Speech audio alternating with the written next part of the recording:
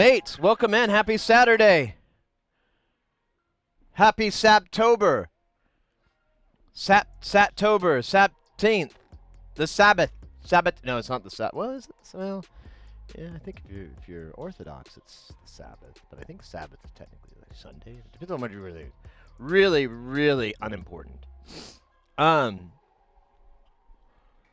shit. I wonder where I put my phone. Ah, it's in my pocket. Welcome in, guys. I hope you're having a good day. Good weekend. Everyone's been having a good weekend, I hope.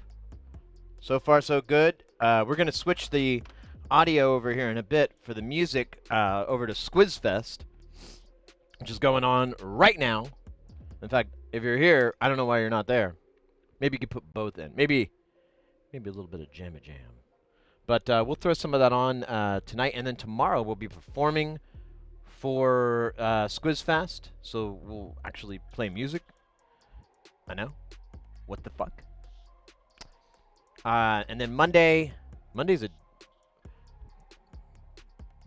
quiet day for you all. But for me, I think I'm going to go work on this pinball machine on Monday. So, yeah. And then Tuesday we have Synthon for the 808 Fest, and which is coming up right after Squizfest, in fact. And we'll be doing that on Tuesday, even though we don't have an 808. So, lots of stuff. There we go. Mr. X in the house. How you doing, mate? So glad to see ya. Dub horn in. Look at those. The moats. Like, oh, look at that. There we go. Now we got some 808 action there.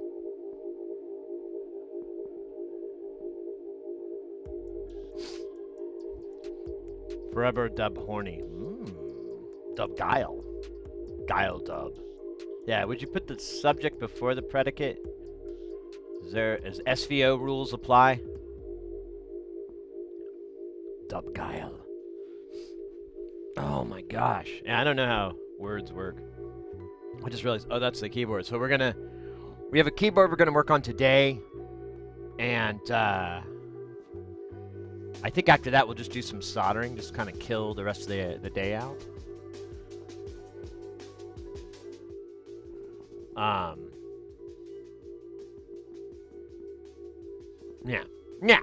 Yeah. So here's something funny, kind of annoying. Like, damn it, dude. So yesterday was a busy day for me. Like, I got up, I piddled around for a little bit, and then I had to go. So my buddy, excuse me, my buddy Pete, he's like, hey man, I have this recording set up and I can't get it to work. Would you mind coming over and helping me with it? And I'm like, yeah, I'd love to. So he's like, okay, I have a gig Friday yesterday. He goes, but I'll be done. Kyle knows no rules. He goes, but I'll be done. It won't be very long. I should be done around 3 or so. And I'm like, okay, cool. So that he tells me, like, hey, we're towards the end. We're loading the truck. I'm like, all right. Well, I'm going to head up there because I'm kind of hungry. And I'll just, meet up. And so I go up to this place. So, oh, that's right. So the night before, last stream that we did, I don't know if anybody remembers, but I had a big, crazy man hankering for pinball. And I was like, well, where can I go? And I was like, I'll go there. Or no, that's right. I was going to go to this place a few miles south of where I live, and I've been there before, and the stream is done. It's like 9 o'clock at night. I'm putting on my shoes and get ready, and I'm like, wait, I should call. And I call them, and I'm like, how late are you guys open? They go, we already did last call. I'm like, all right. So I'm not going there. And then I'm like, well, I'll go to this bar in downtown Phoenix. Or not downtown, but it's in central Phoenix. And I was like, I'll go there. They have Revenge from Mars. I really want to play that. We've talked about it. I haven't played it since I was in Tucson, so this will be great.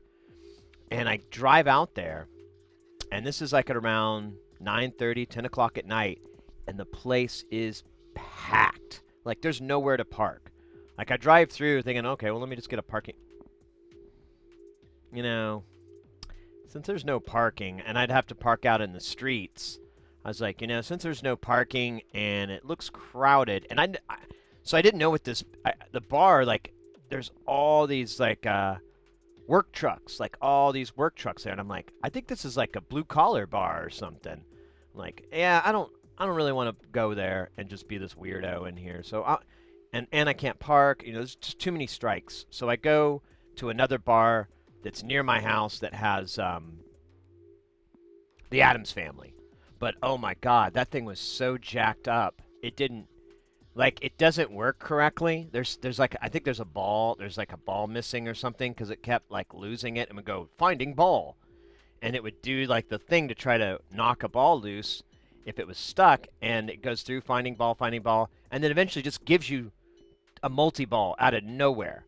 So you can drain your ball, and then all of a sudden it'll give you after about a minute of waiting, it'll give you 2 balls, and you start a multi-ball. And I'm like, yeah, that's not how this game plays.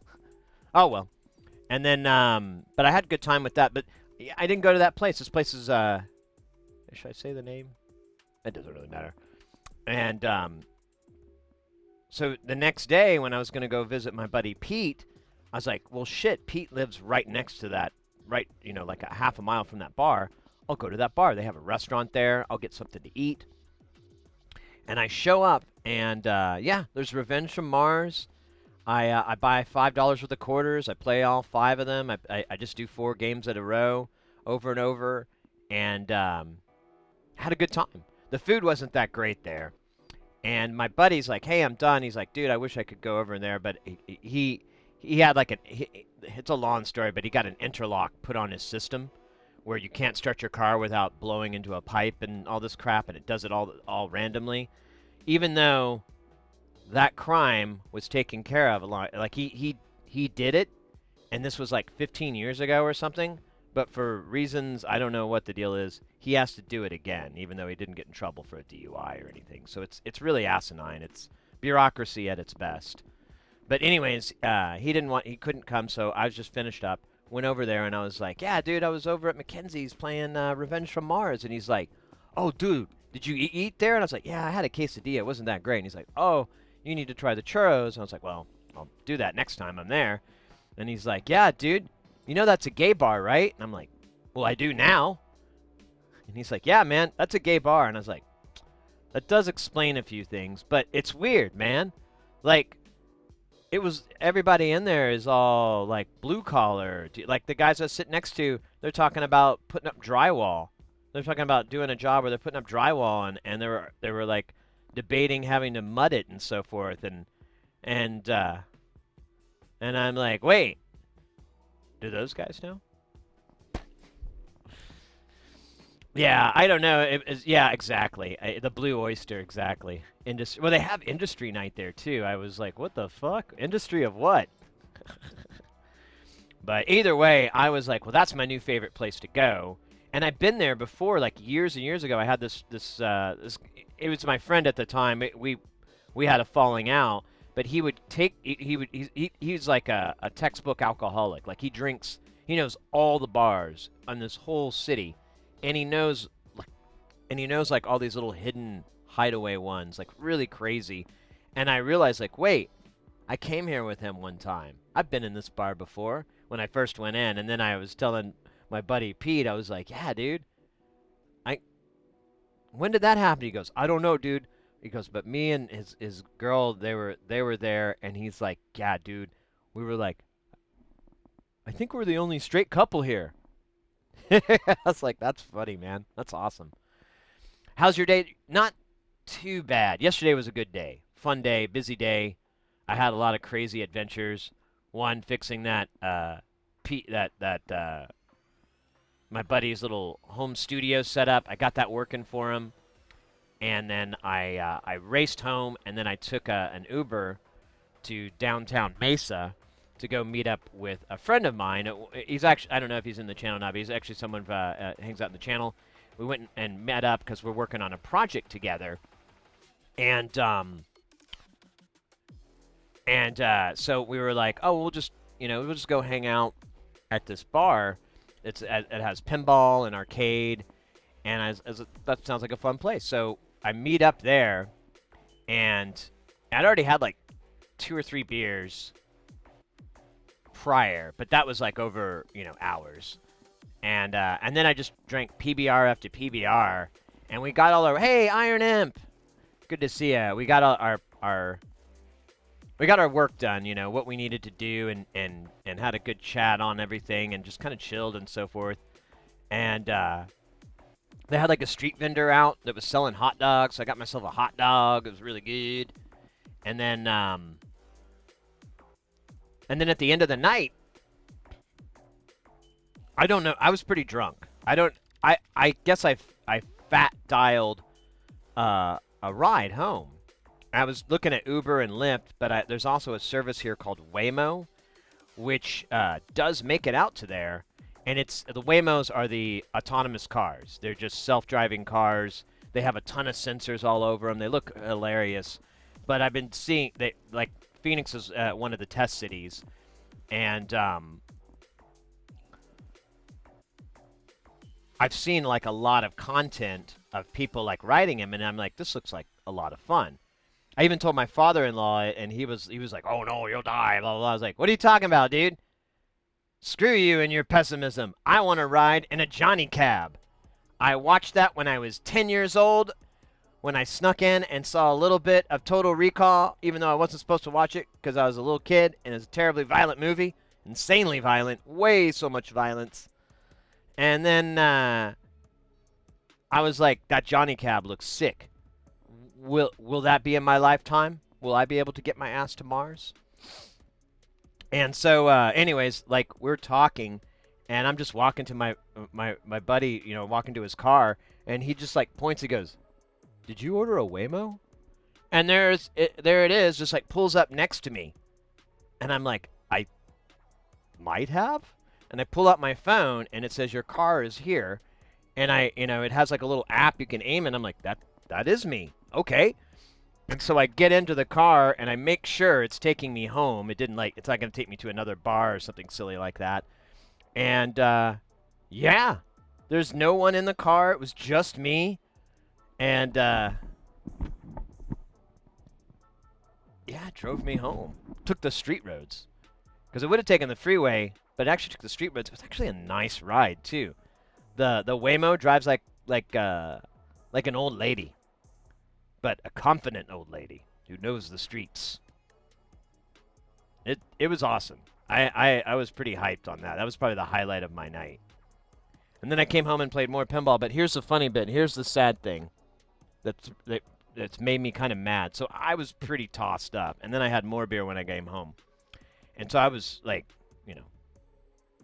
fucking tanked. And I got mail that Sleepy Eye adapter to a regular NEMA 6 to a NEMA 5 AC connector, so that we could plug our fancy, our newly repaired fancy power strip in. And I saw when I was getting stuff ready, I'm like, oh yeah, where's that adapter? And I look on my phone, it says it was delivered. And then I'm like, yeah, I don't remember that. And then I look in the trash, and I see the package that the Amazon came. I was like, okay, so I did get it. I just don't know what I did with it, because I can't find it anywhere in the house. I've looked in all. I looked in all the places I thought I would have put it. Couldn't find it. Got kind of annoyed, and then I ran out of time. I had to stream, but somewhere is the NEMA adapter for this. So, and we can put the fancy power strip in. I think I'm still testing this thing out, because I still don't know how we fixed it.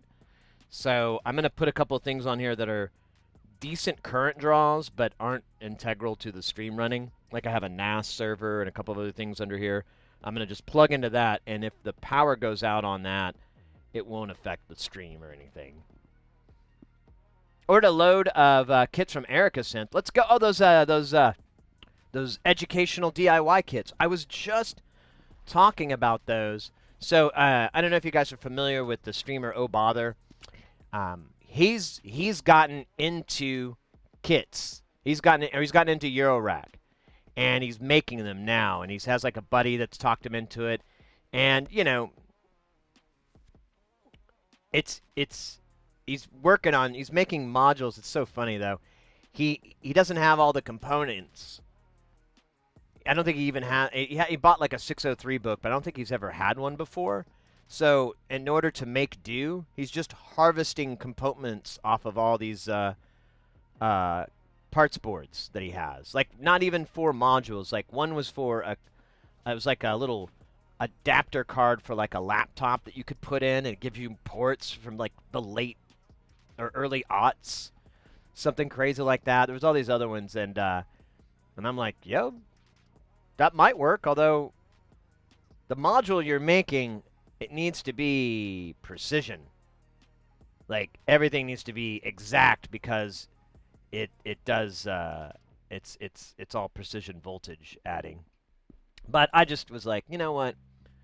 Let them figure out. Let him figure out the same way I did. By going, God damn it, I should have read those instructions better. I have some info, but I'm not sure how it all fits together, so it's kind of a question. Apparently, there's a difference between the wavefolder Surge used versus the Lockhart wavefolder Ken Stone used in the LB design. Man, we were talking about this too. LB design stuff. I don't totally get the difference. Probably subtly, but both are used in serial configurations. Apparently, the Lockhart wavetable is a configuration that's similar to how Moog pulled the triangle out of a sawtooth core of their oscillator. You run across any of that, Sid, or think that much of meaningful destruction? So I don't know. I don't know anything about the like the wavetable variances. Like, I'm not even entirely understand how wavetable works. Like how it pulls these things up.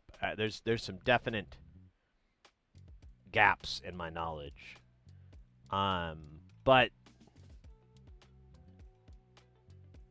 as far as doing the saw triangle, like saw to sign from a pulse core, yeah, we have several examples of that we've done on the channel. They don't always work, is been my experience. Like when you do that, you I don't know, it's almost like a 50-50 shot if it's going to work correctly. Like almost all the oscillators that I've built that do that, like I'm pretty happy when they work, and I'm pretty not surprised when they don't. I'm like, yeah, I thought so. Yeah, I didn't think that would. That just seems like a lot of craziness.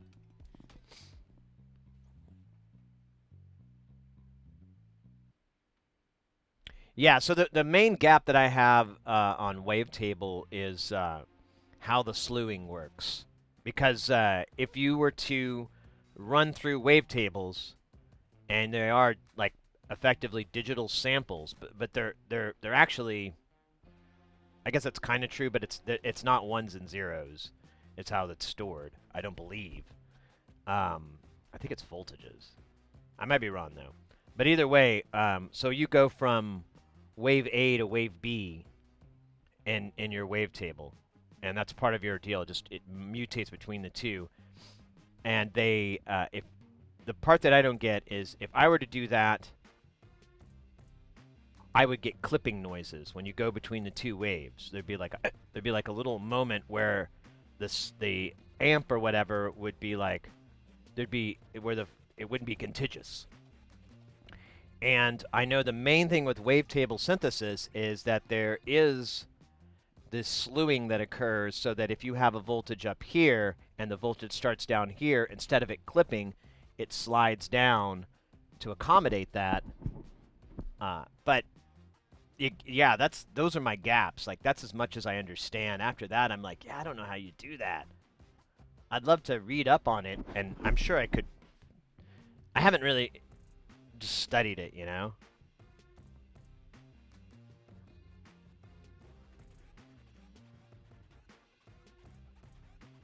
Yeah, exactly.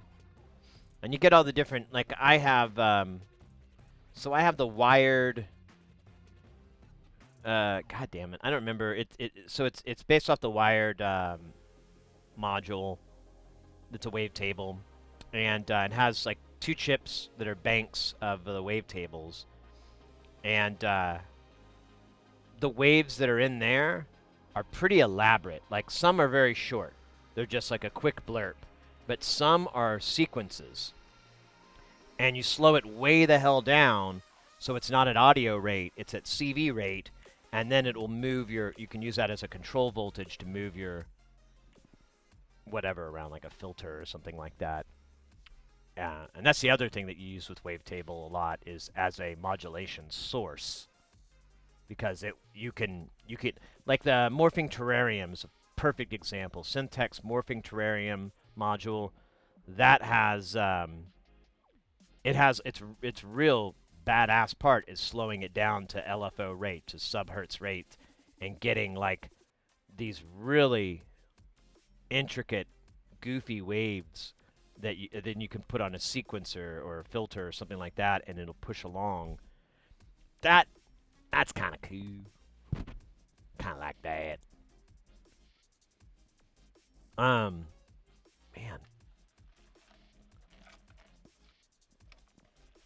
Well, I did get. I woke up kind of sick though this morning, so it was only a downside. My wife thought I was hungover or something, and I'm like, she was like, I told her, I was like, yeah, I woke up and I kind of got sick, but you know it wasn't that bad, and she's like, well, you drank a lot, and I'm like, yeah, but that was hours and hours ago. I quit. She goes, yeah, but you were pretty drunk. I was like, yeah, but I'm not drunk now. I don't know. You could stay drunk for a while. I was like, do you want me to touch my nose or something? I go, it's not alcohol related. Me being sick, I don't think had anything to do with the beer. Although I don't have any urge to drink right now. I'll tell you that.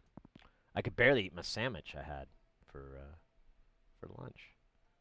But anyways, that was about the only downside, was waking up and feeling kind of sick this morning.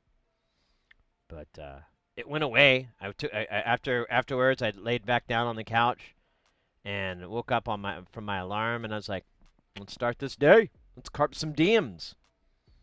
So, you know, it is what it is. We have a new thing too to add to our library of tings. Oh shit.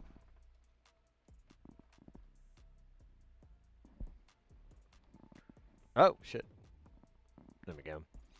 We got a new guy in the mail. This is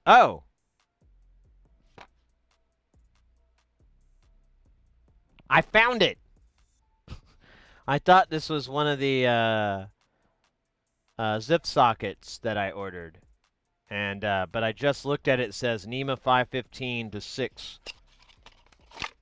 This is that adapter I was just lost. Cool. Well, I kind of want to put this through some paces, so I'm gonna plug this guy in and just let the power strip live idle. I want to see what it does if it's just idle and with nothing plugged into it. It uses quite a bit of current. It says it's about 300, 500 milliamps, which is really weird, but whatever. So here we have it. This is why I had to get that adapter. Oh. Oh, no!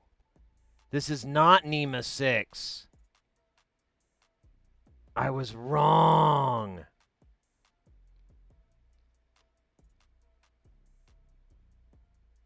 Ah, damn it. All right, this won't work.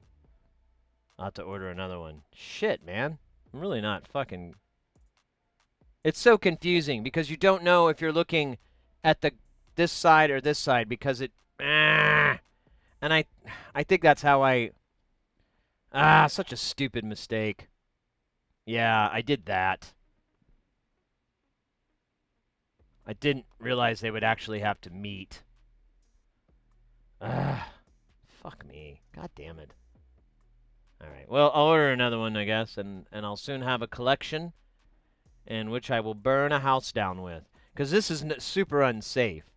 So what this is doing is converting a cable that's rated for 20 amps down to a 15 amp cable. It's not a good idea, but I'm never going to even get close to 15 amps, let alone 20. God, man, I feel dumb there. Shit.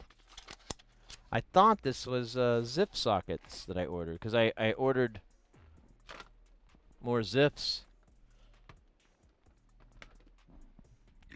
Excuse me.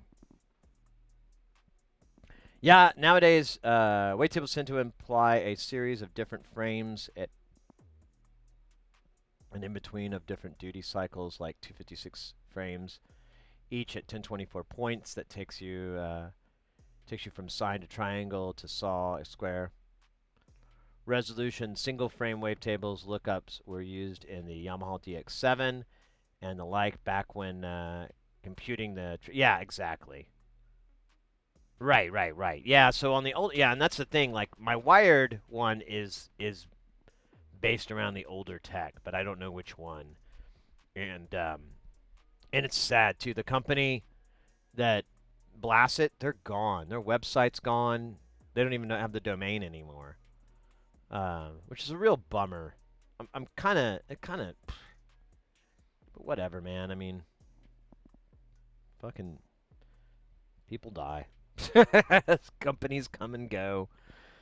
But I really wish Blasset would have been able to find a way to keep running in some sort of form.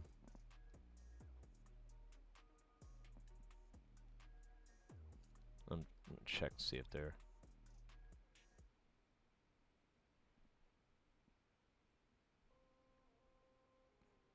Yeah, all the Blasset stuff is left over. RIP Modular synth designer John Blasset. Oh.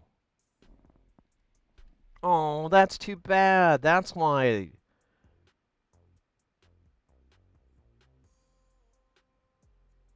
He passed away back in 2019. That's too bad. What a bummer. Well, that explains what happened to the website and everything. I wonder if anybody took over his work, though, or did anything there. And now I'm all bummed out. I didn't know he passed. Huh. Oh well.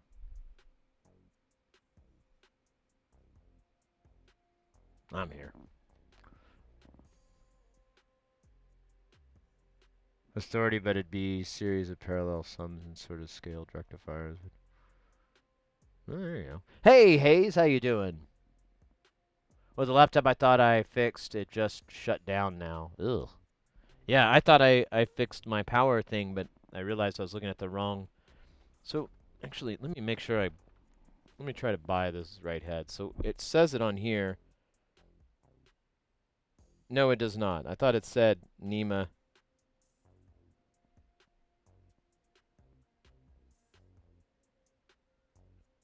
This is a 2125. I don't know. Rip, I think I heard that some time ago. Yeah, I kind of think I might maybe have. Or someone told me that. Like, they said, oh, I think he passed away. And I was like, since I didn't read it and it was just secondhand. And over the years of my life, I've learned just to take everything that people say with a grain of salt. Even when they go, this is fact. I'm like, yeah, but is it?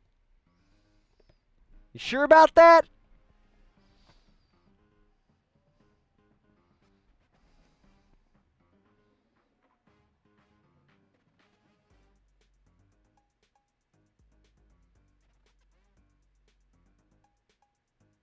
Designing your fuzz pedal. Let's go.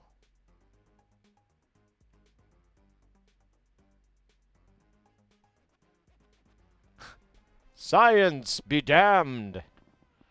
Ugh. But yeah, yesterday was a good day. Except that I ordered the wrong. Well, Now I'm kind of annoyed. I want to see if I can find the...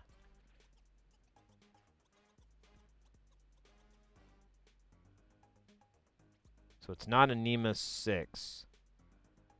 It's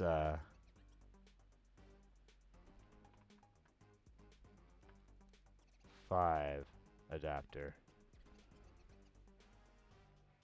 Oh, here's what I needed. Ah, this is what I should have bought. I was an idiot. Can I show you guys? Yeah, I'm on it. I don't show my Amazon because there's a lot of data in there. But here. I should have bought this. Look at it. They both have sleepy eyes. The one that I got just had one sleepy. We need double sleepy. We need mega tired. Yeah, I bought this thing. This is not right. I should go with that. So I think my decision was made because I could get it in a day or something. Here's one that's 1 foot 515p to 620R, 120 or 12 AWG, 15 amp, household plug for 620R blade. All right, I'm gonna hope this is right. It doesn't really inspire confidence. Buy now. Place your order. All right. Let's see if we can get that over here.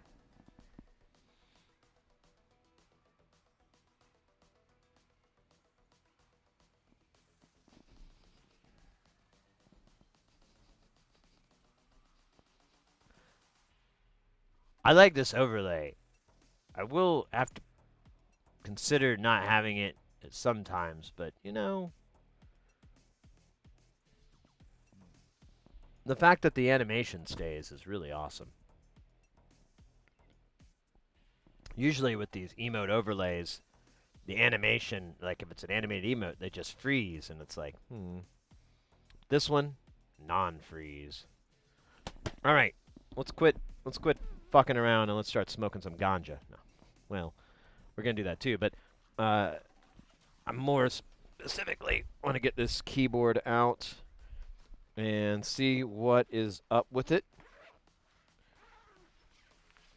And I think he said, I thought he told me it was the controller, not the keyboard itself. Now, you guys probably remember seeing this. This is the Roland JX3P. 3P! I am hoping that this is the part that is working, because I remember opening this thing. It has all these screws, and they are a nightmare, and it's pretty sucky. But as I'm... Well, oh, wait a minute. Yeah, we might be able to.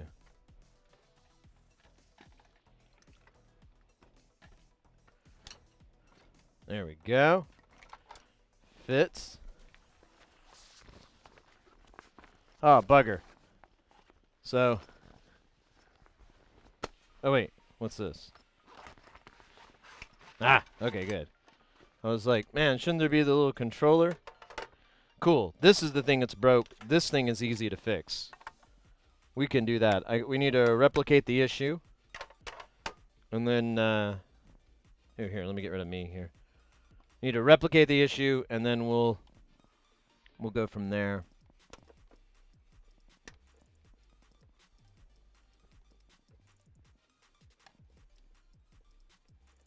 Man, I hate this fucking connector. It's like really, really stuck. And I remember we had to fix it. It broke because when you shoved the pins in, it got lodged, and so it was just smashing these two pins. In fact, now I'm worried. That's exactly what's happening. No. It's just really, really tight. Fug me. I forgot to get a 1/4 inch. Oh, wait, we can use the guitar. Use the bass cable. We don't need it to be wonderful. We just need it to be acceptable.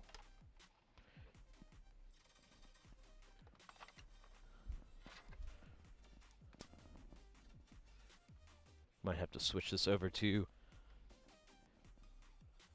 high view, but let's just do this first. We'll get this out of the way. All right. Power on.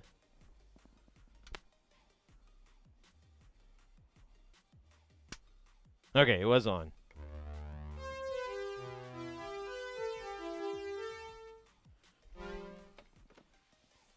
Let me get this more in frame for you guys.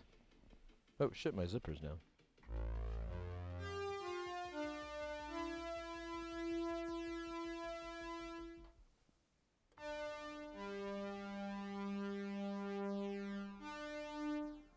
Do we have to put it in program mode?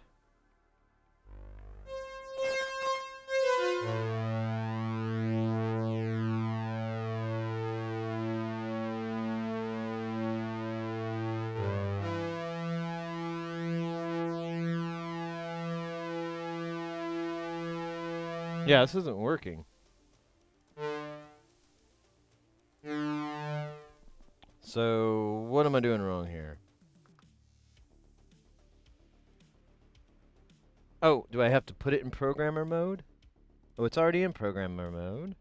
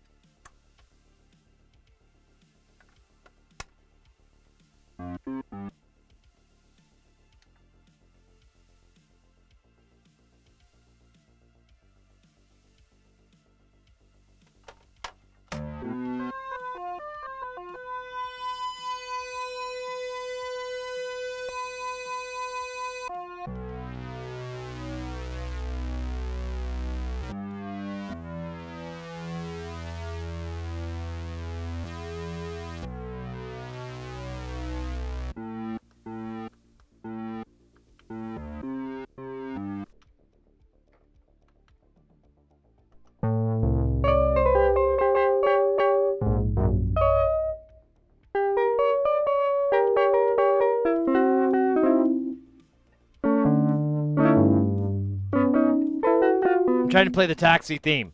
All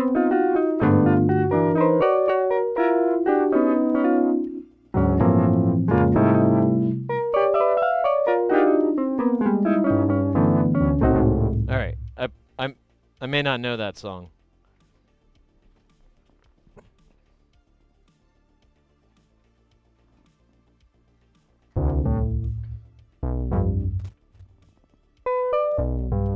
Lobster Chung.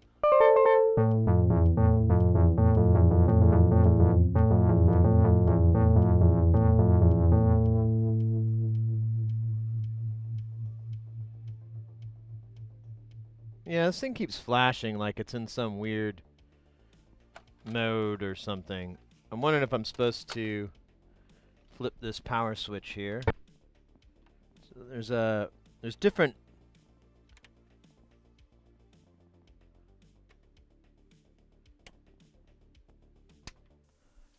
modes here.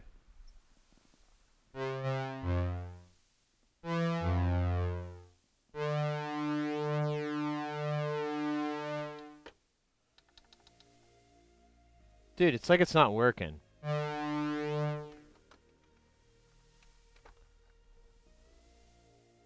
This is starting to get on my nerves. Because it worked last time. And we did a big mod on this to allow it to do all this crap. And now it's acting like like it's not there. Yeah, it just keeps flashing on and off. I don't know what that means. And like none of these buttons are functioning. And I can't remember. I don't think you have to put it in a weird mode or anything.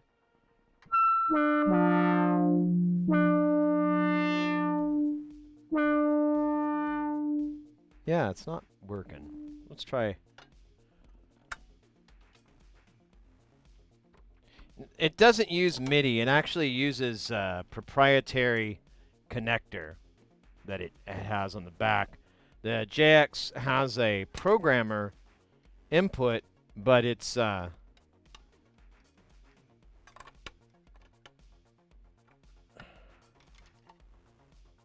don't know.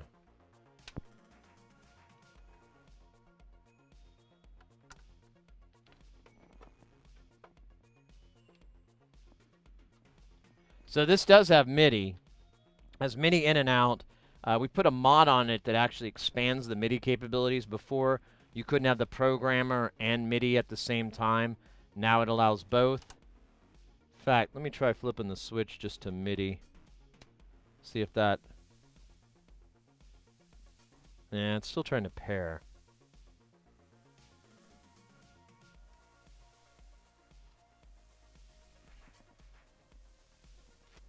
Check something real quick.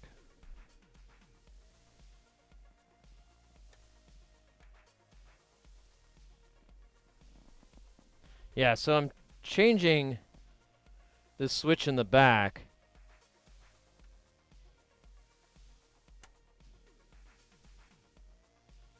But it's, yeah, it just keeps flashing on and off.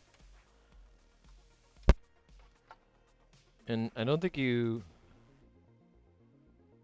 there's like a, I don't remember there being anything special that you had to do in order to get it to work. It was pretty much plug and rock. Yeah, it comes on for a second and then it keeps doing the boot up, boot down.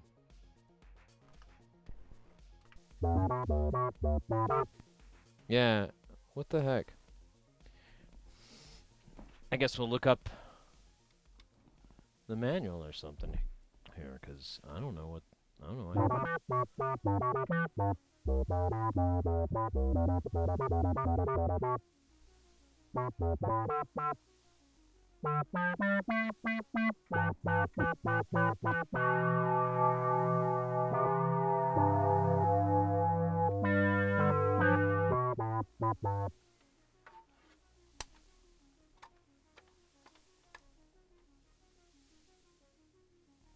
Yeah, it just won't boot all the way.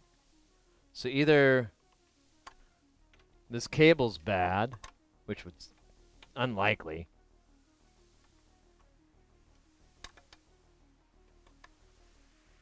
or this connector's bad, somewhat likely.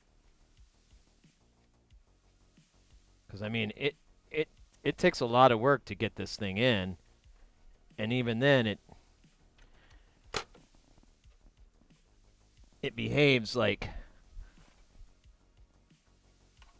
it's not supposed to go in there. Yeah, and it still won't boot.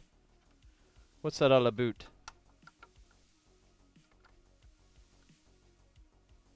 Yeah, there it goes. It tries, and then it just keeps cycling over and over. Let's look this thing up. Let me see what if there's a troubleshooting or anything that tells you what's going on. We gotta get rid of this chorus sound. So DT or D-Tronics DT200.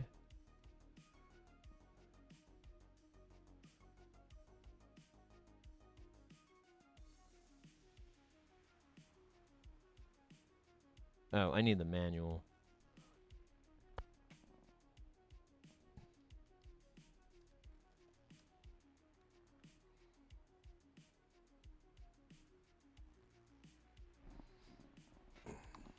All right. That is the original one. I do not want that. Never mind.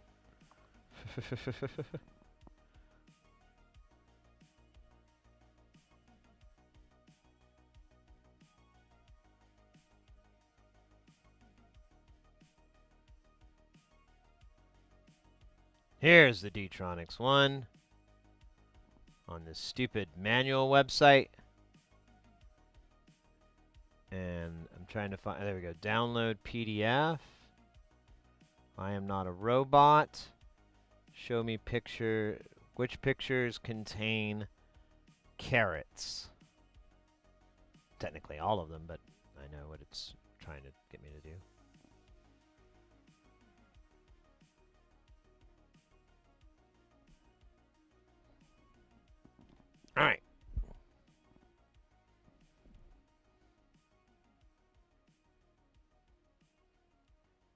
The red VCA mode LED and manual LED both flash.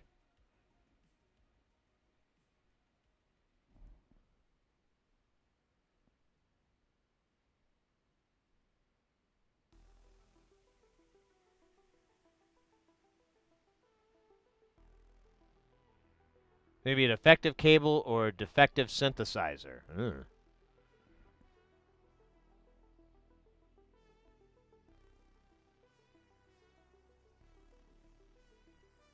Okay, so that yeah, we're there.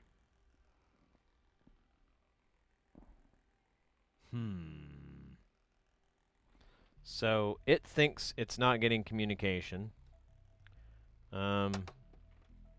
The client didn't say anything about this. It was working before, so that sucks.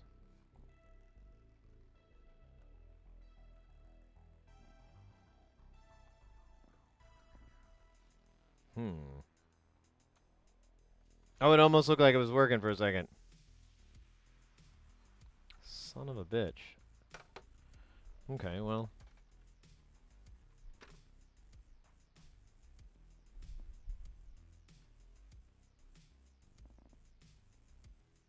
I don't think our pins are bad. But we may need to... yeah. That's weird. Let's see what we have on these pins, voltage-wise.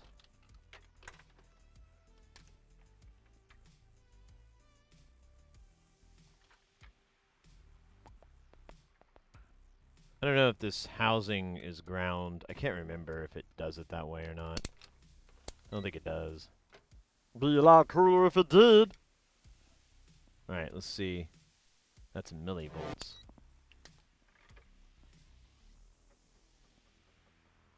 Oh, weird.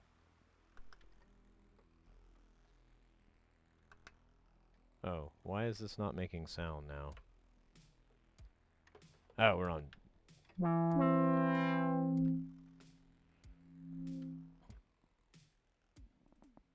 Nothing there. Nothing there. Nothing there. Nothing there. Nothing there. Nothing there. So, yeah, that is... oh. Nothing here. I didn't have the ground attached. I was like, oh yeah, well this ground isn't working. Try this again.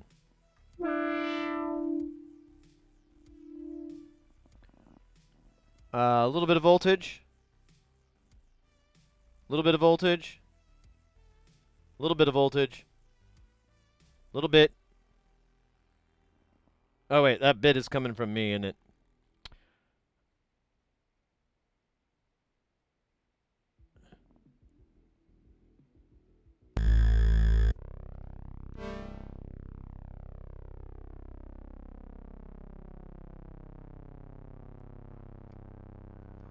I think I did that. I did.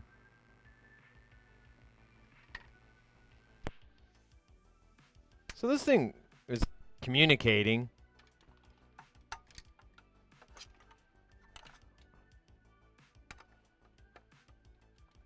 I honestly just don't think it's seated right. Yeah. Well, shit. We're gonna have to take this thing apart. I really don't want to, though. So maybe we just never talk about this and we'll just move on.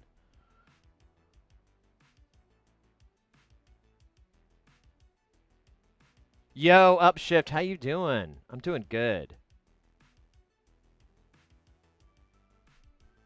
Hey, Raven.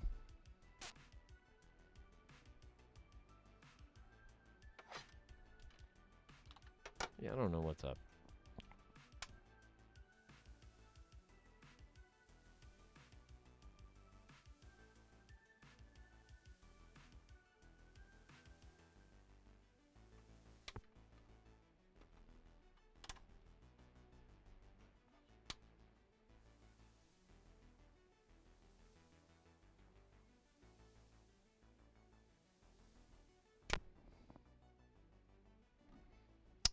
Let me check the manual one more time.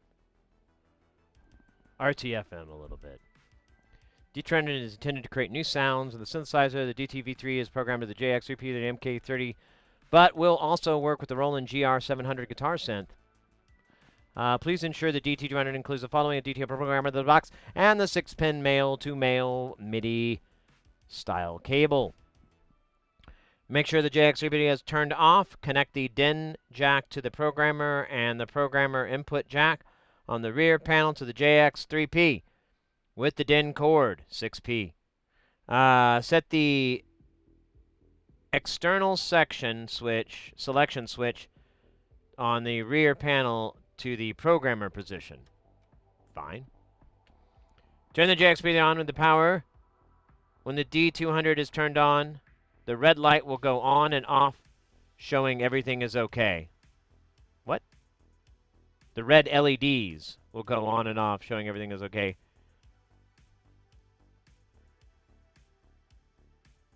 Powering on and off. When you power the synthesizer on or off, programmer will automatically wake from sleep mode. No attachment is required. Turn the programmer on or off. Flashing LEDs. The red VCA mode, yes, LED and manual LED both flash. There is no communication with the synthesizer. This can be a defective cable, blah, blah, blah. Okay, well, oh, the manual. I don't think that button's flashing. So, here. This is the manual. This is that one.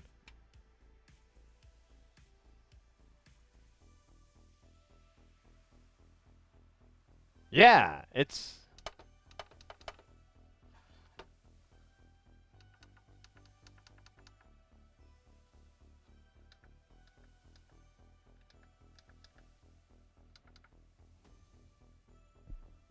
Huh. And there's nothing else I can do, or I need to do.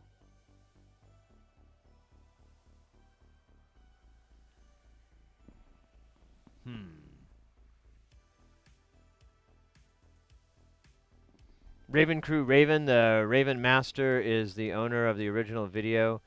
He recreated, and he runs a cool-ass show. Oh, no way! So are you talking about that Vengeant video? With the little, oh, you're a little Raven. Hold tight, the Raven Crew. That's a great track. We should listen to it real quick.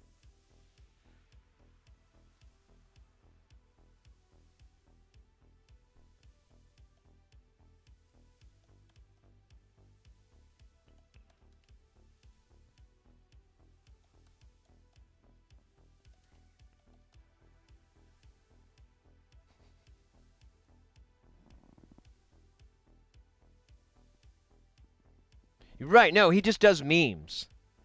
So like all Vengeant does is just meme stuff, and he'll meme himself. You know, he'll put himself into it. I didn't realize that's not him until now, because I'm like, oh, because the dude has like, I want to say the guy had the same fingers. Let's see. Let's do. Ba ba ba ba ba.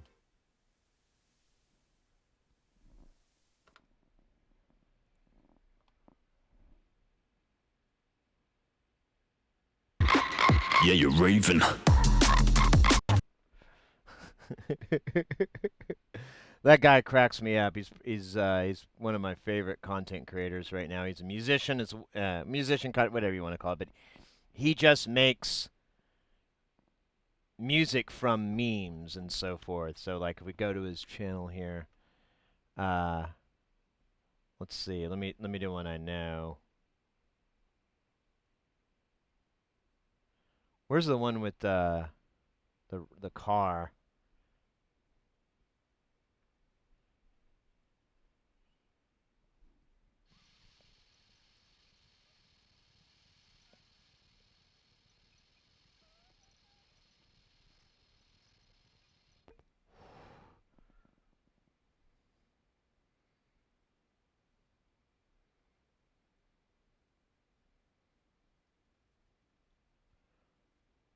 see.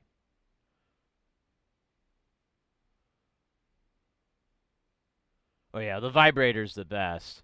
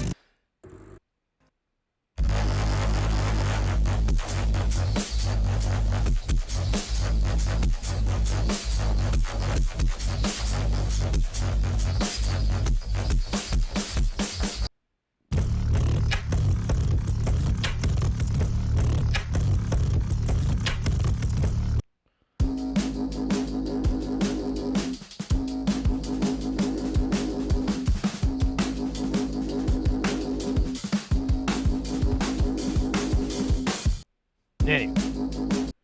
Anyways. All right, let's get back to non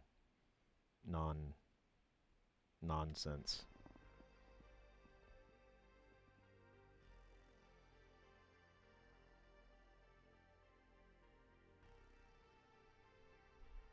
That's going to be awesome. That's going to be awesome, mate. I think you're going to dig on that.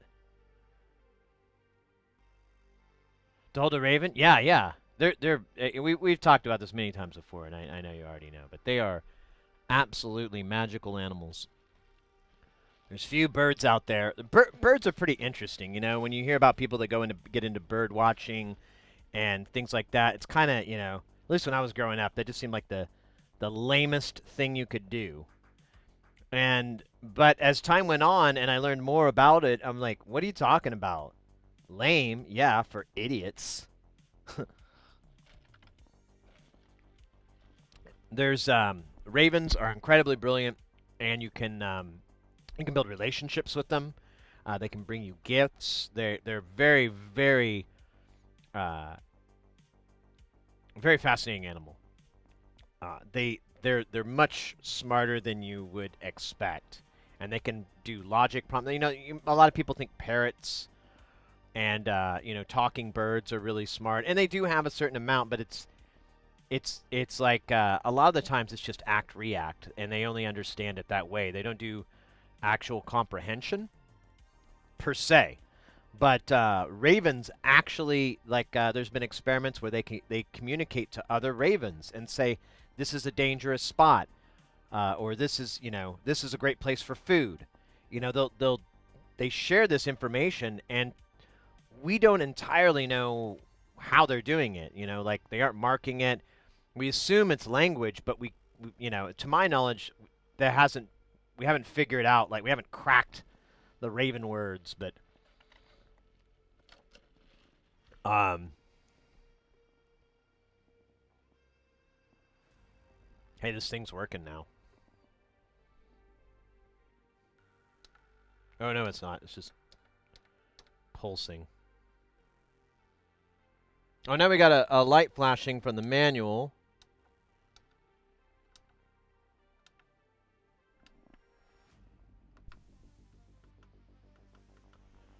Huh.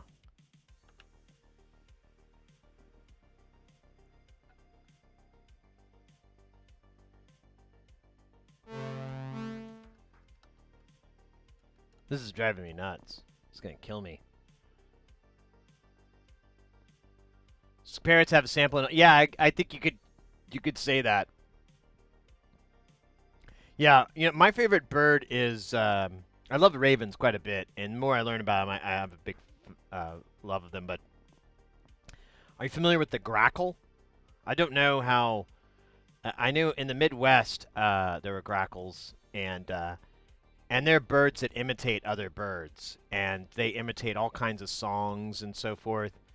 And they have, I was told they have the largest library of any bird, of any aviary. Like, they have the biggest library of songs or words, however you want to put it, than any of the other ones. And I was like late teens, early 20s. I was living with this one gal, and we were kind of far out of town, and we had all kinds. We had owls hanging outside our window. Like I'd go to bed and you hear this whoo, and open the window, and there'd just be this owl just staring at you about 5 feet, 10 feet away or so. And we used to go like, oh, he's looking for his girlfriend. He's hooting for a girl. Woohoo! But yeah, the grackle was there, and that same person, that guy I was living with, she was like a big bird fan, so she would tell me all this stuff about them. Of course, nowadays I kind of wonder if that was true. Well, that's another story. The lyre, yeah, that's right. Lyrebirds are amazing too. What is this pseudo meme that you put up? Is it adult themed? I need that really in my life. I need more adult themes.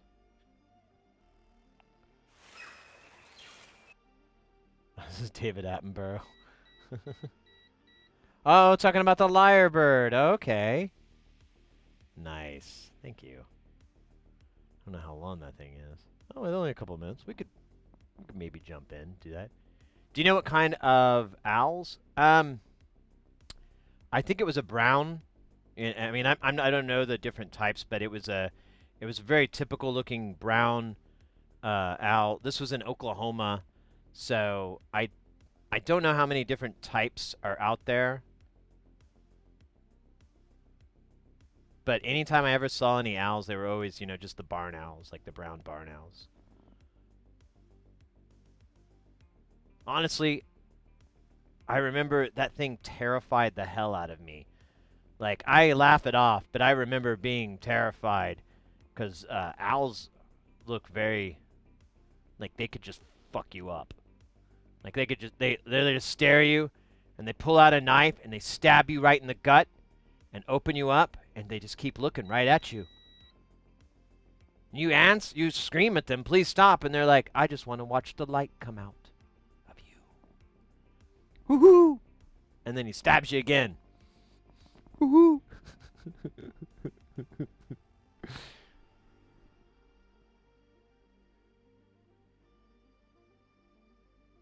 Mimicking a chainsaw. Oh yeah. I have seen this. I do know what you're talking about now. Over here. Listen to me sing my song called Chainsaw. I call it the Chainsaw Song. Yeah. That's got to be a little bit annoying, Blue, especially the car alarms. We're just talking birds. That's nuts. Yo, President McCamagov, willkommen. The bird sounds like when I do an Erica synth. There you go. Computer Yogi. It's got a sampler built in? Yeah, but what's the rate?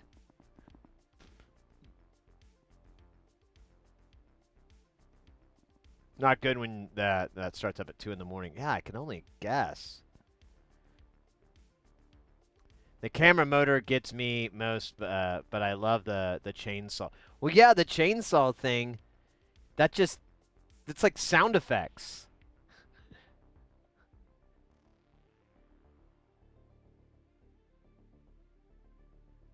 Yeah, exactly.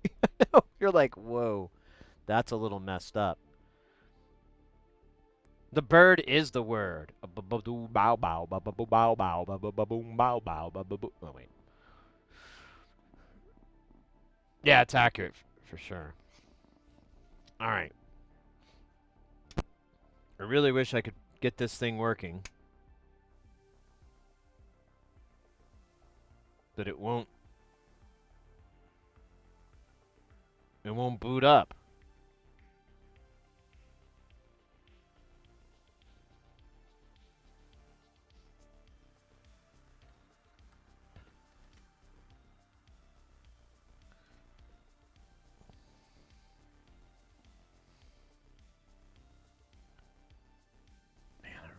take this thing apart. I was hoping I'd just have to take this thing apart. This thing's... It's awesome. It's just a one board. We will have to fix this knob, but if we can't get this thing to start, it's going to be hard to fix this knob. Oh, you can't even see it. It's over here. I once had a backpack bird that would, the library that would come every morning for a feed. She would tick on the floor until I fed her. Oh, that's cute. Give it the boot. No, it's not mine to boot.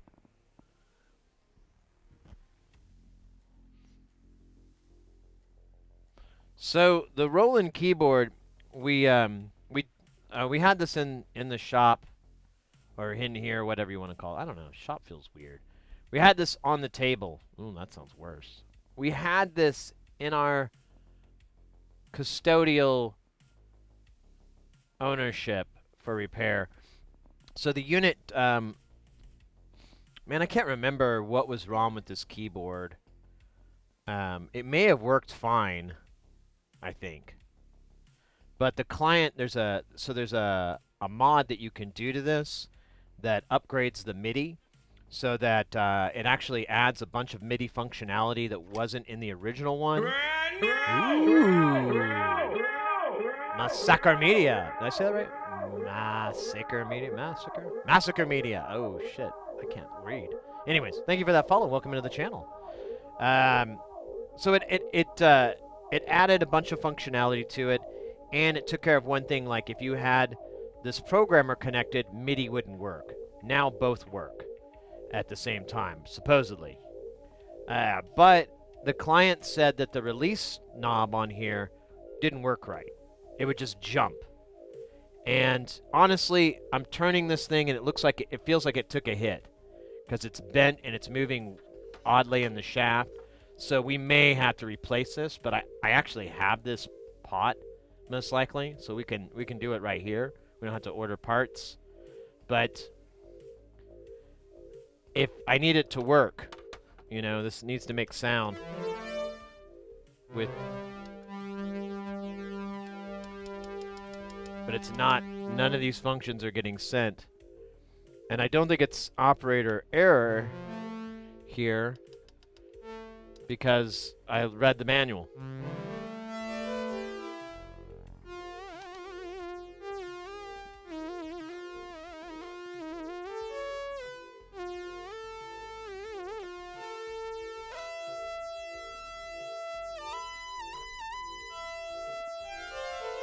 I need something funkier.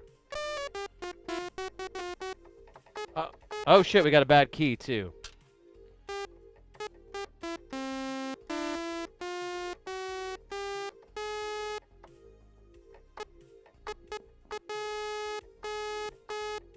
God damn it, man. I thought we were just fixing this. So now we have a bad key. I think we tried to rebuild the platter on this too, on the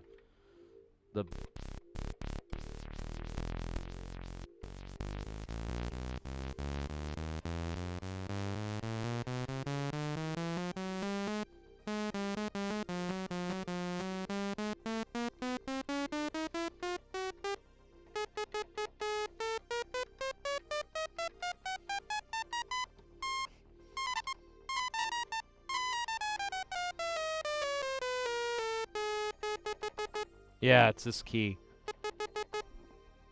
Let's mark it. I'll remember. No, I won't. I have like the worst memory.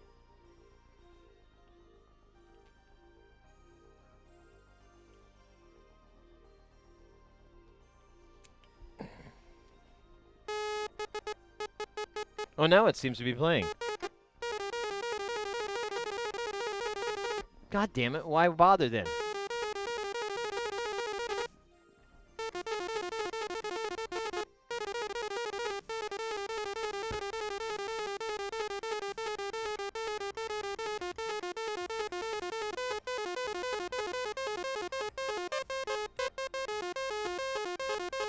It's kind of, it's a little bit hit and miss.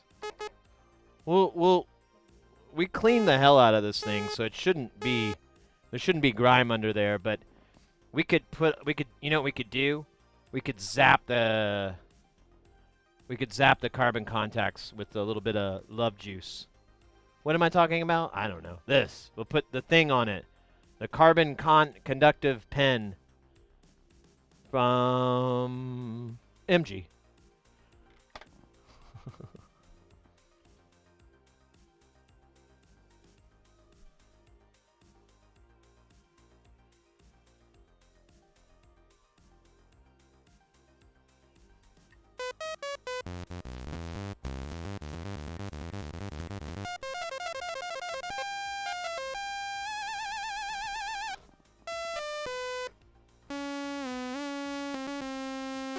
Oh, we don't have mono. I don't know how to put this in mono mode either. Yeah, that'd be cool. It'd be nice to be like with a yeah, wait, no? Yeah? Huh? Huh? Huh. Let's try harpsichord. That's terrible. Can we do clav? There we go. Now I'll do superstition.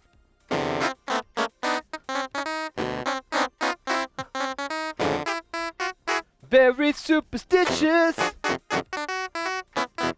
Climbing up the wall. I don't know the notes, but I know the rhythm soda. Then again in time. I don't know.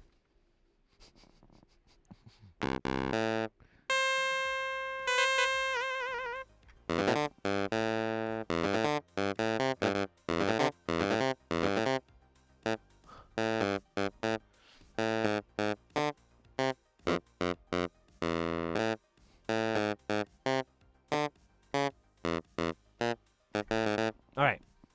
Hey, Logan, welcome in, mate.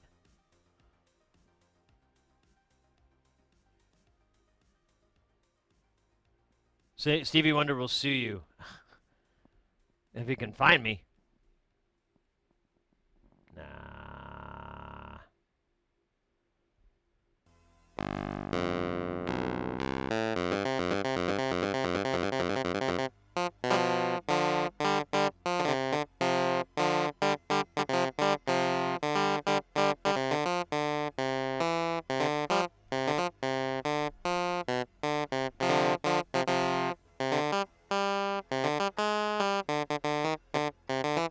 God damn you. Fingers do right. I don't know what I'm playing there. Sounds very Middle Easterner. Easterner? No, that's not sometimes. Middle Eastern.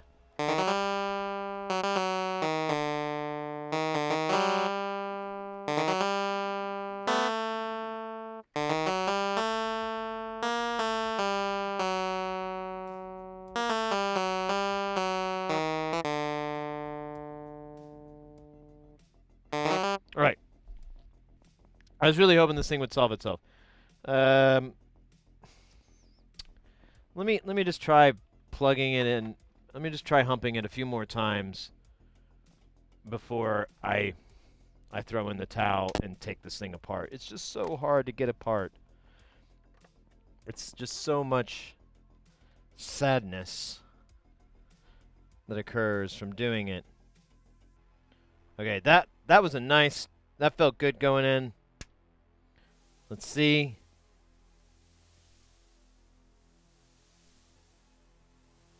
Nope, it's still acting like it's dead.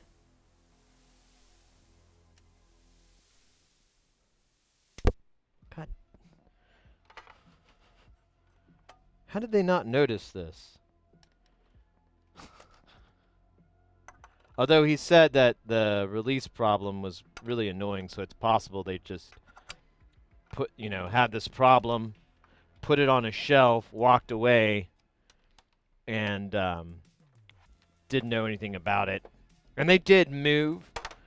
This has taken a couple of multi-state moves, so it's very possible it got jostled around and something got knocked loose.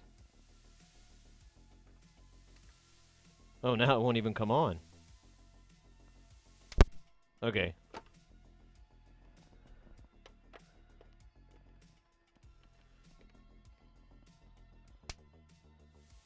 Yeah. Now it's not even coming on.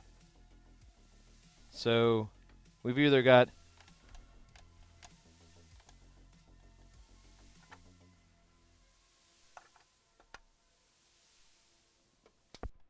Yeah.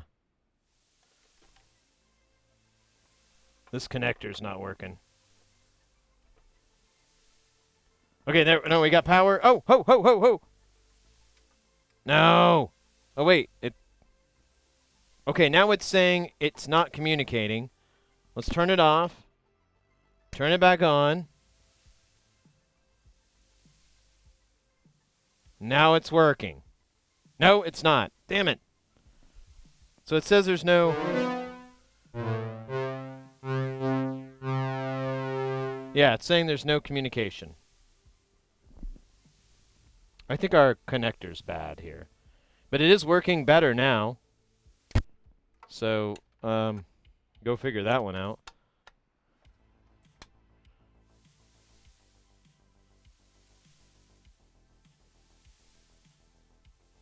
Yeah, it's booting up, but it won't... Now it's definitely not communicating with it. So... Fuck. Alright. I tried for as long as I could. Let me change this camera out real quick so we can get a different view so you guys can see the whole thing instead of just my thing. Mr. Thang. Nah. I'm just kidding.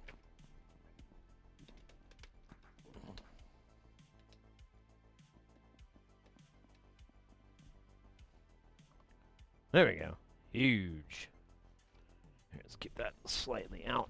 Probably so see the dab stuff. Well, I guess no one cares anymore. Keep forgetting that no one cares. Just me.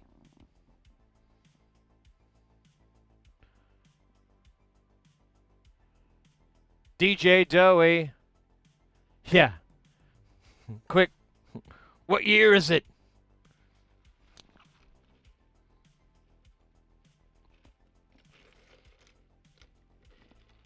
Contact cleaner for, are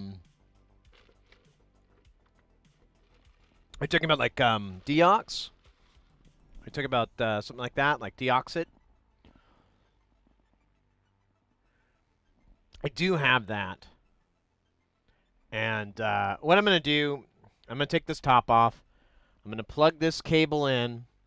And then I'm going to go through with a meter and beep test all these connectors. If I can verify the connector's good, then we're in real big trouble.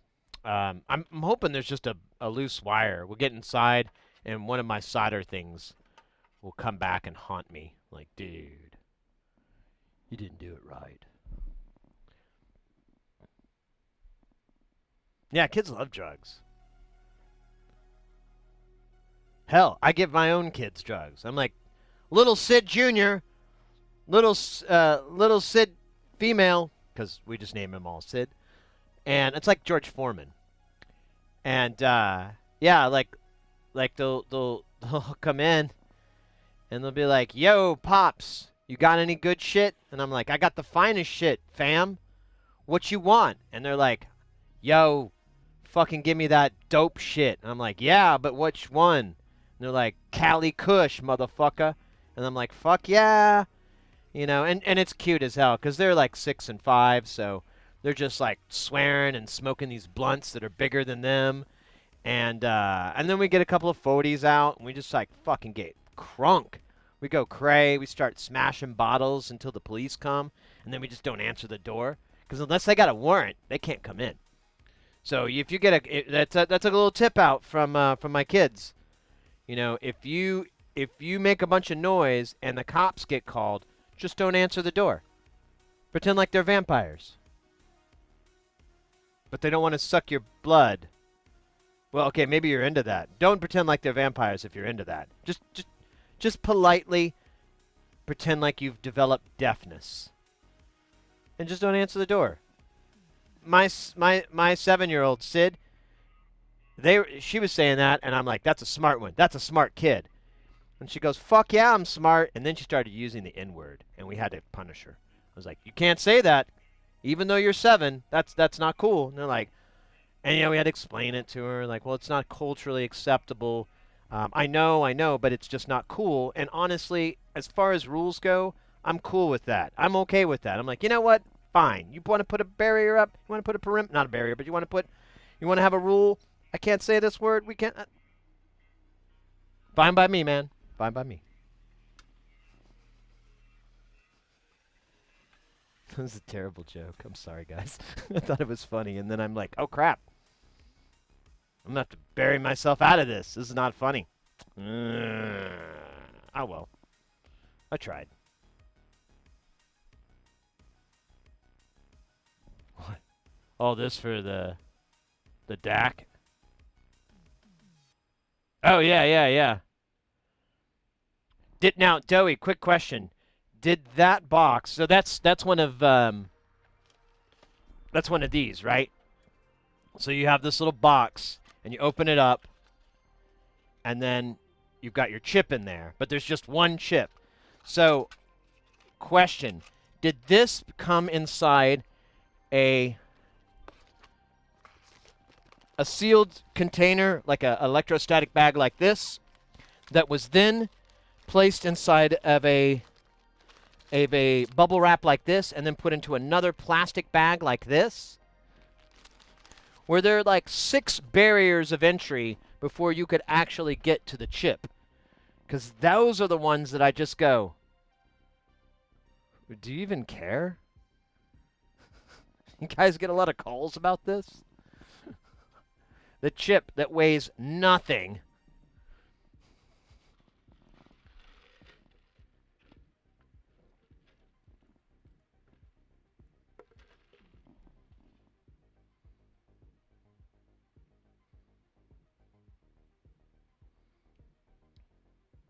I deem you cancelled. Ah, damn it. Not again. Yeah, I love it when you just order one. I have a bunch, but they'll come packaged that way. They use the same box if you order 15. I think it's what I have there. Or you order one. It's the same box. And yeah, you feel like you've got the microchip that's like James Bond. Like, oh, what's this? This is the chip that cures cancer. How's it work? This is the only one in existence. Oh, okay. Oh, shit. My watch thought I was serious.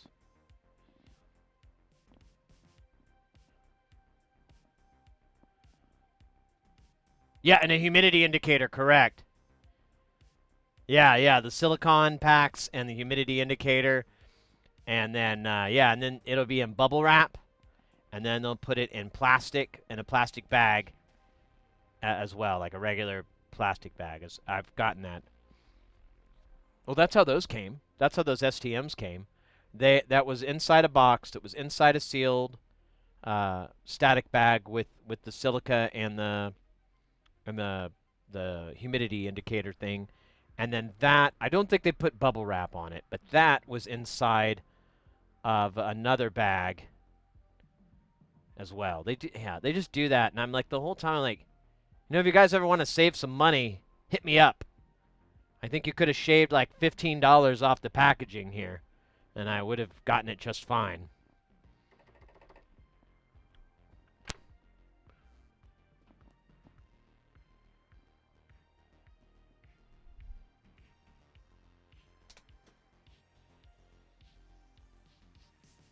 That's how you get your LEDs nice.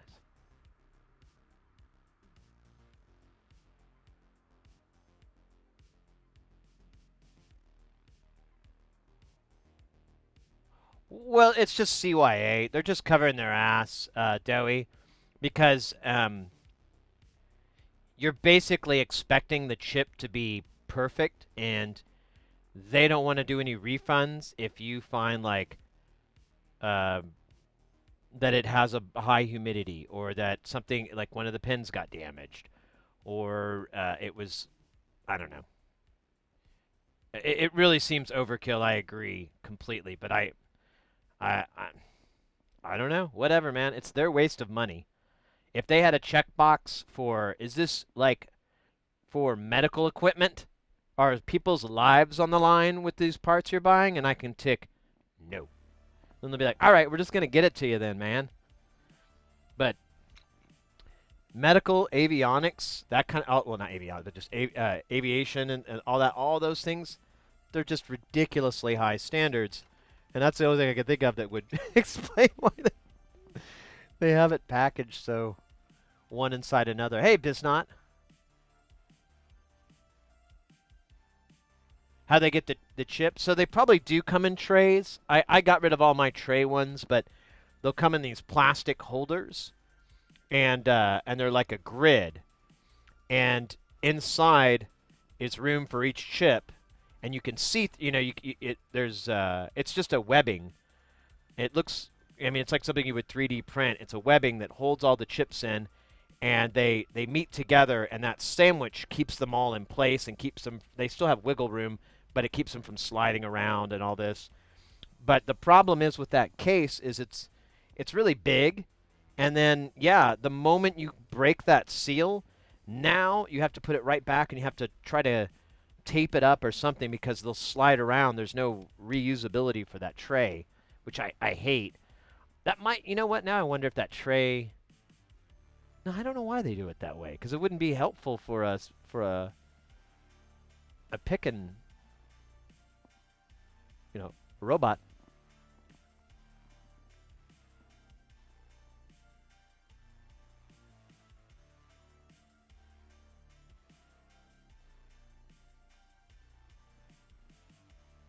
The tray is the lid for the lid. Exactly. Exactly. All right. Man, I don't want to open this thing up.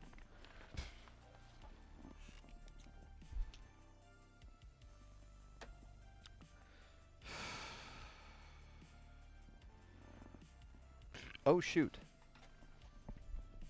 That's right. Where did I put that? Just a second here. I gotta grab something for the upcoming thing. Or did I? No, wait, I did.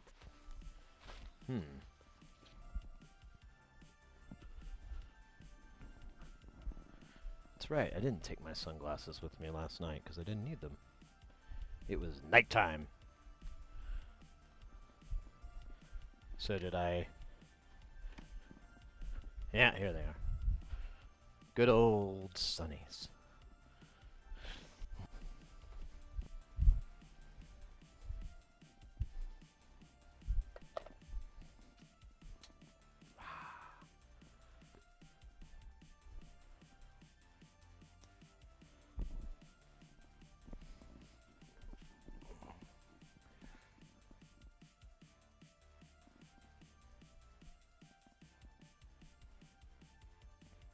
The JEDEC trays.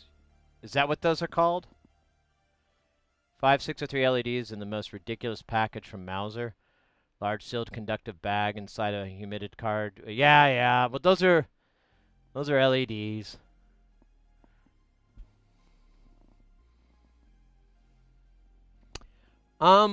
Very similar to that.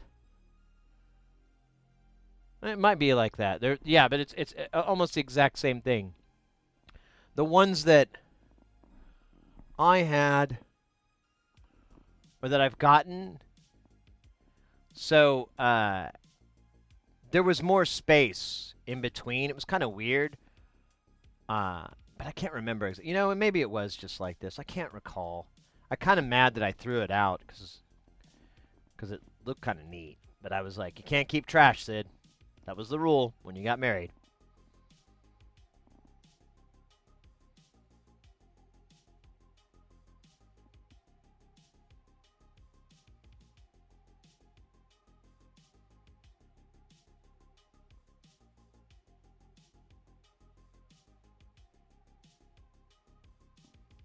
Chernobyl. Oh, man. All right. Let's see here. Do that. And, do that. All right. Well, yeah, I agree, but it literally is garbage. It's like the packaging for something. Hey, let's start our day. Let's get the day rolling with this old chestnut from Chestnut Land, where the best chestnuts are made. Chestnut Land. Try them today. 1-800-CHESTNUTS.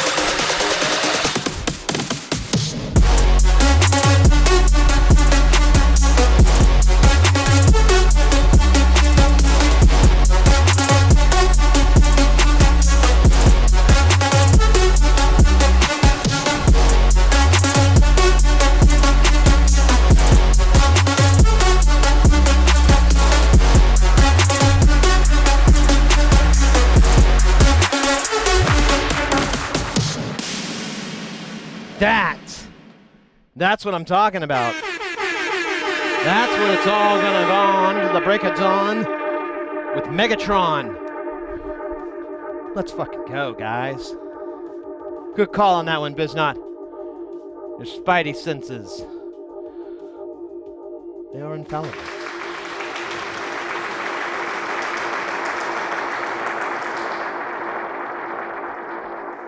Let my teeth look really shiny today. I'm not sure I'm cool about that.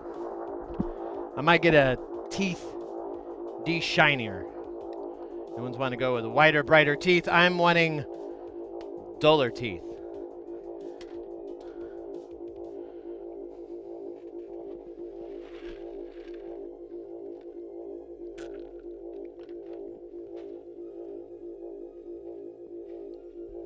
Bubble wrap, yeah, there you go. Oh my goodness. So, funny thing, like, my stomach is, it's been bothering me the last couple of days. Like, yesterday, it's kind of like, ugh. And not to get too personal, you know, but I figure it's like, oh, it's just gas, you know? It'll be over. Part of getting old. Sorry if you guys don't know about this part. This is going to happen to you. If it doesn't, you need to go to a doctor immediately, because you are reverse aging. And, but yeah, like, today I got up, and it's like anytime I yell or anything, or I'm like, hey, yeah, like that, ooh, kind of stings. And I'm like, okay, when is this going to be over? Because this is annoying now. And I was like, almost forgot about it, and then we did the dance party, and I'm like, right, this hurts. It needs to stop. So I'm going to write my congressman or congressperson. And see, Stones. No, it's not Stones. My kidney isn't up. My kidneys isn't up here. There's a pain like right here. And it's a little bit down here. My kidneys and the part that hurts are back here. The part of the kidneys that are gonna hurt, they're pretty far back. So I figure, you know, there's like a bicycle wheel trolling down the insides of me. I can't remember what I ate at the pizza place the other day. Well, yeah, but it's only when I push it, like with my abdomen. So that's why I think it's something in my GI. I don't think it's stones. I know that feeling. And it's not. And besides, if it was stones, I wouldn't be on stream. I cannot. The pain is so extreme when I have it. It's blinding. Like I can't hear. I can't see. All I can do is scream as loud as I can because that feels better. Even though I can't hear it, but it like radiates in your head. That's how painful it is. So I'd know. I'd know. Yeah, the first time I had stones, it was so bad that, and I didn't know what it was. I was looking up the doctor. I was gonna make an appointment because I'm like, man, I kind of hurts when I pee. That can't be good. And before I could even get to their number on my phone, it hit. And I was on all fours. Mrs. Heresy, bless her, she had no idea what the hell was going on. And I couldn't hear her. I was just screaming at the top of my lungs. I thought I was dying. I was like, is this how I die? Man, I hope I get to find out what it is before I poof out of existence. I'd really like to solve that mystery. What killed me? It's not going to do me any good later, but, you know, whatever. And I couldn't hear. I just had like a ringing sound.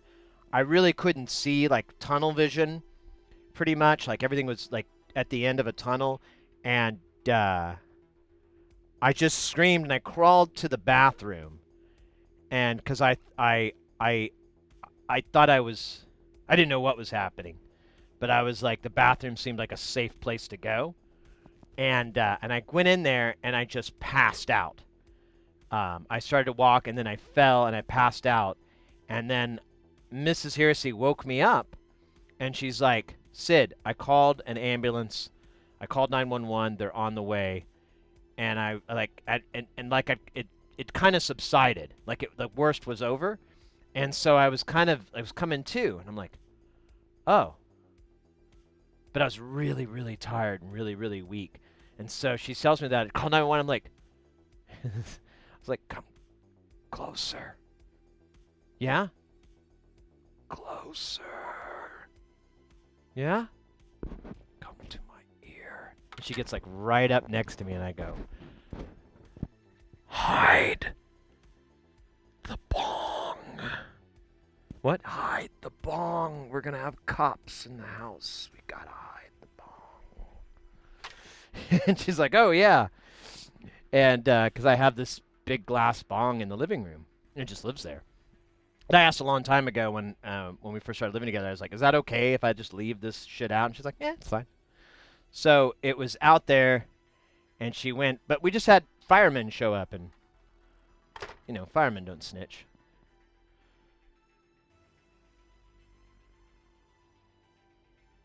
Yeah, well, everyone has different kidney stones. Like, I talk to a lot of people, and they'll get them, and they're extremely uncomfortable, extremely painful.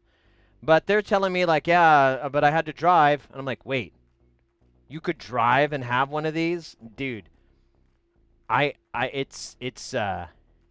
no. And so that first time was really bad. Every time after that, it was very painful. But all that would happen, instead of the blinding pain, it was just, it was so bad, I would vomit. It would make me sick. Guaranteed. Every time. And they gave me medication to help. But the problem was, you took it, and you only had like a few minutes before it all went. Like you get like a little inkling in your back, like, uh-oh, this is going to happen. And then you'll take the pill, but you got to let it soak into your body fast enough because the beginning of that whole ordeal, you know, comes right back. And, yeah, that sucked too. Now I remember that. You couldn't take any medication for it or anything. Oh, it's so bad. But yeah, I knew some people that were like, yeah, man, I had it, and I had to drive, and I just couldn't imagine doing any of that. Wait a minute. How does this come apart again? I think we just need to get the perimeter screws. I don't think I need to get, because there's more screws that hold this key bed in place.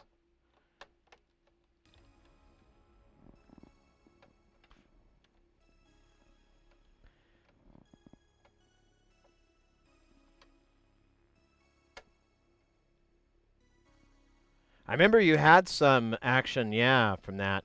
Yeah, Doey, so, I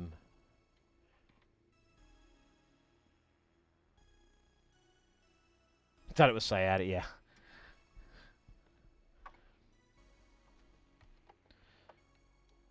Well, since we're into this can of worms, I'll run through it as fast as I can, because I know some people hate talking about this stuff, and I'm with you.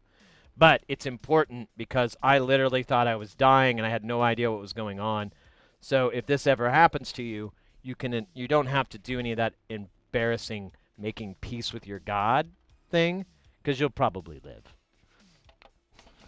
I didn't know that. Really embarrassed myself. So it happened. The fire department came, and they said you need to go to the hospital. I went to the hospital. My the missus took me. They were like, we could take you, but it's not an emergency. You could just go there. And I was like, okay. They even told me, even though you're feeling okay now, you're still going to need to go because it may be worse. And they were right. Unfortunately, the doctor I found out later, was kind of an idiot. So they did x-rays, and I had, I can't remember which side was which, but I had 2 stones in one side and one stone in the other side. And the one with 2, that one had already started descending. And that was what got me into the ER. And the thing was, they were pretty large, but they were just under the threshold from where they would want to operate or anything like that. So they were like, oh, you'll get it out, and he sends me home. I later went to a urologist for the whole treatment, and the urologist was like, yeah, I'm really upset that he sent you home. And I'm like, why? He's like, well, you had a stone in one of your ureters. So that kidney doesn't work right now. It's not doing anything. It's backed up, in fact. And since you have another stone that's ready to drop on the other side, you could die from kidney failure because they won't be able to do their job. And he's like, I'm kind of upset that ER doctor let you out and just gave you some pills. I'm like, yeah, I hear you. But so that was that part, and then I thought it was over. But then for about 2 weeks, it was a little longer than that, like 2-3 weeks. It's a little bit longer than that. You're just, every waking minute feels like you have to go to the bathroom. But you can't go. You don't want to go. You need to save it up until you really have to go, because when you go, it is absolutely horrible pain. And so you really just want to maybe have 5 horrible pain scenarios instead of 20 little tiny ones. And if you go to the bathroom and you feel like you got to go, but then you don't have anything, that's worse, because then it just lives in there. It's so bad. Oh, it's so bad. And that went on for weeks and weeks, and there was nothing they could do about it. They're like, oh, you need to sift through your urine and find your stone. And I'm like, yeah, I'm gonna pretend like I never heard that. I'm not sifting through my pee for rocks. But what I believe what happened is it turned to sand. So it was small bits. So I passed all 3 of those very slowly. And then all the treatment is absolutely horrific. There was one part where they needed to put a device inside me,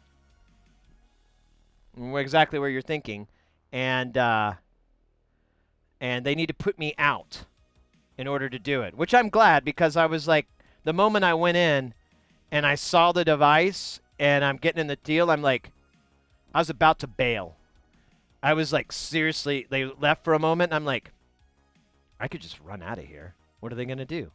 Call me a coward? I already know that. So, and then that was a terrible experience, because afterwards I told the doctor, like, hey, it really hurts there. And he's like, oh, that'll go away in a couple of days. A couple of days? And it was so bad. Like, I had to go to work the next, I had to work, and I was like, still the same symptoms and everything, but when I would go to pee, it would really, really hurt. Like, there was nothing I could do. So I would, like, kind of wait, because you got to move it really fast, and the faster you go, it's over. And so it's kind of like ripping a Band-Aid, but urinating. And so I'd wait, at the stall, and then I'd let go. And every time I couldn't help it, I'd scream, because it just hurt so bad. You just be like, ah! You just yell out, because you're like, oh, it's not going to be so bad. Ah, shit, it really is bad. And that went on for like a couple of days, and it was just, oh my God, it was killing me. It was killing me. And eventually I formed another stone, and the doctor's like, all right, well, we're gonna surgery this. And they did ultrasound or sonic boom is what I just kept calling it. And that worked out great. I just went in for surgery.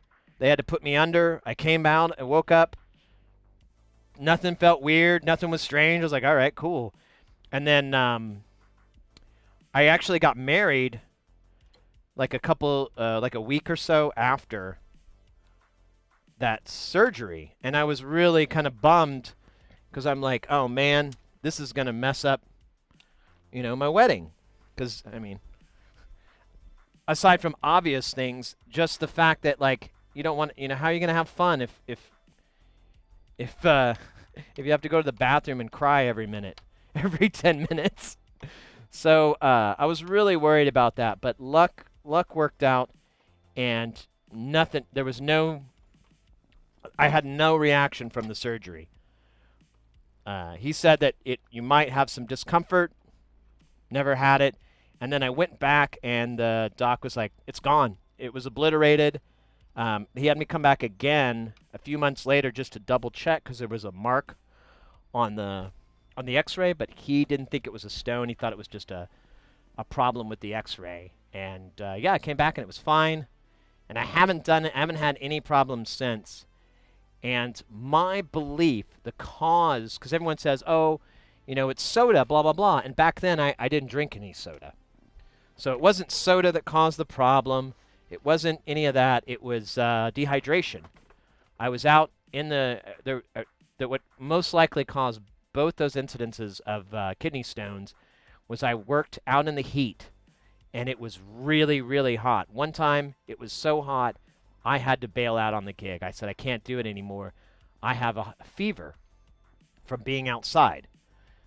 I'm gonna end up in the hospital if I don't stop. So I have to, you have to find someone else to do it. And it was easy enough to find someone to cover for that gig.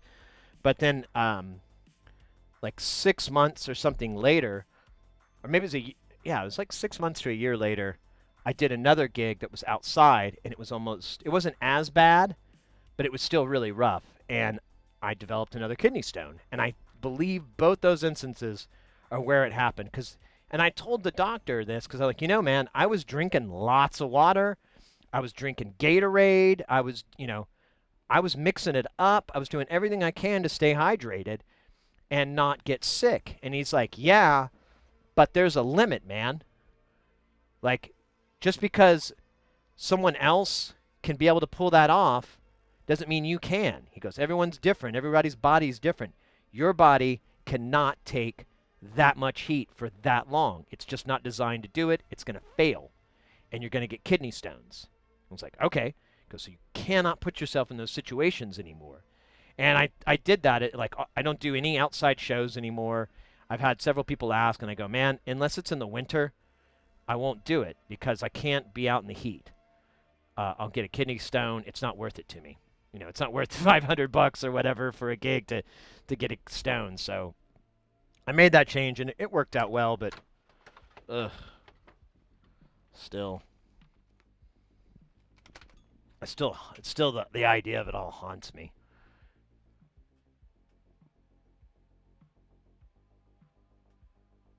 Blood clots. Have a lot of blood clot. It's like cats harassing your insides. There you go. That's a good one. Es como si gato. There you go. There you go. There you go. Thank you. Putting both in there. I appreciate that. Yeah, yeah. I'm good. Well, last time I saw the urologist, he's like, you should be fine, man. You shouldn't have any problems. And he wanted me to come in to do my, that exam that only men have to get when they get around my age. But I told him, like, oh, no, my GP likes to stick his finger in my butt. You don't have to, doc. Unless you got special fingers. Gentle fingers. My doc's fingers, they're pretty decently small, so I'm okay with him doing that. Although one time I went and my doctor wasn't there, and they had like a practicing or like a training doctor. I can't remember the term. And it's this lady, and she was probably around my age or so. And I was like, oh crap, is she going to be doing this exam? Oh man, and all I could do was stare at her giant nails, and I'm like, I don't want that. I don't want that at all. But then, to my surprise, she brought the topic up, and she's like, well, when did you have your last one? And I was like, here, 2 years now. Okay, well, let's give it another year. And I was like, oh, thank God. Do not want that. Oh, so this is fun. So trying to take this off is always a pain because I don't know what their plan was. I don't want to take these keys off.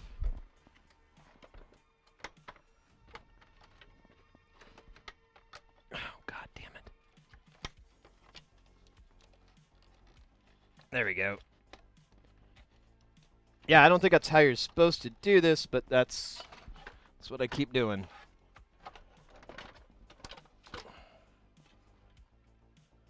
All right. Our old handiwork. Oh, shit. Hit some buttons on there, didn't I?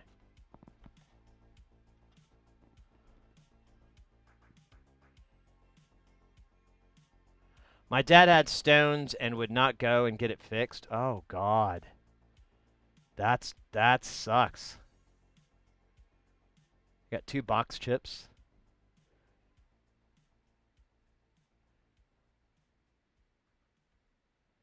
Miss, we good. All right. So this mod, there's a lot that goes on in here with this. I'm not seeing anything that's jumping out that we're broke. Although, I wonder. Here, let me see if I can give you guys a little bit of a better view here.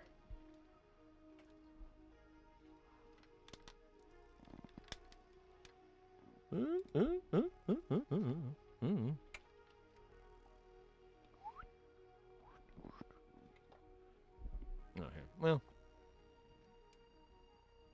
So, here's our mod. Oh, wake up there. So here's the mod that we did. There's a little box here that's Velcroed on, and we basically bodged all these wires onto it, and there's like a little AT-Mega inside, and then there's a hack you do on this chip where you tie one of these pins. I can't remember what it was. It's been a while, but that's it. That's this whole mod. This is where the programmer comes in. Oops. This is where our programmer comes in, and this is where we're having trouble. We'll start there first, and see if it's just a stupid cable problem, which, God knows, that wouldn't surprise me. I'm trying to decide if I want to take this board out to do this test. You know what? That's probably a good idea, because we can look at our handiwork and criticize it immensely. Like, what idiot would do that? Oh, right, that's me.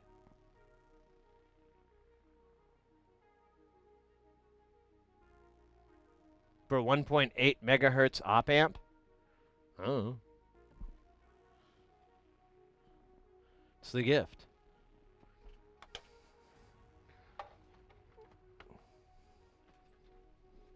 Alright, let me pop this off here. There's screws that hold this thing in. It's pretty simple.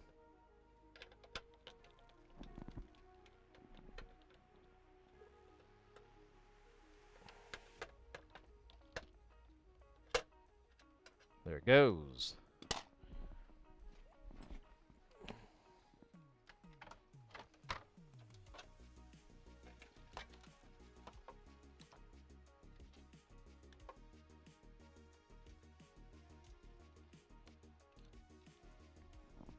So yeah, here's our board.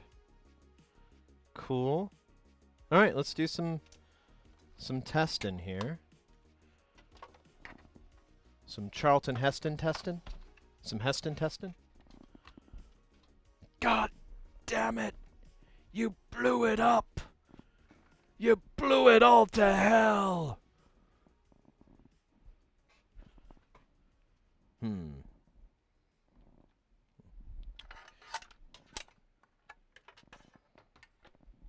Hey! I forget. Some of you guys may have never seen the inside of this before. This might be new. We've worked on this keyboard before, so I'm kind of like over it. But I know some of you cats have never, probably haven't been over it. So this covers up, the key bed covers up quite a bit of this board. These two board, or actually it's just one board, that's right. But they divided it into two sections. So this side here is the brain side, and these are the voices. And you can see each one of these chips. I can't remember if the DCO, I can't remember. This, we kind of went through it. But I mean, these are all the 6 voices. 1, 2, 3, 4, 5, 6. And you have all these trimmers, all these like really crummy trimmers too to set them. I just realized that. You've got a bunch of these. Let me see if I can get a closer shot here. You got a bunch of these. Uh-oh. Whoa, wait a minute. God damn it. Here we go. So if you can see, these little transistors have a mark on it. I believe these are matched pairs. They're always pretty physically close, although not crazy. But yeah, here's another pair. Pair. But yeah, this is the board. Tons and tons of SIPs. SIP. And these are ICs too. They're not resistor networks or anything like that. This just says IC4. I'm sure we could look it up and see what chip it is. From my recollection, I think these are op amps. I think these are all SIP op amp packages. There's logic chips here for the interface and everything like that. And then down here, yeah, this is our voices. I'll give you one chip name I can easily read here. Actually, I could read a couple. But this one actually says Roland. So this is the Roland, I is in Indigo, R is in Richard, 3109. Actually, you know, when I say it out loud, I think that's a filter. I'm almost certain that's what we're dealing with here.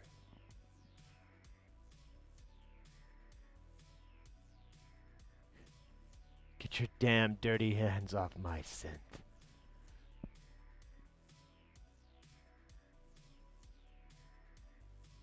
They did. You're right, Tsunami. That was like that's something I run into over and over is those JRC sips from shit in the 80s and 90s.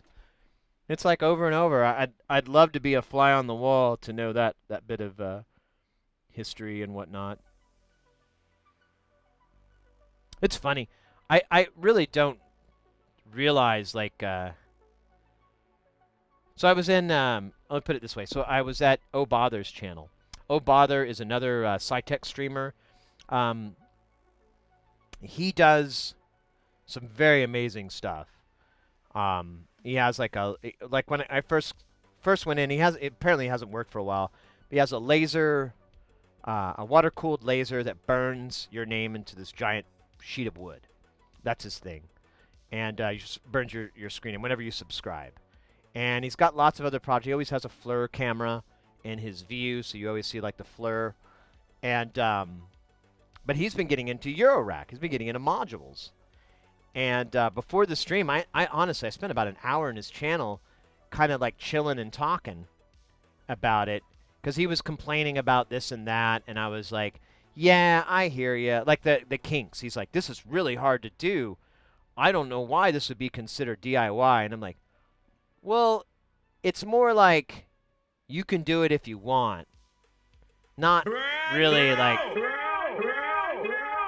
was designed for Joe Schmo to make them.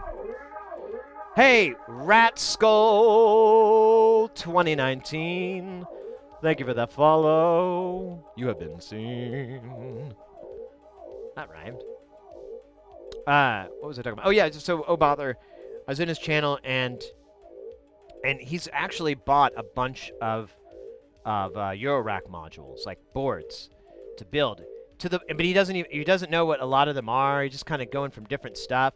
And I even sent him a link because he had like he's got stuff from Ken Stone, which if you guys don't know, most of my old modular is Ken Stone designs. They're all Catgirl synth, tons of CGS stuff. I'm a huge Ken Stone fan, but he retired, and he moved he moved all his inventory over to this guy named LB Designs, or his name's not LB, but the company's called LB Designs, and this is all takes place in Australia, by the way. And LB's great and all, but man, that dude is like I don't know, like me and my buddy used to joke that he's got to just be stoned all the time. Like every email correspondence we've ever had, we're like, what? Man, if I were in his, all right, whatever. It's just like really weird and laid back. And the website is kind of, I don't know, it's not my favorite one to navigate around. And so I sent him a link to a better version of the DIY that was made for, like, it was a buy and tick filter from Ken Stone. And I was like, oh yeah, man, the page you pulled up is LB.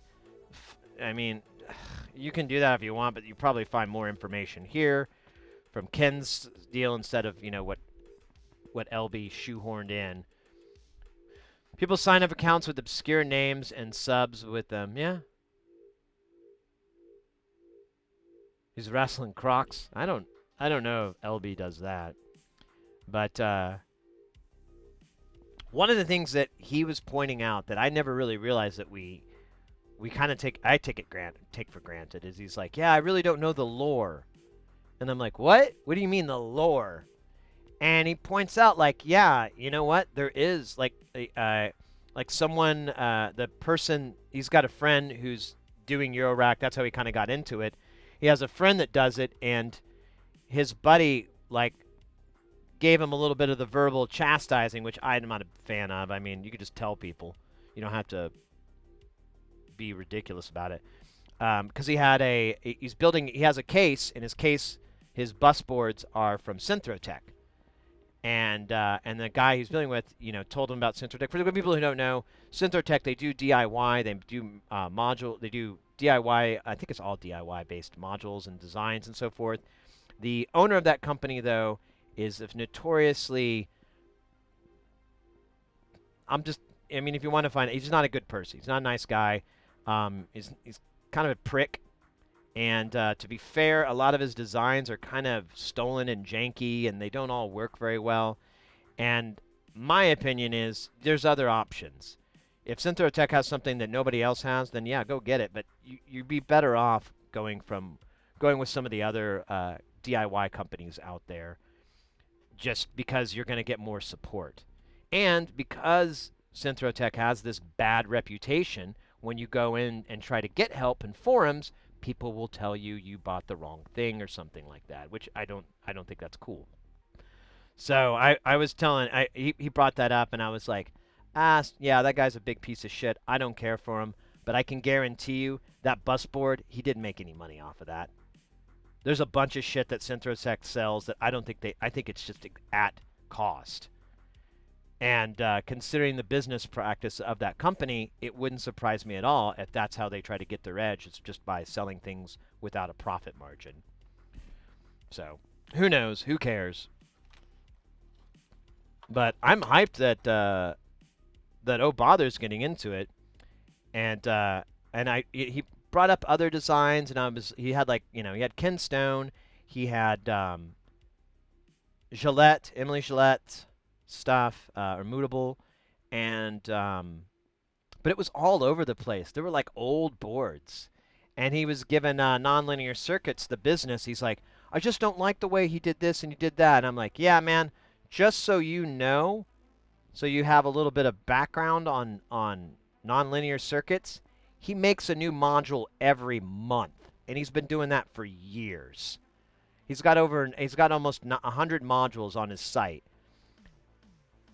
You got to cut him a little bit of slack on this stuff. And he did make them. He did sell them commercially, but he stopped doing that, and now he just does DIY sales, but it's not it's just the components. You don't get anything fabbed.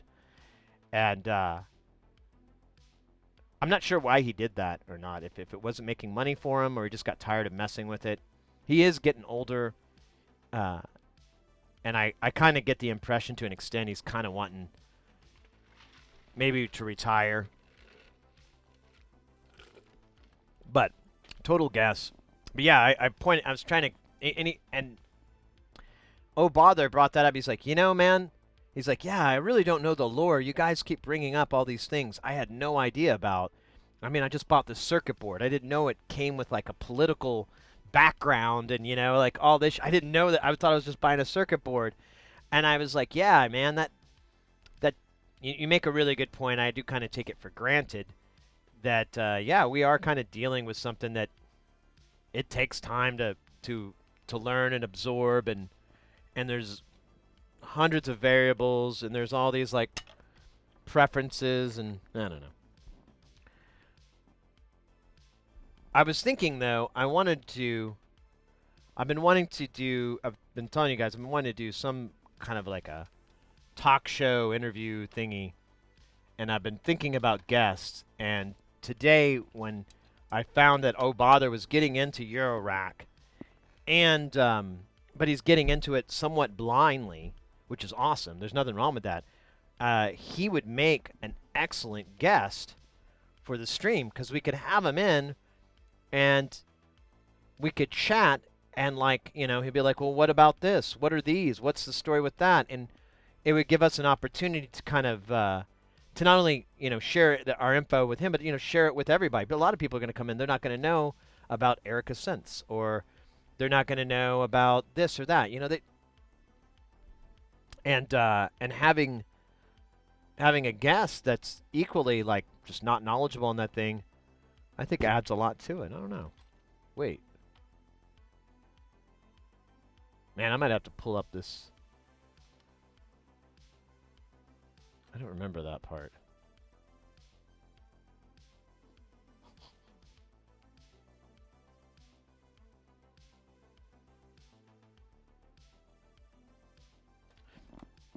Alright, where'd I put that cable? I was looking for it.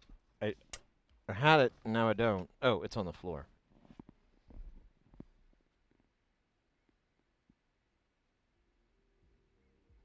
I like buying a piece of art. Yeah, I hear you.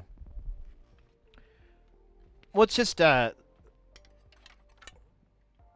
so here's one thing that Oh Bother built on his channel recently, and I haven't seen it. He was talking about it. He got a really big raid, so, when you get a big raid, you always, talk about what the channel does.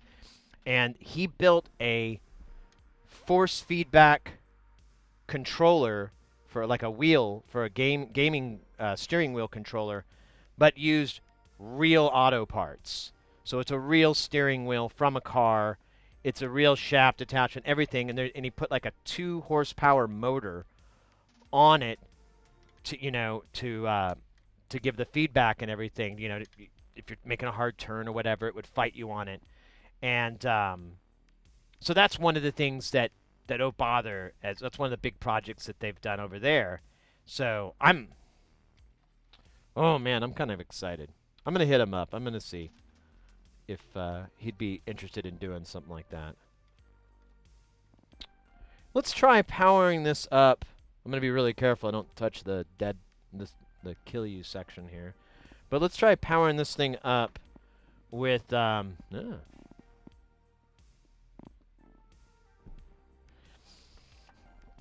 with it just plugged straight in. I don't have anything interfering with it. I want to see if we can get it to just work. Work!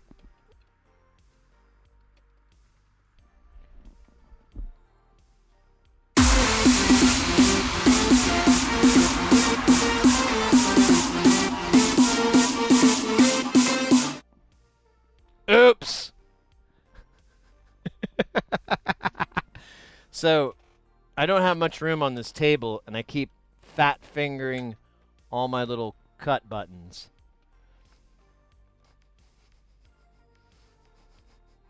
That scared me. I pooped myself just the tiniest bit. Just a little bit. It's not a lot of poop.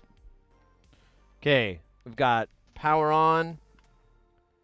And okay, look at that. It's not communicating, and we're on the outside. So something broke.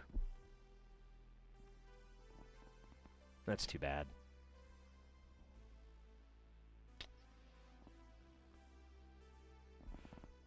All right. Well,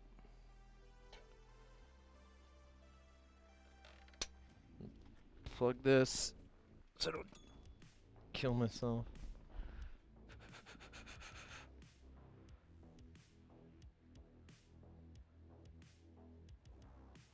Yeah, I did it one day.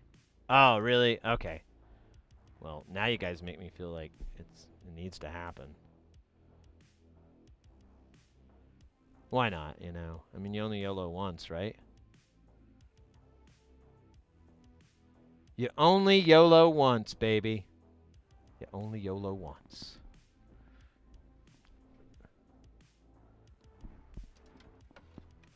Alright.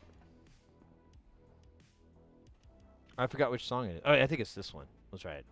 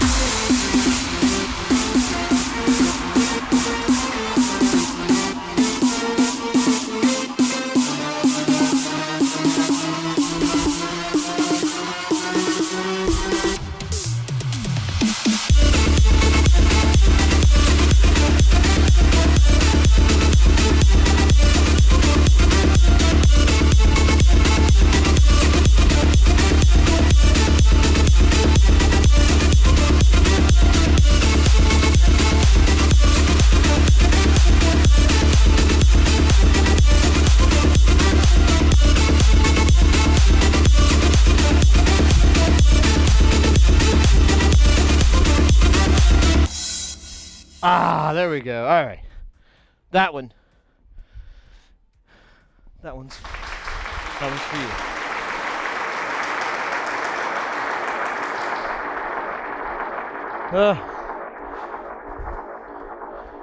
Man, everything that could fall off happened while I was doing that dance.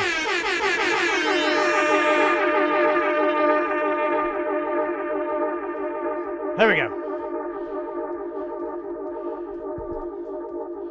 Now we're cooking with kerosene.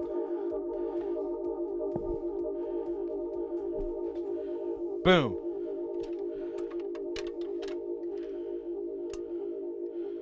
Oh man, that took a little bit of wind out of my sails. Windy sails.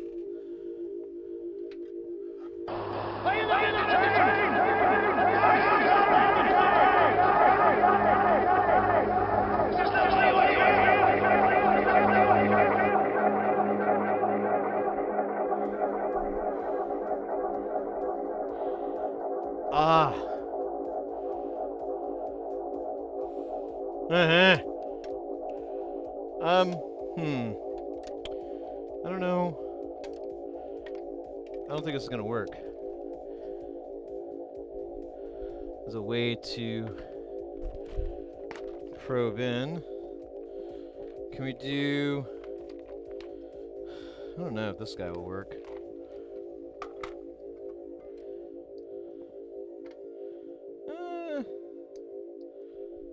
Kind of.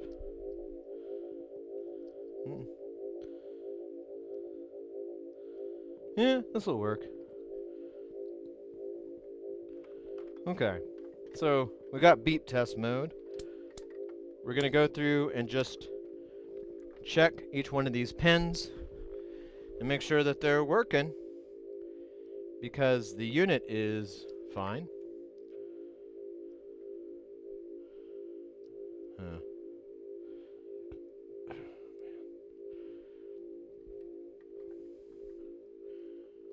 So, no, no, no, no, no. Yes. Okay.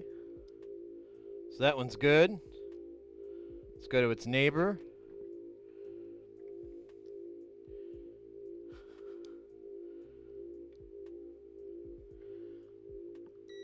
Yep. Other neighbor. Oh wait, they're all... That's not right.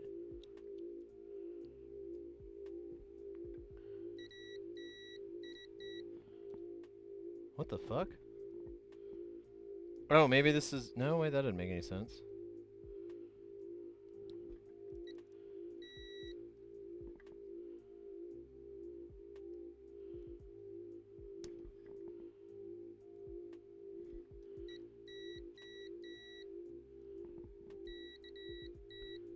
I think I found the problem.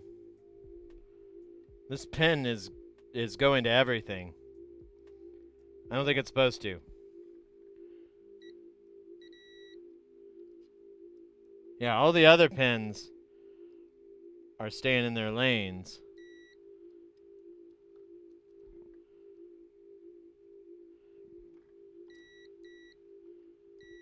But this bottom pin here, it's acting like it's... Huh, maybe it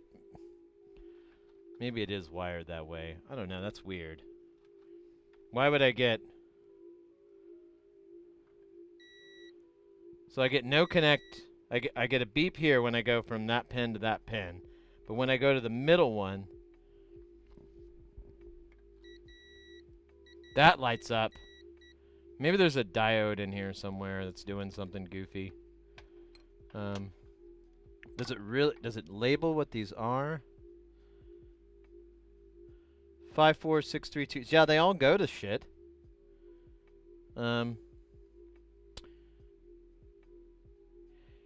Yeah, I guess it is possible that it's making a connection somewhere else. So let me disconnect this part and now try again with that weird deuter.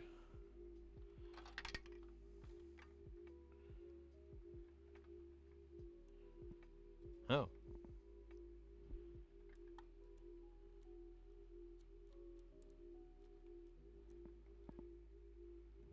Now it doesn't work at all. Okay, let's go back. Let's start over here. I want to. That one's good.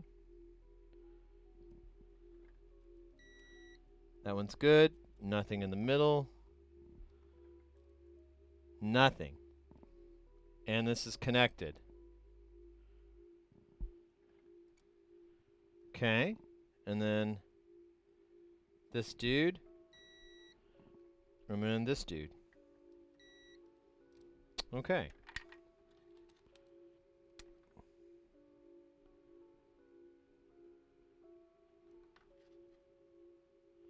Now it is possible I might have the wrong pin?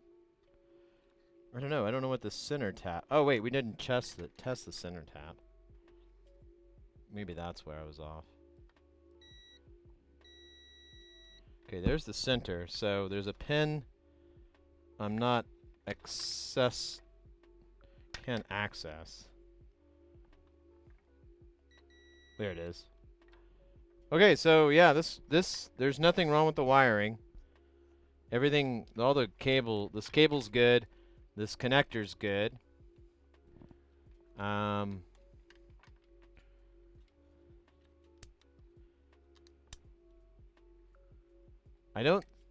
It doesn't look like anything's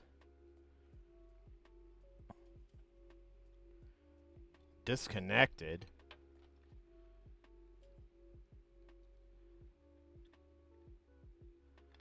So we've got this one. This is transmit.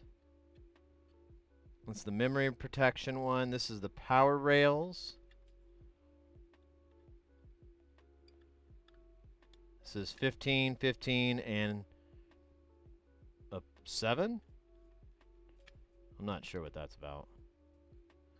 And then here is our ground, 2 grounds, a 5 volt, and a receive modulation. Which, yeah, I don't know what that's about. Hey, Leo, how you doing? I'm doing good. Thank you for asking. We're just chilling here in Jamtown, trying to fix this keyboard that I thought we were just gonna fix a busted pot on this because it looks like it took a hit and it doesn't turn, and the client said it just jumps. It's real jumpy.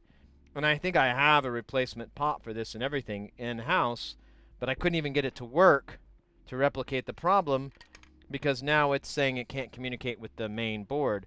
So the cable was janky before, so we in the past, so I assumed it was the cable, but we just confirmed the cable's fine. So I don't know, I'm a little bit confused on where to go next. We did mod this, so there is a pull the little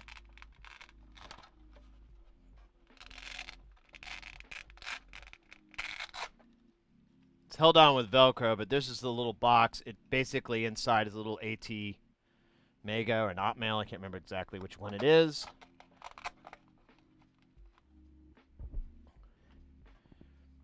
But yeah, I don't know. I wonder if the MIDI's working. I don't really have an easy way to test that. I haven't bothered putting something like that. Because when we were working on these keyboards, I did have stuff, but we haven't worked on a keyboard in a while. We haven't had anything in like that, so I put that stuff away, and now I'm like, could be nice. Let's see if unplugging and plugging it back in did it. It's fixed so many things in my life, except my eyesight.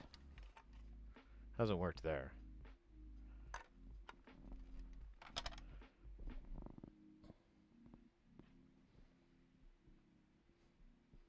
I am El Smarto. I invented the cable. There you go.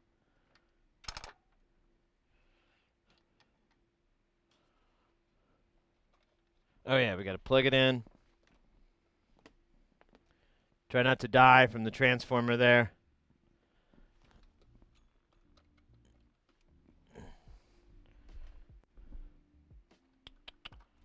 Okay, we're gonna flip the switch. We got our light on here. And fuck. So when it flashes back and forth like that, that means it's working, but it's not getting any communication from the keyboard.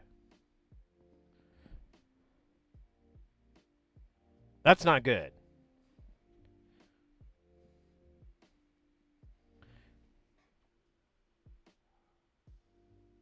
Where the hell is this failure at?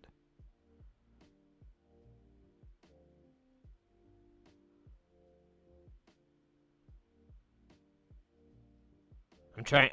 It's a rhetorical question. I'm trying to like stare at the board hard enough that it'll tell me.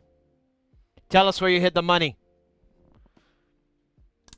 Oh wait, I need to put it in protect mode. Let me. I doubt that's gonna make a difference, but just in case.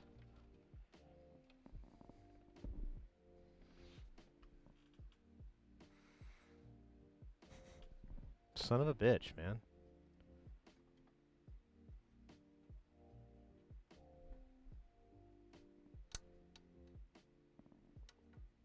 Hmm.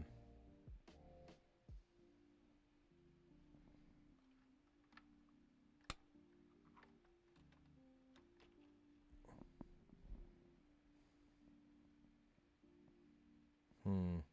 Let me try doing this. Just unplug it and plug it back in from the unit. Nope.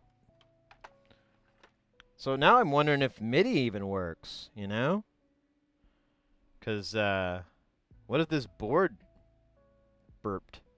It's providing power. So the power leg is showing up, but it's not...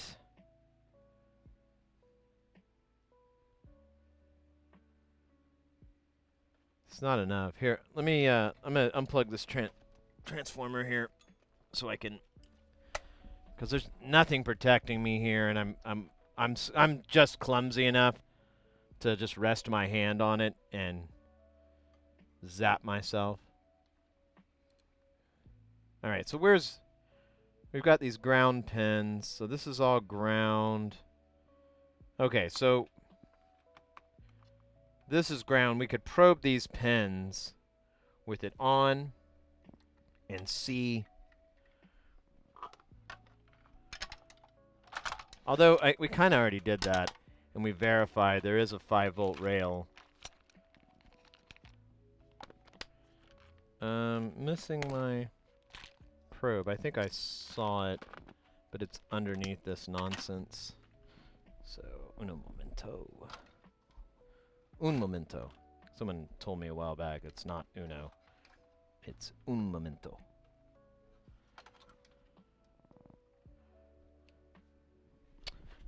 But they could have been lying. I know I would. I know I was. Hey, Subavesa. Mate, this thing doesn't work. When was the last time you played this? Because the D-Tronics is it's acting like there's no communication. It basically goes into a mode where it's saying there's no unit here. And I'm not sure what happened. It wasn't even booting up before. I finally got it to boot fine, but now it's it just keeps saying there's no keyboard, which is obviously not true. And I'm just curious. So the keyboard itself works, but it will not communicate with this. Oh, you can't see it because my head's in the way. It won't communicate with this guy. This guy comes on, it powers up, but it says there's no keyboard there. So I was just curious, like, when the last time you played it, because I don't know, I'm just trying to figure out where to go with this. I'm assuming something bad has happened here, but I don't know where to even begin. And kind of sad. A little sad about it.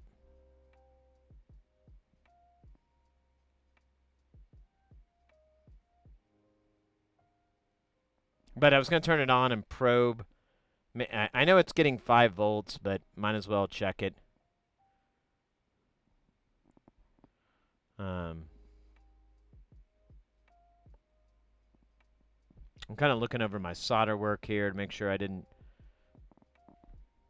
do anything. But honestly, I'm kind of impressed with my work here. I'm like, man, I did a good job. That's not like me. That's weird.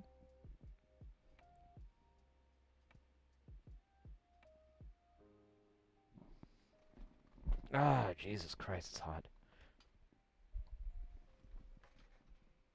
Ah. $1 million. Yeah, I fixed that.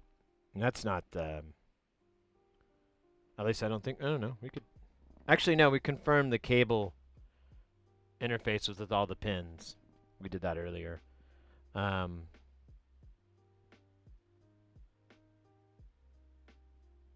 We confirmed the cable isn't bad.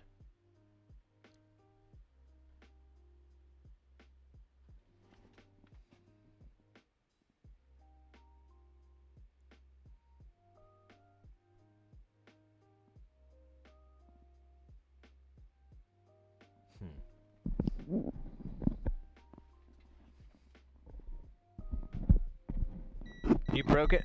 Well, that remains to be seen. But it was used about 2 months ago. The only thing wrong was the release knob, when touched, would default to 0. Yeah. So, and the release knob took a hit. So this knob, I can tell it's bent, because when you move it, it rubs against the side, and once it gets past that dent, it moves. So I was just going to replace this pot because it's broke. I can feel that it's broke inside. And I'm pretty sure I have these in stock and in the house, but it doesn't really mean shit if this part doesn't work. Unless that's somehow, I don't think so. Because it wasn't doing that before. So, no, it's not that. It's something else. Shut up! The Dev Panda, hi, not the kind of keyboard I was expecting, but looks good anyways. Yeah, I know. I forget about that. That keyboard.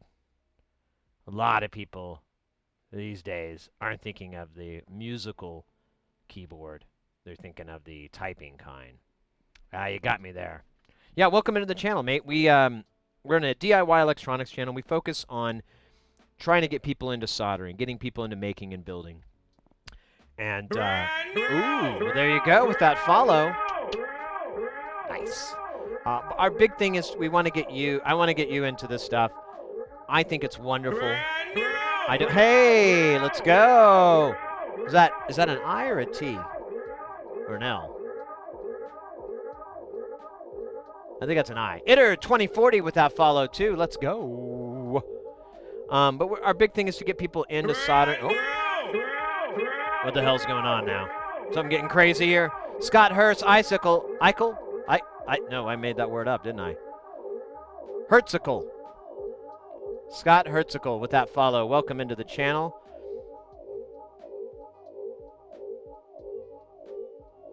Yeah, as far as I know, Subavesa, the Write Protect works.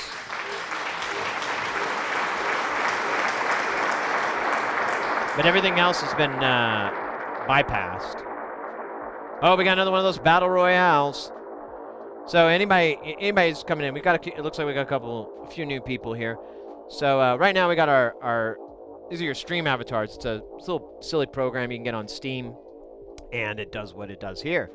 And if you want to pick yours, it'll give you a random one. Usually it's the apples, But if you go down, there's a panel on the page that says Stream Avatars, and you can go in and pick which character you want to be. There's a bunch in there. I tried to get as many as I could. There is a bit of a limit because it takes a really long time to load if you put a ton of stuff in there. So I'm kind of keeping it under 30 megs. The puppies, the ponies, and the kitties are super customizable. There'll be a drop down on the left that says gear. All the other ones, there's really not much you can do. They are what they are. But they do have different moves. Exclamation point commands will give you a hint to there. There's a lot of Easter egg moves that they can do as well that I'm not going to spoil that for you. But there's a lot of stuff it can do. This is one of the games that we have. It's called Battle Royale. It's just like a real Battle Royale. It doesn't matter. You're a win or not. There's no participation involved.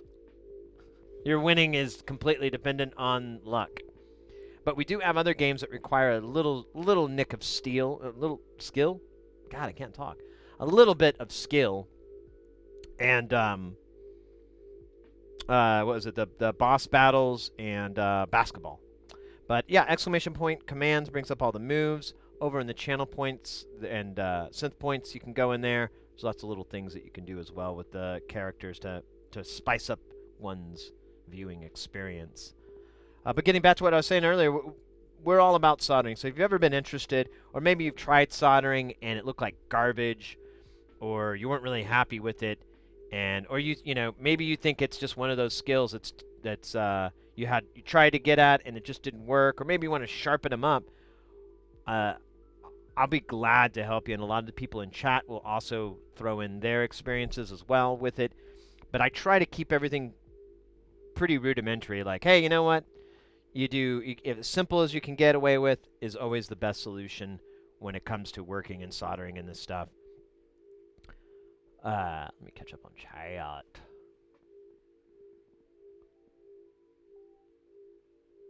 Is that Flying Toaster the I believe so. Actually, one of our mods made the Flying Toaster for us. That's the other thing too. This program, I offered it up, but I don't know. I'll put it this way: if you would like to make your own stream avatar, if you hang out in the channel enough and you'd like to get your own one, and granted, anyone else is going to be able to do it. You can actually make a sprite sheet. It's pretty easy. It's straightforward. It's very standard. And if you send that to me, I'll add it in. But the last time I offered it, this guy, I mean, he's a cool cat and everything, but he wanted a giant penis, like with dick and balls and everything, just walking around on the screen. And you can guess what its attacks and movements were. And I was like, yeah, man, the 15-year-old me is like, this is great. This is quality comedy. But older 100-year-old me is like, I can't do that. Nah. I don't want to scare away people. Oh, all right. Man, what's wrong with this thing? Are you kidding me? Are you kidding me?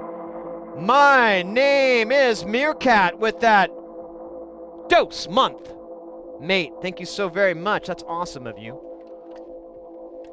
Rock and roll. And thanks again. Ah, we're the same age. You're from too? Ah, yeah, my birthday is in November. I'm gonna be honest about that too. I'll be like 1 year younger than my wife. For like 9 months, and then she goes 2 years older than me. I don't know how this cat and mouse game never ends, but it doesn't. Born in 1997, yeah. During the Huntington administration. Yeah. Yeah, I remember that thing.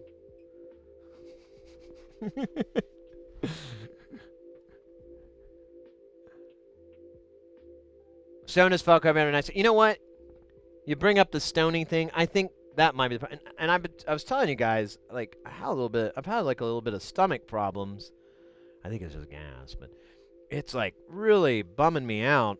And a good dab will probably not necessarily alleviate it, but it will definitely help.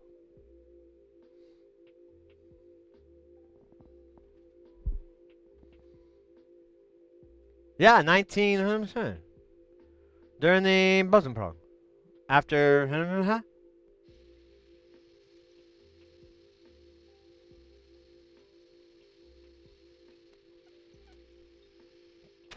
I was born the year of the Hun. I was born in the World Series.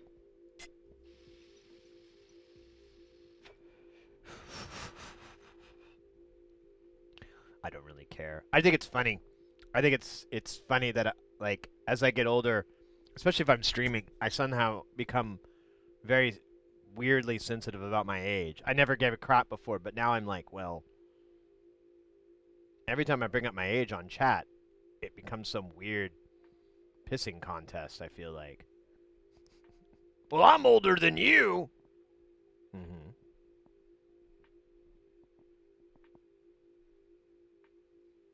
Oh, I thought there was something more to that. No. No. Yeah, you are older than me. Good job. Hey, Circle R, it's been a couple of minutes. How you been, mate? I hope you're doing well. You were an Amiga and you wrote a manual for the Amigo? No way. Done both about war. The right after the minutes on nothing. The dogs is in fire. When the Sterns watch the ceiling. I don't know the world's here. No, I'm 44. I'll be 45 in a month.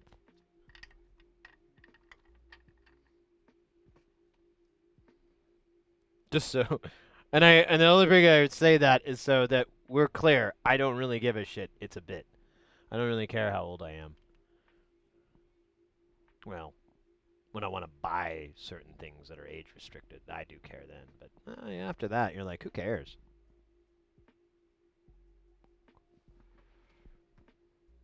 Network is referred Rudy Lowe. Oh, cool.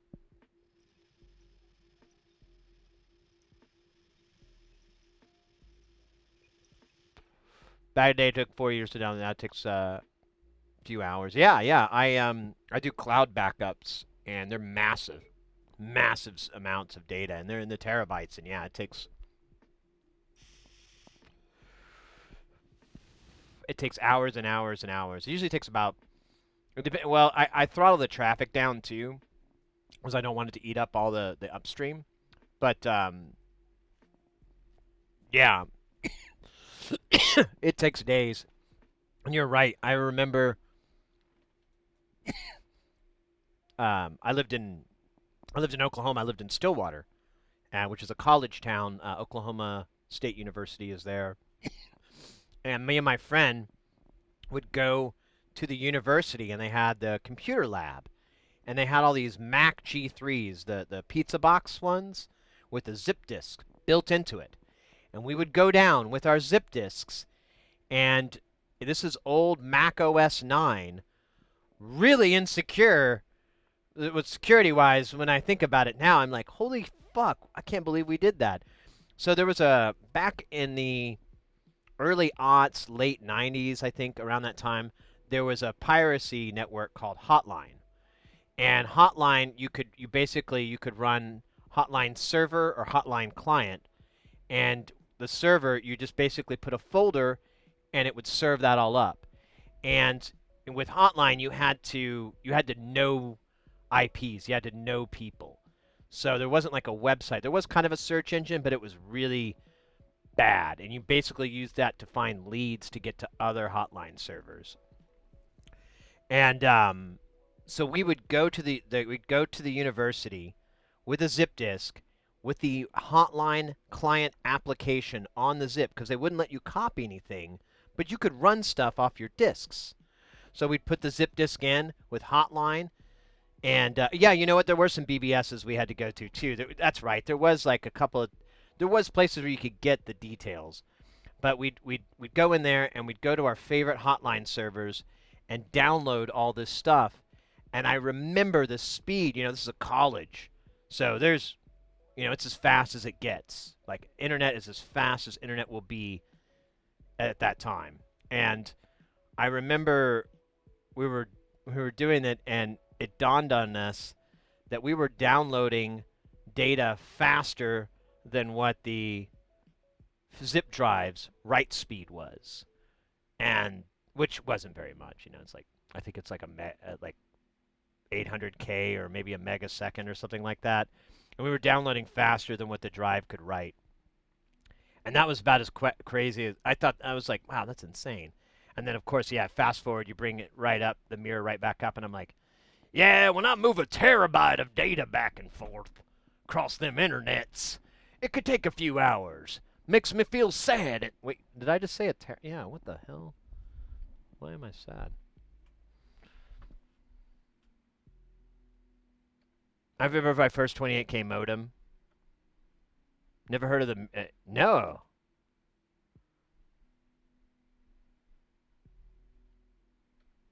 I used a Lightwave. Oh, yeah, Lightwave. Yes, I remember that program.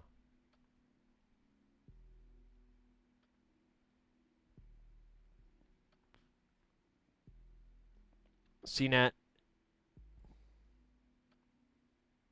Yeah, Jazz drives.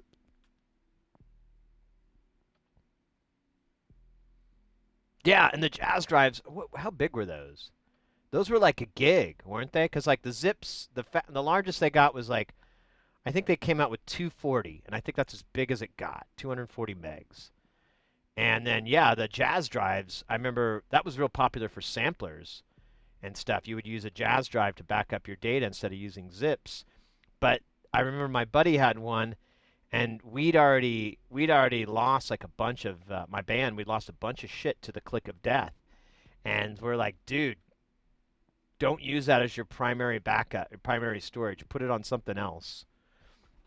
So you know when that drive stops working, you'll still have your data. And we ended up like I'm looking at the drive right now. In fact, he gave it to me later to pull data off of it. I never got to it, but it's all sample library before they were on Jazz Disk. And sure enough, actually I think his still works. I think he got rid of it because it was dumb, but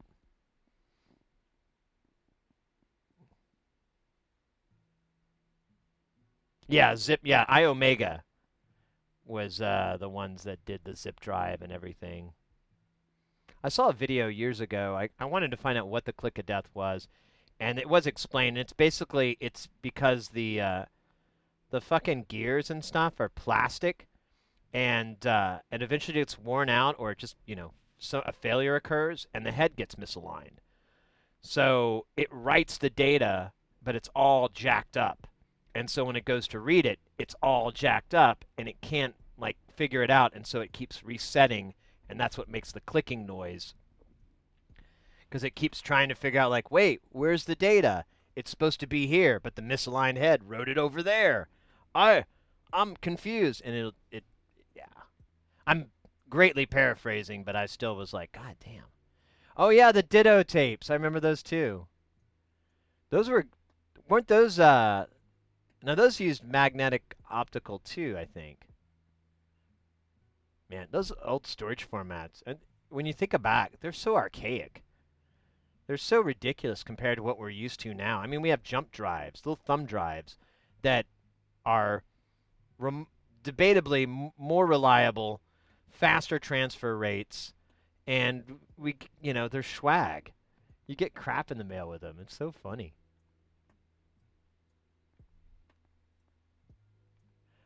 Dude, floppies degrade? I maybe, but I don't think so.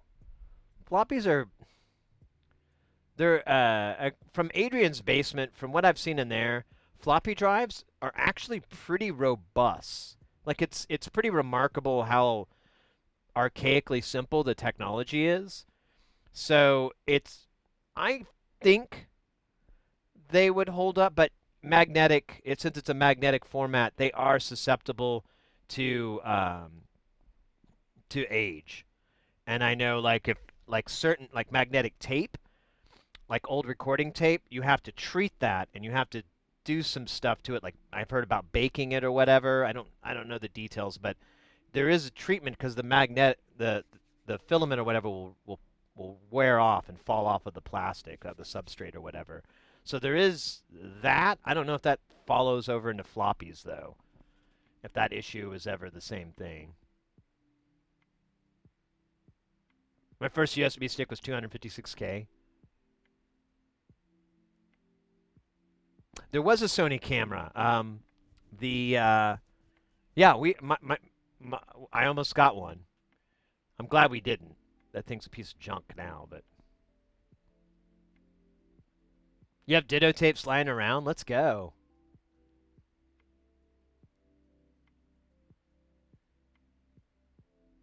Data rot. That's the word I was trying to think of. Yeah, that's what I would think.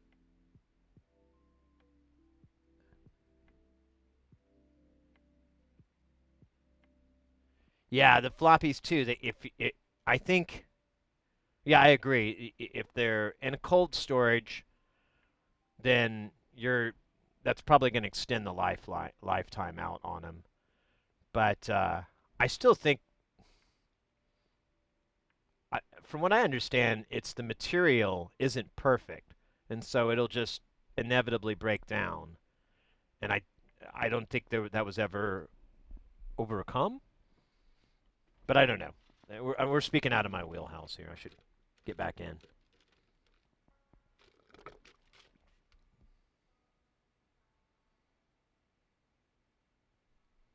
On a mask ROM? Oh my God, that was the jam. I've gotten on this Facebook group recently that's just all nerdy electronic crap. And yeah, like one guy or gal, I don't know, one cat posted, it was their collection of rewritable EPROMs. They just had like, with all the little window in it and everything. But they had like not just dozens of the same one. They were like every different brand, every different manufacturer, whatever. They like been trying to slowly collect it. And I was like, wow, that's a dumb thing to do. I like it. I like it a lot. I would do that dumb thing.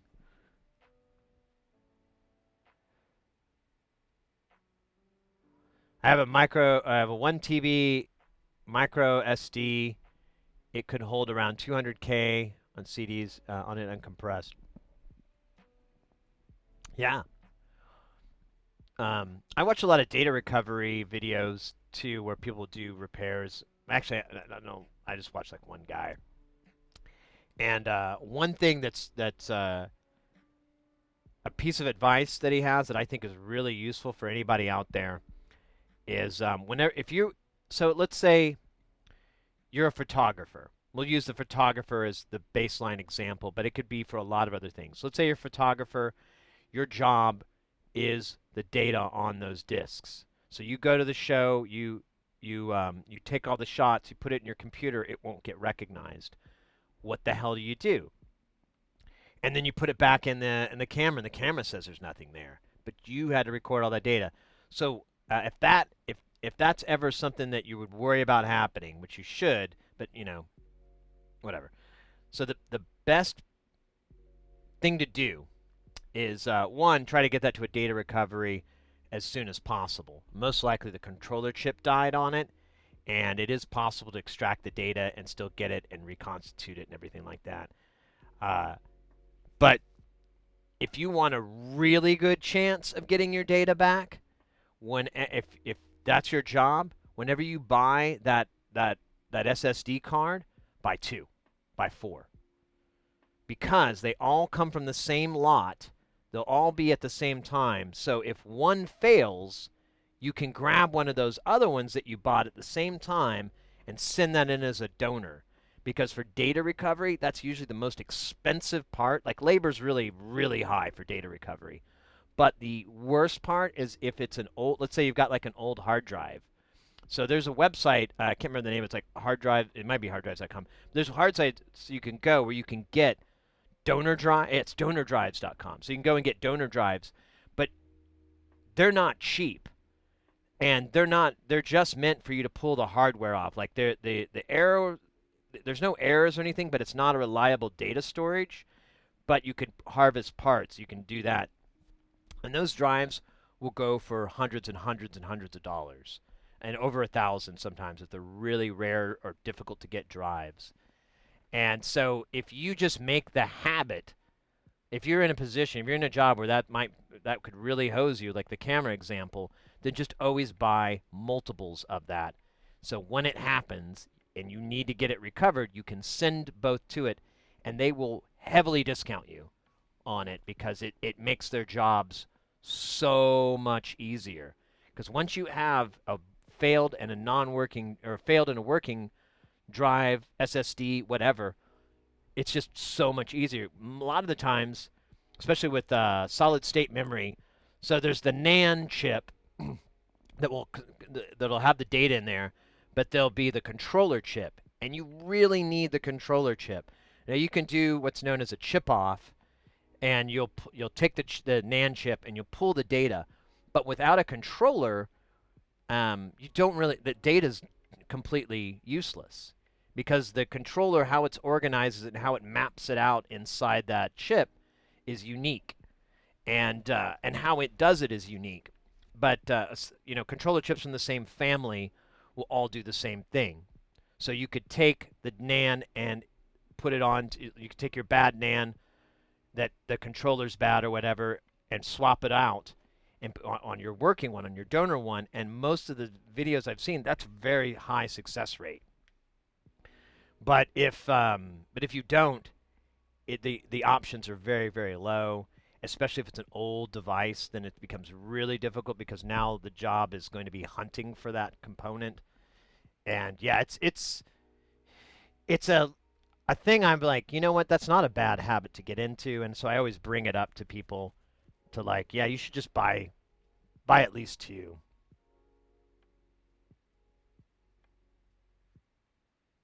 8mm backup drive, Scuzzy. You're my kind of stupid.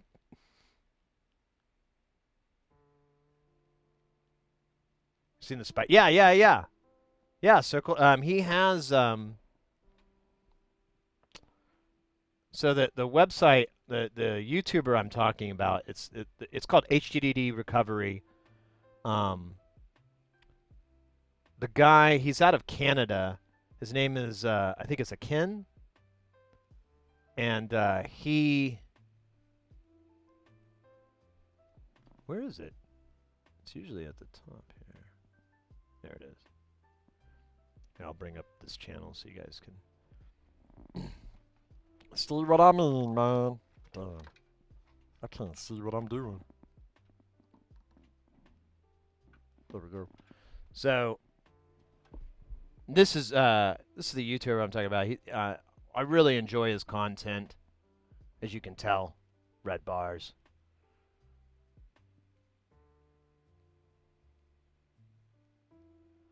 One thing that was fascinating I've learned about it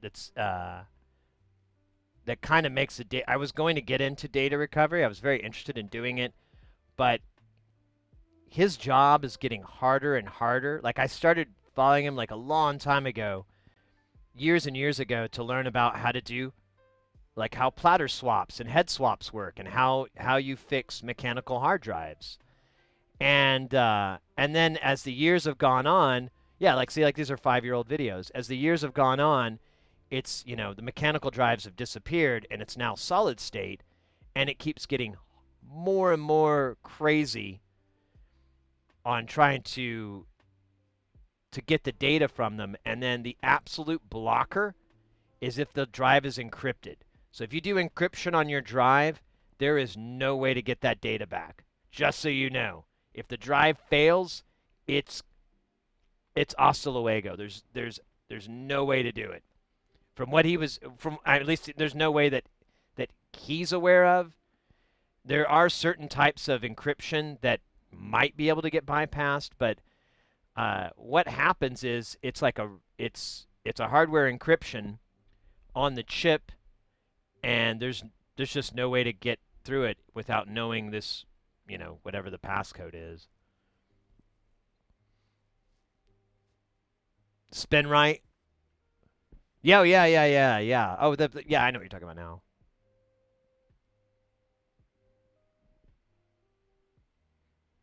Here, well, I think he's got. That one looks like a chip off. I'm trying to see if there's one with the spider, because he does that, and I love watching these videos too, because they're just. Yeah, here we go. These are just really enjoyable because he does a lot of micro soldering. Oh, wait, we're just gonna go straight to. I thought.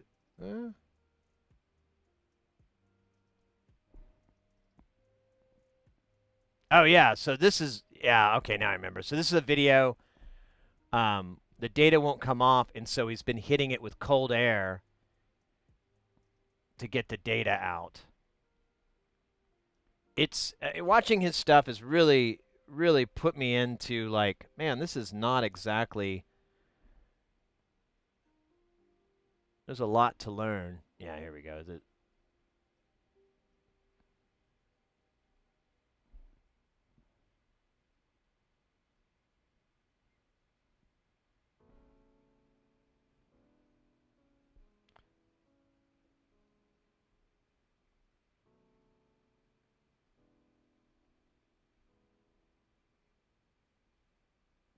Yeah, so here's an SSD card here, and what he did before he scrapes down with a pen to access the traces, and oh, this looks like it might have been damaged. There's yeah. Oh, this is water damage. I'm almost positive.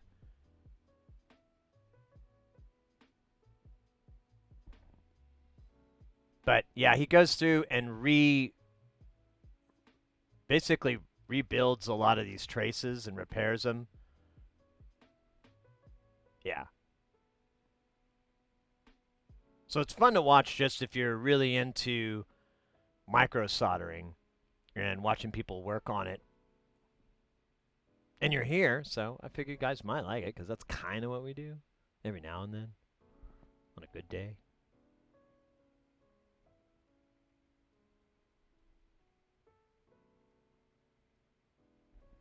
Cheap card. But anyways, yeah, HDD recovery. I'll put the link in the chat for you guys.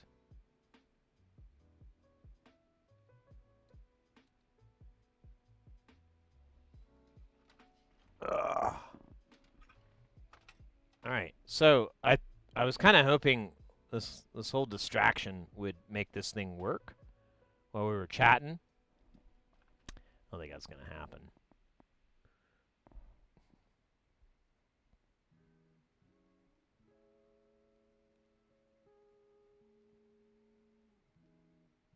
It's impossible to recover if you do not have the key. Yeah, now I mean there's a lot of encryption stuff, but it's these are like so for example on my Mac, when I format a drive, I can do an encrypted version. If I do that encryption, from what I understand, oh yeah, obviously you need the password, but if I were to give that data to a data recovery, they wouldn't be able to because there's like a handshake process between the software and the hardware. And that's why. That's why there is no Santa Claus. Fix the home button on your iPhone 7. Didn't they knock out? Didn't Apple do something where if you repaired that, it would knock it out? And the home button, or and that was when they had the touch sensitive, right? Like you had the finger reader.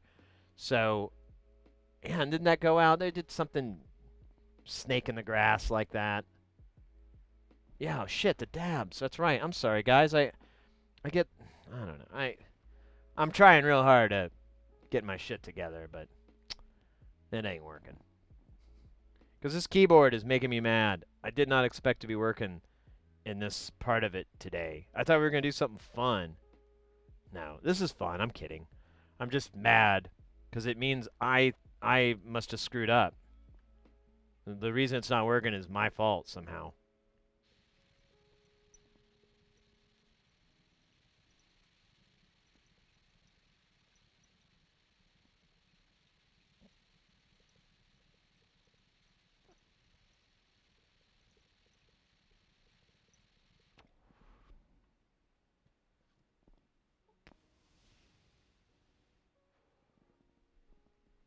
Oh, we've got a hydrate and a stretch and a dab and a dance party. Damn it. I'm not good at this. Let me get these let me whittle this down a little bit. We got the hydrate from Twitch Guy 2.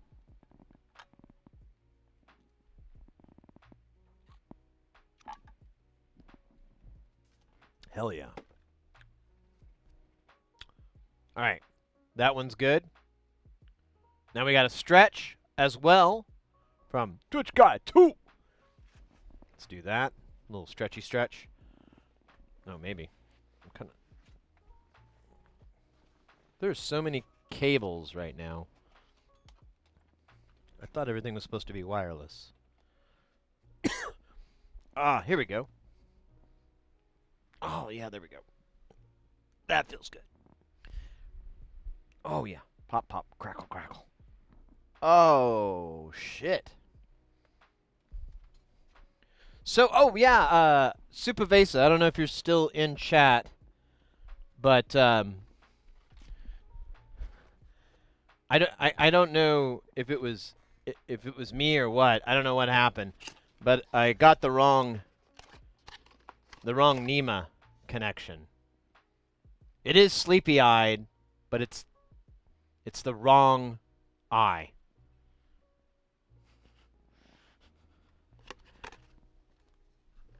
It would work if it didn't. It was basically, I got it mirrored because I didn't know I was looking in the receptacle, or the girl or the boy side. I didn't know it. I guess I got it turned around because it doesn't work.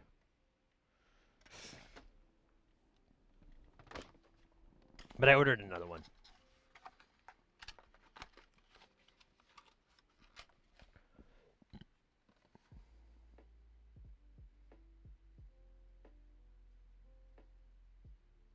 Wait, what? My kind of scares me because I used to live in Stillwater. Oh, really? You lived in Stillwater? You went to Oklahoma State? No way. I left there in 2001. I think 2002 is when I moved here. It's 2002 or 2001. I can't remember anymore. It's been so long, and it doesn't matter. But yeah, I left there. Oh, you didn't go to OSU, but you were in Stillwater? Okay.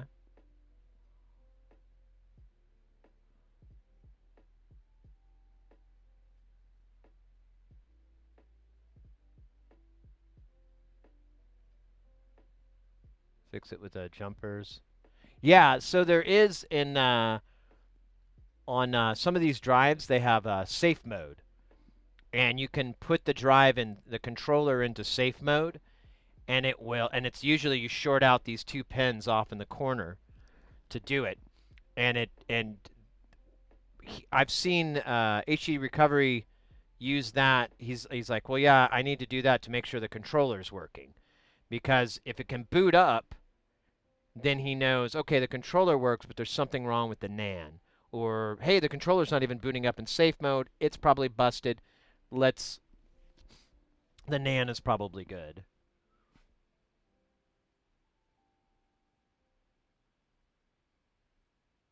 Thank you, Sir Gus, for the dab ad. To survive nuclear war, hence it might be up and away. Yeah. Proton Fig, how you doing, mate? Do you happen to know how to revive a dead key on a Yamaha DX7?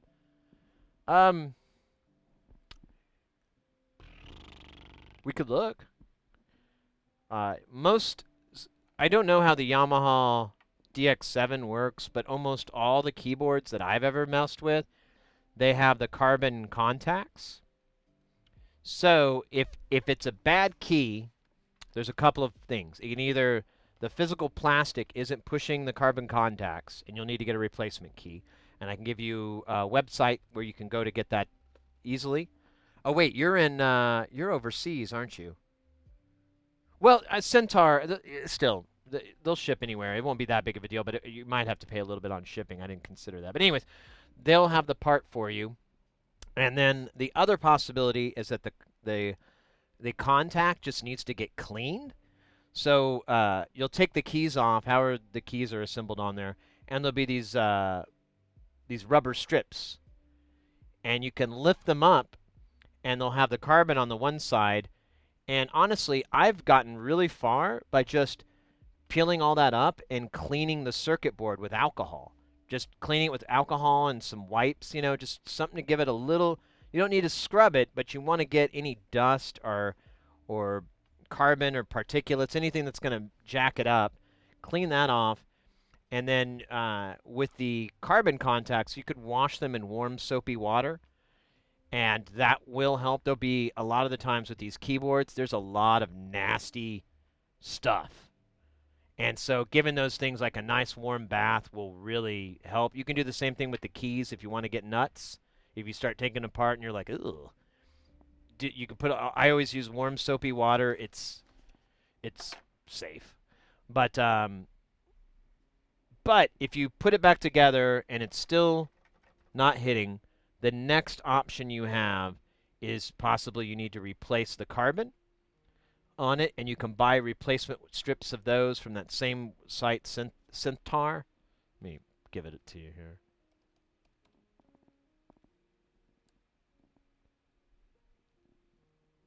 Or Synthtar. I always say the website wrong.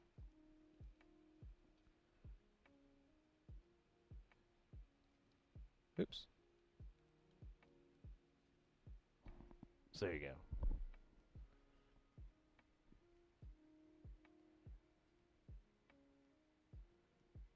So to Matrix, you didn't go to OSU, but you did go to Stillwater. But you don't recognize me from there. Pretty good chance we didn't know each other back then.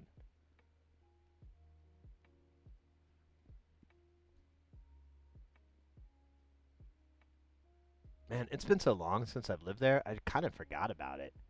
I mean, I remember it, but it's like, it was so long ago, it kind of feels like a different life, I don't know. Every time I go back and visit, it's very weird and nostalgic.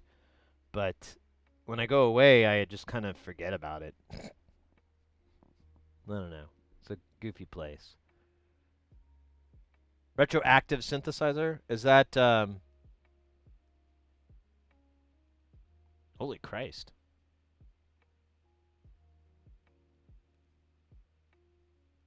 That's cool. Are these working full synth? Oh yeah, for that price they better be. That's cool. Not sure if you synth heads are hip to the company, but they make some great knob sliders and function of a MIDI controller. Oh, so this is a controller. Ah. Ah. I see. All right, let's get a dab in. We got a dance party, and then it looks like we've got a sing mode synthwave. Oh, we haven't done a sing mode synthwave in such a long time that I sincerely hope that it might be one of the most astonishing sing mode synthwaves that anyone's ever seen, including myself. Samantha. The Alpha Junior. Yeah, no, I do remember that. I remember Retroactive. Yeah. I was going to say, I remember that name, but I couldn't recall where it was. Man, this is bad. Let's see if I can just. No, I can't. I got to do it this way.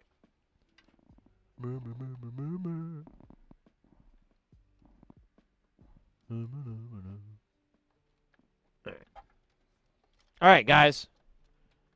Are you asleep? Let's wake up, because we've got none other than a dance party to get the fuck up.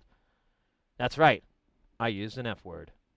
Just like farthing and Fufiknargen. Farfiknugen? Farlik Guggen Dagen Duben? Gerberdurber? Rabagoo? Labalubbergi? Jablo.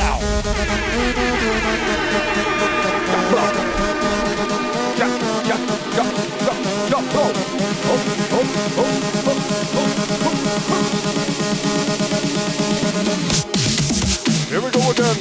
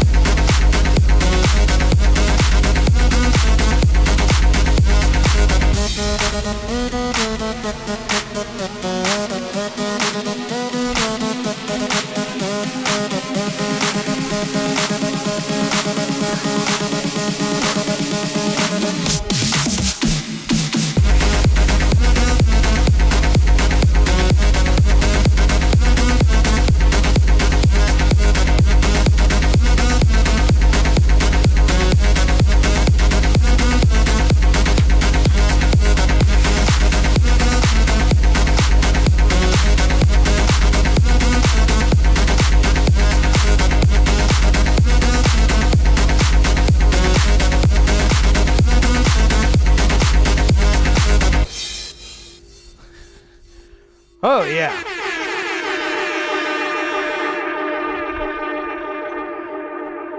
That's right. Maybe. Oh, it's dark here. Let's try this. Na na na na na.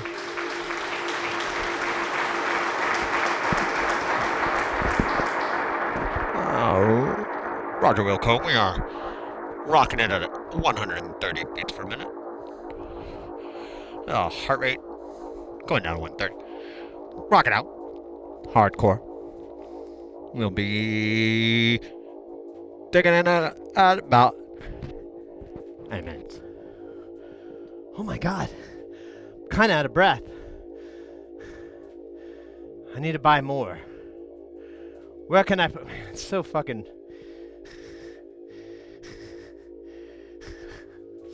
I really wish I could convey to you how weird it is to look at a computer monitor with your face on it, you know, you're doing the live video, and then have all these like little snapshots of your same face. Yeah, like this. Now, some would worry that like this is going to cause some sort of vanity, some sort of negative emotion. No, not kind of the opposite. More like humility, you know, more like, oh my God, where's this going? Don't understand, you know, it's a lot of that. So when you fly across, I'm just like, I may or may not be needing therapy soon. There you go. Oh shit. That's the face I like to look at there. Good old Donnie Benet. He too knows the magic of a mustache, and he rides it rock style. See, I don't know if you're familiar, but I've learned that if your stash goes past the corners of your mouth, this indicates how laid back you really are. Now, if the mustache is up top, doesn't go past the cheeks, you're probably a chode. You know, you're probably somebody who is not fun to party with. However, goes a little bit past, even further as the Donnie Benet there, really far past. Well, that just is a easy marker of how much fun and how much cool that mustachioed person is. Can't beat it. Let's here to make us crazy. Luckily, we don't know the truth. You can't handle the truth. Or the new subs at Subway. Whisker battle, yes.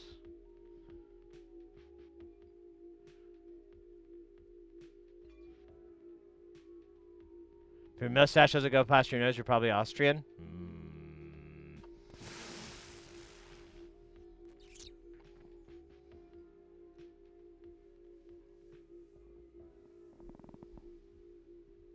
Remember when Michael Jordan did that? He had like a stash, but it stopped right there. You know? Remember that? He did like an ad for Hanes. I remember this very well. And it was him on a plane, and he has that mustache, the Charlie Chaplin, let's call it the Chaplin stash. He's got the Charlie Chaplin stash, because that's the real tragedy. Well, aside from 6 million other ones, but anyways. Can you imagine how you could taste the nervousness and uncomfortableness of that entire staff working on that commercial? They're like, "Oh, we've got Mr. Jordan here. Mr. Jordan, do you mind if I call you Mike? Cool. Oh, you grew a mustache." "Yes, I thought it would be nice. I grew this mustache." "Yeah, we were filming today, right?" Yeah, that's why I grew it out. I thought it'd be nice for this commercial." "Yeah, man, but I don't know. This is really confusing. I'm gonna have to go talk to the guys and the guys and gals over in the marketing department. We'll be right back with you. Don't go anywhere, Mike.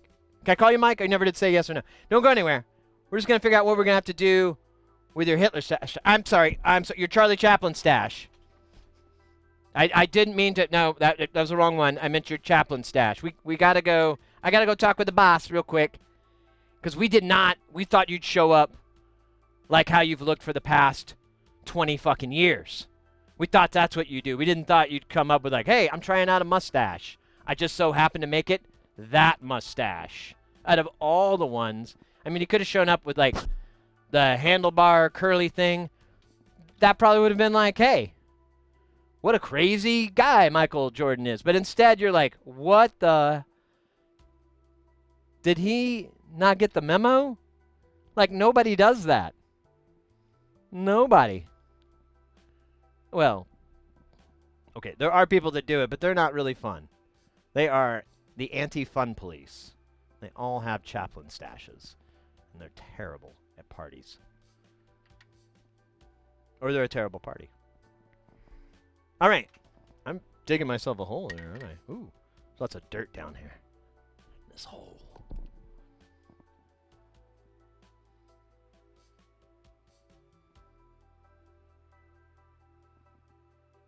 Yeah. If Michael Jordan would have showed up with a Salvador Dali stash, a totally different reaction. But he had that one, and I'm like, here.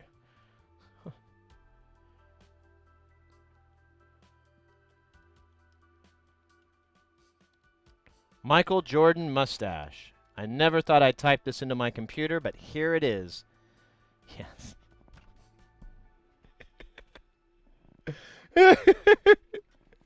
It looks so bad. Oh, wait, let me shrink me.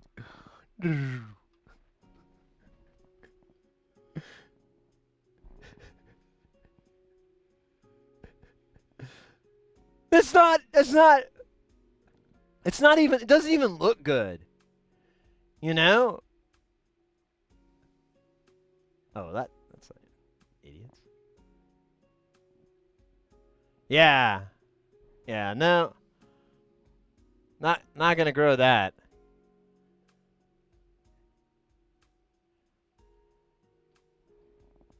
I gotta do that one.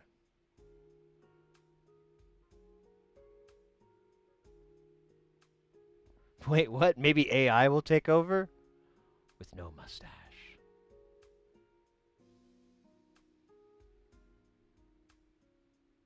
Could have been a good Gillette commercial. I know. Well, I mean, I'm sure he shaves his head. I don't know what he uses. I don't know if he's a daily shaver. You know? I don't know what that is like at all. Nothing on my body grows that fast. Like most people, you know, they shave like once a day. Now I do have a little bit here because I didn't shave this morning. I forgot, and I didn't shave yesterday. So this is 2 days of growth. Technically 3. So, yeah.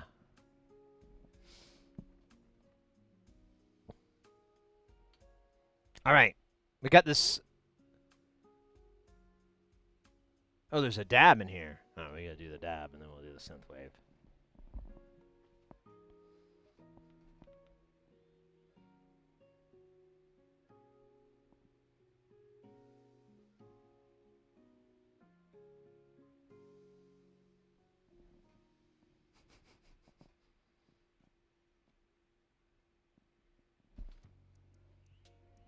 You know what's an interesting thing to do?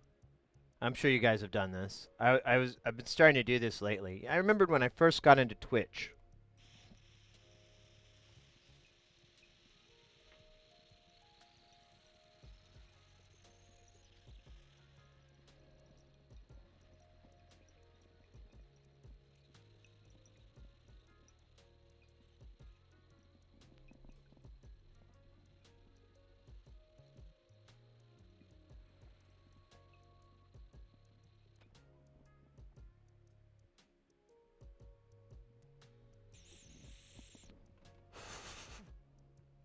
Um, Actually, there's nothing in there. We got to reload. I was thinking about when I first found Twitch, I was really into Destiny. And so I followed a lot of streamers that stream Destiny. And honestly, that game has kind of, over the years, lost a lot of its momentum that it used to have. And, and that's just, I don't think that's any fault of anybody. It's just, way people's interest change and whatnot. But I started like trying to find old streamers that I followed, and I found one, and he's still streaming Destiny, and I'm just like, whoa, bro. And but most of the rest of them are gone. I couldn't find like a couple of one guy I knew. He went to when there was the whole when Microsoft had their streaming service. I can't remember what it's called, and then Facebook was starting to do it too. So this guy ran over and worked with Facebook. He may still be with them too. I don't know. King Gathilan. And he was a big Destiny streamer, but now he just does all kinds of games, like lots of retro games. Little hot sake. Wait, what? Oh. I had a really hot social worker in Stillwater. Oh. I hope it's not somebody I know. I know someone that's a social worker in Stillwater. And she's not unattractive. She's not. And I actually, yeah, when I was a younger man, I kind of had a crush on her, but she was into guys who could grow a full beard, and I just couldn't cut it. We were never meant to be. I even thought about getting beard transplants, but she said it wouldn't work. It wouldn't be the same, and that our relationship could not survive if I couldn't grow a giant lumberjack beard. I said, no, I can't. It's not in the cards. It's biologically impossible for me. Due to my genetic heritage and background, I am lucky I can grow what I have. Really. I'm pretty thankful. And she said, well, that won't work then. And I'm going to go pursue my career and social work and try to help others. But secretly, I really want to help them grow beards. That's a direct quote from her. I made her up, though, so do with that. Oh, hey, look what we got today. This looks amazing. Let me see. Boink. Yeah. Yeah! Where's my hand? There it is. Man, my orientation is all screwed up because the camera's tilted funny. There we go. It looks like it's got like little bits of jalapenos in there or something. I don't know. It always looks very edible to me, but I know I will be disappointed and down like a whole dab's worth, so don't do that.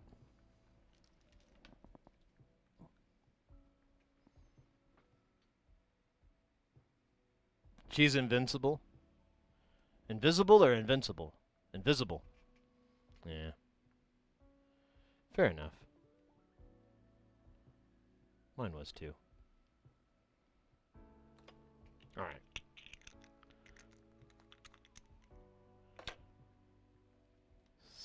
Okay, we gotta do the dab and then we'll do the synthwave. Do we have a topic on our synthwave Wavometer 9000? Dude, where's my mouse? I hate working on keyboards. I don't hate it, but I certainly feel like I don't have a lot of room.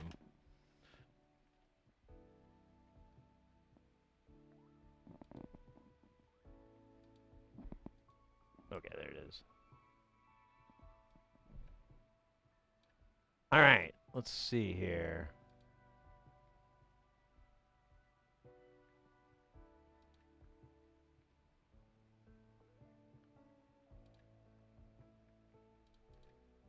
No, I didn't want to do that. I didn't want to zoom in. I just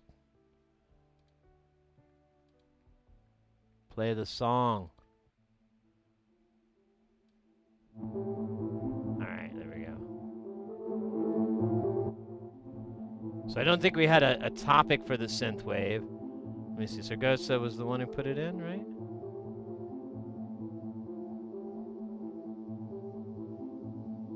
No. For choose. Oh, my bad. I think, yeah, for choose is in the chat.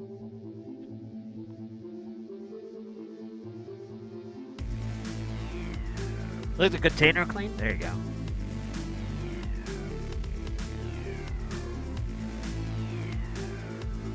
I only spoken flower for the last 4 months. That's weird. I can't imagine what that's like. Oh yeah, it was. Yeah, I do actually know what that's like. It's all right. Hey, you're taking off, Mr. X. Thanks so much for hanging out, Mr. X. Take care. Have a good rest of the night, guys. If you're not familiar with our friend Mr. X, go and here. Let me give you the thing. Go and check him out. It's another music streamer. Does the jams. Got lots of synths, lots of synth making material, equipment, and got them skills to pay them bills. Well, not literally, but like in a figurative sense. And he's a nice guy. Now, he streams very regularly, so it's an excellent person to put on if you're looking for any new music to add to your follow list and you like non-lyric electronic music. You don't really sing much on your channel. Probably for the best. But here on our channel, I sing almost to a detriment. To my detriment, as well as others. But how can one... Oh, wait. I can just find the button by looking there.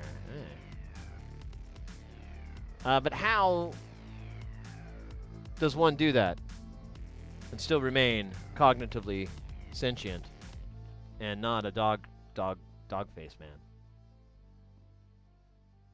The answer may shock you.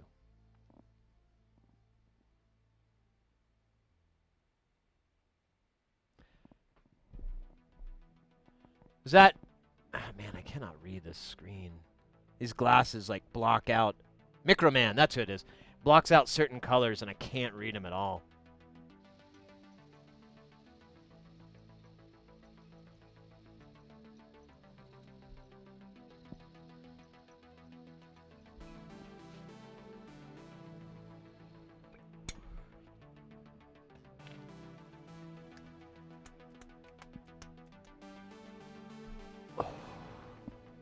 That was a good one. All right, this feels like a good jong. Synthwave. What's our topic? I think I got it.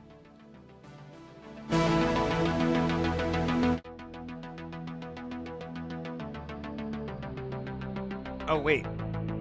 I should get a cool background. No, stand by. Give me 2 shakes. I got a cool background. I really need to make it a button. But... Oh, that was it. I was just going to say but. I like saying that word. I think it's funny. It's a funny word. All right, here we go. All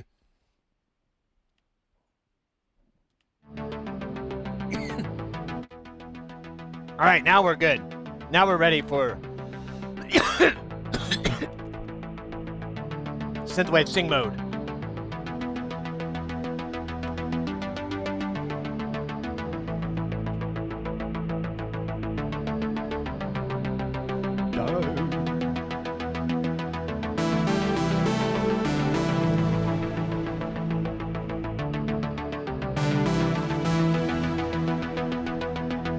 I wanna rock with you.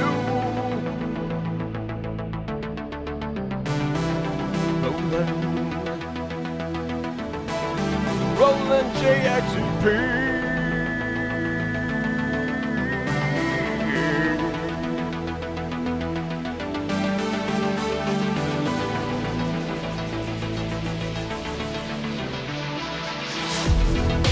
I would like my keyboard to show me what I cannot do. I want the instrument to make me badass. I tried and I fell.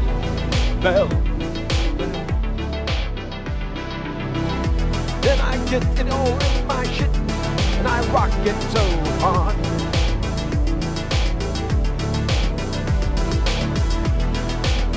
My rolling brings all the boys to the yard. Yard. And they say, my synthwave's bigger than yours. And I say, my synthwave is bigger than yours. But you have to ask. I feel like that one wasn't that good. We might have to do, like, more than, you know. I don't know. I feel like that was, you know. Can't remember where this goes.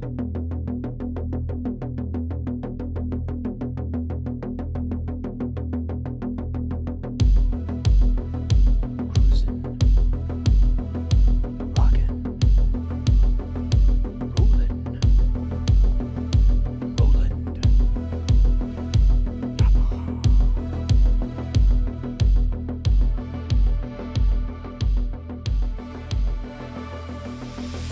When I write my keyboards, I play them every day. And I find that they play a certain way. And when I play them, I go man. With my synthesizer eyes.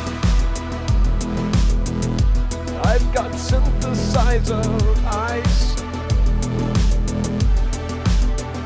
They see right through you. And in the keys inside my synthesizer eyes, they know what time it is. They know what that means. It's time to rock it out. Let me tell you what it's all about.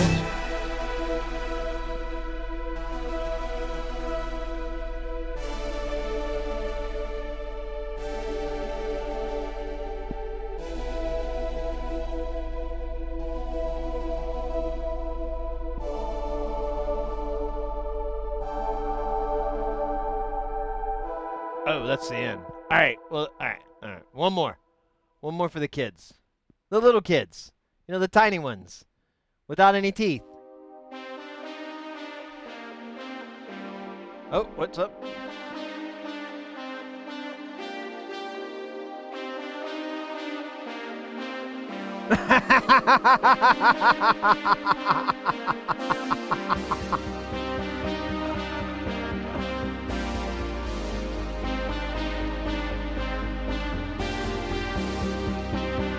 All right. That's hilarious.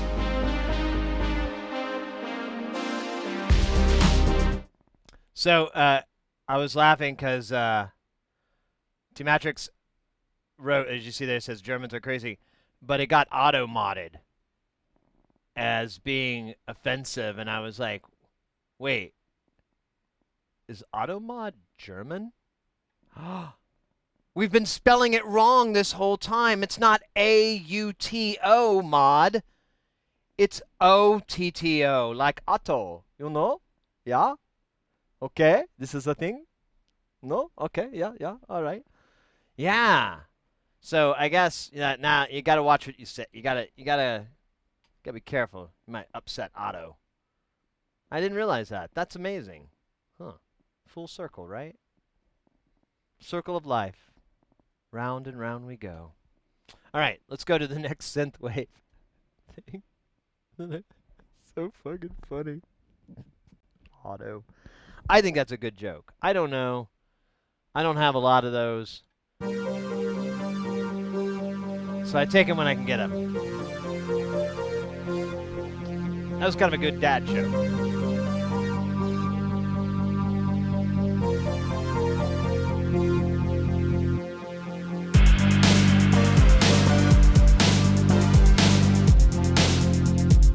I gotta have something better than that. I was about to say it was gonna be just nonsense. Talk about bees. I was like, no, I can't sing a 2.5-minute long song about bees. Or can I? Actually, what the hell's wrong with me? Challenge accepted. Ego. Id. I'd like to introduce you to destruction. Or something like that.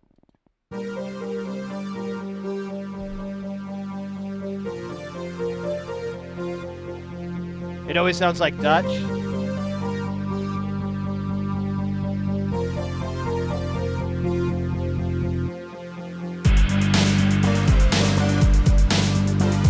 Okay, to be fair, I'm actually a lot of times I emulate this this YouTuber or Instagram TikToker guy who's like an American and he's lived in Germany for quite a while. He speaks it fluently and everything like that, but he makes all these videos that kind of poke light fun at German culture and whatnot, and his experience with it. And they're really funny.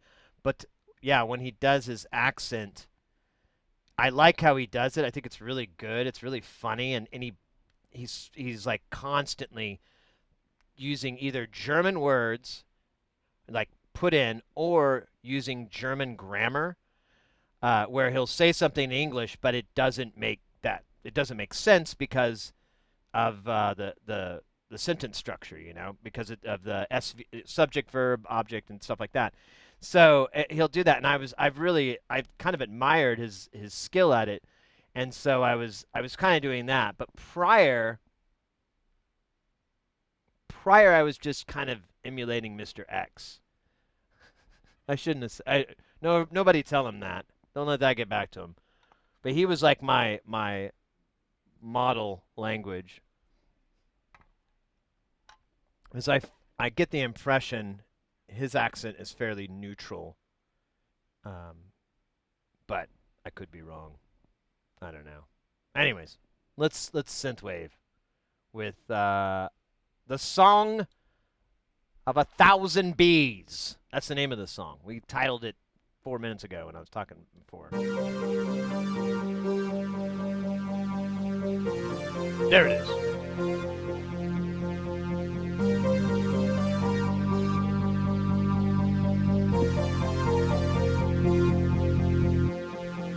A thousand bees came inside of me. I think they made me pregnant. I may have the babies, I don't know. Oh my God, I don't know. I went to the pharmacy and said, "Is a pregnancy test for me? I might have babies." She said, "No, you get out of here. Get your fucking ass out of here." They said that bees don't ejaculate inside a person. She said even if they did, they couldn't get you pregnant. That's not how it works. And even if that happened, genetically, bees and humans are so different. You won't really have a bee baby. But I wasn't for sure, and I couldn't tell, and I wouldn't know, so I had to go straight to bee jail. I went to bee jail. I went to bee jail. And they weren't very nice to me. I went to bee jail, yeah. And they were serving up no honey for me. I had to live on sticks of carrots and celery.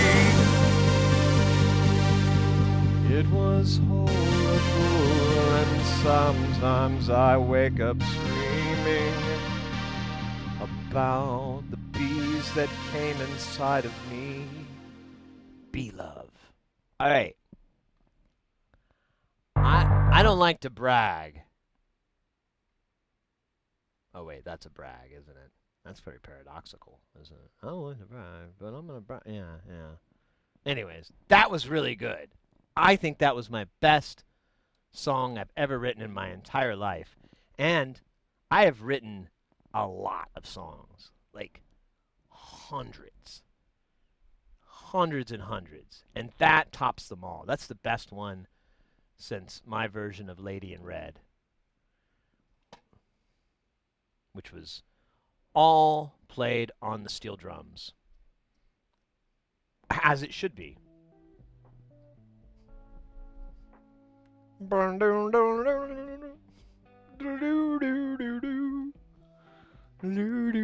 Anyways, all right.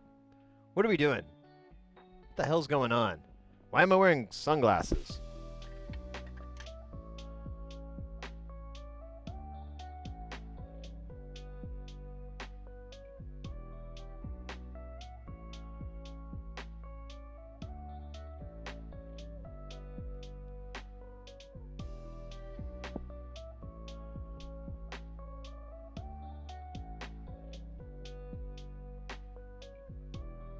This song is so weird. That guitar has a glitch. It's like an auto-tune glitch noise. And it's cool, but it's weird that it's like a main part. Anyways, how you guys doing today? You having a good day? Is everyone having a good night? Some of you are having night time. Everyone have a good night? Anyone having a bad night? Welcome. Let's see if our good day, good night energy can flow in and chase away your bullshit. I meant that in a good way, not in a mean way. Not bad bullshit, it's good bullshit. Oh yeah, we have to fix this keyboard before the day is over. I can't go to bed if this thing won't work. So, let me do a series of thinking out loud. Did you create that Max Headroom background? No. I found it on the internet, and then I took it in and created it so that it would have a seamless loop by just basically taking this video, reversing it, and you know, like the old work it and reverse it. So I did that, and yeah, it looks great.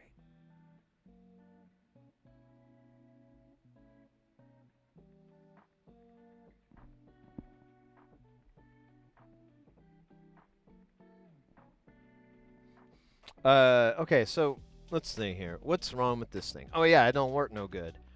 What could possibly be the problem? So client said it worked last time. And this was 2 months ago. I think that's post move. So if this failure is occurring, it's probably from something something that happened very recently. Something that either my Charlie Brown dumbass did, or it just happened. You know, shit happens. It happens a lot. The sooner you can accept that, the quicker you can begin to just not give a fuck about it. It's much. I prefer that life. The non-worried life, sort of. Well, kinda. I still worry. Okay, so what we could do now. Let's test something really quick. So there's a switch on here, and it's not massively important. The switch is mostly disabled, but one part of the switch does do write protect, and it stops everything. I blame it on Canada. Yeah, there's a whole song about it. Won like an Emmy or something, or an Oscar, or a Tony, or a Susan, or a Johnny. You win a Johnny Award. Did you win a Johnny? Don't talk to me until you win a Johnny. The Max Headroom TV intrusion incident is so funny. I kind of want to have that mask. Oh yeah, that incident is great. So I was really excited when there was the company, this I can't remember the name, but they finally acquired the rights to it, and they released the. Oh wait, we're on ads. Oh no, that's not long. They released it on DVD, and so it actually had distribution again. But I'll be honest, I have never been able to make it through like an episode or two. They're really just not. I can't. It's so bad. You know, you think like nostalgia would keep you going, like, oh, this is so. Because I was a kid when this came out, and I loved the whole Max Headroom thing, and my parents were teachers, and my dad was a principal at this middle school, and I remember they had a pop machine, and it was Pepsi, or was it Coke? I can't remember. Whichever. I think it was Coke. Yeah, because they did the new Coke campaign with him. So they had a big special where you would get a T-shirt, and it would be in one of those Coke cans. Instead of a soda, you get a T-shirt. And I remember, like, everyone, it was a real deal, and everyone kept trying to get my dad to open the vending machine, because he was the only person besides the company that owns it, the Pepsi or whatever, or Coke. And so they tried to get him to open it to get one of the shirts all the time, and he's like, no. And he's like, that's not fair. And I was kind of mad at him, too, as a kid. I was like, come on, Dad, just break the rule. He's like, no. And to this day, we never got any of the shirts. All these other people got them, but, you know, to be fair, well, they were accounted for, and it would look probably bad if the son of the principal got it. But it would have been a cool shirt. I think my dad ended up finding the shirt somewhere else and got it for me. It just didn't say New Coke, which at that time I think was working out just swimmingly, because that shit bombed. But yeah, no, I loved it, and I loved the series, but man, I could not watch it now. It's so bad. The acting's bad. Well, not so much the act. I wouldn't say the acting's bad. There are some really good elements to it. Honestly, there's some weird, but it's just not enough. It's not enough to keep me. It wasn't enough there to keep me watching it. I kept falling asleep, and then I would never have the energy to like watch another one. After I finished one, there was no like, oh, we gotta find out what happens in the next. You know, it's like, ugh, no, man, that's good enough. And there's like quite a few of those. I think there's like 30 or 40 episodes or something. I'm like, yeah, man, I don't know. And Mrs. Harris even bought me the DVD when it came out, and I never could watch it. So bad. He had a talk show too. That didn't last very long. I think it lasted like 4 episodes. The weird thing with Max Headroom I always liked is that he was, and I thought it was funny. I didn't know, I still don't quite grasp what the, oh man, this is on there. But he would like make all these jokes, and there was all this kind of inside humor that was very like sort of punk rock or anti-capitalist or whatever, like make all these like little remarks like that all the time. And I remember as a kid I thought it was a weird inside joke, but then, you know, later on I'm like, what do you mean inside? Who else? That was Matt Frewer. Okay, let's test this, make sure it's beeping.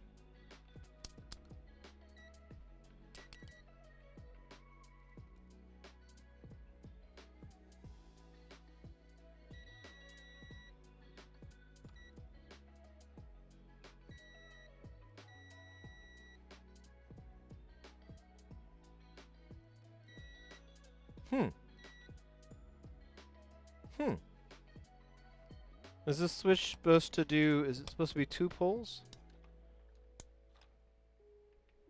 Oh, we won't be able to tell because this is all grounded together. Oh, the other one doesn't do that. Maybe not. Oh. Man, it's a weird switch. Oh, because that one's... No, wait, that doesn't make sense. So, if I flip it all the way to one side, that connects, but that doesn't. And neither this. I can't test this because this is all in the same plane. If I put it in the middle, it should connect to nothing. It connects to this and that.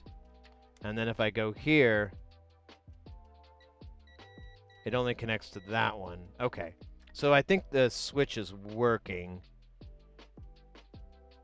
There's one leg, but it's not attached to anything, so I think they just use these pins here. It's kind of weird they did it that way. Maybe they had a lot of these switches, you know, laying around, just chilling. As switches do.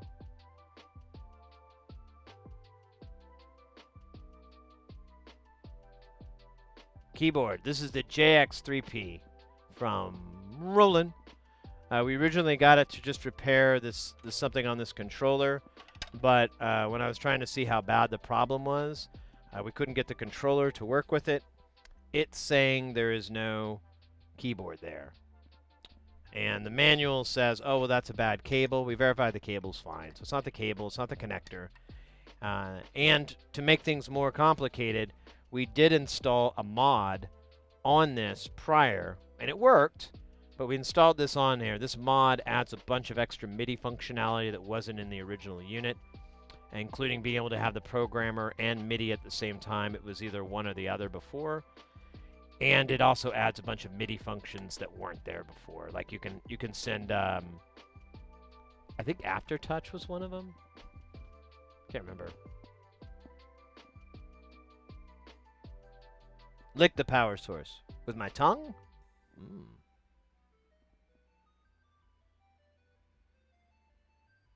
I haven't watched any Max Headroom episodes, actually. I only know that incident with the guy that hijacked a TV frequency with a mask on and transmitter. He didn't just hijack a TV frequency transmitter. He hijacked a microwave transmitter that went from a small tower and transmitted directly to the main tower. He somehow was able to interfere with that and put his thing in before they went to the backup tower, because that's how they were able to overcome it. They have a backup tower that they'll switch over to, but it takes time to warm up and all that. And so he only had access to one. He wasn't able to do both, but there was no to my knowledge, the FCC, which is the governing body that oversees that here, they went and they couldn't find where how it had taken place. To this day, no one knows, and the person never came forward.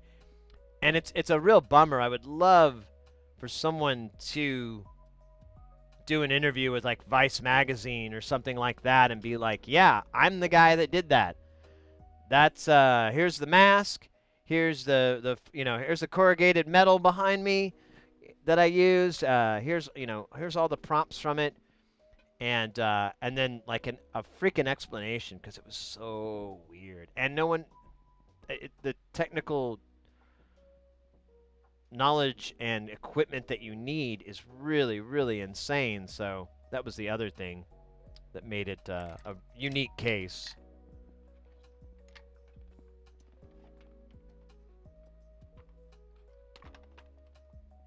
All right. Let's try doing this with the whole thing out. Maybe do a little cable wiggling. I don't know. But let's try not to die. I'm gonna try very hard. Try not to die today. That's a good song I just made up. Yeah, in '87. That sounds about right.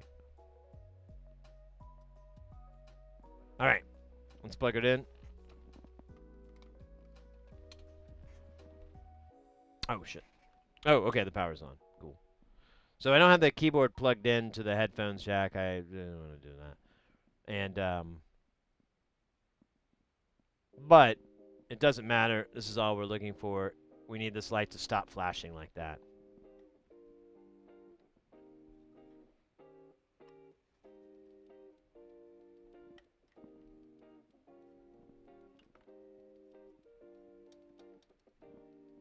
So I remember before this thing would flash when it got data, and it's not doing that anymore. Maybe we can figure out how this thing works, or kind of figure it out. So there's a purple wire that's pulling from pin 6, and then I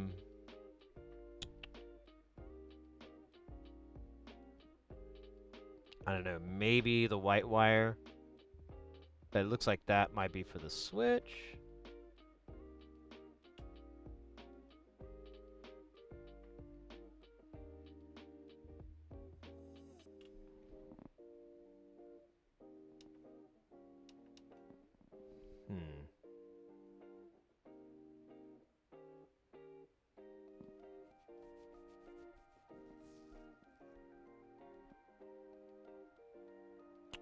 Man, this is a good one.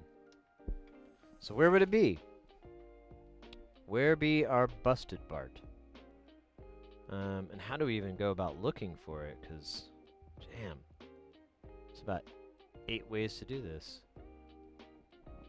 2 of them are legal. No, they're not. They're perfectly legal.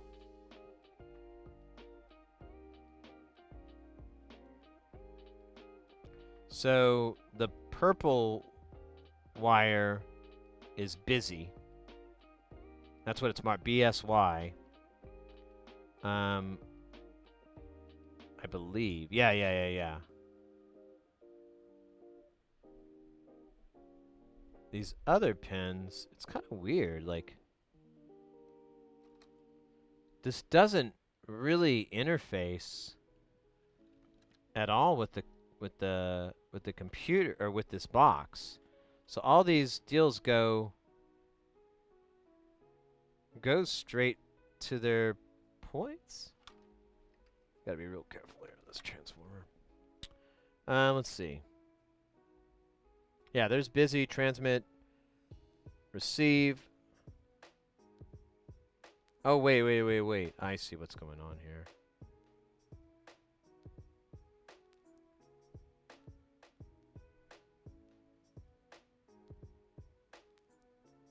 Huh.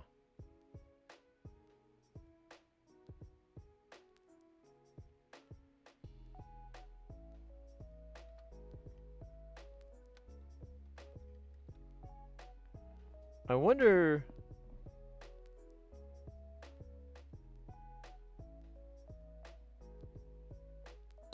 Okay, so what's going on here? I'm sorry, guys. I'm a little blanky blank because this is dumb, man. So I remember what's up here. There's something wonky, and they're like I had to trace some part down here. I want to say. Oh no. Never mind. That's a different keyboard. Never mind. My bad. So we've got our transmit receive section here, and that should that should tell this thing we're in. So I have a feeling it's not working.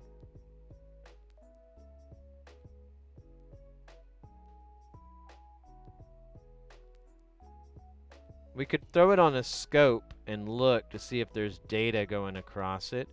We may have to do that. That's like the only thing I could think of because I don't know. I'm not exactly sure where else to go with this. This thing is, I forget. It's kind of, it should be obvious how everything is working and functioning and all that, but I don't get it.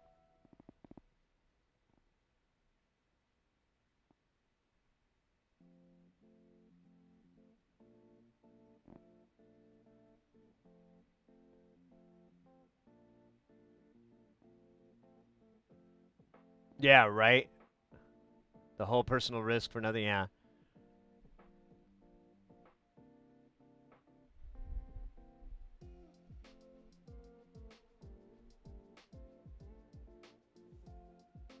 Yeah, it interrupted the news, which, yeah, that would have been a lot of people. And then the other time it interrupted what they played after the news, which was like an old episode of or not an old, but an episode of Doctor Who.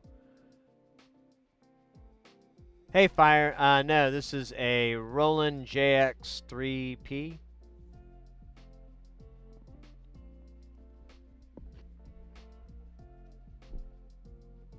You know what I want to do, actually? Let me unplug this real quick. Let me power this down. I want to disconnect this chip. I'm just curious what would happen if I... Because this thing should work. The only thing we did was disable the write protect option. Because that's dumb. Well, and also it's part of the mod. Because everyone else thinks that's dumb too.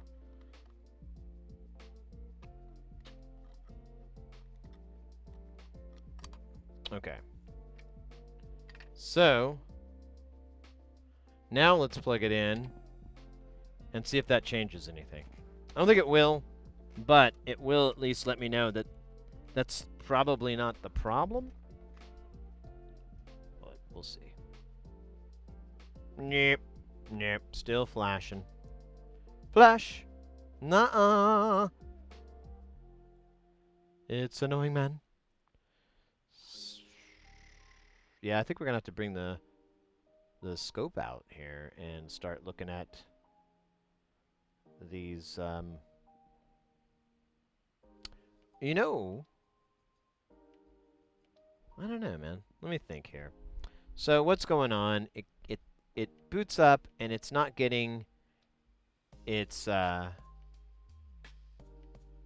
data, and it acts like it's a broken connector, but we've confirmed the connector's fine. We could further test this now that we've got the board completely out. We could go down and test the corresponding pins, like, you know, like where the trace ends up at, just so we can verify 100% it's not a bad connector. But I don't think the connector's at fault.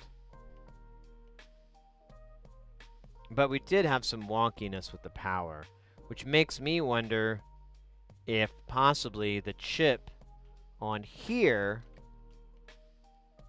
might have gotten too much voltage and may have gone kaput. But I don't know.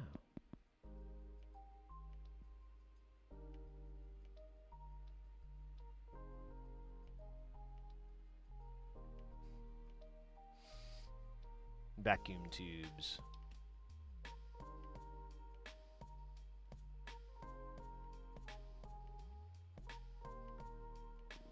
Yeah, this is the inside of a...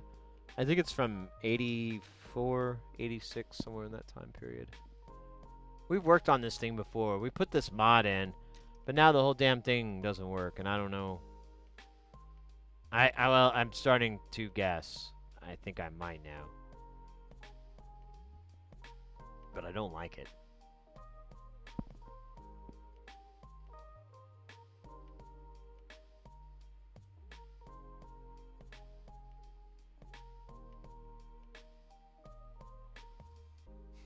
Some connectors cannot change. That's the chip. That's the chip. So where's the dip? Or am I looking at him? Oh! Oh, you so did! I roasted you, boy. You got him! Yeah, I kinda did. I'm the insult master. Your mama. That's what it was. Your mama. Yo mama, yo mama. You're the insult master. Yeah, dude. Alright. Are we still on? Yeah, we're still on, so I gotta be careful. I gotta use one hand at a time.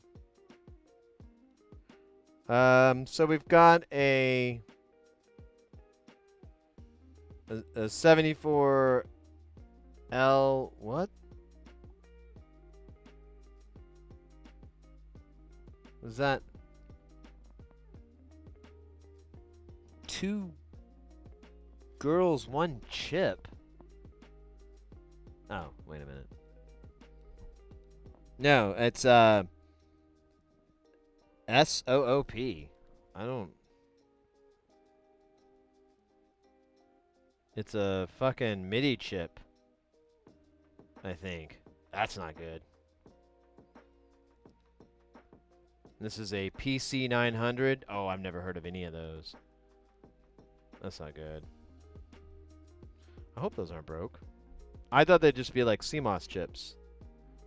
Maybe the 74 is, but I'm not familiar with the SOO. LS.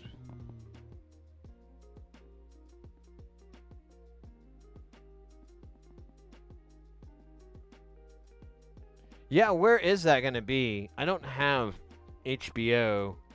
I do have cable, but I'm getting ready to cancel it. But I'm really trying to figure out when I'm going to do that. When I'm going to have free time to cancel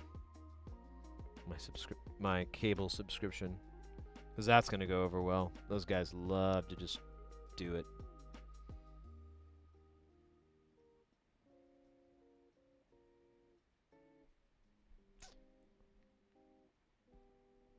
So I don't know exactly where this... Oh, yeah, I do. So it ends up here. So maybe let's... Yeah, I think that's actually the one. Although it looks like it goes really far. Okay, we'll have to do some beep testing to verify.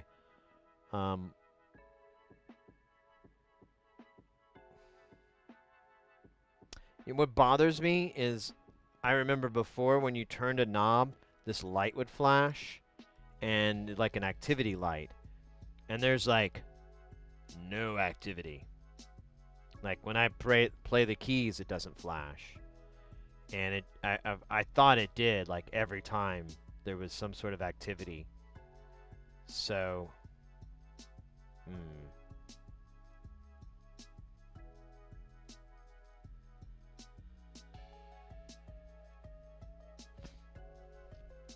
let me map this out. I think it's right here. I just want to... There's like a... Actually, no, there you go. RX received. That's the other yellow, I think. I think it's all here, but it doesn't look like... Oh, wait. This actually goes... over to here. Well, that can't be it. I might have to grab the schematic. We have it from when we worked on this earlier. I guess we'll test it as far as we can into it. It's very possible. Oh, wait. Is that it? There's the right colors. Yellow and ground are there. Maybe that's it. All right. That actually, I think that's it.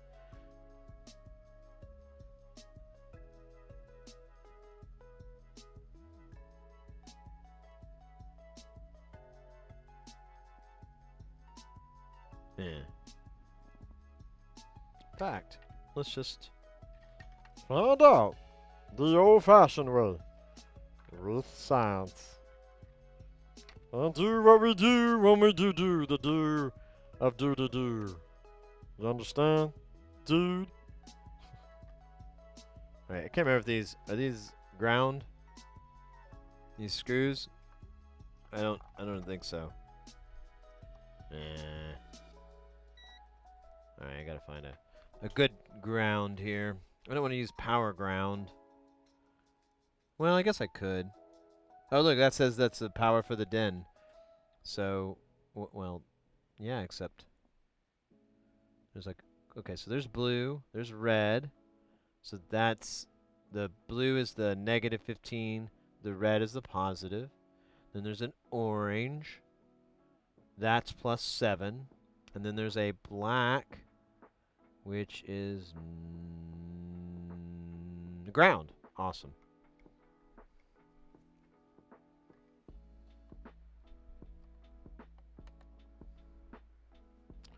So let's look at our what kind of powers we're getting on here.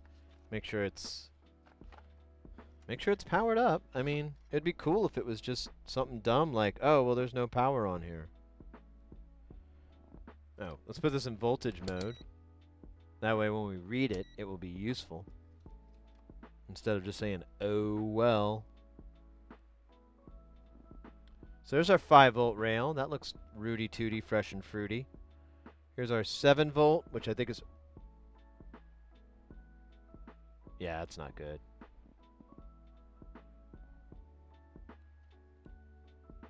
That's not good. It's 12V. Nothing on here produces 12V. There's 15. There's 15.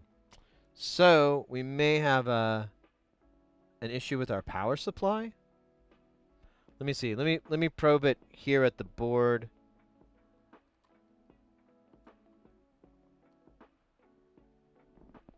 Yeah. Okay, now let me... Oh, shit. Let me just power this off real quick. That was bad. Screwdriver, like, rolled in the worst place. Let me disconnect this power connector here. And let's do this again. This time we can just leave these probes in here. But we might have found it because that says +7. And we'll pull out the service manual, but I don't think there's ever a call for this to do 10 volts. So,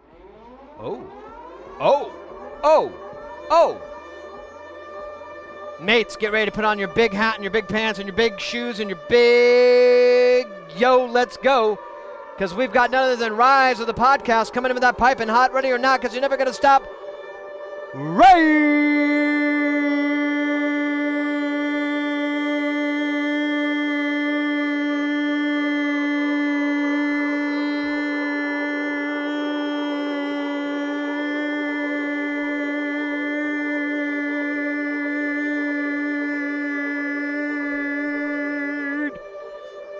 Let's go, let's go, let's go. Oh my goodness. Welcome in, mate. Let me, welcome in, Raiders. Hope y'all are doing well. Let me, whoa. Now we're getting crazy here. Now we're getting crazy. Gus. Gus 386 with that 9 months. That's a sub, baby.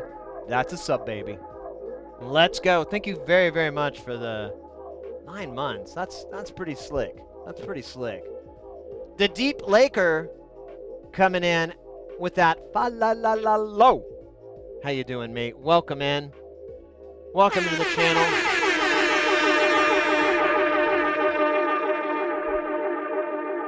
Man, did it put the... I don't think a shout out worked. I don't see it anywhere. Let me try again.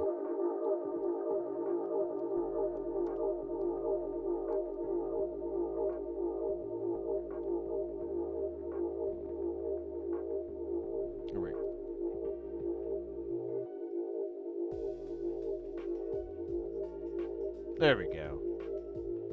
Rise of the Podcast, welcome in. How was your stream?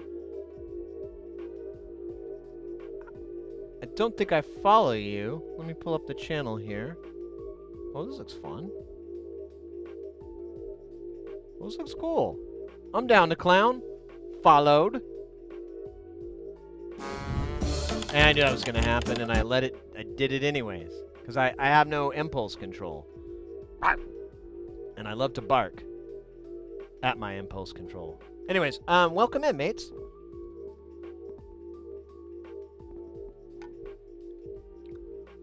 Oh, I had to do that hydrate. That's from Fire from like hours ago. Let me have a... I think we did that one. So I'm going to clear that one. All right, now we're up to date. Let's see. Let me catch up on chat here. It was super fun.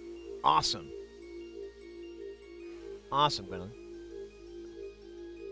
Well, welcome in, Raiders. We are an electronic stream.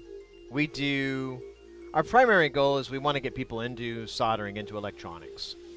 It's really rewarding. And when I first started doing this a little over 3 years ago, people just come in and they'd have all these they'd have these just preconceptions of it. Oh, I don't know electrical engineering. I'm like, neither do I. Never studied it. Never studied in my life. Oh, well, I'm not good at soldering. Neither am I. It's a process that takes years and years to get great at. You may never achieve the perfection that you want, but you'll keep going. It's fun. Trust me. You don't need to. Or expensive gear or all that. Or people, there's a lot of the people who have tried to solder in the past and it just didn't work well for them. Bad solder jobs, stuff like that.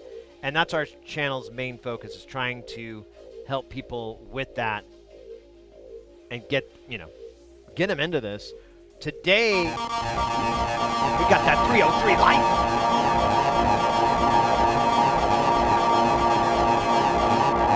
And we also have everything going through a delay pedal with like nearly infinite delay. It's got a tail, I'll tell you. It's got a bit of a tail. The delay goes on till the break of dawn. I kind of lost my train of thought, though. Derailed, if you will. Oh, yes. Yeah, that's our main thing. We also do music. We've got at the end of the month, we do Jam Town, where we play with all the stuff that we've been working on and building and so forth. We have a nice little modular system. We did it not too long ago, so if you looked at the older videos in the VODs, you'll see a little bit of Jam Town and get a sense of that. But today, we're doing a repair on this Roland JX3P from like, God, I forget. I think it's 84 or 85. It's somewhere in that range. It's in that. It's not before 84. I'm almost positive. We can actually look at the day code on here maybe and get it. 83. I think I see. Of course, that could be the chip. Let me see. Oh, these say 82. So yeah, maybe it is a little older. I thought it wasn't that old. But yeah, the date codes on there say 82 and 83. So, whatever. So the story is, to bring everybody up to speed really quick, I'll try to TLDR it as best I can. So this keyboard, we did repair work on it a while back in January, February, somewhere around that time. And we installed a mod. It's this little box. It has, it's very sneaky, but it just has like a little ATmega inside, and or like a pick. I think it's actually a pick, and that basically is the mod. You tap into all these different points on the board, and there's like one little mod that you make to the Intel chip in here, and then that's it. And it adds a whole bunch of functionality that wasn't in the original one. And this unit, as you can tell from the top, it doesn't, there's like these sliders, but they're more for performance. They're not really great for programming. So they made this controller that plugged into it, and you would program it. Now this is a modern recreation. The original one has like little dip switches and stuff for the, instead of buttons. And before this, without this mod, you could only have it send MIDI, send and receive MIDI, or use the use this controller. You couldn't do both, but this mod allows you to do both. However, the client was like, "Hey, there's something wrong with this release knob, and I can feel it. It's broke." And I'm like, "Okay, well, we'll replace it. Let's at least replicate the problem real quick, see what it is, make sure that this is going to fix it." And this thing is saying that there's no keyboard attached, but it gets its power from the keyboard, so it's kind of a funny paradox. So we've been troubleshooting it down, and we're doing the power rails, and this board supplies all the power here from this section, and you just have these different volt regulators to divvy it all up. And this one comes in, and there's a -15 and a +15, which is very common for the op-amp setup in here. But the other one is +7, which I believe is for this chip here. And there's also a +5, which is completely separate.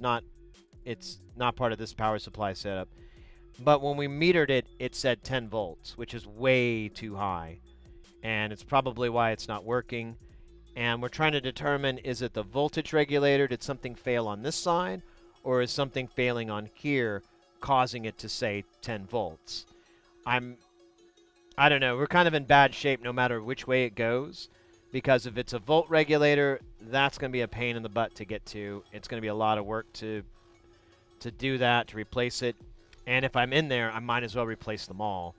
So there's that side, and I really don't want to mess with that too much. But then the other problem is equally horrible because it could be this chip. Either one of these chips could have failed, and that's why it's shorting out. And if that's the case, cool. I may be able to get one of these. I don't know. There's a place called Centaur, which I'll hunt around there if that's the problem. And they may sell this part, or they may sell this chip, but it's not going to be cheap. And yeah, don't like that. So, anyways, that's seen some. Yeah, we cleaned it up quite a bit, and we did repair the keys as well. We still have a key that's a little funky here, but it started working again. But I was going to keep an eye on it, and I kept it marked so I could just see if I need to take it apart or not. But it's nice. So here, I'll show you guys. This is kind of the more interesting bits of this, is the actual voice boards. Ooh. So the way this thing is laid out is pretty slick. You've got, it's all one giant board, because I guess people were insane back then. I don't know. There's some... Working on some of these old designs, it's like, it like blows my mind, like, wow, why did it take us so long to start not doing that? What was it? Was it technology that allowed us to stop doing that? Was there like, did someone like one day go, we should stop doing that? And everyone's like, they've got a point. We should stop doing that. I don't know. But here it is, all on one giant board. You have the brains. And this is how the memory is stored, all of that, and the interfacing with the voices. Here's your 6 voices, and they're even divided up. You can see what is what. They each have these chips, which I believe these are IR 3109, which I believe are filter or VCA chips that Roland used, and then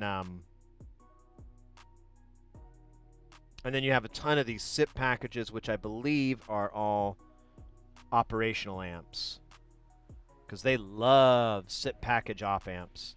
If you're not sure what I'm talking about here, let me give you a better shot. Ouch, man. Low.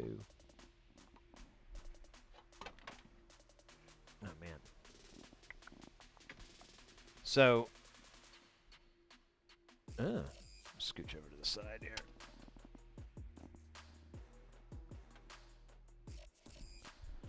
So, you have all these SIP packages in here.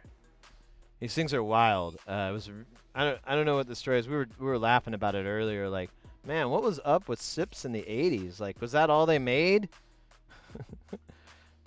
But you do have, and they're JRCs too. But you do have these JRCs. Someone was commenting it was kind of like something that was really common in Japanese design. So maybe there was some sort of rule of thumb in companies like Roland and Yamaha and whatever. I don't know. I never will. Just solder a Game Boy into it. There you go. You'll feel better.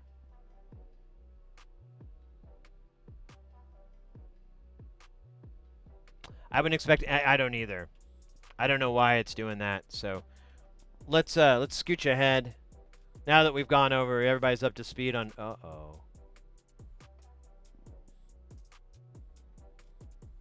Man. Oh, because that button keeps getting hit. All right, I'm gonna have to outsmart myself. There we go. All right. Now I'll quit doing that. So yeah, we're gonna plug this in. Let me build back my little haven here. I need to be able to see this guy, and I don't want any of these things to touch metal. It's bad. I'm gonna keep this disconnected. I want to see what happens here.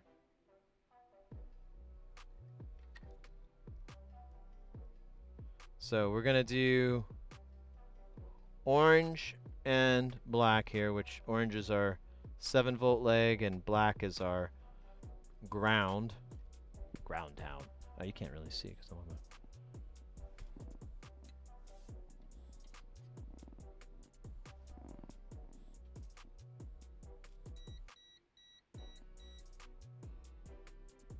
The amount of real estate, that's I would agree with that. It's probably on it.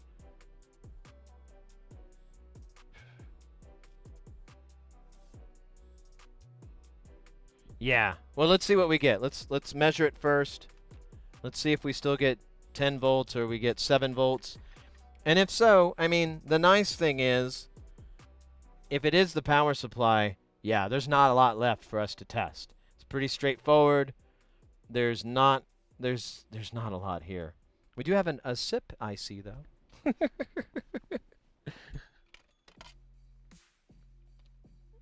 All right, we're plugged in. Oh.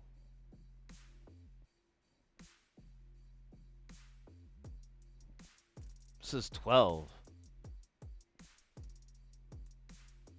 That's too much. That's not supposed to be 12. I don't think so. All right, let's pull. We're gonna have to. All right, this thing is not good. That's not good at all. Let me check. Make sure I'm right here. Let's check this. Plug straight into the Rude Boy. Oh, you bugger. Yeah, 12 votes, but it's like on the nose, which is kind of weird. But it was like 10 before.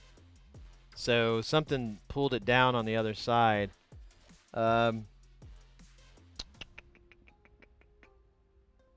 Let's look at the schematic, because we'll have the schematic for the power supply and we can see exactly what's supposed to come out on those legs.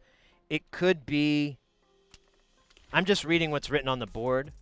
That could be a misnomer. So let's rule that out before we get crazy. Let me think here. Where did I put the manual to the JX3P? Let's see. JX3.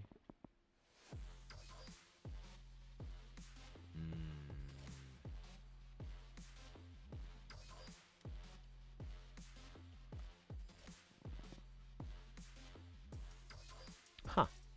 It's not on the computer. Alright, let me grab it off the server real quick, because I should have it. It would be weird if I didn't. Let's see. DIY.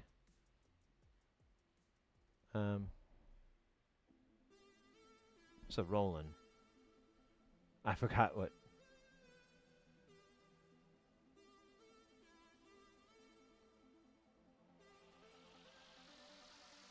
I have the DW8000, which was one that we worked on. I have the Juno. Where the hell is the...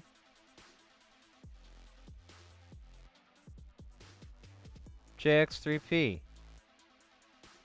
Let me go to...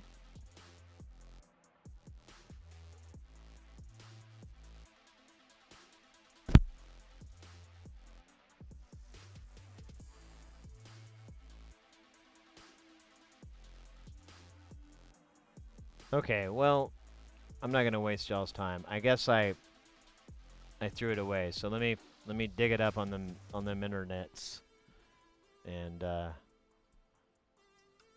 silently get mad at myself about this. So JX. Oh, here we'll do Roland. I spelled Erlin. Roland JX3P service manual.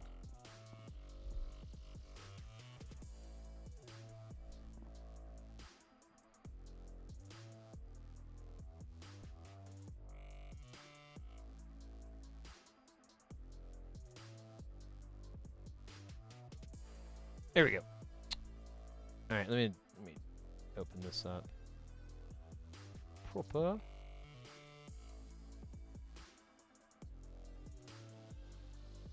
Oh wow.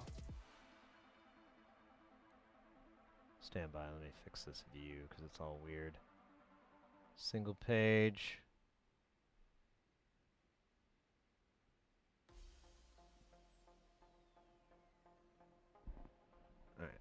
And let's see. Okay. So let's go hunting through this beast. Oh my god. Oh no. Ah, I hate this. Oh, man. Alright. Well, let's go to the circuit diagram for the juice. This looks like a block diagram. This is our interconnect for the DIN board, fuse board. Here we go. And is this the juice? Power supply. All right. Oh wait, I don't want this. I want the schematic. Derp derp derp derp derp derp derp derp.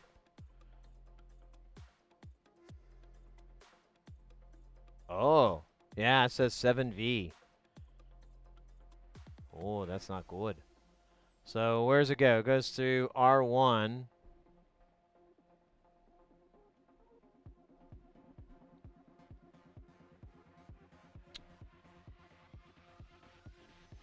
Alright, I don't know where that is. We'll look at it later.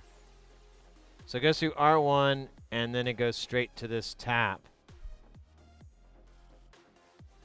Oh, wait. Yeah. What?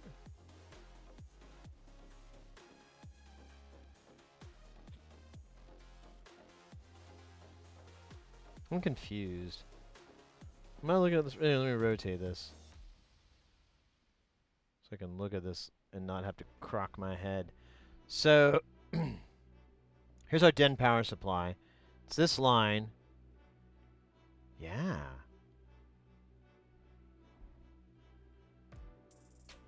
That's weird. This is a service manual for the JX3P.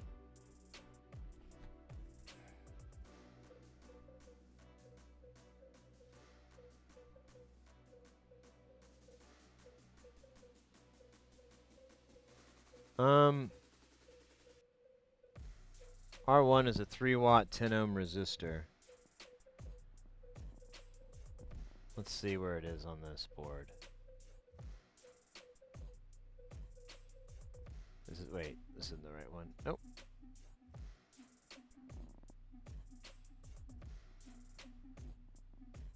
Is this the board? Oh yeah, here it is. Yep, it's that big beast here. I don't know.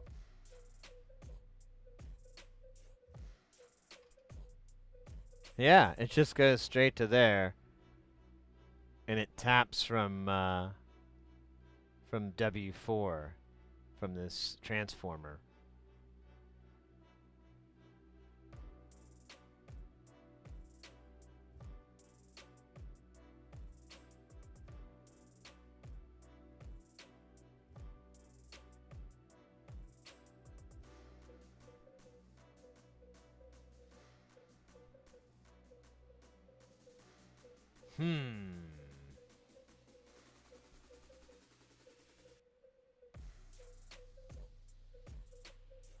So I'm kind of wondering if the reason I'm getting that voltage is there's not a load on there. But I don't know. That seems dumb.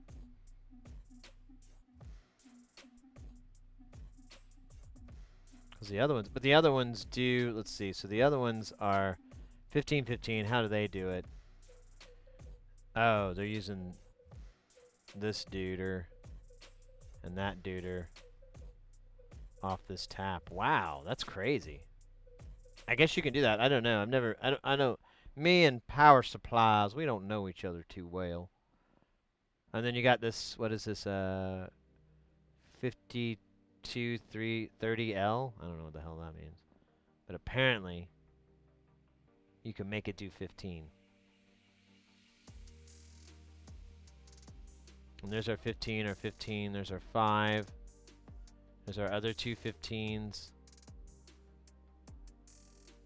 But this rail is 10 or 12 volts. I don't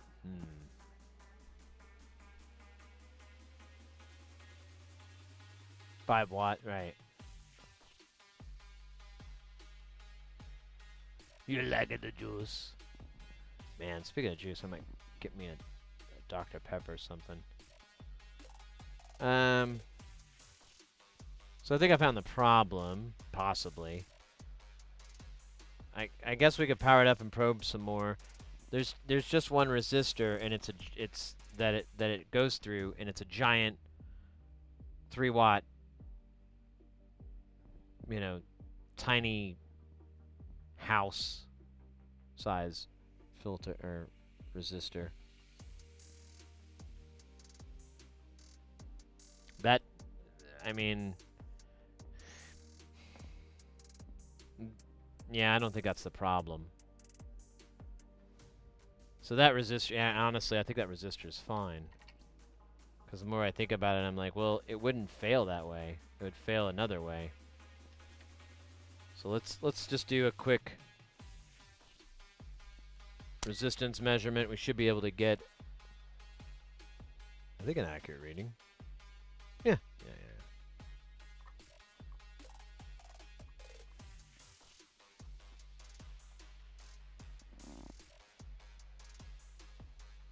There it is, 10 ohms. Wait. No, it's 10 ohms. It says 10 ohms, and then there's a K.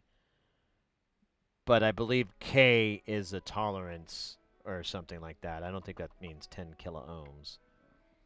And honestly, a 10 ohm would make more sense than 10K. So yeah, that's fine. It's not failed. But yeah, I'm getting a dumb high voltage out of there.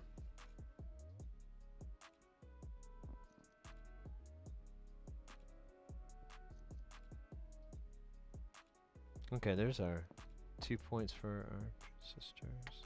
So 15 or 15. There's the big caps for them.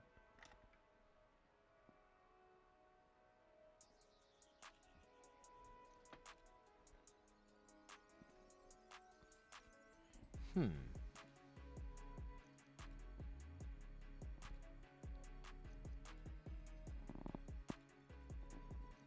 back up the schematic here.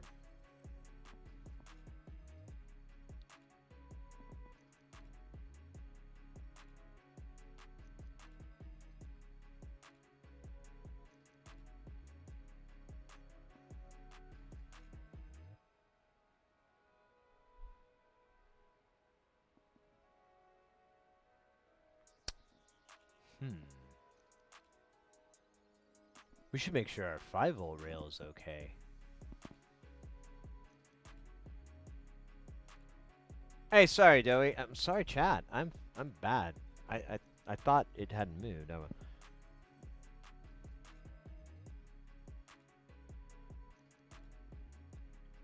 Sorry to interrupt, Sid. Do you happen to remember what size of LCD to use on the Ornament and Crime? If not, no worries. Yeah, it's a 1.3 inch. Should be in the documentation.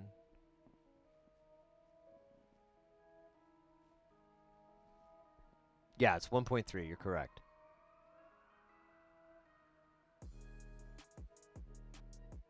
Right, guys. It would fail open. Yeah, I know. That's why I had to test it just to rule it out. But it's ruling 10 ohms. It's happy. So I'm going to throw that away as being the failure.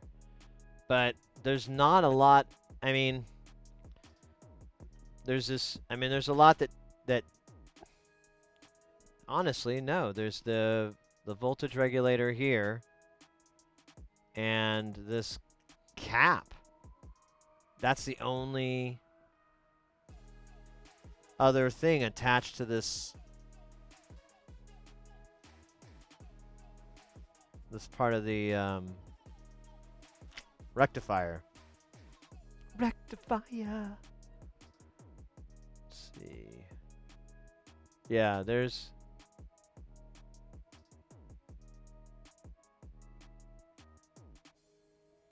I think it was C5. I forgot the number now.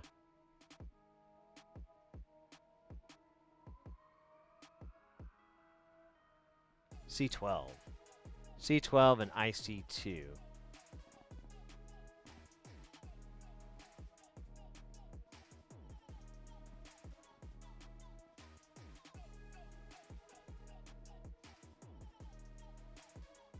Oh, I thought that connected too, and it doesn't. Huh.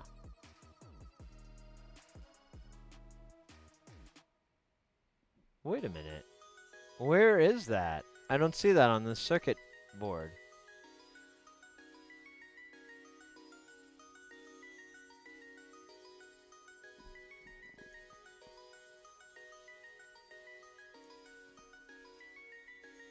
There's C1. C1?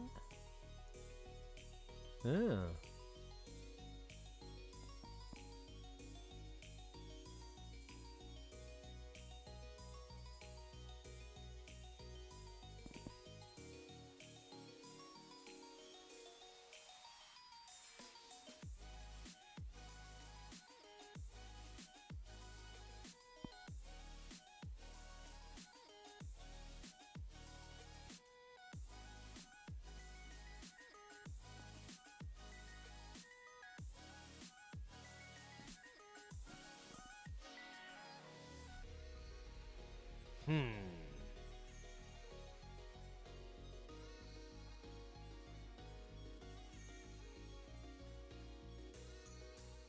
Is the AC playing correct current? You bring up valid questions. I don't know if I can answer. So here's W1. That's that tap point. But we're pulling from the positive leg.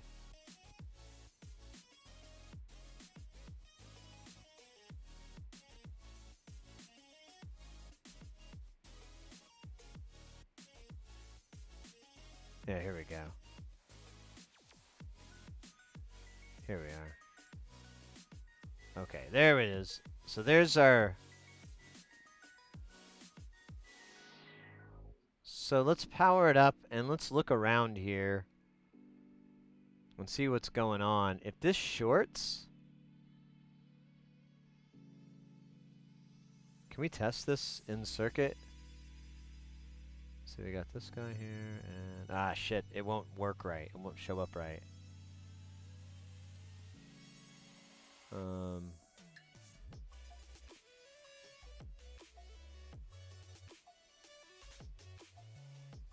I don't know exactly what it would do if it would actually make it 10 volts or not.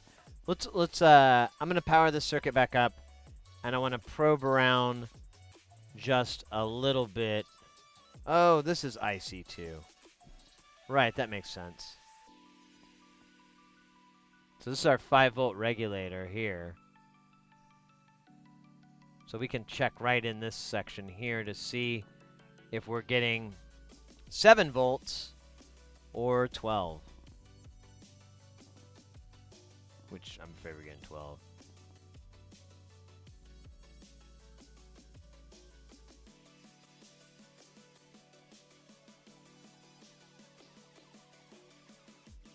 What voltage should I have at the input of the resistor? I haven't probed it yet, but I wouldn't be surprised if it's 12. Because I think that's like a fancy load resistor. Super fancy, all sexy like.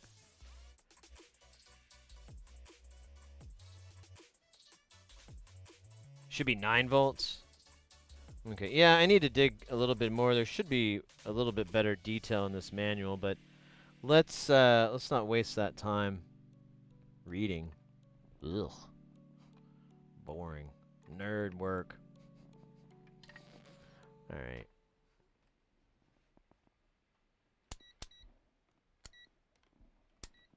Let's plug her in. Let me make sure we're safe. Safety looks okay.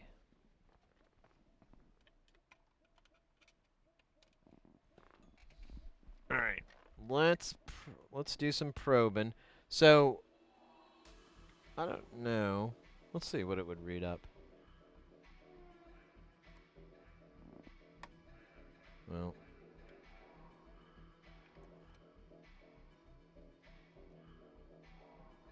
I'm getting 12 volts on one side of this resistor. Let me measure the other side just to be on the safe side. Getting 12 volts on both sides. 12.10, 12.11. So at this this inlet for this 5-volt regulator, I'm also getting 12 volts, which is a bit high. And then we have our little diode party here for D4. Where did that go? There it is.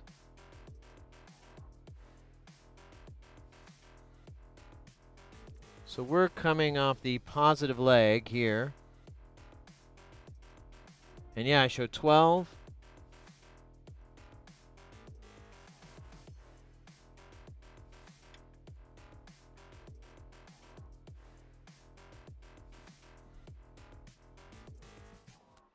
That can't be right.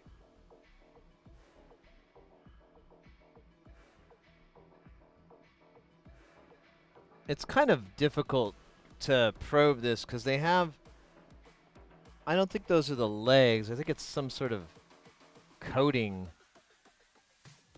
to, to, let me see if I can find, shit, like everything connects on the other side. Oh wait, there's a jumper. Ah shit, it's not what I need.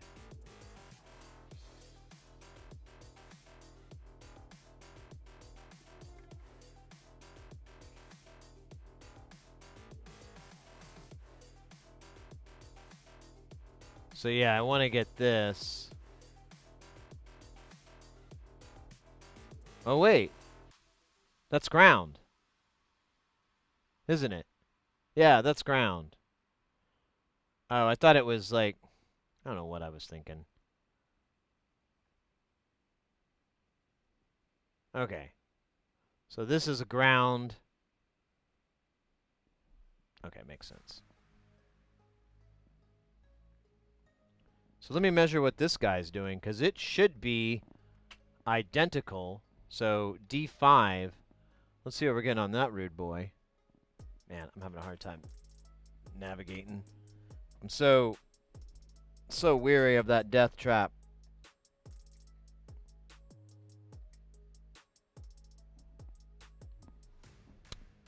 Yeah, something's weird, yo. Getting 24 volts. Let me make sure I'm reading the right... Well, yeah, the ground is They all tie together. Yeah. The ground is, yeah. So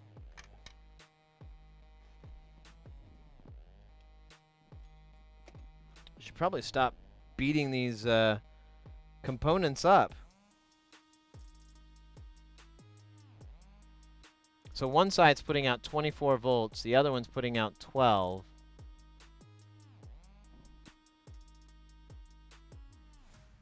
Oh, wait. Stand by. I might have missed. Oh, no. God, that's so confusing. I thought that said that that was a... Okay, so... What?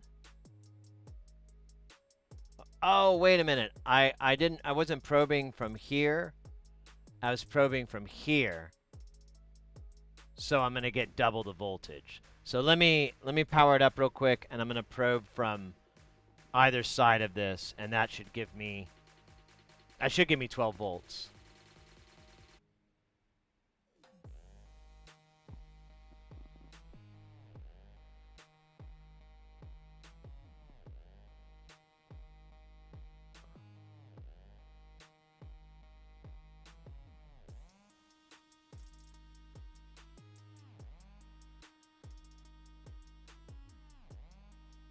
All right, let's see here.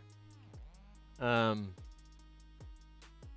let me measure that right, because I realize I messed up there. But it's...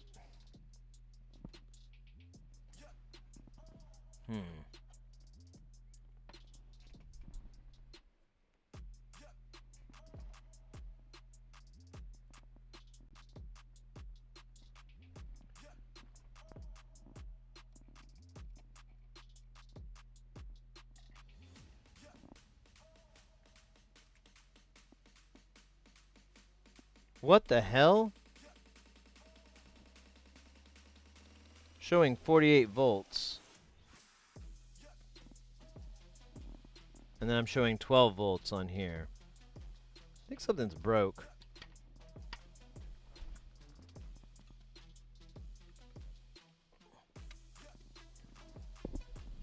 Or I'm measuring wrong? I don't know. So I measured here to here, and I got 12. And then I measured here to here, and I got like 48-ish. I'm like, that. Oh, wait a minute. I'm looking at this better. Huh. Man. Alright, so you said you found another schematic. It's probably pulled from the same thing that I'm looking at, but...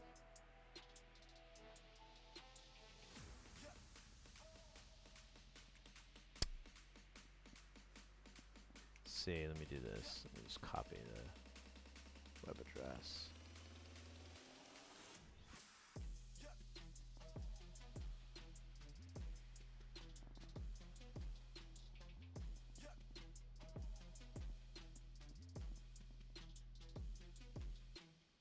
Oh, does it have the board?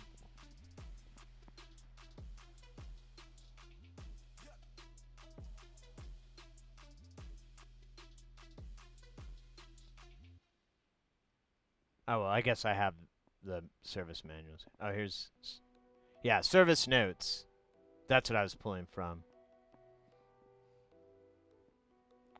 So, alright. This is actually a little easier to read, though. For me. I wish it would tell you what voltages you're supposed to get on these taps. Oh, here we go. We got 16 volts, and then we have a 9 volt. 9 volt goes to this guy as an AC, and it should produce 9 volts, shouldn't it?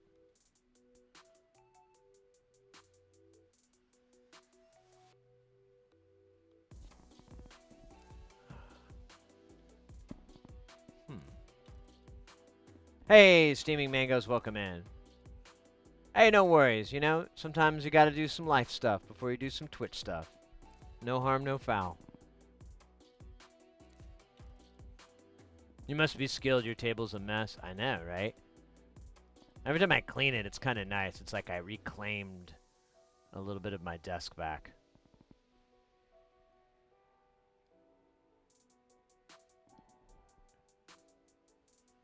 Okay. Alright, well, let's see if we're actually getting 9 volts AC. Are we still plugged in? Or did I unplug us? Okay, we're unplugged. Good. Because that would have scared me. Where do I... Let me see. How do I... Let me... I want to make sure I know how to meter this, because I don't want to dick around trying to do it. I'm looking for...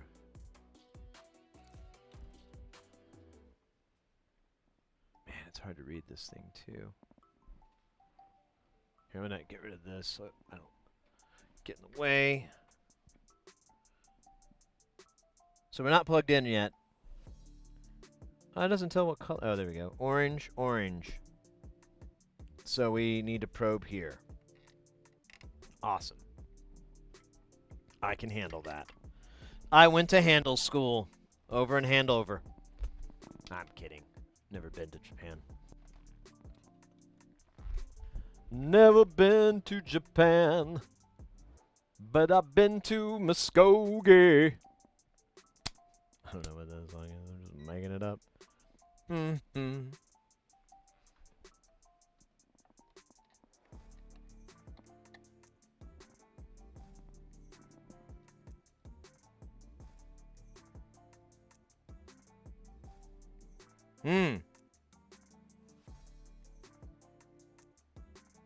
I'm getting 11 volts AC across those legs. That's too much. What are we getting on our other legs? What are the other ones supposed to be? So black and red should be 16 volts. We're getting 20.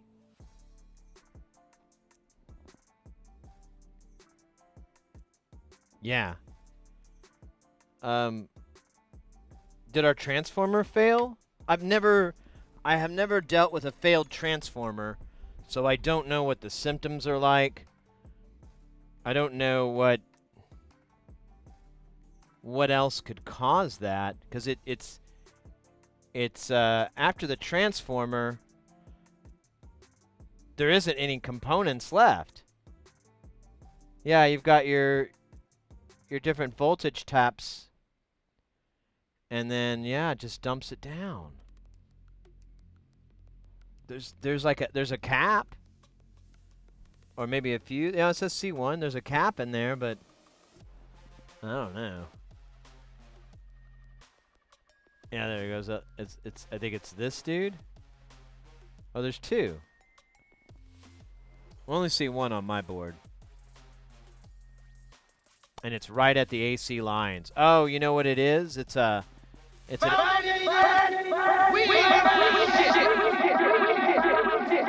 anti-arcing switch thing. That's what that is. But yeah, as far as the transformer, I'm a little bit confused on I don't know. I never experienced that failure before. Hey, Delamorte, good to see you, by the way. I'm sorry if I missed that. I still haven't had a chance to sort through the haul from last week. Oh my gosh.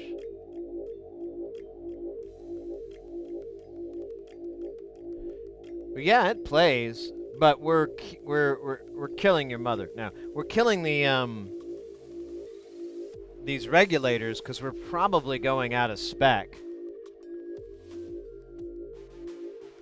But again, I am not for certain on this. This is all me kind of thinking out loud. None of this is fact.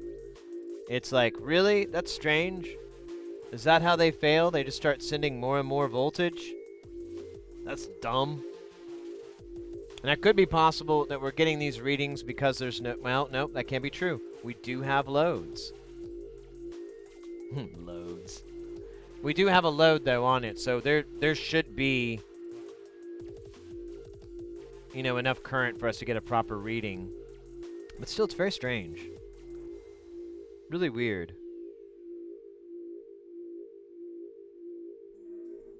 I keep wondering if it's something else.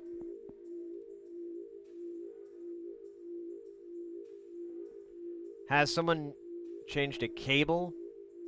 What do you mean, for the power? No. I mean, there's been no modifications or no maintenance that I'm aware of that has ever been done to the power supply.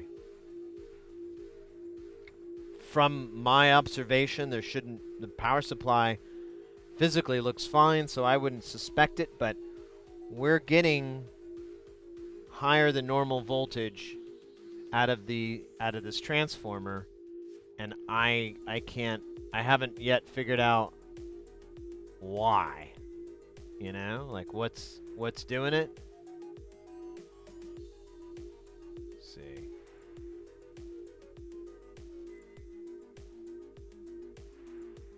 Let's look at this other manual. This is it's almost this. I think it says the same thing, but there's a little notes written off. But yeah, no wait, this says 16 and 9V.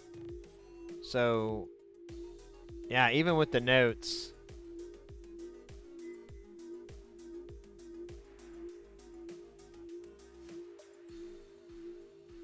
it's still,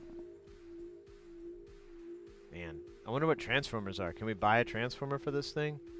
Let me check out Centaur. They typically have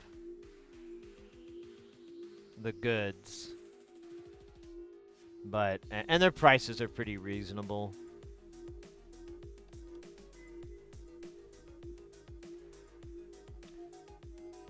Parts. MNNOP, I can't believe I still have to do that. Okay, so we're gonna do JX.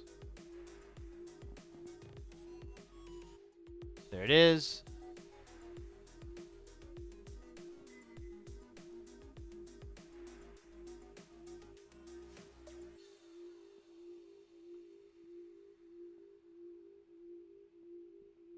Damn!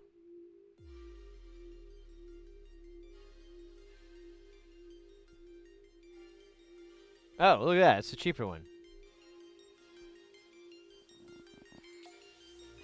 Ah, it's out of stock. I was hoping to get more details, like what it's, I don't really care. I just...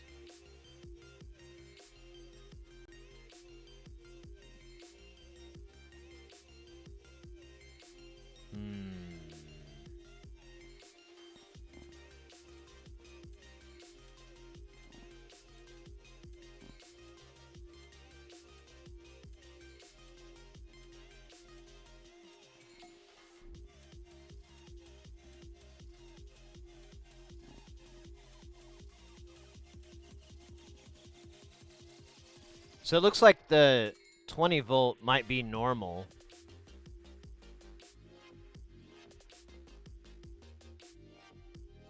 This says 9.5 V, which is better, but still a little bit too high.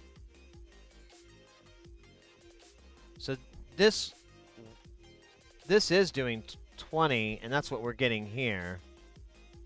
Huh. Of course, this isn't a perfect match, so I don't know, maybe. Let me see if... Yeah, there's no explanation of the...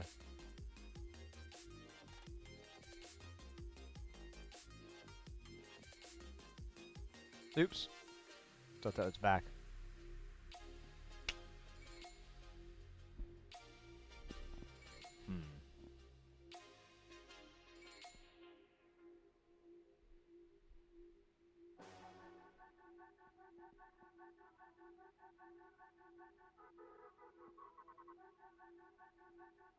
Disney's hit TV series Lizzie's McGuire.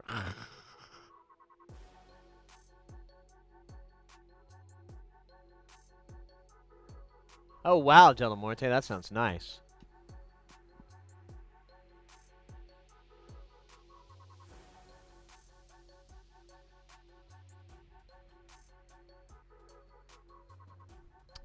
All right. Well, shit. That's not good news. That's not good news. Let me think here for just a second, guys. Let me grab a. I've been talking about getting a Dr. Pepper since I was a wee boy. When I was just a little Sid. Now I'm all grown up. I could probably complete that plan.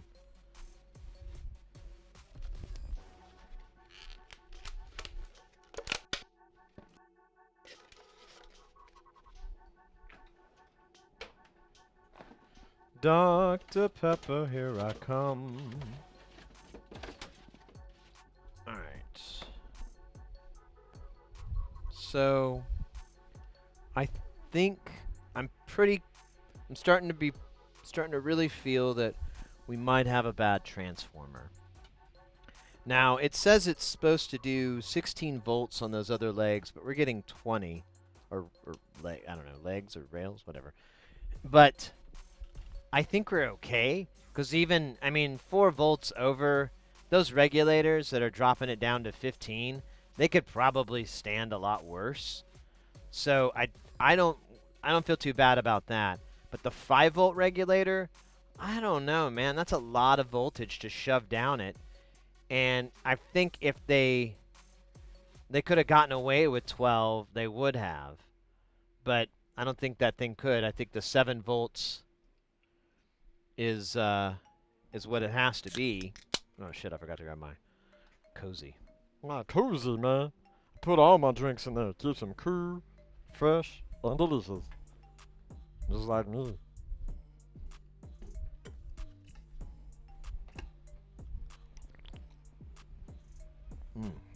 Oh, yeah, there we go. My brain's working. The Dr. Pepper is fueling the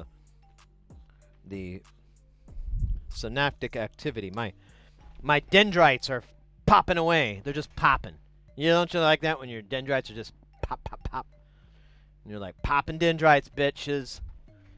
And then your mom yells at you for calling her bitches. And you're like, I didn't mean you, Mom, obviously. I meant da bitches. And then she gets really mad at you because you just keep saying that word and it really bugs her. And you're like, damn it, I can't do anything right. And you storm out of the house. And then you go out the back and you take like a little tiny drag of like a cigarette butt that you've had forever. And you're like, man, this is gross. And then you put it back and then you go back in like nothing ever happened. But you kind of smell like cigarettes. And then she thinks she's driving you to smoke. And she shuts up about it. That's 3D chess, baby. That's the reason I don't have any kids. Because that's what they do to me, man. And I would be so far behind. I'd be ruined. I'd be ruined. Like, hey, Dad. Oh, here it comes. Every time. Let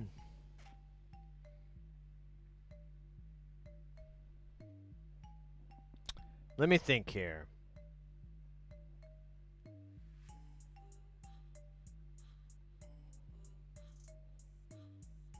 I'm trying to think if there's any way for us to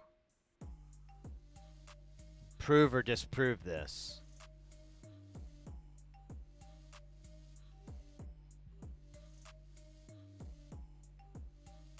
So we could break the points with the fuses. So we could do that. But I don't have an AC voltage generator. I just have a DC. So I don't have any way to produce the 9 volts or whatever it's supposed to be.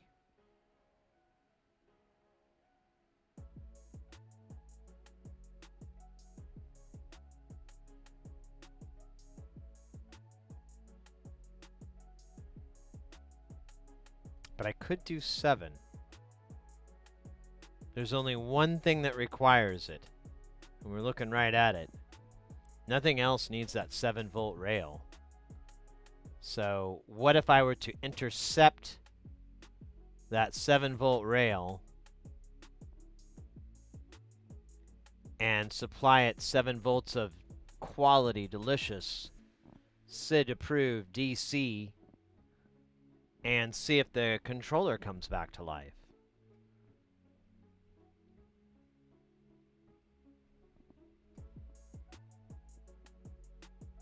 I'm not exactly sure what the hell this 7-volt does.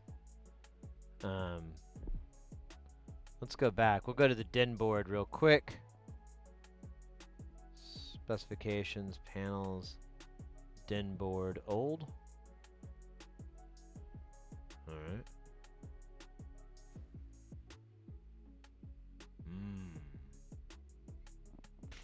Okay, we may have that.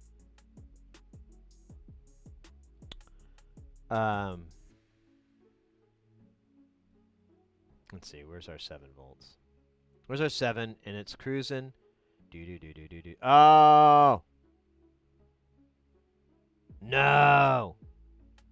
It's the power supply for the external programmer. Or the thing. That's what that... Fug. Alright. I thought it was pulling 5 volts, but apparently it needs more. It requires more. Yeah, it actually doesn't touch that 5-volt rail at all. Interesting. Alright, well the good news is we probably didn't nuke that chip. And I seriously doubt we damaged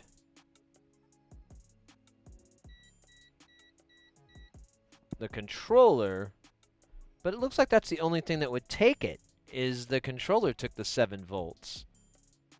Which, to be honest with you, it should be fine. Like,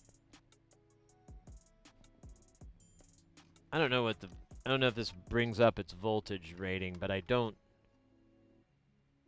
Nah, just where it's made in the Netherlands.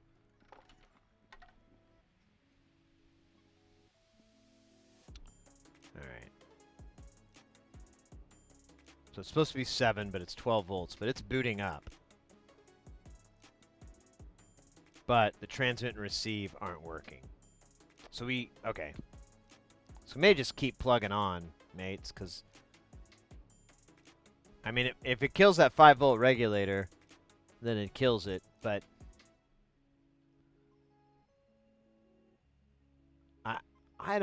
I'm starting to think less and less that's our problem.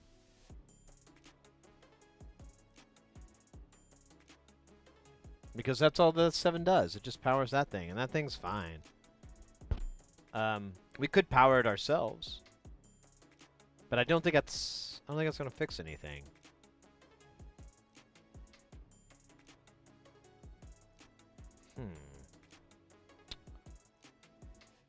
Well,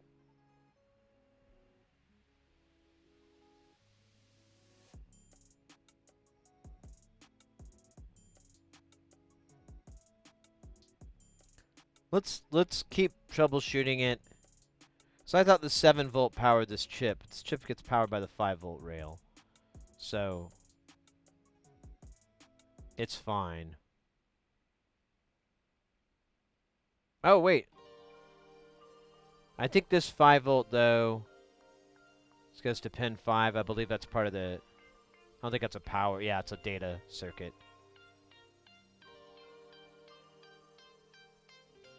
But, yo, I wonder if this is busted. Because it should flash. There should be activity light on it, and nothing happens. All right, well, that's what it is. Let's continue on, and let's try to get the scope out. I wasn't talking to you, my watch. Let's get the scope out, and let's probe these IOs. Make sure that they're working. I know, it's just weird. I'm like, man, the light's not working. I thought it was the power, and so I started checking that, but the power, while it's off, is still technically okay. It should... It's not a big deal.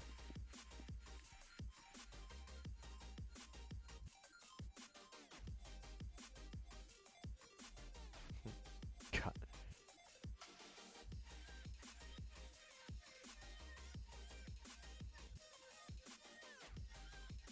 Yeah, the op amp controllers. Yeah, and there's not much to this thing. We've taken we've taken this apart, and we'll get in. We will replace this pot tonight. I need to make sure I have it, but I think I do. And I don't think these are center detent. Yeah. So all this is just these pots all running to like an AT Mega or something like that. It's just a simple MCU chip. And if I remember, it's like everything's 1-to-1. Like there's no muxing or anything like that. It's just everything goes to everything gets a chance at the pin or something like that. And it's just voltages. So I could be remembering it wrong, but I want to say it was insanely simple, and I'm like, oh, okay. So it may be hitting the voltage regulator in there that powers the you know what? Let's quit saying maybe. Let's just look inside real quick. Where's our driver? Plus, if we're going to pull the scope out, I need to maybe consolidate how big this all is. Because we don't need all of it. We just need the juicy bits. The juice bits. Oh, come on.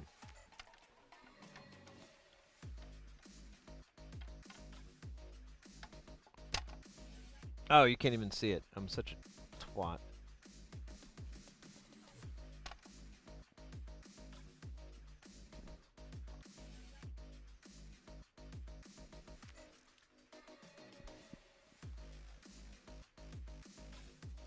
Oh, an op amp for... Okay, you could be right, yeah. Well, let's see. Because, well, you know what, though, mate? I'm not sure, because when I press the keys, the little light on the box should flash, and nothing's happening.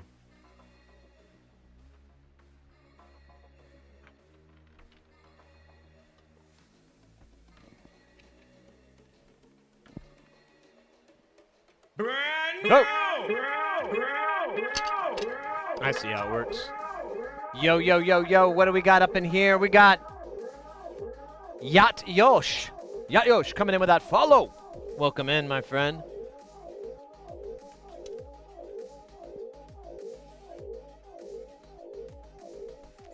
Input 7 volts. Well, I don't even have to remove the resistor. I can just tap in at the connector and sneak in that way. Oop, this has a little washer.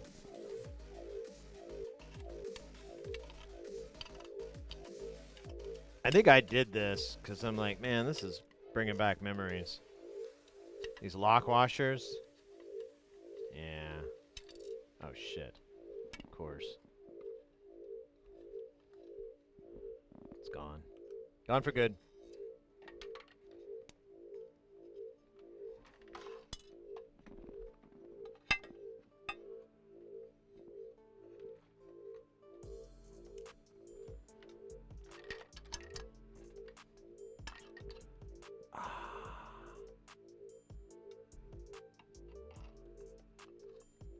Get this thing off so we can see what's on the other side. I can't. There is a JTAG connector, so we're definitely going to run into a chip here, but I can't remember what it was.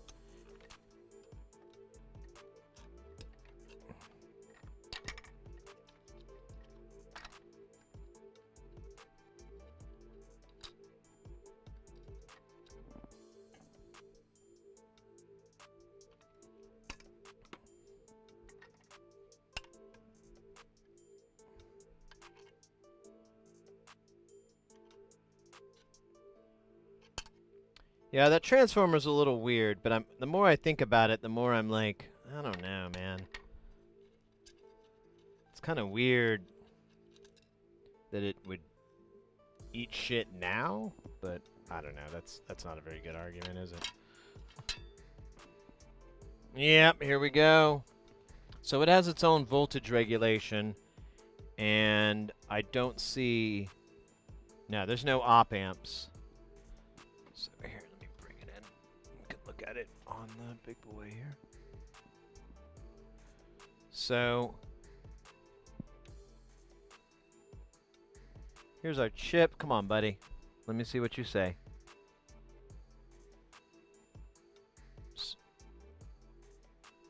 Microchip. Hey, there you go. Microchip. This is the 18F67K40. No idea. But, as you can see, lots of pins. There's no op amps or anything. So if we go up north on this board, we'll get to the power supply. We have these regulators here. What are these say? Do they...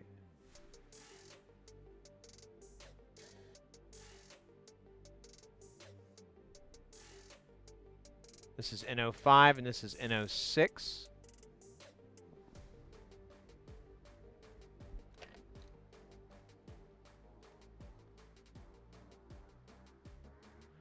And I mean, there's really not much. There's some capacitors and coils for protection.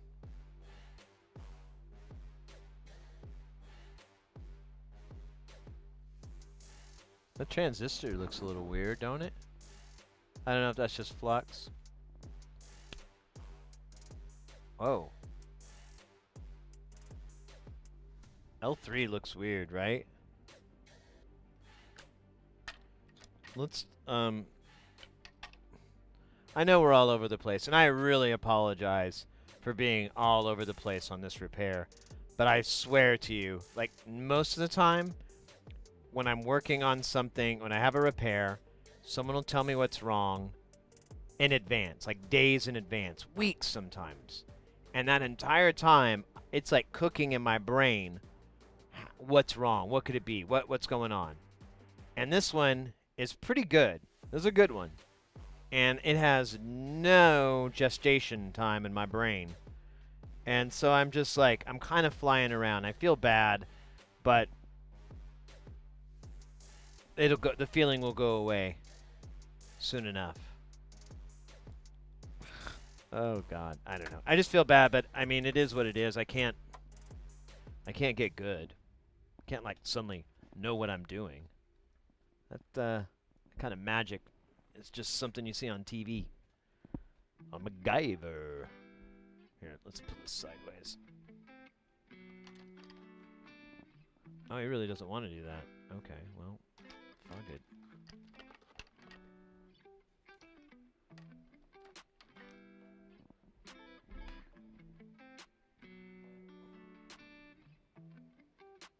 Let's test these components. I think our regulator's fine. I think our main chip is fine. But, I'm wondering if our data lines, you know, like our transmit receive, what if they saw stuff? Stuff and things. What if they had to fight a cow to survive? And the cow plays chess.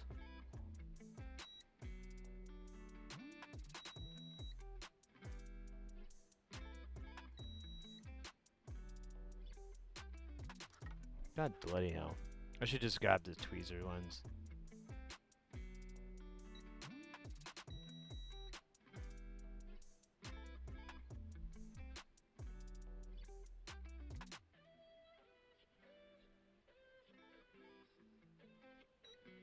Whoa.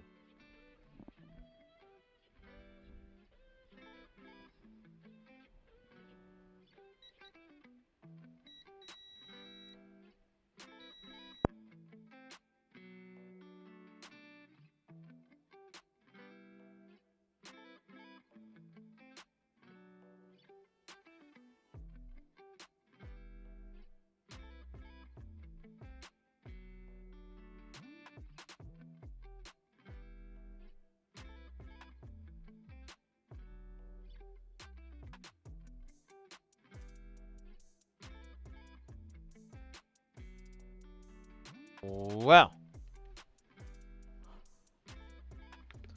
that was my battery dying. It's a rechargeable battery, and so when it dies, that means We've been streaming for approximately 6 hours. We're close. It's now it's starting to take it away a little bit. Now it's 5 hours and 45 minutes. You know. You win some, you lose some. You lose some, you win some, you eat some, you get some. Oh yeah. So all those are fine.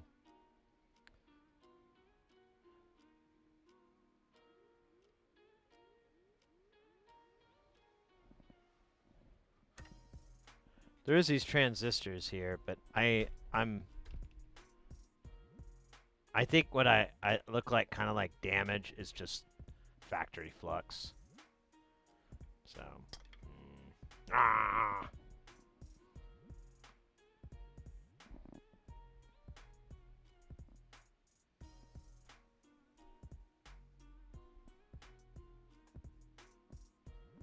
J-Tag, more like K-pop. Well, you know, if you're into that. Hey, Nadaraj. Well, I don't know anymore, man. Sometimes I thought we were repairing me, but now I don't know, man. This is a JX3P. We're going to replace this pot. It's broke here. It took a hit or something. It's all crooked.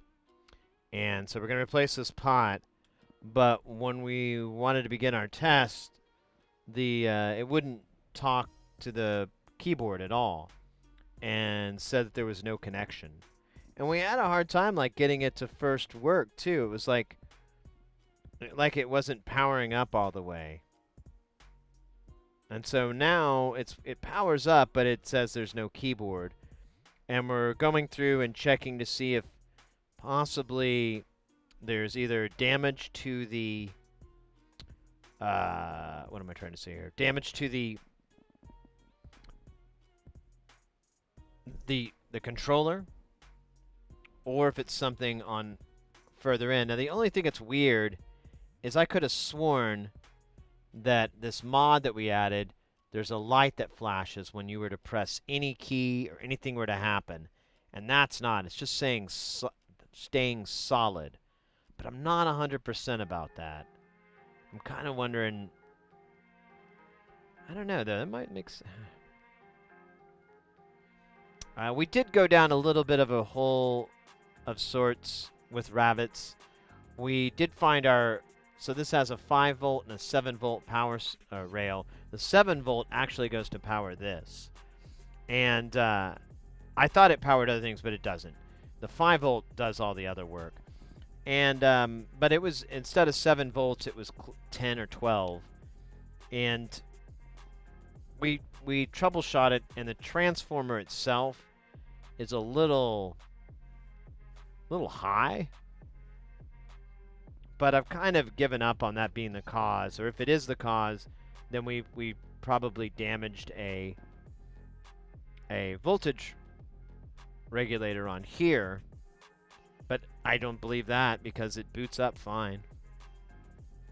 So I don't know. It's very frustrating. Super frustrating. But we'll get through it. I mean, we have to. Otherwise, it has to stay here. And I'm really trying to get my house clean. So I'm trying to fix things and get them the hell out. Get them the hell out of here. You know what I'm saying?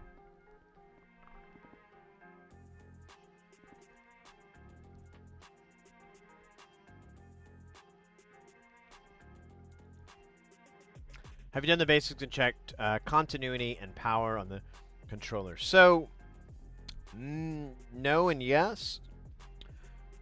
I'll go over briefly what we've done so far. So we have ruled out that the cable is bad. We have ruled out that the connector is not making a good seat, like it broke loose. These are all things that would wear out over time. I'm looking for those first. So I went to those. All those checked out just fine. And so I thought, okay, well, maybe, you know, like I was saying earlier, I thought this light flashed when I played a key, but it's not flashing at all, and it's not flashing when these knobs turn, and I know it would then. So I'm like, oh, well, maybe something's broken in here. And that led me down the road of finding out the 7+ plus volt is actually coming out like 10 or 12 volts. But the rest of the voltages check fine. I've kind of wrote it off. I'm like, I don't think that's the biggest deal.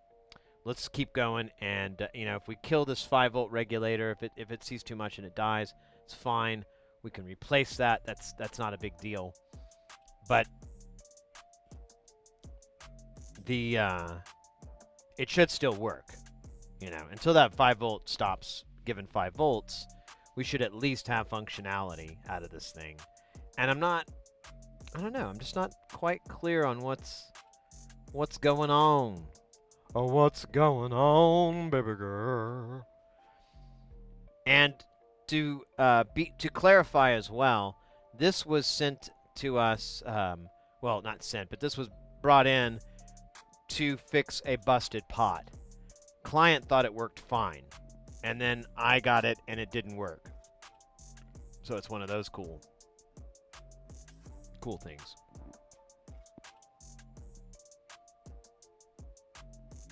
Me a little high. I did remove the mods. Yeah, I did. I removed the mods. So this thing basically just tacks in to a bunch of points. Now there is an interruption, but it's for the program writing, which isn't a big deal. There's like a busy deal, and that I think is, or no, the busy's used. It's yeah to write, and that's not used, so it's not a big deal. It's a I don't know. It's a different function, I think. But we should get some sort of activity, and we're not getting anything.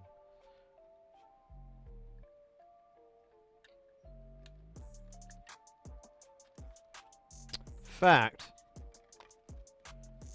I don't think we've tried just plugging this back in and seeing if the problem went away. Let's give it a try. And after that, we'll need to probe the hell out of this rude boy and see if it's the problem child. All right, just a second. Let me make sure we're safe here. Let me get rid of all these screwdrivers and metal bits. All right.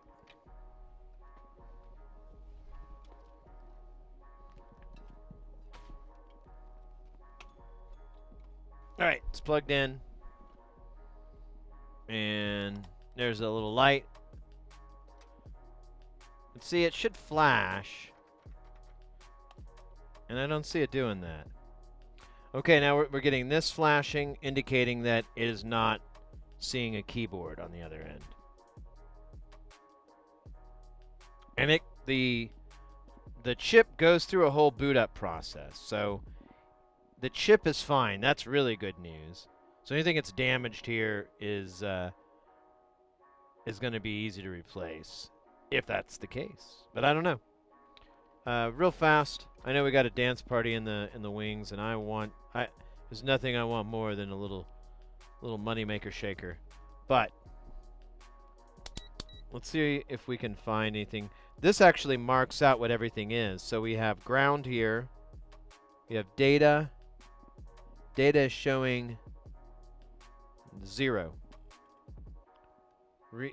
Busy showing 0 plus 7. What?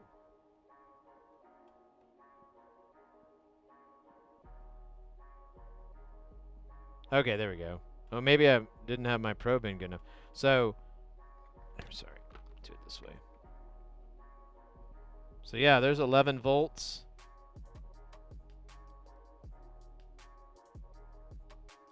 Got 0 on data.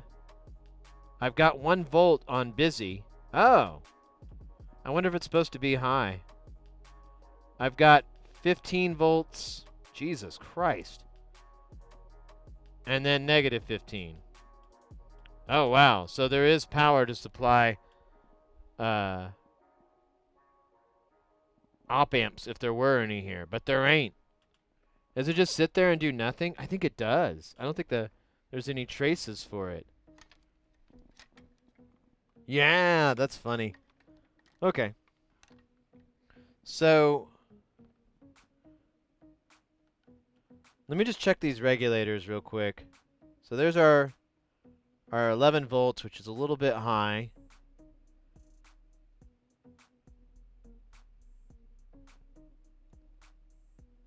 We got our 3.3 volt rail here. I've got a 5 volt coming in. I've got our 11 volt, 5 volt, there we go. So there's a dump down to 5 and then a dump down to 3. So there's 2 regulators in line. Clever. And we've got some transistors here. But it's kind of weird that it says busy. I don't know if that's supposed to be high or not. And, you know what? It has a transistor here. I wonder if our... Maybe our transistor's bad?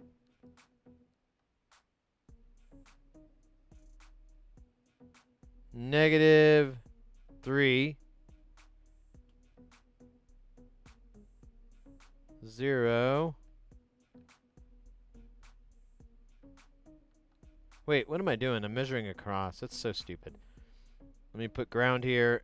Measure. 0. 0. 0. The other one's 0. Okay, a whole lot of nothing.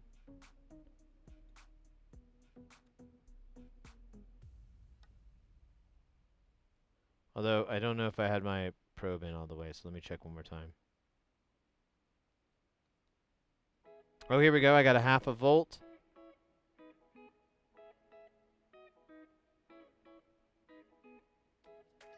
I have 5 volts.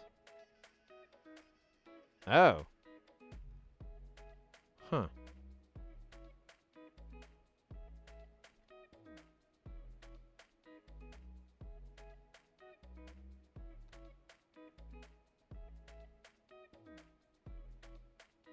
That's a little strange. I don't know what's going on there. I'm not quite clear. So there's the 5 volt for the data.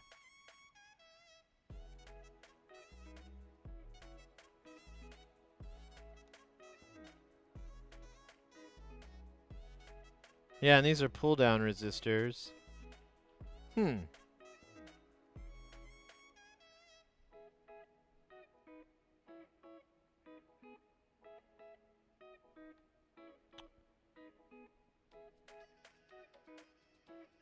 Yeah.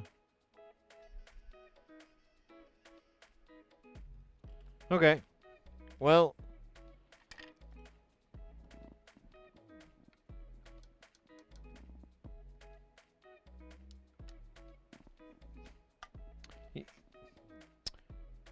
I wish I knew if busy was supposed to be high or not.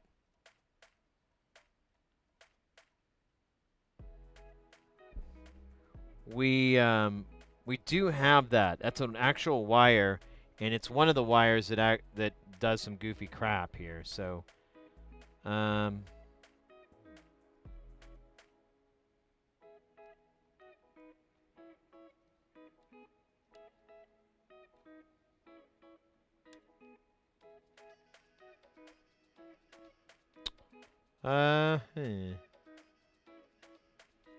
Let's see. Well, here, I can test it here.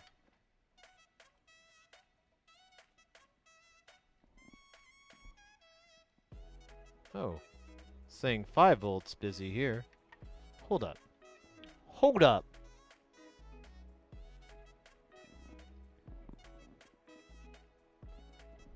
Oops. Try this.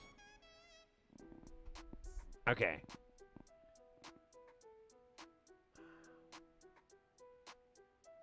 So here's the busy. Oh.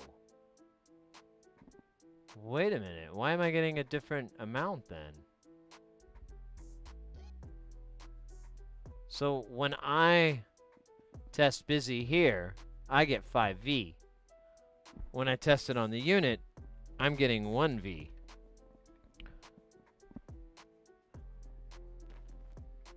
I don't know if I'm doing the same ground though.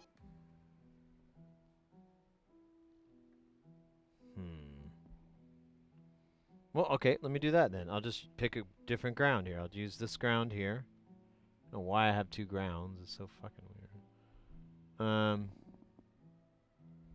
And I'm going to measure busy here. Yeah!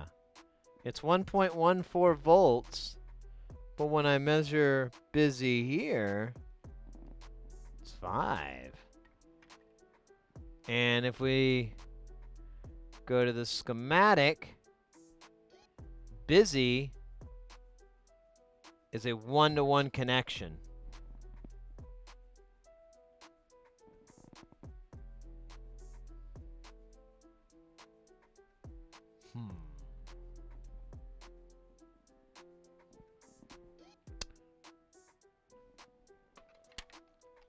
And if busy's stuck or it's not registering correctly, the whole thing won't work. Because that stops everything.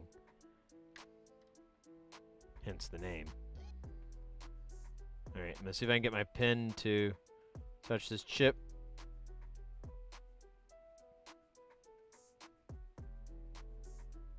Oh, wow. Is that supposed to be that way? That's crazy. Alright, let me flip this guy over here. So here's ground. Here's pin 6.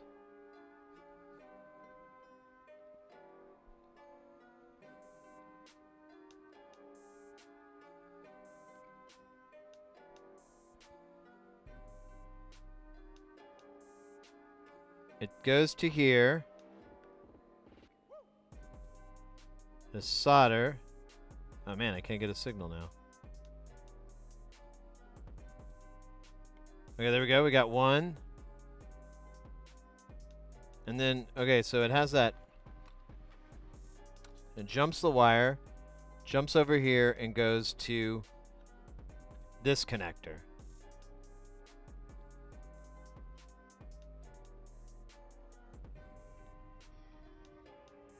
And it's 5.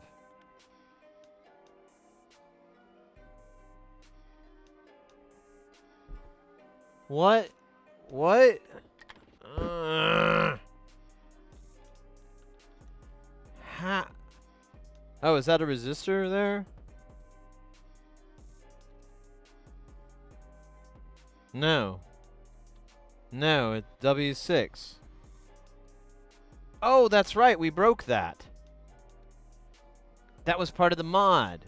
We took that out.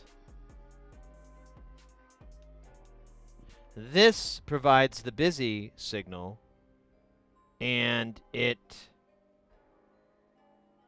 generates the busy, but it doesn't get it from the main system, the deal, but it's not high enough.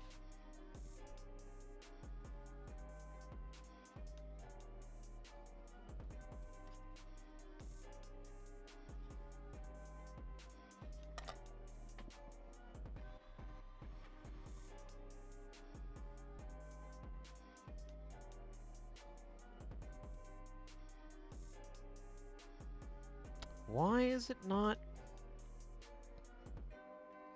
So it comes back to this guy. And I could bypass, but you know what? If I disconnect this, then there is no busy signal. Oh, wait, but it is sending busy to... Shit.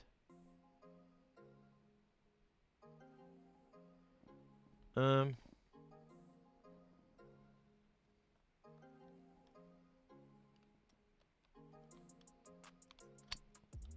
me check something out here.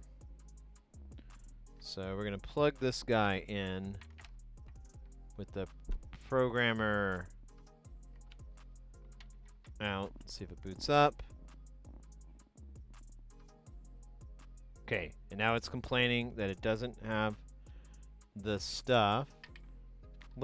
I want to see what voltage I'm getting on. Hey, Chompers. What's up? You're hungry? Well, have you thought about hunting?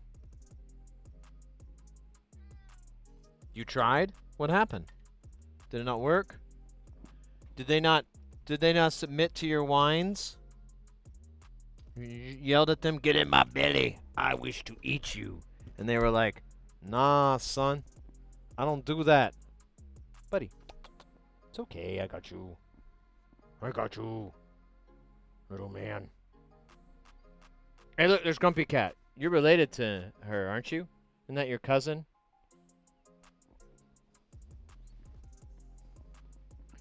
Well, I think so. And I have a little bit of proof to back that, so boom.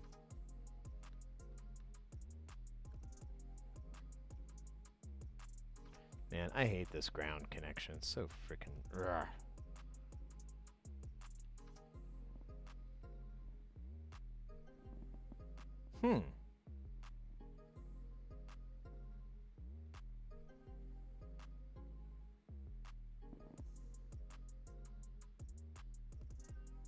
What? No, I can't eat cornflakes like a maniac. Why would you ask such weird questions, dude? Give me a minute, Chompers. I'll do something for you. I'm just trying to figure this out, and it is getting weirder by the minute.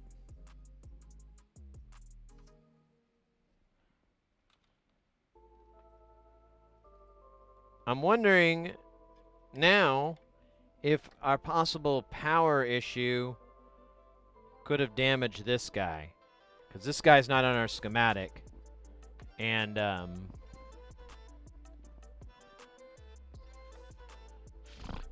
I don't know where it pulls power from. So let's figure it out real fast. With lightning speed. Which one's ground? This is the blue wire?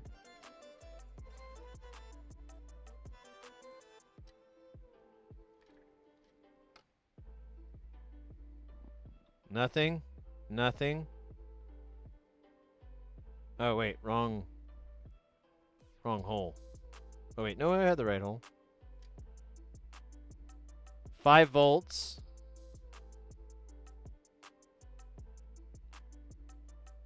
5 volts. 5 volts. Okay, it's got whatever one of these is power. Nobody's putting out like dumb amounts of power. So it should be enough for it to function and not hang up.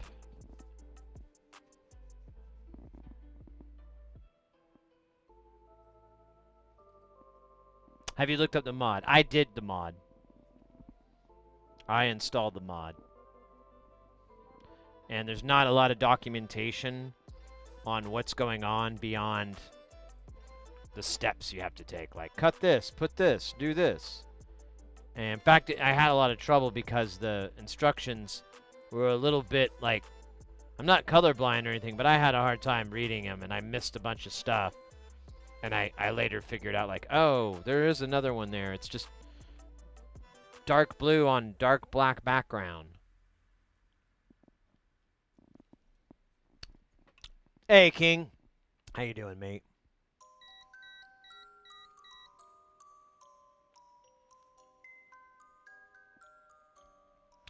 So I don't know if I want to get into the reel-to-reel repair. I had one in here once, a long time ago. And I just looked at it and I was like, I had the service manual and everything, and I'm like, nah, I'm not going to do this. This is bad.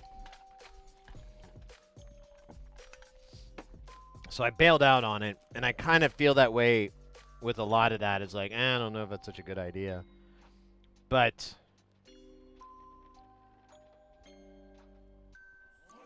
I'm sorry, I keep getting distracted. But I wouldn't never say never.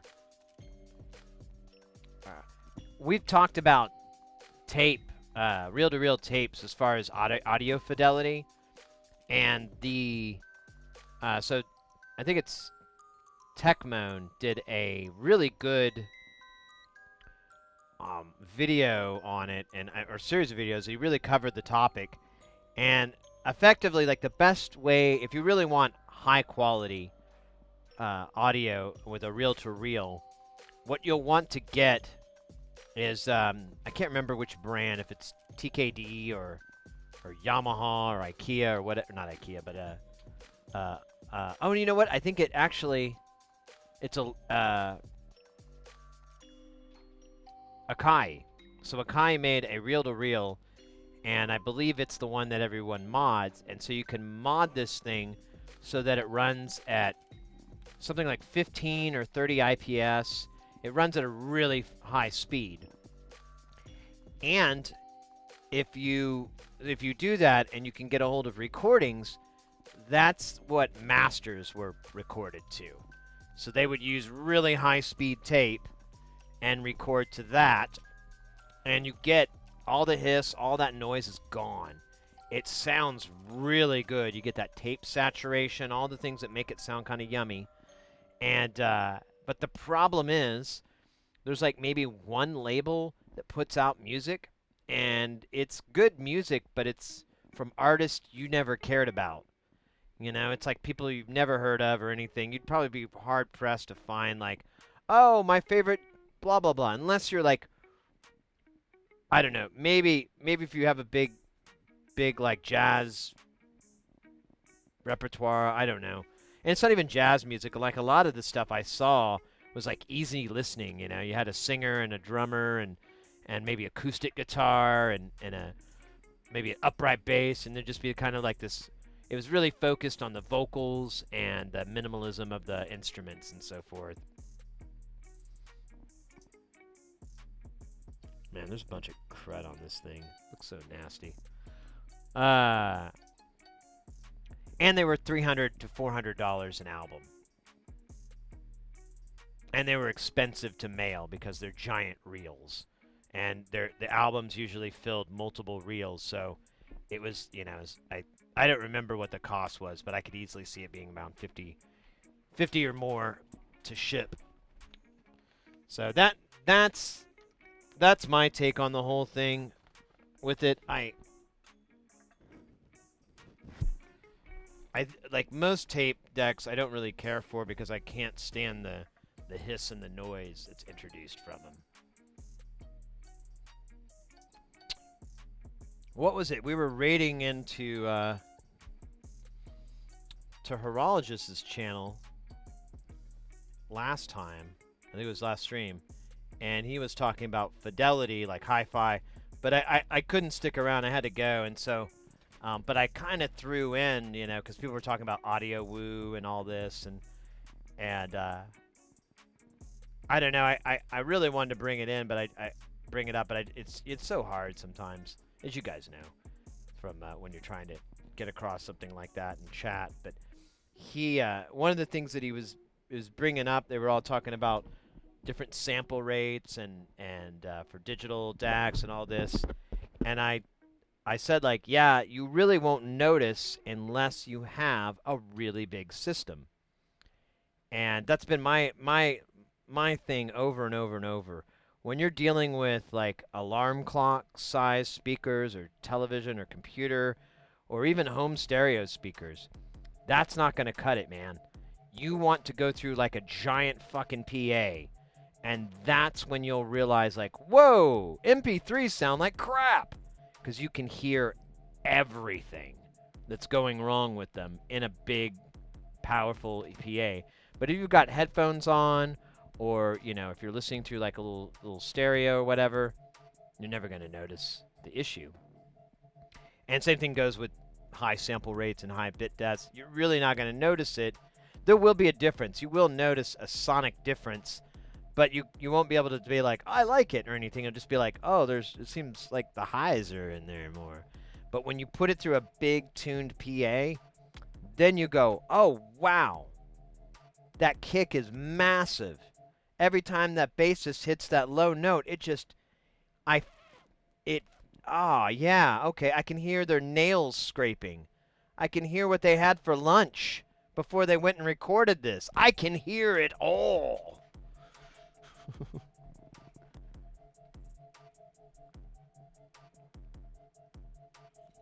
Yo, RJ in the house. Let's go, mate. Good to see ya.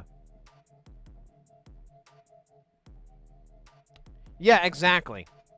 Well, that's the only time I ever notice it. Like most of, home stereo stuff, I'm like, who cares? Who cares? Who cares? But when I go out and I have a big PA with, dozens and dozens of drivers per side and everything, cabinet, big J curve and all that. Oh yeah, you can tell. You can tell. That's the main thing that attracts me to audio engineering, and probably, I don't know, I'll keep doing it until it just absolutely bums me out or something, but it's that level of like perfection that you have to get to, and like over time I've gotten to where I can just whip it out pretty easily, and I'm really happy about that, and it just makes life easy. Like boom, professional, boom, professional, boom, you got to raise these cables this way. And but I'll build a PA, and knock on wood, they always work. They always sound really good. And so like a lot of sound engineers, I've talked about this before, like, so what most live PA sound engineers will do is they'll tune their system. Either they'll do it with software, or they'll go through and tuning. In tuning, you actually imply an EQ curve over the mains, or over parts of your mains, or over your main outs, or whatever. Usually in a box scenario, because like a lot of boxes, their default setting is kind of weird, and so you have to work around that. Like the Meyer Dynamic. No, it's Meyer. It's just Meyer. They made the Milo series, which is their old one. They had the M series. They had the Milo, the Milos, or whatever the hell. And I had some, and I had to like carve the shit out of it. It was really weird. And I texted my buddy, and I was like, dude, I checked him my screen of my curve. I'm like, dude, is this normal?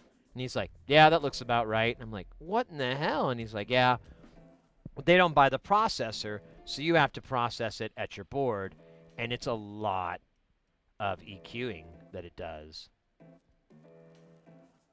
But anyways, you'll have to EQ it so that your speaker basically produces a flat signal. So all the sound that goes into it, it is produced identical when it comes out. So volume-wise, frequency-wise, all those will have it. So, like, for example, if you had speakers that colored the lows a whole lot. So now, if you do that now, all your inputs, you're always going to be cutting that low end to compensate for the difference, because like a person comes on, they speak, and you get all these kick noises from their but if you had a flat response, you don't have to mess with that, and you can leave their EQ alone if you want to, or sweeten it somewhere. And that's what I always try to get to with audio when I'm setting up a PA, is for everything to be one-to-one, and to go straight down the entire signal chain until you get to your amplifiers, and then attenuate at the amplifier. And of course, give yourself headroom, but like when you come in from your microphone to your mixer, let's say, like let's just do let's say you got a bass kick, and it's channel 1. Everyone loves to do it on channel 1. So you got your bass kick on channel 1, and you're setting the input trims, and you're having the drummer hit the kick nice and hard, and you're setting that level, and you want to get it as high as you can. You're kind of doing a little bit of psychology, because you got to kind of figure out, is the drummer going to hit it harder once the music starts? Is he just like, he or she just, going through the motions? Are they like a Dave Grohl? Do they just beat the crap out of him? So you kind of play that game, and you give yourself enough headroom to work with that. But the idea is to get it as hot as you can, as loud as you can into the console. Then you attenuate at the console, then you remove from the EQ, then you go down. That way you can map your monitors out. So if they have wedges, you're going to have all these different auxiliary points that will patch, or not patch, but tap into your chain. And you can say, hey, there's a speaker on the stage. The wedge, that's for the singer, that's 1. 2 is for the drummer, and 3 is for the guitarist or whatever. And you would turn up 2 so the drummer can hear their kick, and it's coming through. That's most common, is kick and snare. And then you might put a little bit of kick in 1 and a little bit in 3, so the singer and the singer and the guitarist have a little bit. But you'll do that, and you'll keep going down that line, once you're up to your amplifiers, then you'll adjust there. But I usually go as loud as I can, and I'll put music in a lot of the times. I'll take master and music and make them -10, give or take, and then I just start turning up the amplifier until I'm like, yeah, that's that's loud, that's good enough, and then I'll stop the music, go back, check my mics, see where I land there. But I've done it so long now, I don't even do that stage. I just kind of like wing it. I'm like, oh, those amps they need to come up more. Those amps are too quiet.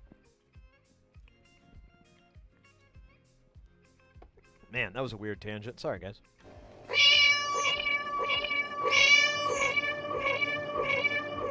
Hark, we got Oddball in the odd house. Let's odd go. Odd, yeah.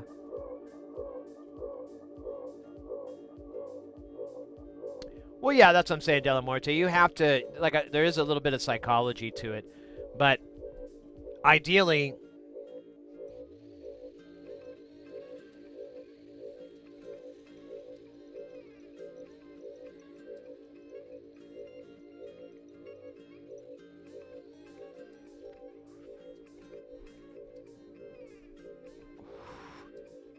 you want it to just come in dumbass hot. Oh, I'm back! Good to see you, Doey. You just missed me ranting about how to set up signal, how to properly gain structure APA. But you didn't miss the part where I talk about time alignment. Ha ha ha ha! Again.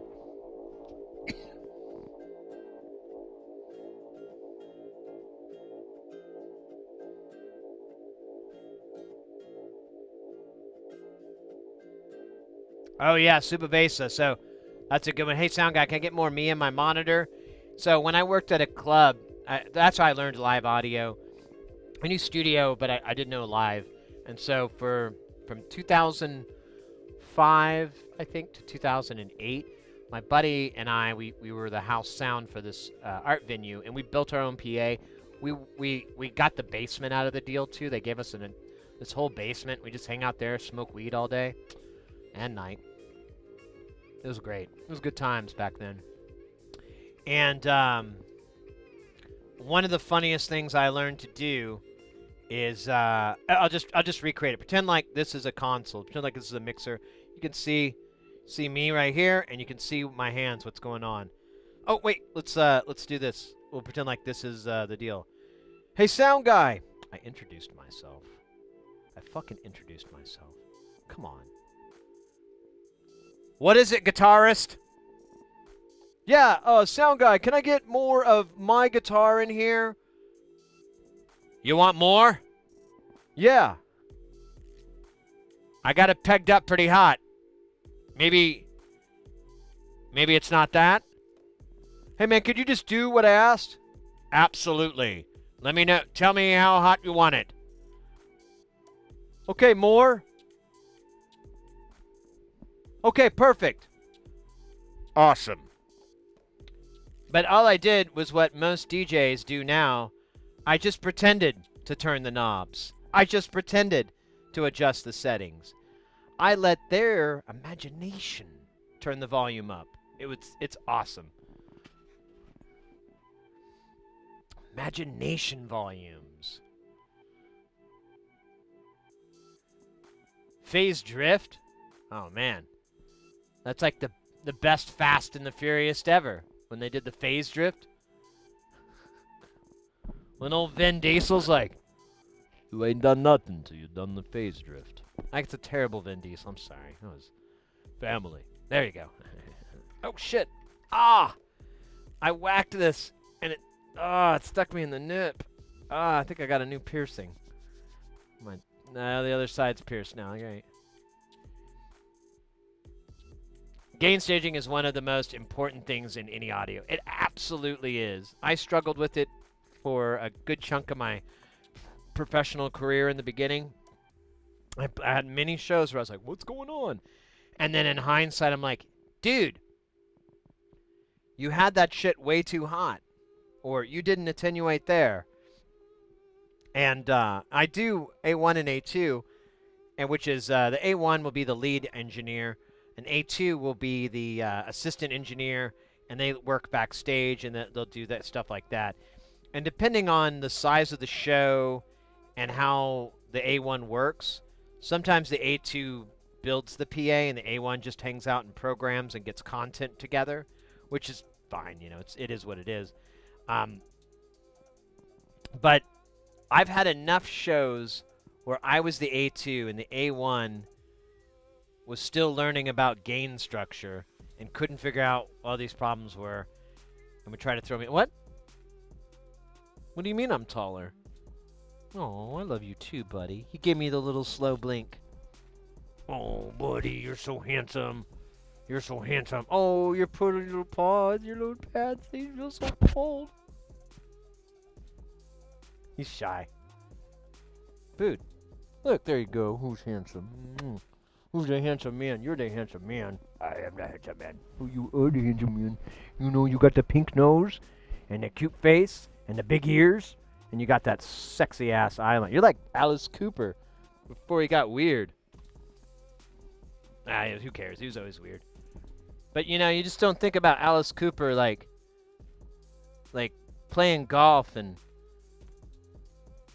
being a Republican. That's weird, right? No offense to the Repubs. I'm just saying, you know. What kind of joke is that? It's a joke. I know it. I just don't get it. Okay, I'll stop.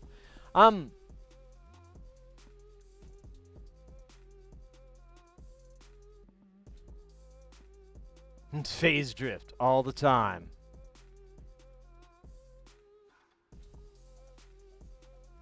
Yes, so Della Morte, the biggest one that I've been dealing with, and they've been really pushing it in warehouses, L-Acoustic. L-Acoustic is French, obviously. They're out of France, but they make some of the highest NPAs. There's only about 5 or 6 companies. There's Meyer, L-Acoustic, D&B, Claire Brothers.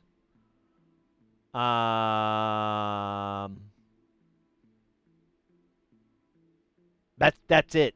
Everything else is kind of eh. I mean, JBL's kind of in that list, but honestly, I can't find, you know, I don't see the Vertex shit anymore. And the VTech and all that. I never really cared for that, and I never really thought it was that great because they wouldn't even have their own amps or processors. You basically like had to set them yourself with like iTechs, which I didn't like either. So I kind of don't count them. But L-Acoustic, Claire, Meyer, all those companies, they sell you complete systems, and they are they're complete environments built into one. So like all the L-Acoustic amplifiers are designed to work with just their L-Acoustic stuff. Now you could probably get it to work with something else, but you're an idiot. You're spending a $20,000 amplifier on a speaker that wasn't designed for it. You just go get a regular amp. But the way it works is you'll go in and you'll pull up the preset of whichever speaker that you're using, and that's it. All the EQing, all the extra stuff, the phase alignment for the high and low drivers, all that stuff is handled right there at the amp. Now it is limiting because most of the time you have an NL4 or an NL8 connector, and so you'll have 2 channels or 4 channels, or is it 8 channels? No, it's 4. So you have 4 channels, and so there's some limitation there. But honestly, I've never even once questioned their wisdom. Like L-Acoustic and Meyer, every piece of their equipment, you roll it out, you plug it in, you punch in what you're supposed to have. Not only does it work perfectly, it works better than anything you've ever used in your life. And you're like, weird. Why are we not using this shit all the time? And then you find out how much it costs, and you're like, oh, because yeah, there'd be no money left in the world. But it's really good. I enjoy working with it. I don't know. I might try to make some content videos sometime. I have some warehouses that we would have access to. Actually, I have a studio that I could go to, and they have an L-Acoustic rig. and kind of go over that stuff. I don't know. That might be fun. Because I love, as you can tell, I love talking about it. But it's way funner to have my examples right there and loaded. Like, so here's when this happens.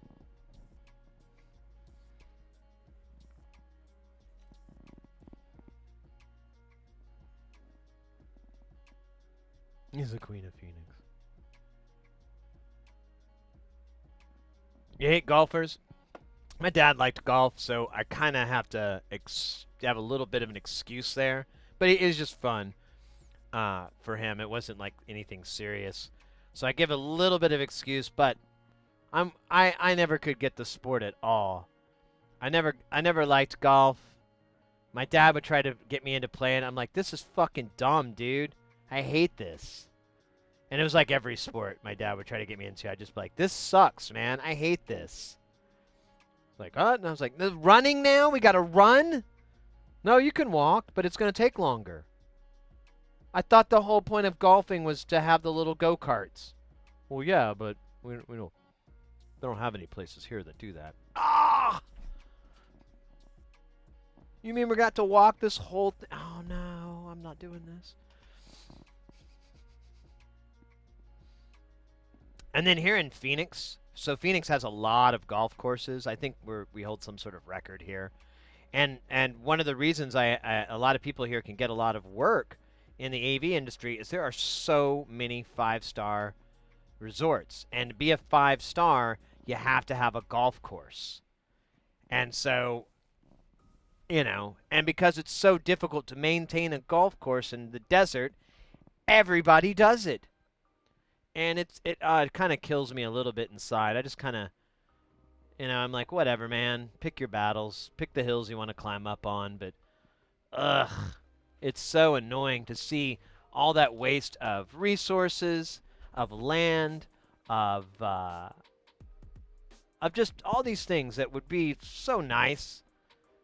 But instead they put a golf course there, but whatever. Keeps me in business, I guess. I can't be too mad. I found the receipt for my Cerwin Vega AT15. I bought them in 96, 2,500 Australian. That would be 5K Australian today. Damn. Inflation's been a bit. No, I'm kidding. No, that sounds pretty comparable. In fact, but damn, that's a. I can't imagine spending that much. I went to high school in Glendale. Trying to, yeah, when I first moved here, I lived up in Glendale. I was trying to remember that. Yeah, when I first moved here, I lived with my old band drummer, and he and it was awful. It was so rough. I have such bad memories. I lived right above Metro Center, so if you went to high school, you definitely remember the Metro Center Mall. I think they're getting ready to demolish it. I keep seeing things about them demolishing it, and I'm like, good. That whole area is fucked up. I moved out of there. I've never moved to get away from an area. You know, every move I've ever done, it's like, the grass looks a little greener over here. Let's move over here. Oh, this has nice grass. Bad analogy, but you get the idea. I just realized, like, wait, we just talked about golf. Anyway. But when I lived up there, like, every one of my neighbors was like it was just like some freaking crazy story. Almost none of them had none of them had a full set of teeth. Everybody had like some sort of former tweak, crackhead thing, like all my neighbors. I've never had a helicopter with the light shooting down into my neighborhood ever in my life more than when I lived there. Gunfire all the time. And then when I first moved there, I was unemployed and I was trying to get a job, and I would go to the library, and that's when I learned that's where homeless people go to, is to the library to hang out. And which, you know, what it is what it is. I don't have a problem with that. It's sad, but I'm not trying to speak disparagingly of the homeless.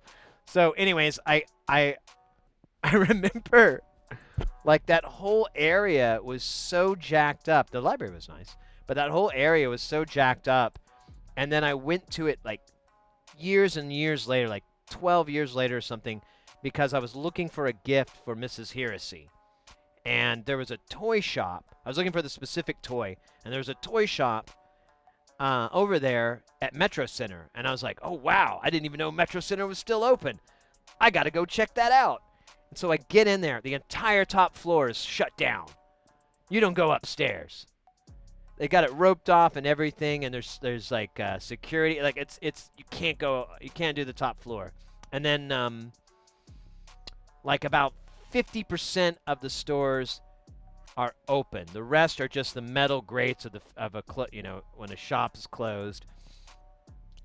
And like when I got to that toy store, I straight up was like, this is either a really, really terrible business decision that these poor people have made, and they are now trapped into this until they die, or the madness ends, whichever comes first, or they're laundering money. That was the only thing I could think of. Like half these things that are there, I'm like, yeah, this has to be a money laundering deal.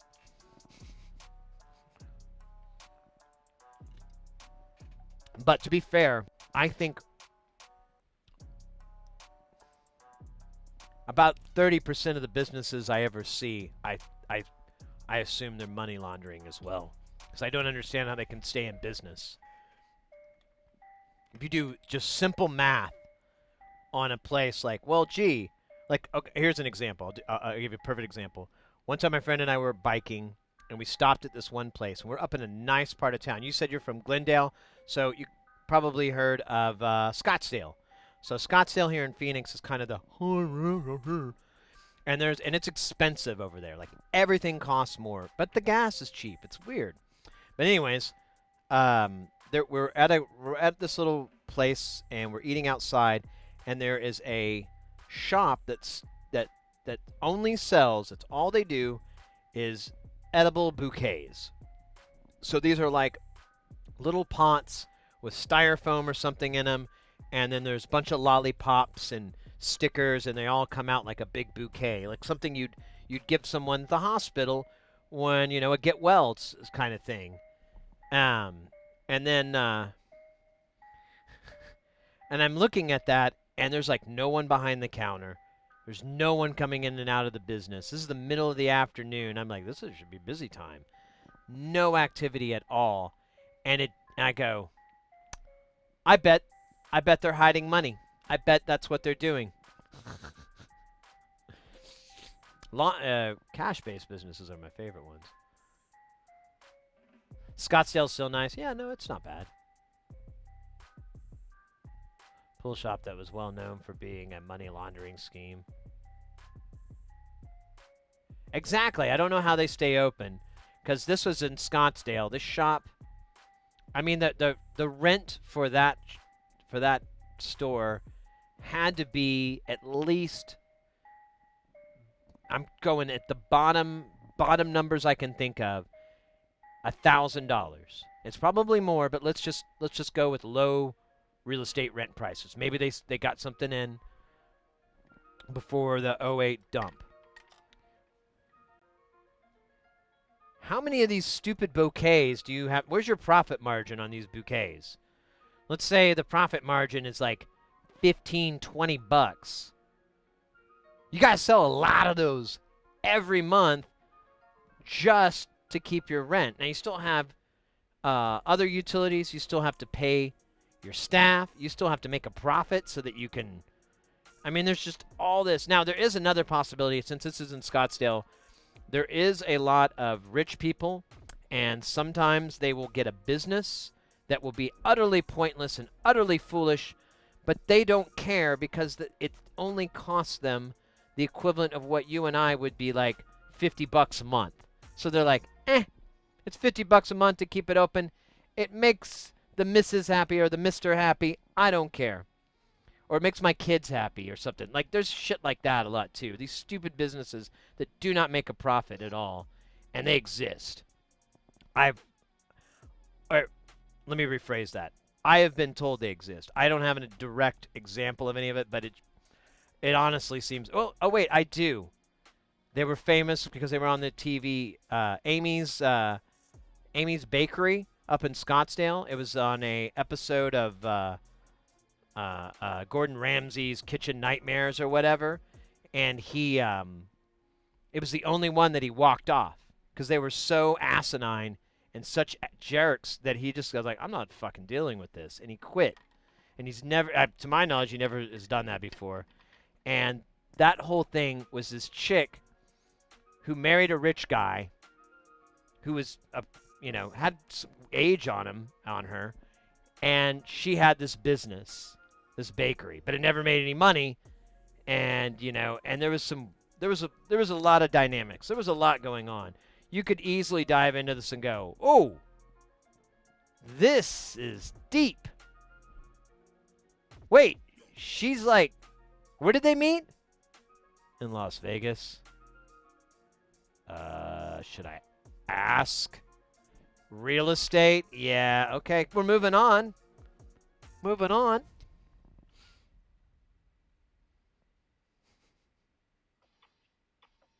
Anyways. To keep the spouse or the child busy. Yeah, exactly. That would be a better way to do it, to say that. Thank you. Any one of those jobs?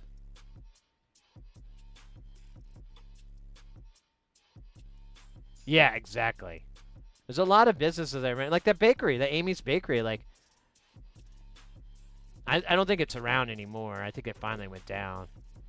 Amy was, she was crazy, and like, they hired a social media manager, and then that person quit. They wouldn't follow instructions. Yeah, it was like, that whole thing was like pretty much a crash course in what not to do when that happens. Like, everything that you shouldn't do, they did it, and then they doubled down, and they never let up. They never went like, oh, maybe it was a bad idea to say that, blah, blah, blah. No, they were like, we stand by it. I'm like, oh, man, you guys are not learning anything. Oh, well. Cool. I got some popcorn. Fryer, you're taking off? Yeah, no worries, mate. Take care. Have a good rest of the night. See you soon. We will be back tomorrow. We're doing Squiz Fest. And then we've got Tuesday. We've got 808. I believe we're just going to do that stream. I don't think we're going to have a full tech stream because it's a lot of work for me to switch over. And by the time we're done, it should be about 2:30. I kind of want to watch a little bit of the 808, and I think you guys would too. So we'll probably have to forego that. I'm not exactly sure what's going to be happening on Wednesday and Thursday of this week. We'll kind of have to play it by ear. And then we will be doing some IRL streaming next weekend from the Game On convention here in Phoenix. Oh my gosh, I don't know. I'm starting my electrical engineering class in a few weeks. Any advice? Oh, that's awesome. I don't know. I'm not an EE. I don't know.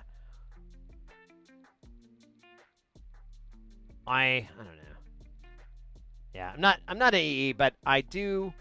So welcome into the channel, by the way. I don't think I've seen your name in the chat before. So what we try to do here is we want to get people into soldering.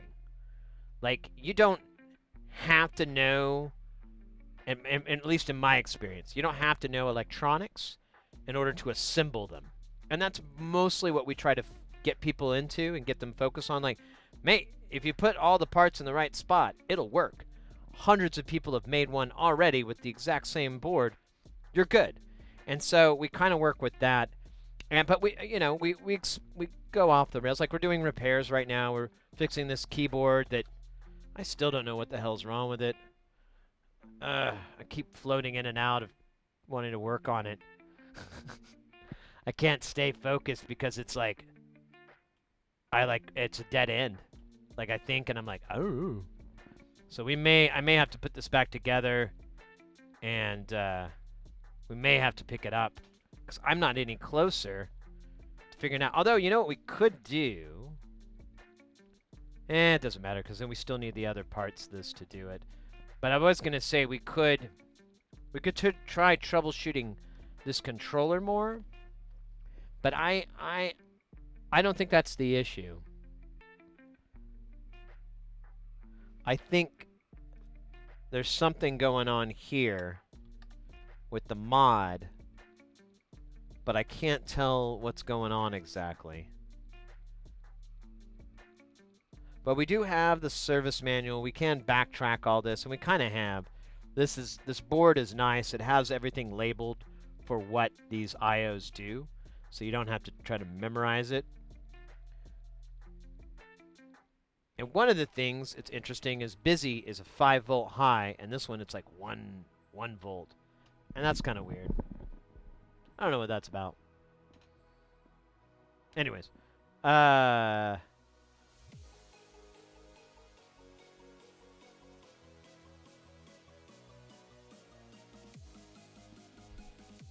have 3 missed classes and missed 3, you get dropped from the course. Oh, yeah. Well, yeah, I mean, you might as well get your money's worth, you know? You're going to school. You got access to all those things. But, yeah, as far as, like, getting into the whole thing, I don't know. What do you know what you're wanting to do? Like, what's your end game? You can become an electrical engineer, but that can entail everything from building, you know, analog circuits like what we're doing here to designing chip dies. You know, there's a pretty broad range of things that you can do with an EE degree, depending on how much study and your enjoyment with it, your acuity to it. I never went to college. I never went to any formal training or anything like that. And that's one of the things we kind of convey is like, well, I'm mildly I'm competent, intelligent, and I've been able to figure this out. So I believe everybody else can, and we've been proving it over and over and over. We've had so many people come into the channel, see what we're doing here, go, that doesn't look that hard. And I'm like, it's not. It just takes a little bit of getting used to. You'll get it. Just don't get frustrated with bad results. Just try to either move on to the next one or fix it or whatever, but don't get frustrated. It's always a little rough in the beginning. And over and over, we keep having people just coming back and going, hey, I'm doing this, I'm doing that. Oddball's really, really taking the ball and running with it. Poor choice of terms. Didn't mean to do that. Doey as well. We've got like a lot of people that have just been really, really discovering that this isn't ridiculously complicated, isn't ridiculously hard. There are some very difficult things, and you can definitely get thick into the weeds. But, I mean, there's also a ton of stuff that it'll be just fine. You can wade through just easily and not have any issues with.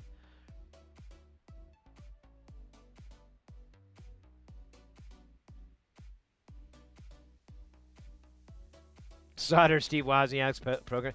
Oh, mate. So I saw a video ages ago. It's like a couple of years ago, and it was like the anniversary of the Apple II or something like that.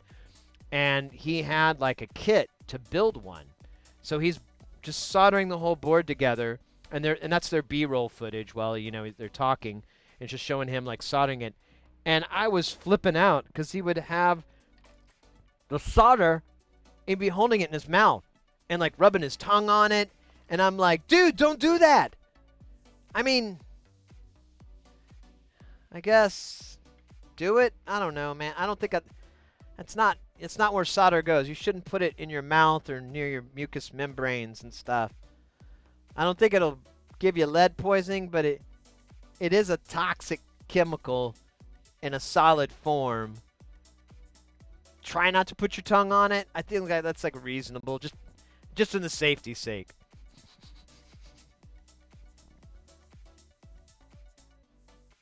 To do power distribution, automate, and controllers.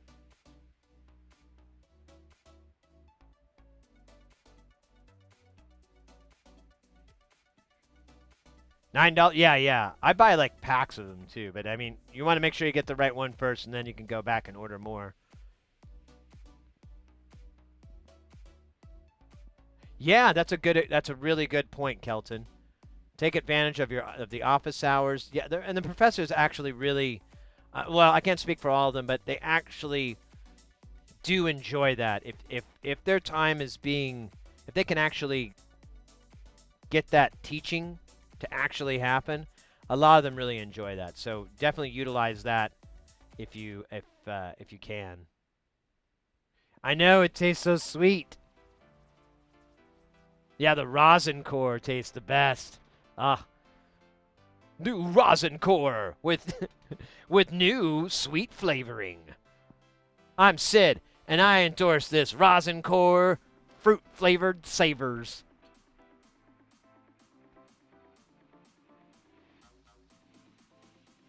Lead better than radium. There you go. It says it's got sweet and sour sauce. Yeah, I don't want to tell you about vanilla then. You don't want to look up where vanilla comes from.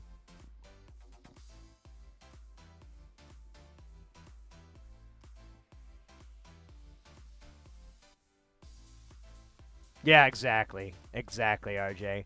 Well, I don't know. There are I've never been in academia, so I really don't know, but I've heard plenty of stories where people had some rough times with, and it was the whatchamacallit, the professor just kind of like burnt out or, you know, on their way out.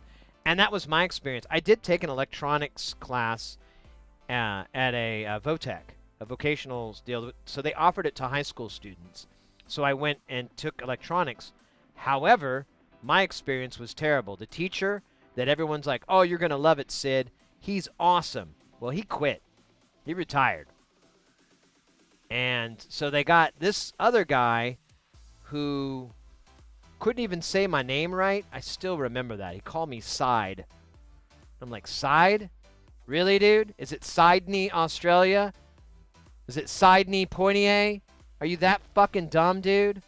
He didn't like me saying that stuff, but it had to be said. I mean, it's really not that hard of a fucking name. So anyways, he got fired halfway into his job, but he had to fill out his contract, so he was a dead man walking.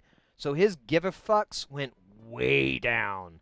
And basically class was just us like burning stuff with soldering. We learned jack shit. I learned nothing from that class, in fact. Now, we did have another teacher who taught, so it was two courses. You did electronics and pneumatics, I'm sorry. Electronics, hydraulics, and pneumatics. And so the hydraulic pneumatic teacher was actually really awesome. He loved his job. He loved trying to get us into it by, you know, bridging that gap. Like, well, you know, if you want to do that, you know, if you like launching potatoes, why don't you make a robotical controlled launch potato launcher? Can we do that? Yeah! And he would start working out the plans. We wouldn't go through with it, but he would point out, like, you can take this knowledge and really use it in a fun way and be productive and blah, blah, blah. And so, yeah, and I learned a lot more about hydraulics and pneumatics. Unfortunately, I didn't apply any of it. Strawberry flavored rosin core. Just like the Japanese. Try the Japanese strawberry flavored rosin core from the sign cities of Shiguki. This delicious flavoring of strawberry and the sweet, sweet flavor of leaded solder blend into a flavor unmatched only by its scent.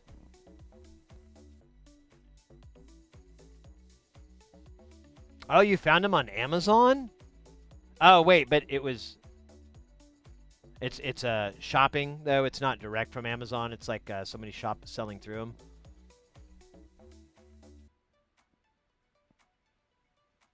Vanilla solder. Geoff. Yeah, exactly.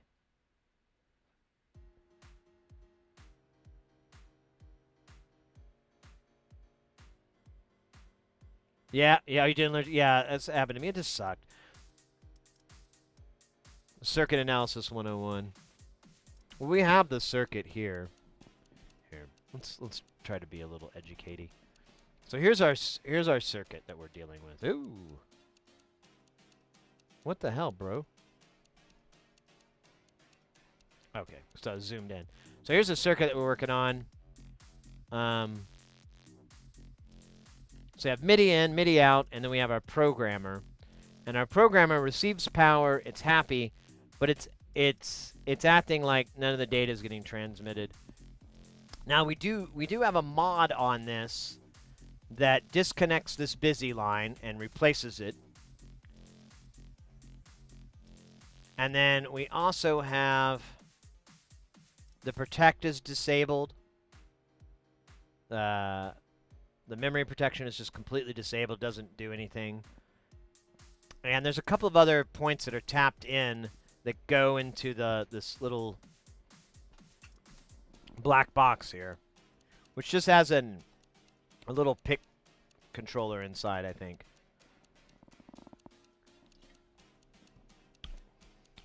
And it's acting like just nothing's happening. Like it's completely dead. And I haven't checked every component, but I mean, I've been checking a lot.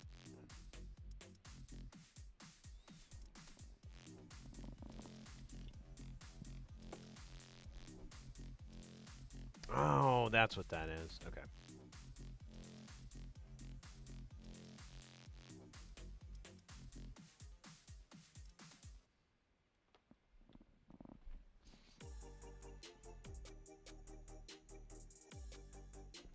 Amazon? Oh, right, for the screen. Let me hit that. Yeah, there you go. Yeah, that's all the marks. SPI for AVR STEM32 modules. Yep.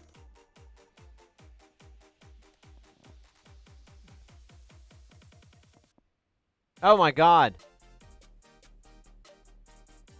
So I bought these. I bought these before. It says you bought this on March 24, 2021. So why didn't I keep buying them?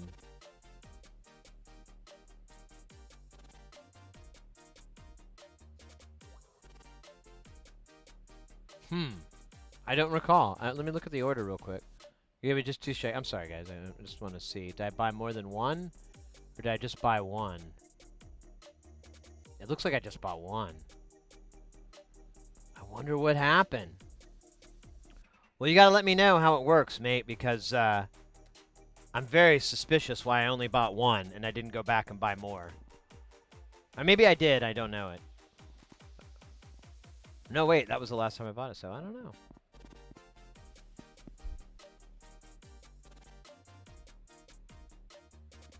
Every day just to see if we forgot some stuff. Uh-huh.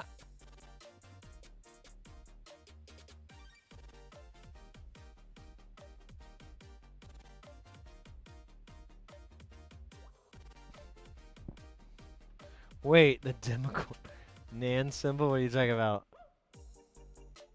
Oh. Yeah, I know. It took me a minute to figure it out. I was like, wait, oh, yeah. All right. All right, that's good. You've got some NORs and some NANDs in there. All right, I can handle that.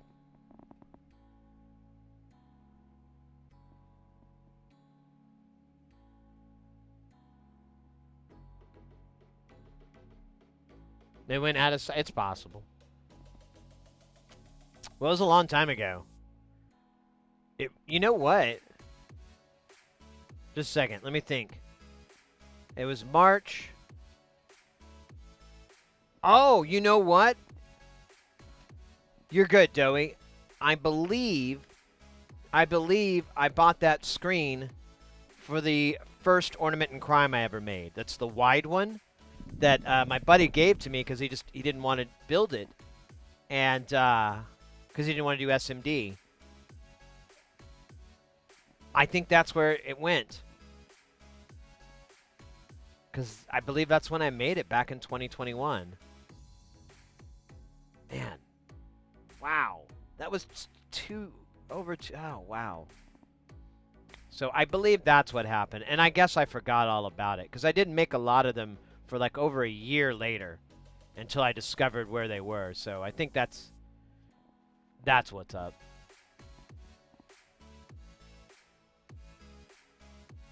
Oh, there you go. 1 year. Nice.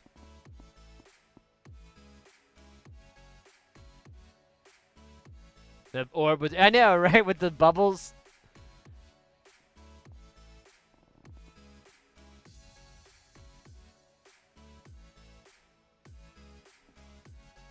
Oh, okay. Well, why is this shaped like with a curve and then this one's flat? I guess that's where I'm dumb. Is it? I guess I don't know much about NAND gates, honestly. And this just proved it. Touche, me. Touche. Game, set, match.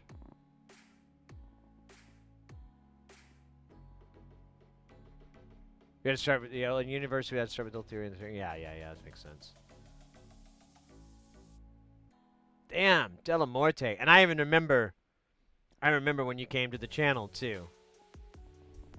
I remember we had a problem person in the chat, and they wanted me to ban you, and I was like, why?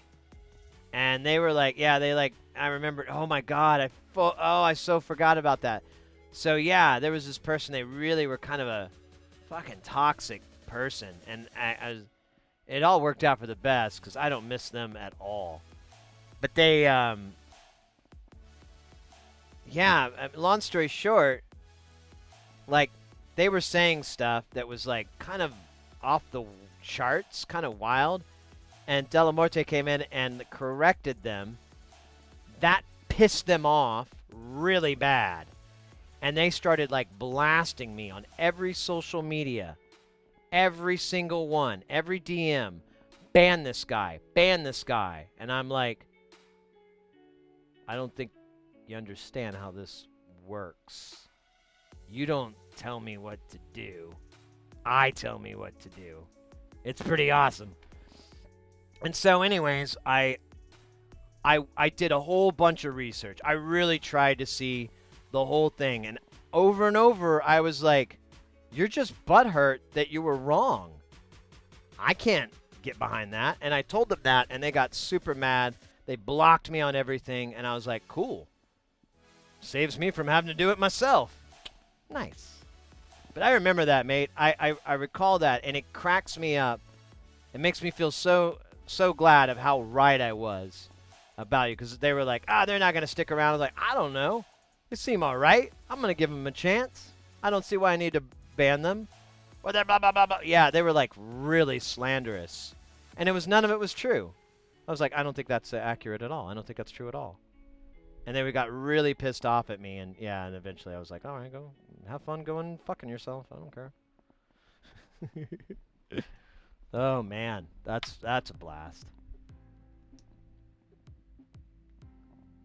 The bubbles are different. I know, right?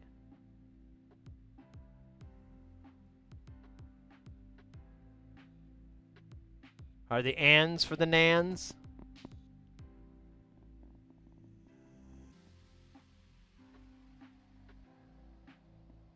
Ah, I see. So it's not just one, it's multi. I get it now. I was starting to kind of grasp that a little bit deeper in.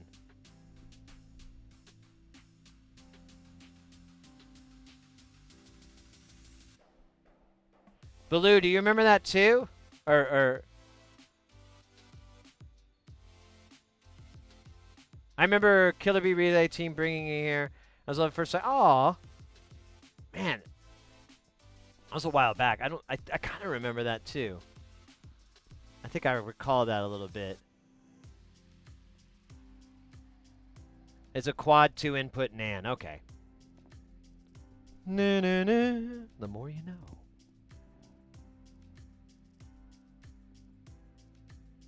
Yeah, I know. Like, I really haven't had a problem, but I cut one off at the head a while back before it even became an issue, and I just said like, hey, if you want to like really get banned, tell me to ban somebody else. I'll just get rid of you because I don't need that kind of bullshit. There's always things I like. I don't know. It's just people being weird. I don't. Fuck it. Let's change this up. What was it about? I don't want to get the details too much because it was somewhat.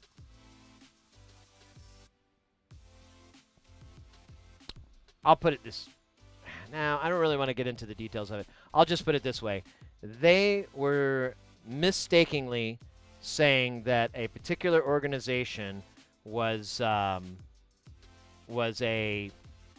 shitty, evil, anti-human type, organization, anti-LGBT, anti-this, and it was absolutely 100% true. And I'm like, where are you getting this data?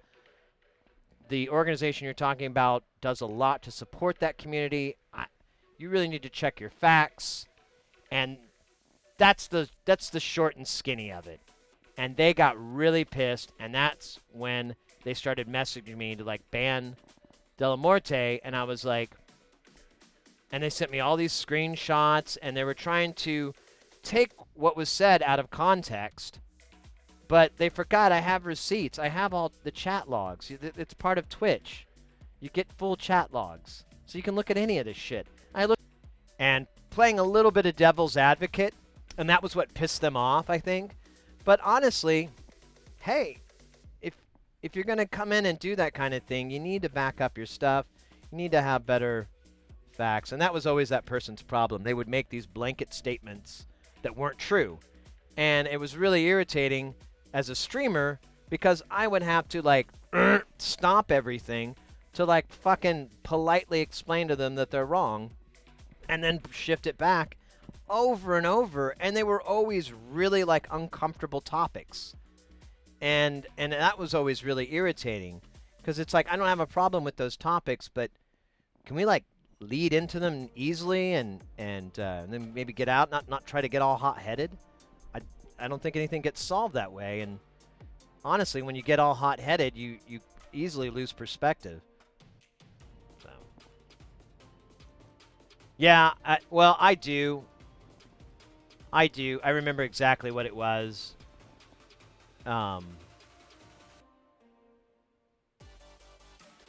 They were LGBT, yes. They were. But honestly, they were just very toxic. I didn't miss them at all when they blocked me on everything. I kind of thought it was weird. I was like, I laughed and I was like, man, they were younger. And I see a lot of this where people are like, when they don't like someone, they block them. And I just quit going. I don't understand. Like, you can just unfollow the channel, but blocking it, it's like I don't know. I just find it like a big. It's kind of like when I was a kid and you would make an announcement that you're gonna stop doing something so people would react to it, and it's just so transparent to me now. I'm just like, ugh, come on, quit thinking everybody on the planet is stupid. We're on to you.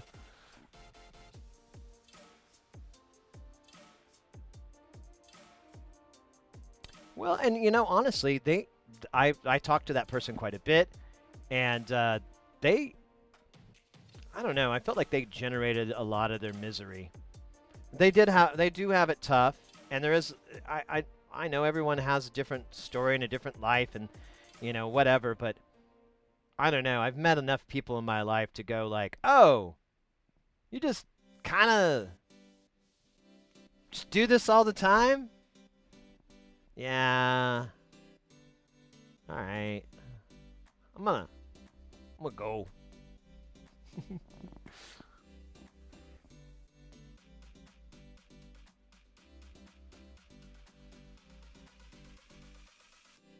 Yeah, exactly. They like to, yeah, I think so too, Doe. It is a victim thing. It just cracks me up because I don't know. I've had several people that I've had problems with, and I'm still friends with them on like Facebook or Twitter or whatever. I'm like,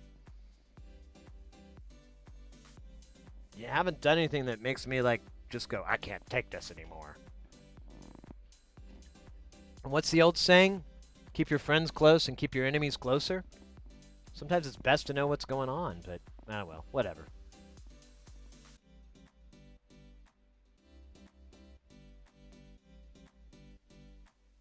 Yeah, exactly, TMK. Well, okay, to be clear, the LGBT aspect of it is pretty much a moot topic. There really isn't, that wasn't any part of it at all, other than being the subject matter to an extent. But, like, everything else, but again, that's just the topic. It doesn't really play into that person or anything like that. That person was just toxic and annoying and rude.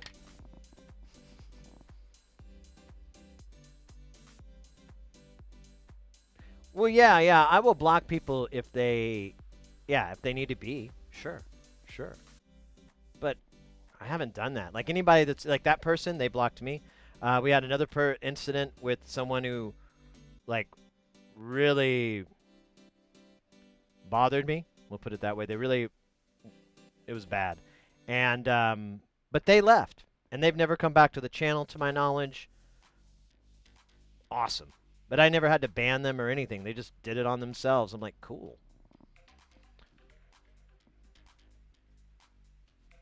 Yeah, I think so too. That was that person's case. They really love that drama. I blocked myself. Oh no.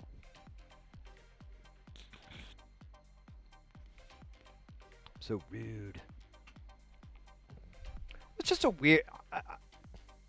and I know I'm prattling on, I apologize, but it's just a funny... It's a part of streaming. I guess I knew it was there, but I never really knew what it was going to be like. But whatever. Honestly, we're really fortunate. We have one of the best communities out there. Honestly, you know, there's some other streams that I really enjoy and admire and I love to hang out with, but the vibe isn't as loose, you know? It's a little stricter. I don't know. A lot of other channels, I just feel like I can't be me in the chat sometimes. I got to kind of dial it back a little bit. And that's not true with all of them, but there are quite a few out there that I feel that way. But us, we can come in and be goofy. We can come in and really raise the roof, and everybody knows that's how we are here. We're just kind of silly. We don't take shit too seriously. It's boring if we do. And we have zero toxic bullshit in our channel. That's awesome, and I love it. Oh no, you timed out.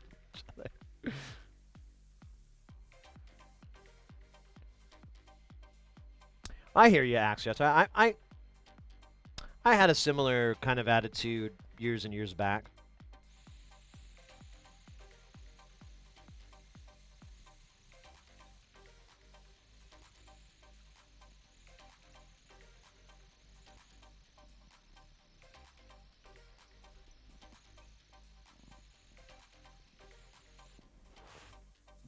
I should get a ventriloquist doll. I could do like a whole, instead of drinking a cup of water and having the dummy talk, I could do a hit and have the dummy talk.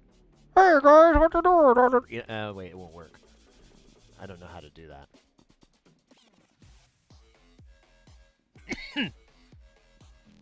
You like being such a bit to get tired fast? I can see that. I tend to just, I don't like a lot of crowds. Like, I was talking about this earlier. After the stream Thursday night, I wanted to go play some pinball. And a bunch of places were closing down, so I ended up driving into Phoenix to this one place, and they were packed.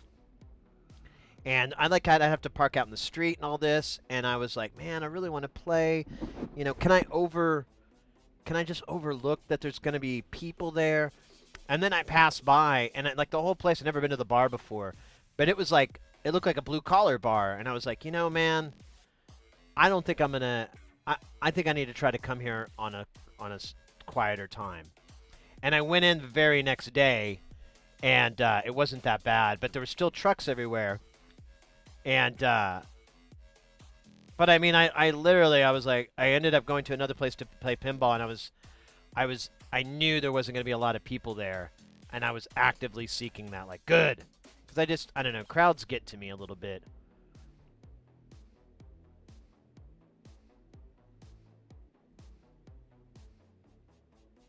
Experience, but I tell them I know so they can find more info on. Oh yeah, absolutely. That's my attitude too. I try to. You guys probably might notice I have a little bit of semantic hygiene when I speak. I try to, I try not to be. What's the word? I try not to be too definitive with things that I can't say definitively. So I really try to make sure that I don't speak passively when I'm giving, advice. You'll notice I'll say phrases to the effect of like, well, I tend to like this. I found this works best. I use this. I've had the best success with this. Always make sure that it's coming from my point of view so that they can easily say, well, blah, blah, blah uses this. And instead of it being a challenge to my knowledge, it could be, well, that probably works for them. I'll have to try that sometime. And it keeps the discourse very easy, as opposed to me if I were to say, this solder's what you want. You want to buy this. You want that. You want this. And I hate people that talk to me like that. I get turned off real fast. And I want you guys to stay turned on, so try not to use that kind of phrasing. Turning. People are the worst thing about crowds. Tell me about it.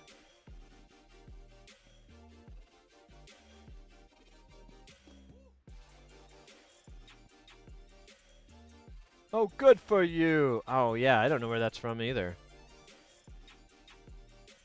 All right, so what are we going to do with this thing? I gotta put this together a little bit because I want my desk back. But I don't want to stop yet. I don't know. I keep getting distracted though with stories of fighting pillow monsters. And I kind of started talking myself into wanting to play pinball. I think the missus works tonight, though. Or tomorrow, doesn't she? No? What do you mean she doesn't? Oh, she doesn't. You're right, Chompers. Well, maybe I can talk the missus into going. You don't think so? All right, you don't have to shoot it down that quick, dude. Let me finish my goddamn sentence.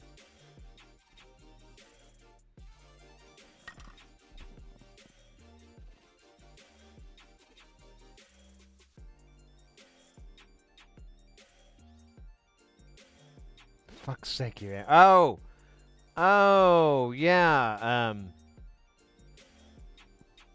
I did that like a few months back on a gig. I'm fucking tired of it. We're done professionally. So we're fucking done professionally. So mad. What was so funny? It was Christian Bale. What was so funny was like they did a joke of that on Family Guy, and it was like Peter talking back, and so Christian Bale is like saw the dialogue of him berating the director of the lighting director, and but it's Peter responding. It's so ridiculous. That's a good one. I'm surprised more people didn't try to meme that into a really to a more common thing.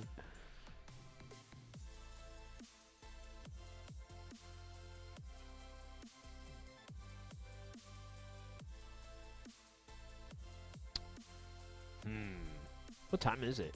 It's 9:30. Got a little bit more time before the missus gets home.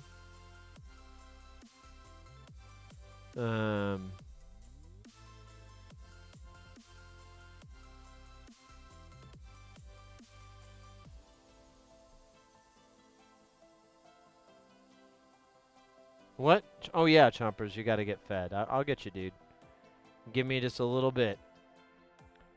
Just give me a little bit. A teeny tiny bit.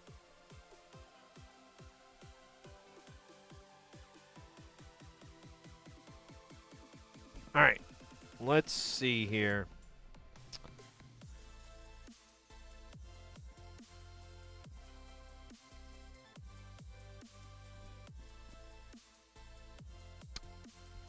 So, I want to think on this. Honestly, if it wasn't so late in the stream, I'd like to hook my scope up and try to probe and see what we're getting, if we're actually getting data moving back and forth, you know, across all these stupid wires. Because I'm starting to suspect it's not. But I don't know why. There's power there, and the power's fine. We do get a little high voltage, but it's stepped down twice in here, and it's working correctly. So that's not the issue. Now, it's possible that power went down a pin and jacked something up, but we don't really have... We tested the components here. They seem to be fine. I believe they're all good. I could do a passive test on, I think, these transistors. Although, I don't know. I may not, since they're in circuit, I may not be able to get a good reading. But I don't think that's a problem. I do have some weird issues, though. So there's a 7-volt supply, there's ground, there's data, and there's busy. And that's it. So the busy is at 1.1 volts. Now on this board, it's full 5 volts. And that's what it should be, but instead it's at 1 volt. And I'm like, well, that's strange.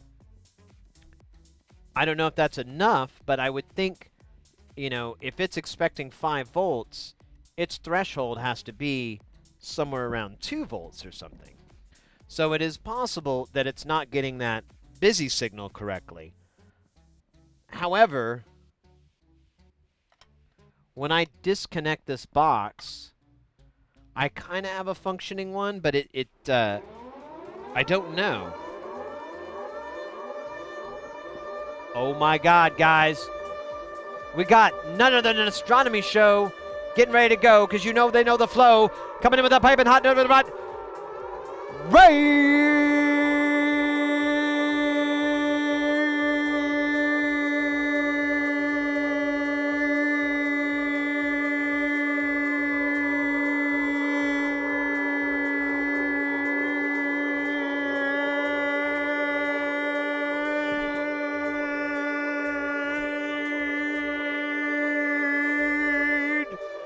Let's go. Oh my goodness. Oh my gosh. Oh, thank you for that shout out there. Astronomy show coming in with that piping hot raid. Thank you so much. Welcome in. Let me... it's too slow. Let me pull up your channel there and see what y'all's up to. What y'all be doing today? Outer solar...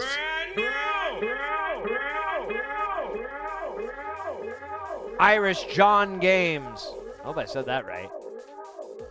You know, I had someone come in, their name was Latin Exchange, and I said Latin Sex Change. Very embarrassing. Outer solar system moons. Picking images for next video. Space exploration. Life in space. Chat. I may be ripping off Pigs in Space just a little bit from Sesame Street, from the Muppets, but that is called fair use, and I will fair use it all I want. Chompers, you want to say hi again? My God, what a camera hog here, Mr. Camera Hog. Huh? I know you want food, but you gotta wait until I'm done, bro. I'll get you. I got plans, man. I got plans. Okay, fine. God, he's such a dick. He's full of hate, that cat. Full of hate. It's dark hate. Kind of hate you only find in a wild, vile creature with no soul. Eyes, you dig? They look at you like they have no soul. Anyways, Sid and Speed! That would be fun. With the green screen, it is entirely possible. So, well, how was the stream? Welcome in, Raiders. I hope you guys had a good stream. It sounds like good stuff. I'm down to clown. I'm up for it. We are anybody who's new to the channel, never been here before. We do get one. Welcome to the channel. We are an electronics channel. We kind of I say it all the time. We basically focus on getting people into soldering. That's our thing. I think once you get that kind of skill worked out, you can kind of go really far with this. And really, it's an easy skill to pick up. It just takes like anything. You know, it just takes practice. If you ever tried to pick up something like woodworking or knot tying or sailor knots or, you know, lots of nautical knots, you try to get those and stuff. Yeah, they're not going to be that great your first try. You'll get better. Guarantee. We do repairs. We mostly work on audio equipment. This is a keyboard for a JX3P from Roland. We'll get to its life story in a minute, but we also do. We built since we make synths and so forth.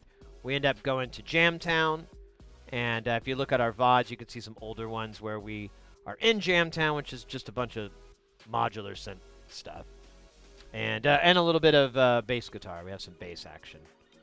And yeah, our whole goal, like I said, is to get people into this. Feel free to ask any questions. Even if you think it's a question that gets asked a lot, please ask them because no one asked it today. I guarantee you. And I actually know the answers to those questions, so please don't come up with the weirder questions. Don't give me questions. You know, don't come up with questions I wouldn't have the answers to. Like, where do our pets go after they die? I'm not here. I'm not that guy. Misadventures in Astro. I'd say it chopped it off weird, so it was hard for me to comprehend. How you doing, mate? Yeah, the music streams are fun. We got our bass guitar, so we can always do bass stuff.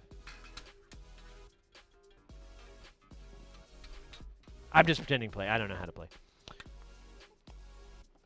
It's like that scene from Ferris Bueller's Day Off when he has the clarinet, and it's like, blah, blah, blah. Never took one lesson in my life.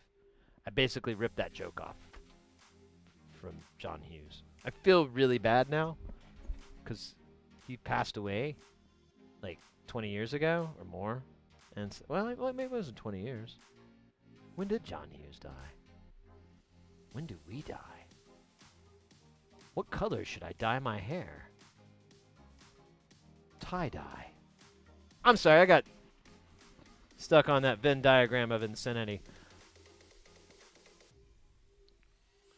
Soldering is definitely a skill set I learned as a teenager that has paid off. Yeah, so when I first started doing this, I started streaming and streaming builds and so forth.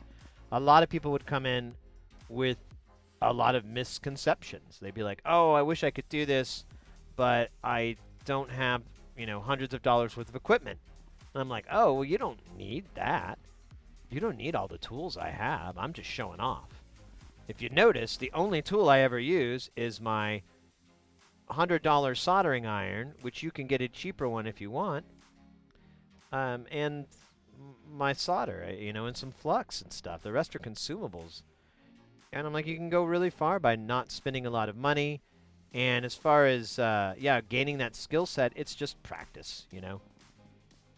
And there's even stuff for that. So you can, I highly recommend to anybody that wants to get started in soldering, and you've got the iron laying around, but you just never did a good job. You didn't like your job. One, make sure that you have good solder. You can, so the fact is, you can solder with really good solder and a crappy iron. You can't the other way around. If you have a really nice iron and terrible solder, it's going to be a nightmare. So you make sure that your solder is good quality. I like Kester rosin core with it has a 40. It's called Kester 44, which is the flux that's inside of it. I like that. It's fairly inexpensive, and you can get it pretty much anywhere in the world. Damn it, music's loud. But, you know, there's plenty of other options out there. You just want to make sure it's good solder. I like leaded. There's some arguments. Some people like unleaded. I don't recommend it. I'll put it that way. And it's like more work and more crap. But you can go on Mouser, DigiKey, Amazon, AliExpress, all these websites, and you can get these electronic soldering practice kits. And they're usually just a board. That was cool. There's just a board with oh,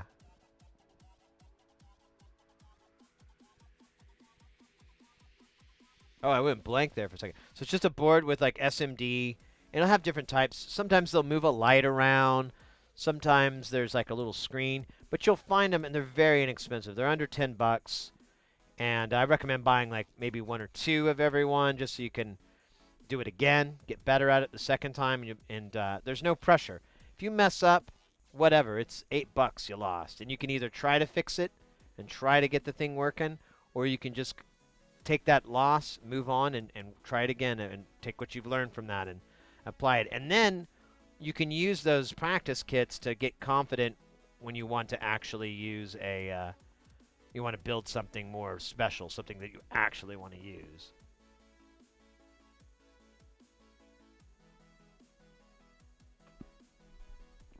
A sub for you in the Nerduino. Nice. Damn. Check something here. Oh, Christ. Speaking of the base, I missed Steaming Mangoes for 2 hours ago? What the? That can't be. Oh, man. I missed a lot of points thing. I'm not very good at this, by the way. The streaming thing. Oh, man. Oh, so bad. It hurts. Like, some people literally cry. And some of them die. It's really sad. But I try not to dwell on dead people. Tall people, though, I dwell on them a lot. Stupid tall people. Alright, let's do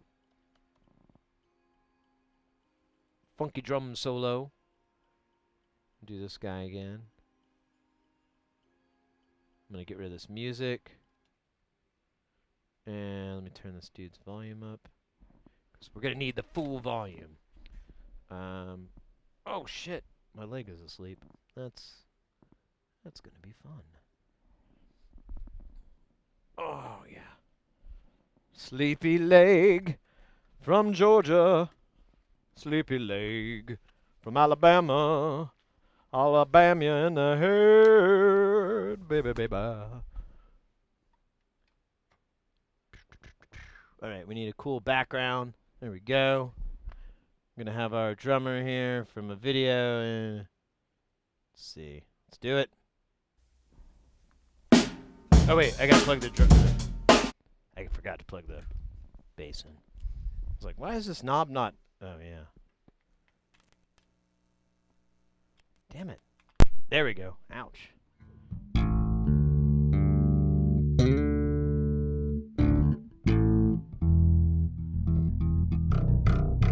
Alright. Maybe I should do some quick warm-ups here.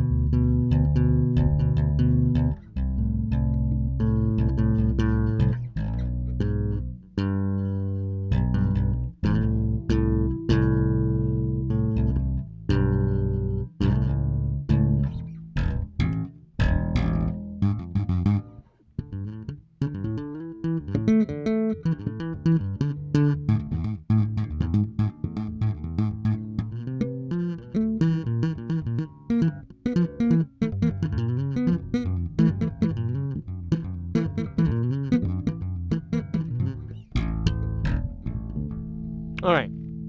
I'm ready for the bass in your face.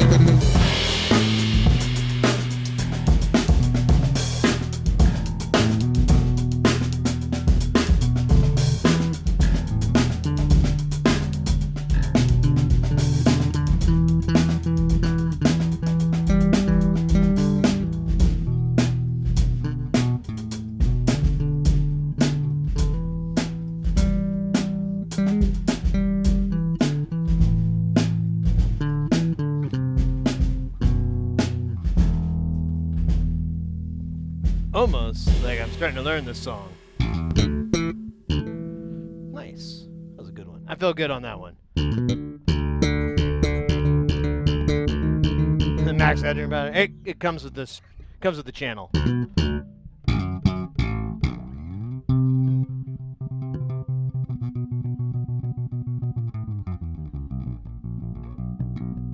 The drums. Yeah, everyone wants to do the drums.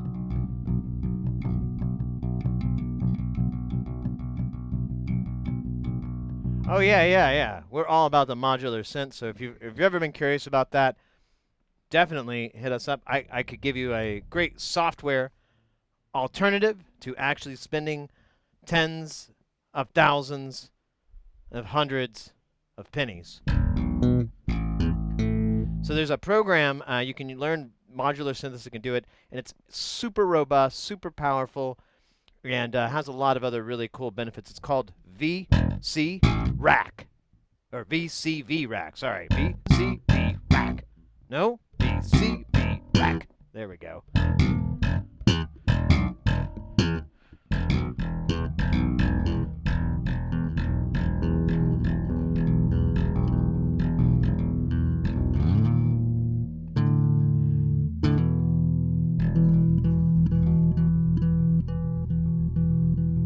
But you can download this program. It's free.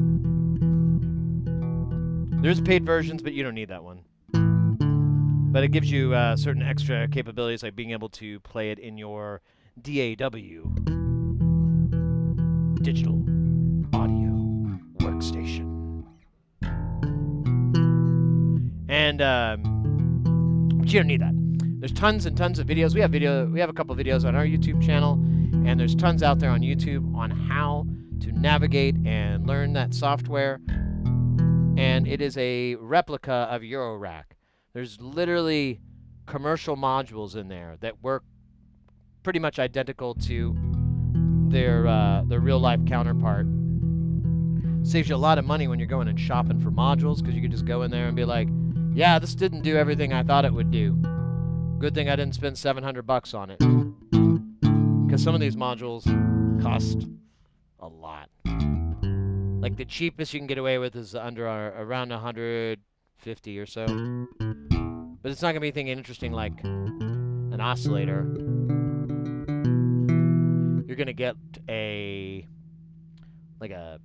LFO or a sample hold.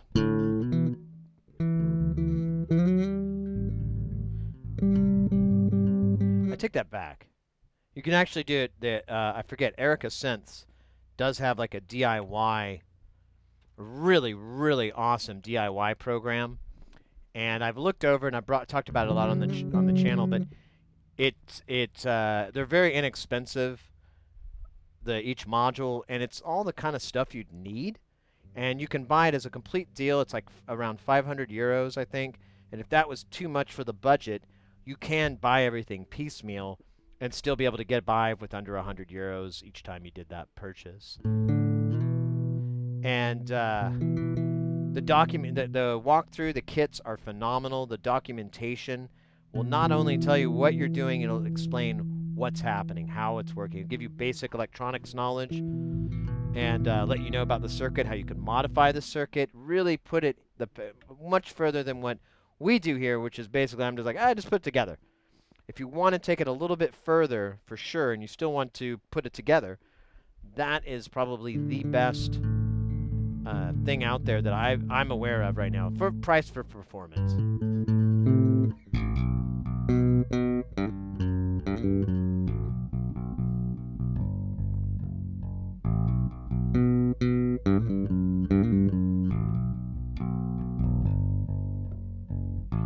Oh shit! Chompers shouldn't do that.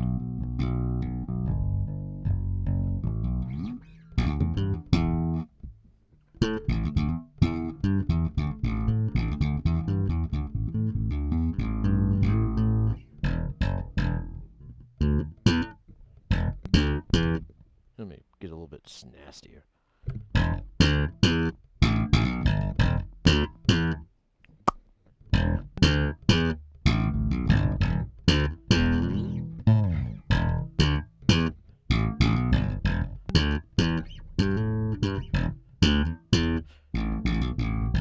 I fucked that up.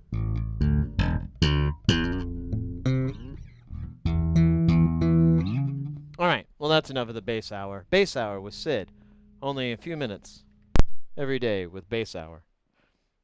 I'll tell you, I really have been playing a lot. I still have a big chunky callus on my thumb, and it keeps going away and then just comes back. I was playing earlier, it kept getting stuck. Like, I don't need you to get stuck. Oh shit. Hope I didn't lose any of those tiny washers. Hold me closer, tiny washer. Get the hell off the highway. Smell the tulips made of candy. Get the hell back on the highway. Oh, this background looks weird. I look weird. No, I don't. Now I look normal. Fantastical. I played with the pads in Lunaris. I think I've heard of that. Ah, yeah, Super Bass. I don't know if were you around when I got the bass. I've been getting better at it. I got that thing back at the end of January, beginning of February, and I've been really trying to get good. And because I want to work on a metal album, and the kind of stuff I want to do, the type of metal that I want to integrate into what we're the synths and all that, is like technically challenging. So I'm trying to up my skills so I'm not the thing slowing it down. Lunaris. Okay, let me check this out. Wait, oh, it's at the bottom of the screen. Oh, yeah! I know what you're talking about. Yeah, VST. Yeah. Native Instruments. I have a friend of mine that works for them. I don't know what he does, though. He's so weird about it. He's a weird dude. I love him. That's not a detriment. I'm just saying. I just realized that he's pretty weird. He never tells me what he does at his job that he's had since I've ever met him. He actually brought up one time, he's like, I don't tell a lot of people I work at Native. And I'm like, what? I knew.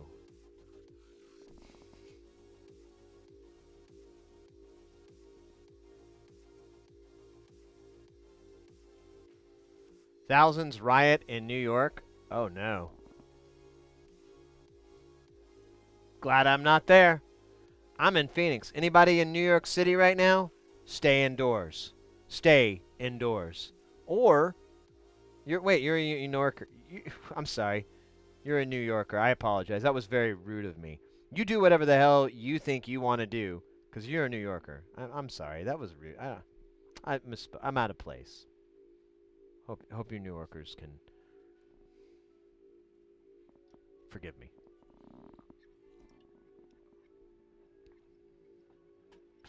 Oh shit, I keep dropping my water bottle. Definitely you sound good, bro. I just got a bass yesterday. I'm a noob on it, and I've got a few licks. Yeah, so, like, one thing, I haven't put a pick on that bass yet. I've never put a pick to it. I'm trying to learn how to use my fingers. And it's that's something I never did before. So being able to use your fingers to play, it definitely makes the bass.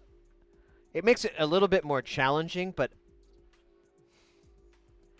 I think it's better off. Like, I think I'm way better off because I already know how to do the pick. And if I have to, I basically move my finger like this, and I use the top of my nail, and I get a very pick-like sound. I can't do, Miseraloo or anything like that, but I don't want to. And honestly, if I wanted to do the Miseraloo thing, do the the surf guitar, I would try to work on getting my fingers up. I've been watching different famous bassists and so forth, and they have all these little technique clips and stuff, and I follow some Instagram and all these little deals that have little bass info. And yeah, that I can do 3 fingers okay-ish. I can't get my pinky in yet, but that's always the case. Like with stringed instruments, I feel like getting your pinky to join in is the hardest part. It's like one of the big barriers. It takes a while because it's like it's not very strong. You got to build it up. Every time you try to use it, it just doesn't push the fret down all the way, and you're like, you're worthless to me, pinky. And then you get a bass guitar, and you're like, I need you, buddy. Please don't go. These frets are way spaced out. I need you. I need you, pinky. Okay. And then the pinky delivers. Because the pinky knows. No boundaries.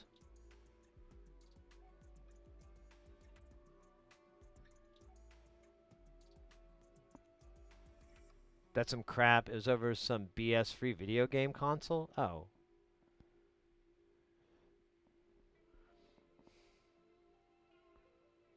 Well, that's dumb as hell.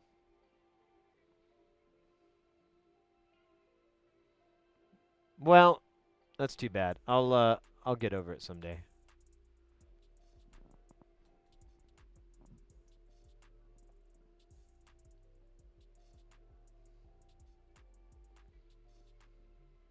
Okay, now we have a dance party too. I don't think we did that dance party. So we might want to knock that out real quick. Because it's like 2 hours old. Then we have a dab, and then we have another dance party from Biznot from 27 minutes ago, which I thought was what all was on here. And I was wrong. So very wrong. Wrong to the point of madness. Madness wrong. We were, though, right before the raid, I was, like, talking out the troubleshooting. But we need to scope this, I think is what it boils down to. And I don't think we have enough time tonight to pull that all out. And honestly, I want to try to use the days that we have off to see if I can make this a little better. I'd love to make it safer. I hate having mains over here. It's terrifying. And I'm stupid enough to forget that I have the power live, and I just put my hand across it, and, you know, bad things. So I'd like to... I don't have an AC supply to bypass this transformer safely. And I don't have enough DC channels to cover what this thing produces. Because this board, I think it was plus or minus 15, 5 volt, 7 volt. I don't have that. I could do plus or minus 15 and then the 5 volt, but I couldn't do the 7 volt. And we really need that 7 volt. And I can't do higher than 7 because the third channel on my power supply is just 5, 3, and I believe it does 1. No, 2.5. So it does 2.5, 3, and 5. So I'm going to have to keep using this transformer, keep having to use this setup. Man. But I think that's the thing. We need to find out if there's data even moving across these pins. Because I'm wondering, part of me is hoping it's something as simple as corrosion. It's just gotten into the connectors, and we're just going to squeeze some deox in there and make it go away. But I don't think that's the case, because we should have gotten intermittent, maybe. I don't know. It's pissing me off, but it's fixable. It's just annoying that that's what we have to fix. I just thought we were going to replace this pot. I thought today was going to be a short stream. So I was like, well, how can we drag out replacing this pot? I don't see how. But we never even got to it. What's the value on these pots, actually? Ah, you buggers. You can't see it. Hold up. Let me go spectacleless. Sometimes. Yeah, I don't know. Well, you know what? Since it's in circuit, one side is powered and one side is ground, I should be able to test this resistance, and I believe kind of get really close to guessing if it's 100 or a 10. Because it's most likely 100K or 10K pots. Because that's cheap. It's easy to do the circuit for that. Wilder, the third option would be 50K. Equally cheap, but a little bit less common. All right, we're going to turn this all the way to one side. I'm getting 600K.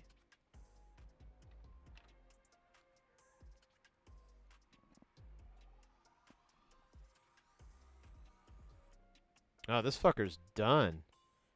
This won't work. It keeps giving me 600K. Yeah, nothing happens when I turn it. Let me make sure that's not me being dumb. Let me try the other pin and see what it does.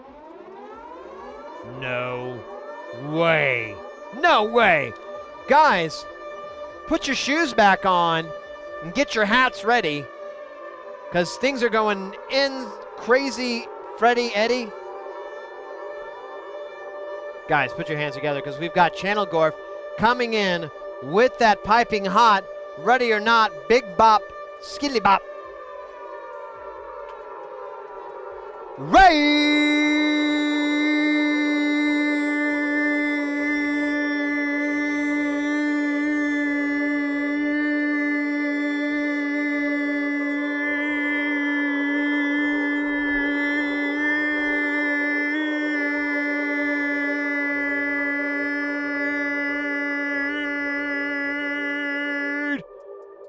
Let's go. Oh, this is awesome. Guys, if you're not familiar, oh, Jesus, I keep stabbing myself with these probes. I stab my finger and then I stab myself in the chest. I gotta quit self-hating myself here with these probes. Guys, if you're not familiar with Channel Gorf, you gotta go change that. Click on that link. Let the link load, as I have loaded it before in the before time. And then view the channel. What were you guys doing today? What were you streaming? How was your stream? Stream. Bam. That's some lung capacity? Oh, you bet. I've been training. Hard. Actually, I have there's something wrong. Like I don't want to get too personal, but I think I got some old man gas or something in me GI tract. And so when I take a deep breath, it kind of hurts. And so I have a little bit less of a oh, yo. With nice shenanigans. Coming in with that piping hot, ready or not, get up to the stop, because it's never going to stop. No. Never going to stop. Because that's the pop.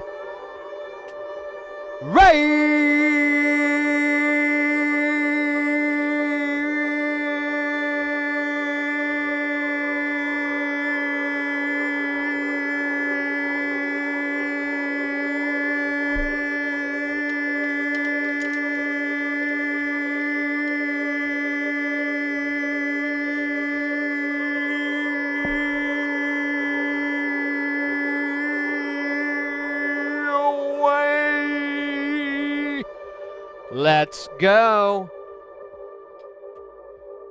Don't know if that was... Shangus, welcome in. Thank you for that raid as well. Dudes, dudettes. And Shenanigans, welcome in, mate. Thank you for that raid. It got the raid juices flowing in me. All over the place. There's raid juice everywhere. I gotta mop this up. It's bad. I got some on my hands too, and some on my fingers. There's raid juice all over this place. It's kind of offensive. It's a little stinky. I might need to disinfect. Everything is crashing on you. Oh no. Well, here, let me give you a shout out here. So we just got raided just a moment ago from Channel Gorf, and then you raided. Now I think I'm getting messed with here. Barney! Come on. All right. I can't stop now, right? Guys, we got Barney of the rubble simulating that piping hot extra top no way bop bop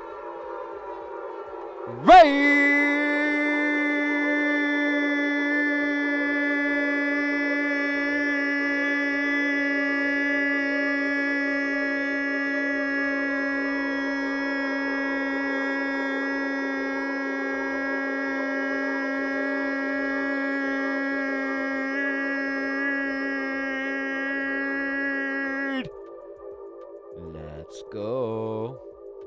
All right. Just a heads up, if you raid in again, and there's one viewer, I'm going to assume it's a troll. And I'm not going to do that again.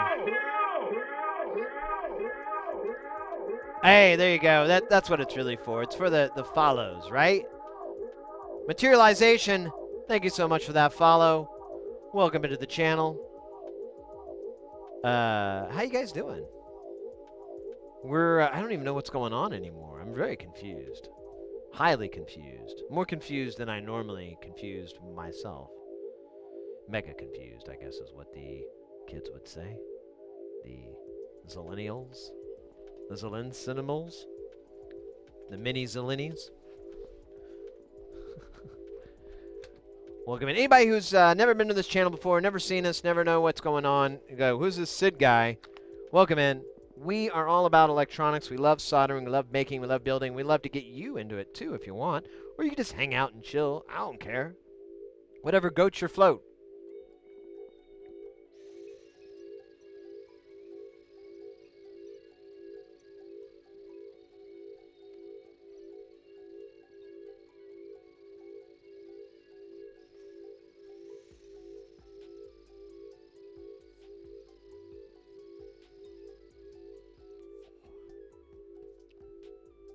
I don't care.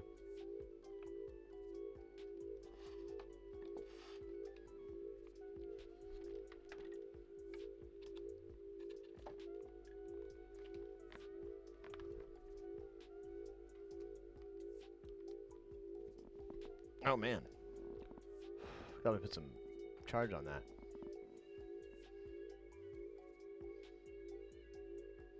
See you later. Hey, Baloo, take care, mate. Mr. Christ, welcome in.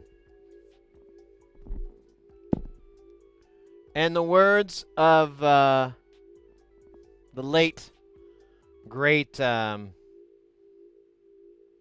Bowie. Let's dance.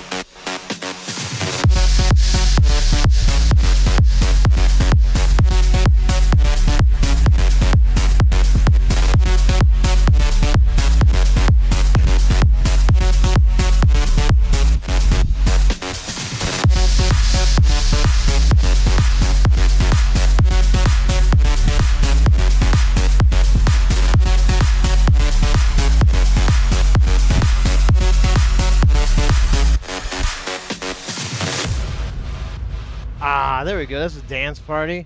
That's what kids are into these days. Right? Maybe? Maybe not?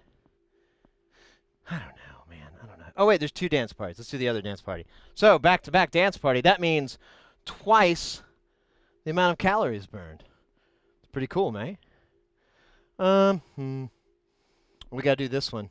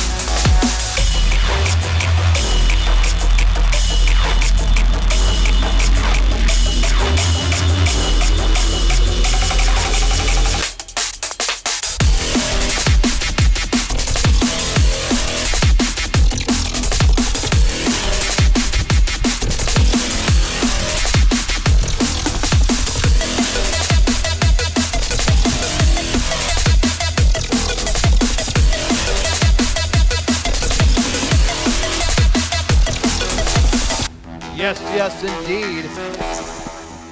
Back-to-back dance parties. Anytime that I forget long enough times, it can be a reality. I will say it's really warm in here. I might have to go turn down the air conditioner some more. What's our temperature at? Temperature Larry? Temperature Larry says it's 85. I don't know why I started calling that temperature Larry. It just sounded really cool.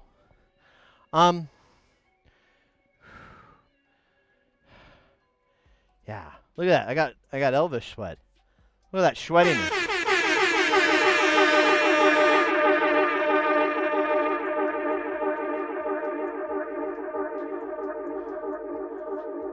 I think my cat really wants me to feed him.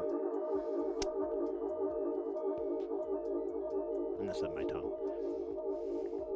I think I can make it. You don't think so?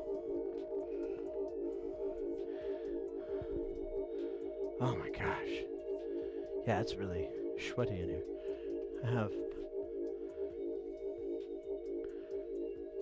Oh, there we go. Nice. Messed up my hair. My hair looks cool. Oh! Yo, J. Bond, H. Potter, J. Wayne, giving that delicious follow. Welcome in. Thank you for following in on the channel here. What a crazy day for follows. I think we got a lot today so far. We're in the severals. Possibly the lots. I don't know if we made it to a bunch, though. Oh, my gosh. The dancing, good night. Hey, yeah, take care, mate. Have a good rest of the night. Thank you again for the raid. Hope to see your channel soon. Again soon. I think I was in there not too long ago, but I was busy. I couldn't stay, so I just dropped in, saw what was going on, and then I had to dip out. I have no idea what I look like without my glasses. I have to take a picture of myself and then take several more because I can't aim the camera because I can't see. I used to wear glasses or contacts, but now I can't do that. Oh shit. So I'm stuck to these mortal spectacles. But I guess it could be worse, you know. Oh wait, I am kind of losing my eyesight. I keep noticing I need a ton of light. Like way too much light for normal. I'm like, that can't be good. I think my eyesight's pooping out. I told the eye guy that, the eye doctor, it's actually a lady, I shouldn't say eye guy, but it rhymes. And she's like, yeah, you're getting old. And I'm like, yeah, but I might be going blind. You're like, no, you'll know it when you're going blind. It's like, all right, thanks, doc. Head of the board too. So, you know. All right, so there's that dance party. And then we've got like a couple of back-to-back dabs here. I like that. Let's check the dab levels here. How are we at, Dabosaurus? Dabosaurus is good. Let's activate its mighty horn and let its crimson gold rise to the top. I shall bring it to my lips and inhale the fumes of Osiris.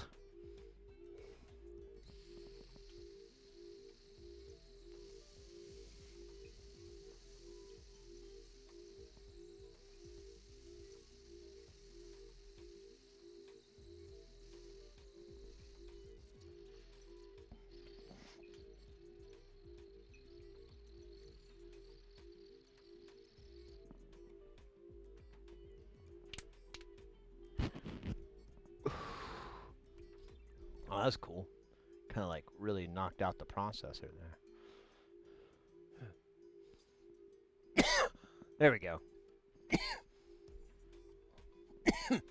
Oh, now I'm going to cough now? That's good. Hey, brother, I'm here, but I got to lurk for a minute.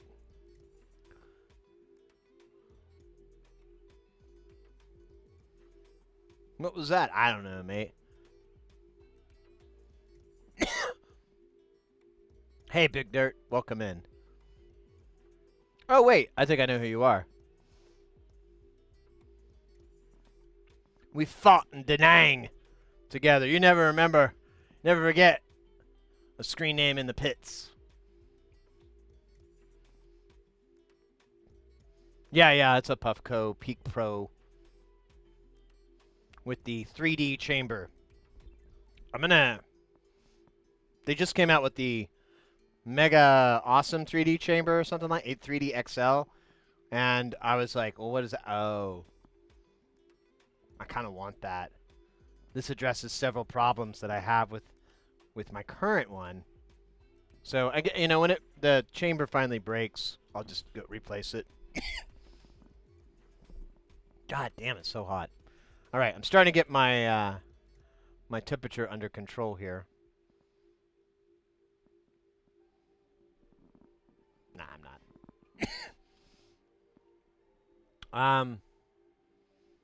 Damn.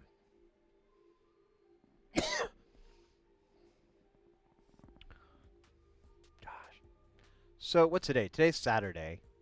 So tomorrow's our stream on at 1 o'clock for Squids Fest. Maybe we should. I wonder if that's available for us to raid later. We should be able to. I don't know what time it ends. I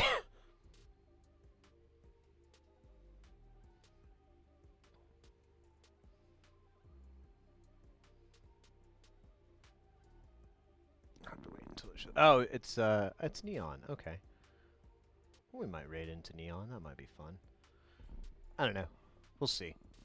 I'm not going anywhere just yet. I want to. Well, Chompers really wants me to take care of him, so I may need to go do that really quick. But just air. Well, welcome, Ender. You can actually, so Twitch changed their rules recently, and you have these content warnings that are very specific and in different categories. And we fell under one of those because it was, so the category we fell under is alcohol use. I know Chompers. I'm getting to that. It's alcohol use, marijuana, and tobacco use or something like that. No, just tobacco. I don't think it says if it's. It doesn't. It doesn't say if it's vape. Okay, dude. I just assume there's not people on the channel just like chain smoke, and I don't know. Anyways. So we fell under that category, and it says specifically if you smoke any on stream, you have to do that. And I was like, wait, so it's okay? All right.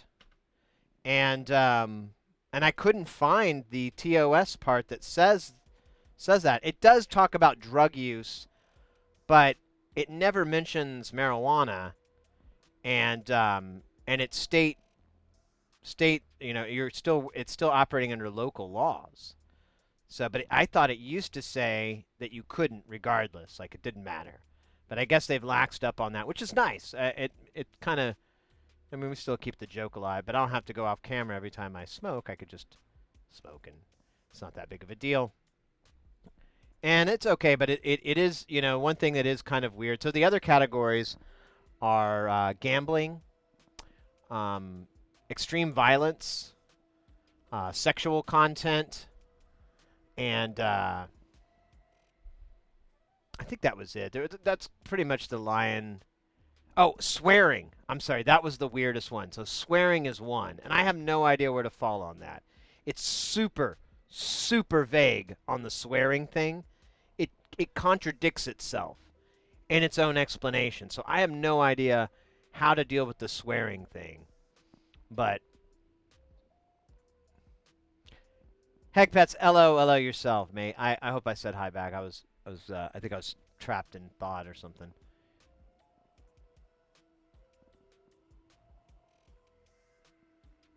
Having a great weekend. That's awesome, man. I'm very happy to hear that. weekend here has been pretty good so far. I'm feeling. I was really stressed out at the end of July, and then August finally like unfolded, and I'm like, I still I'm mildly stressed, but it's like so insignificant, and I just feel way better this month than I did last month, and I think, and honestly, I think this is going to keep going, the way things are set up. We're going to be in. By the way, guys, if you're not aware, KnobCon is in Chicago this year in September, and I'm going to be going, and I know a lot of other people are going to be attending that from the DIY and synth community. A lot of shrimpers are going to be there. A lot of designers and so forth. Like a lot of the designers I follow on Instagram and whatever the hell Twitter is now, they've all brought up that they're going, or a lot of them have said, "Hey, I'm going to Chicago," and I'm like, "You going to KnobCon?" They're like, "Yeah," and I'm like, "I hope we can. That's so awesome. I hope to see you there." You know, and I'm super hyped about it. Wish I could go. Yeah, I know it's not easy for some people to go to that. But Mr. X was going to go, and I was like, well, shoot, I really need to make the effort because he's coming all the way from Germany, and then I looked it up, and the expense was pretty nominal. I think it was less than $70 for the 3-day pass, and the hotel was about $100 a night, and I'm going there a little bit early too, just to I want to play a bunch of pinball, because Chicago and pinball are like that's where you're gonna go. And there's tons of pinball down there, and there's tons of really dope games. I need to start working on my list of places to go so I can figure this all out. But that's one of my focuses. So I'm so excited.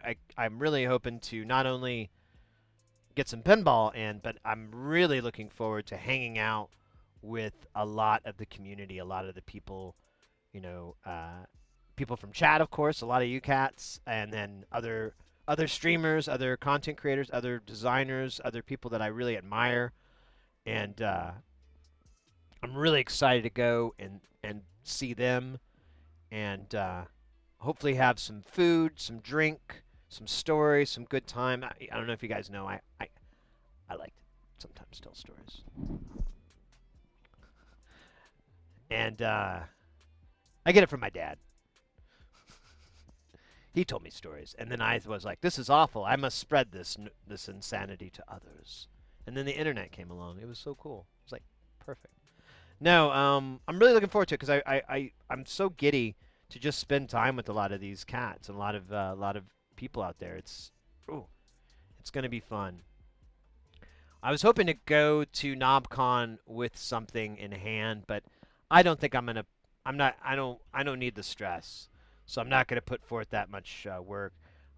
We may get these silly PCBs made that Dowie did a while back, but I wanted them to do something. I didn't want it just to be a printed circuit board with a picture, but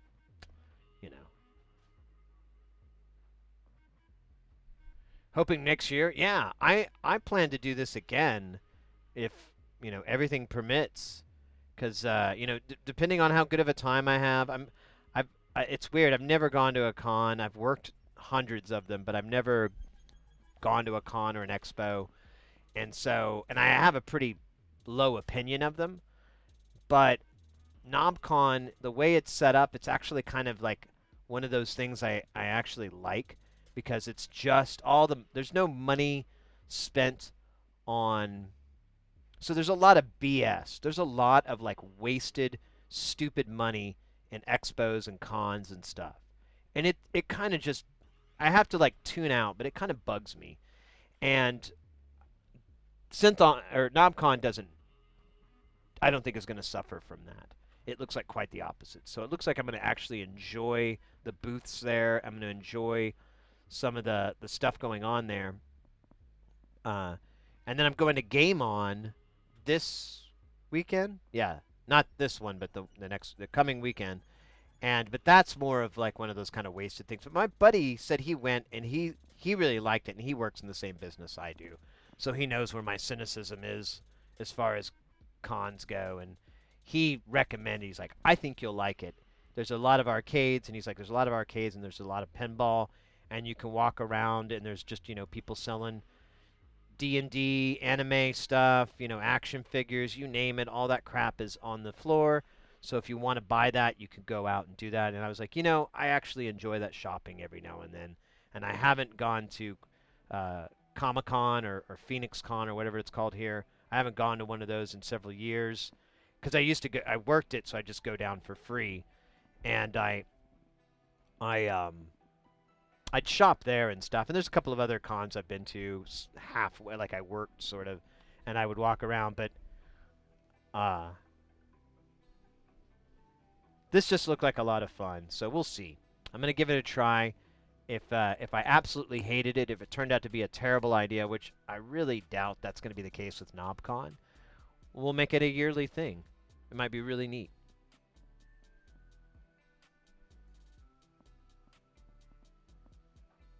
Is it always in Chicago or does it move? I believe it's in Chicago. I don't think it moves, but I'm not positive about that.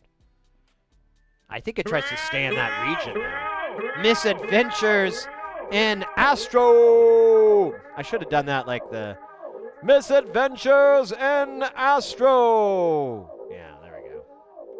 Way cooler.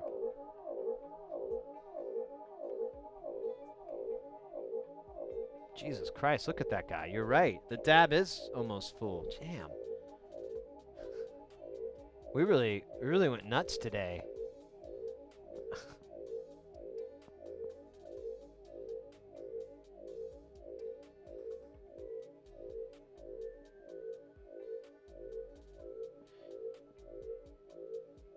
Yeah. Well, I went. So that was the thing too, Caterpickle. The hotels weren't too expensive. It was about $100. Granted, that can be out of a lot of people's budget. I understand, but I was expecting worse. And so when it was about half of what I was expecting, I was like, oh well, shit, I could do that. And then I looked up airfare, and airfare is really cheap between Phoenix and I think I flew. I can't remember if I'm flying into O'Hare or Midway. I can't remember which one. But either way, it doesn't matter. I think it's Midway because I can get it. I think it's cheaper that way. But to fly in there, like the airfare was like $50. It was so cheap that I was like, I don't have any reason. At the end, I think I spent like $150 on airfare.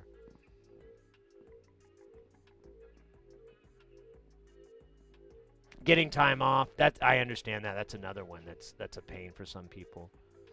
Well, it does have the consistent date, so if there's any way to finagle it, hopefully you can.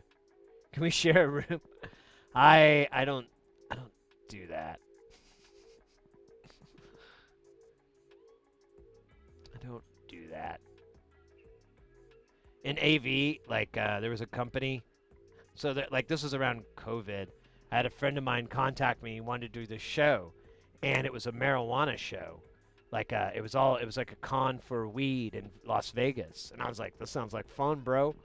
And then he says something that like trips me out, and he's like, "Yeah, dude, I'm gonna make sure you and this other friend of ours, this mutual friend of ours, you and Travis like can share a room together." And I'm like, "What? What do you mean a room? Like a room, like a meeting room?"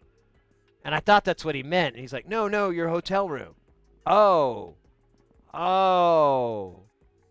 No.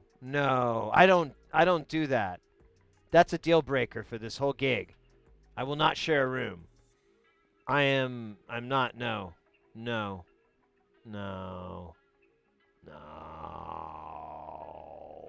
Are you sure? Oh.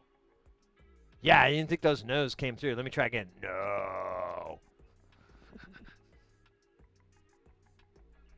Yeah, it's probably O'Hare. I can't remember. Hey, Panzer, how you doing? We were talking about KnobCon, in fact. Good timing.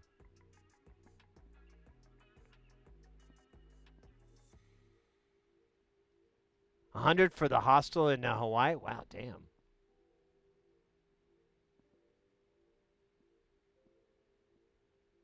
I don't even know. I mean, he's my best friend.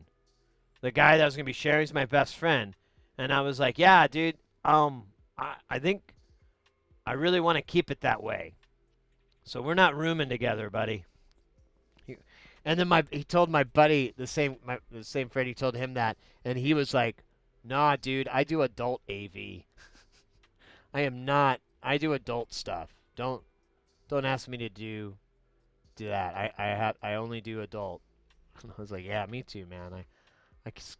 I understand some people are willing to make that adjustment. Take the money. Go take those jobs from me. That's fine. I'm not."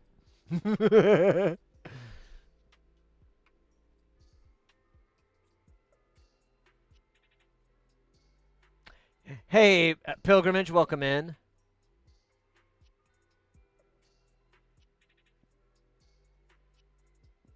What? In case it's too exciting? I don't know. It's happened, hasn't it? It's happened more often than it not happening. Oh, shit. I got this hot spot on that damn wall, and it's killing me, but I feel like I could make it through if I just pretend like I don't know what I'm talking about. It doesn't work very often. Ah.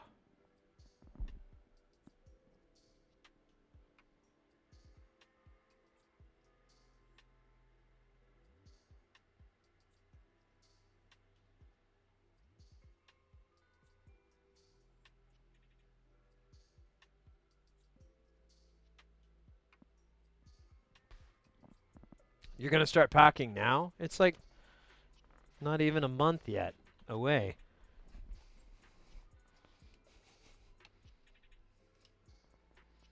I don't know. I packed the night before.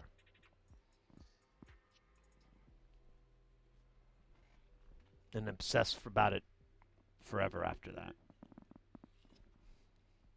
But it shortens my obsession time, which makes it easier for me. Yeah, I know you're gonna bring a lot. I am gonna bring nothing. I'm gonna bring me. I have to travel with so much shit for work. It would be really cool to travel and not have a bunch of shit. It'd be so cool. It's not at all. Like when I go to the airport, I have my Pelican and then I have my suitcase. I bought a large suitcase, and so the suitcase is a good size one, and the Pelican is the size of a carry-on. It's the full maximum size, and they're both rolling and everything. And then I have my backpack, and that's filled. So I have these 3 bags at the airport that I have to around everywhere, and then into the stupid hotel, go to the deal where the ride share is, get the car, wait for the car, get in the car, ride the ride, walk into the lobby, check in. Go up to the room, make sure the room is in a good spot because I'm a light sleeper and I can't sleep near the elevators. I can't sleep near high traffic areas. I usually tell them that. And then but sometimes they screw it up anyways. And I go into the room and all this stuff and unpack, and I use the drawers and everything. And I take all my tech gear and I break it down into the packs to take down for the gig the next day. It's just like not having to do that is so awesome. And if I bring anything, it's going to go away. So, I don't know. I'll have to think about it. I could bring AV equipment. That's what I did in Las Vegas. I flew in there and I wasn't doing anything. I didn't need my tools, but I brought all my cameras, all my powers bricks, all the cabling and everything to do a 3-camera stream. And I brought my ATEM with me, my little ATEM, and I would be willing to bring that maybe. That could all fit in a little bag. Yeah.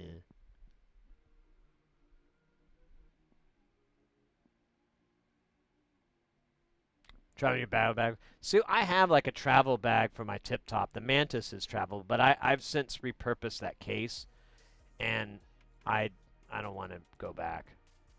So because it used to be my jam box.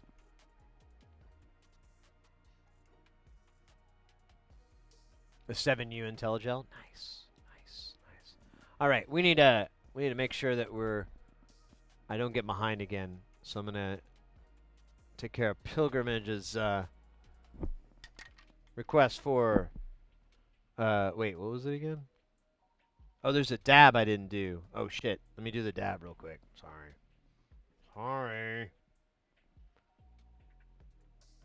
Air drums from Pilgrimage. There we go.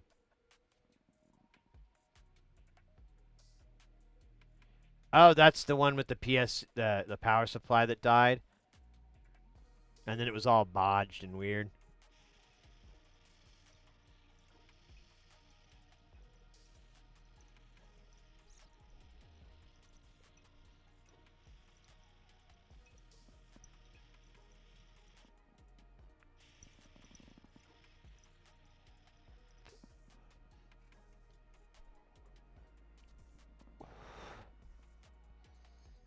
All right. Now we're ready for air drums. Pilgrimage, I hope you stuck around, because otherwise it's gonna feel very hollow, the whole experience. Get a little bit of Vasa. Yeah. Oh man, I just coughed and it really hurt. Yo, Sid, that keyboard looks crazy. You're damn right, it's crazy. It ate 250 pounds of corned beef in under 6 minutes. No one, I'm saying no keyboard out there, would do something like that if it had any level of sanity. What am I talking about? I have no idea. I'm just being weird. You know, it's one of those things I do. Like, the drums!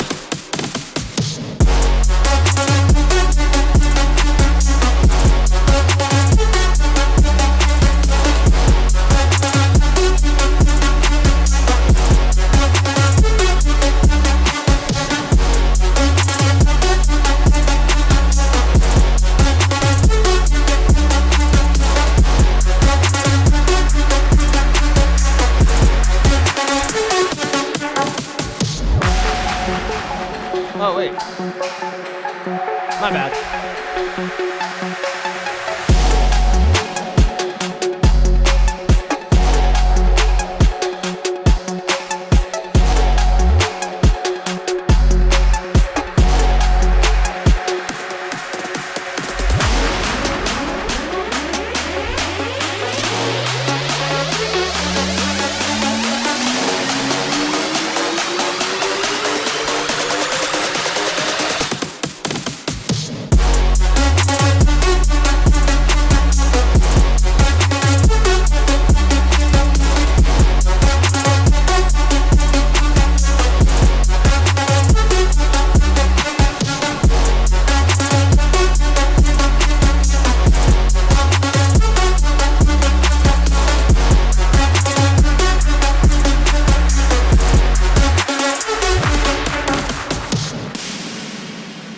There we go.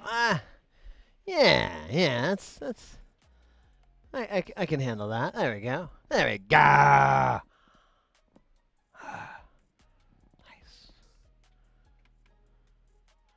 Air drums. Another dab. All right. I can play the dab game. I went to dab school. Studied under the dab masters. Count Dabula, Iron Lung, Captain Donk.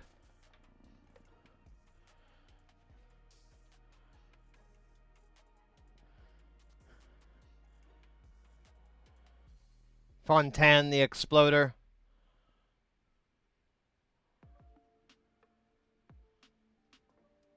know what that meant.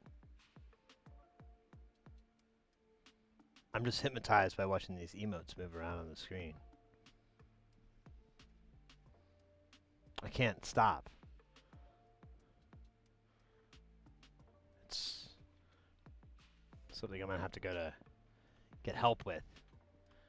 Which is fine, you know. Won't be the first time. I had to do the same thing with cheese. Used to eat a lot of cheese. Like, whoa. Like, yeah. And that wasn't happening. So the doctor's like, I think you're eating too much cheese. To which I replied, I think you're too much cheese. And he was like, what? And I'm like, I'm sorry, doc. I just feel very threatened. Atropius. Oh, yeah. Here. What's this thing behind me? I don't know.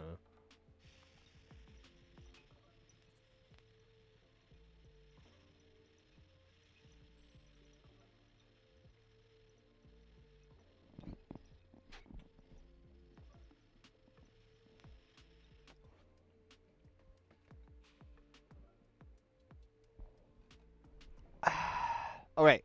So this keyboard is the. I forgot. No, it's a JX3P. We've had this here before. When was this here? Back in like January, maybe? December, somewhere around there.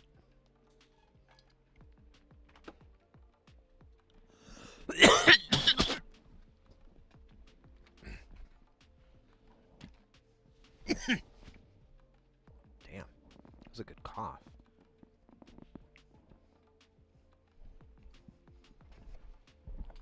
Oh yeah, I could do a couldn't I? So the JX3P, we got this, and we put a mod in, and we fixed the keys. I think this one key that's marked green was kind of acting squirrely. It wasn't working, and then all of a sudden it started working again. So I'm not sure what's going on there. Damn.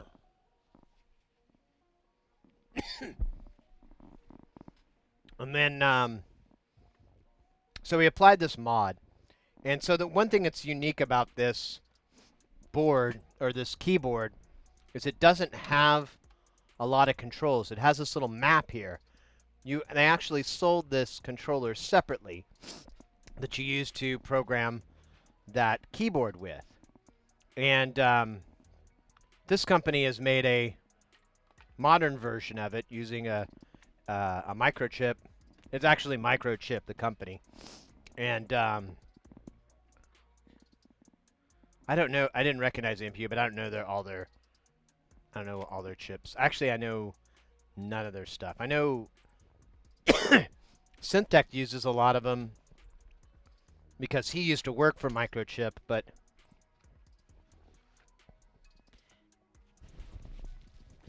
I never really worked or taken apart or studied any of his stuff. What's that, Doey?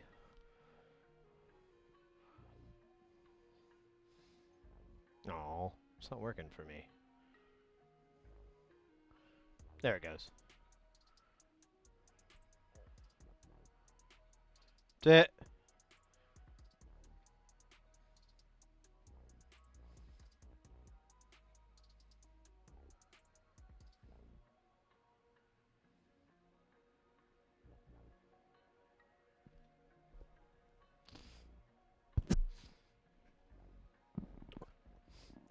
Cold response, Deoxit D5, and a recap.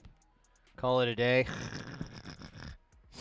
So we did a lot of work on this. We installed this mod, and the client sent this to us just to repair this release knob because it's broke. It got hit or something because there's something wrong with the shaft. When you turn it, it doesn't work right.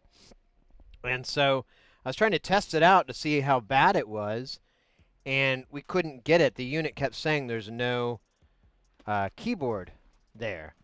We went through, and beep tested everything. Everything continuity went through. So it wasn't like a bad connector and we tested, for the most part, we tested a lot of the components that we were able to easily check, and those are the components too that failed pretty often. They all came back peachy keen, and so the variable that we have a couple of weird things going on. One is there's a 7-volt rail, but it's like 12. But it doesn't matter because it's only for this thing to power this, and this thing has its own voltage regulation, so it doesn't matter what the volt. And it even ignores these. There's two 15-volt lines that are sent here. It ignores those completely. But so the issue is kind of going down to what caused this. You know, how did this happen? Because it was working and now it's not. So obviously something could have gotten jostled loose. Since this is a mod and I did it, and I may or may not have been also trying to dance and sing, I could have possibly. I did make some mistakes while we were putting this in, and I was able to solve it all. We were able to figure it out. But it's, you know, there's a very real possibility. Although I did check my solder. My job is really, I'm actually shocked how good of a job I did. I was like, why don't I always do this? These are really good. None of them are silly. They're all perfect. I don't know. Where did the magic go? Got to run? All right, mate. Take care.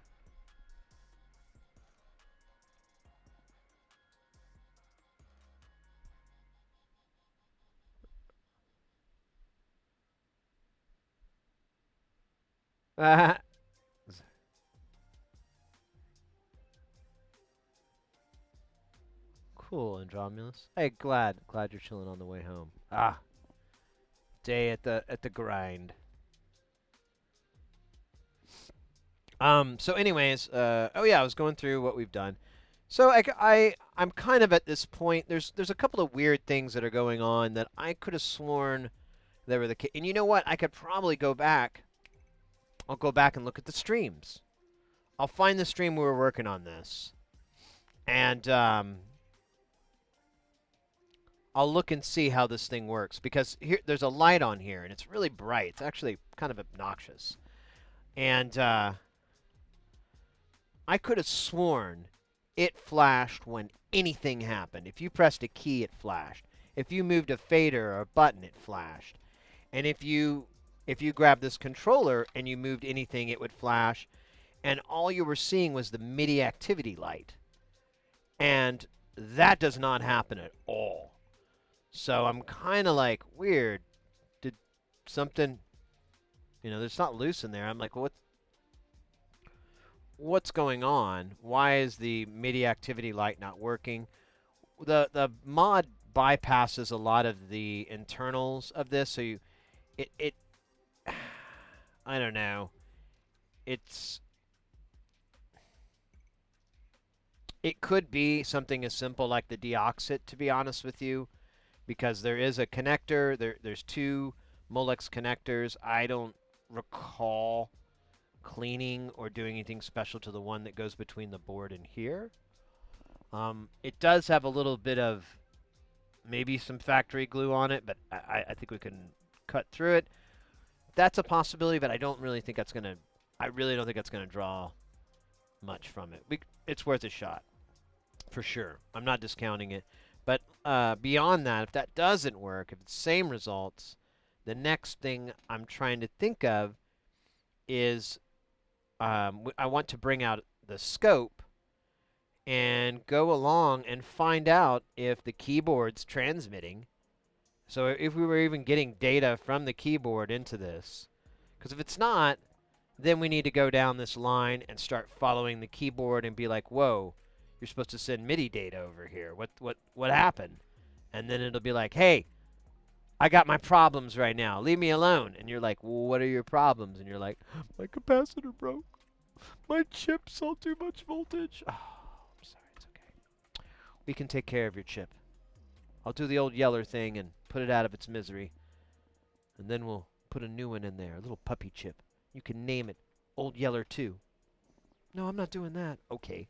Yeller the Second? No, nothing with old Yeller's name. Young Yeller? No. All right. Well, that's the I think that's the best mode of attack. The other possibility is this mod is fucking dead, and in that case, we will need to contact the manufacturer and see if they can send us another chip, or pay for another pick. It wasn't terrible. I don't know how much this mod is, but I don't think it was terribly expensive. But I don't know. It came from Australia, I believe, so I think there was that issue. You're allowed to fail. Well, I mean, that's what this is kind of turning out. That's why I want to know what the problem is. I really don't want it to just go away. I'll be so mad. I really want to find out what this issue is. As far as I can tell, the power's good. There's a 5-volt rail, and it's fine. It looks fine. I mean, it's 5 volts. It's not under or anything like that. It doesn't look like it's loaded down from a failed component or anything, where it's like going straight to ground or anything. But yeah, it's still weird. Honestly, hold up for a second.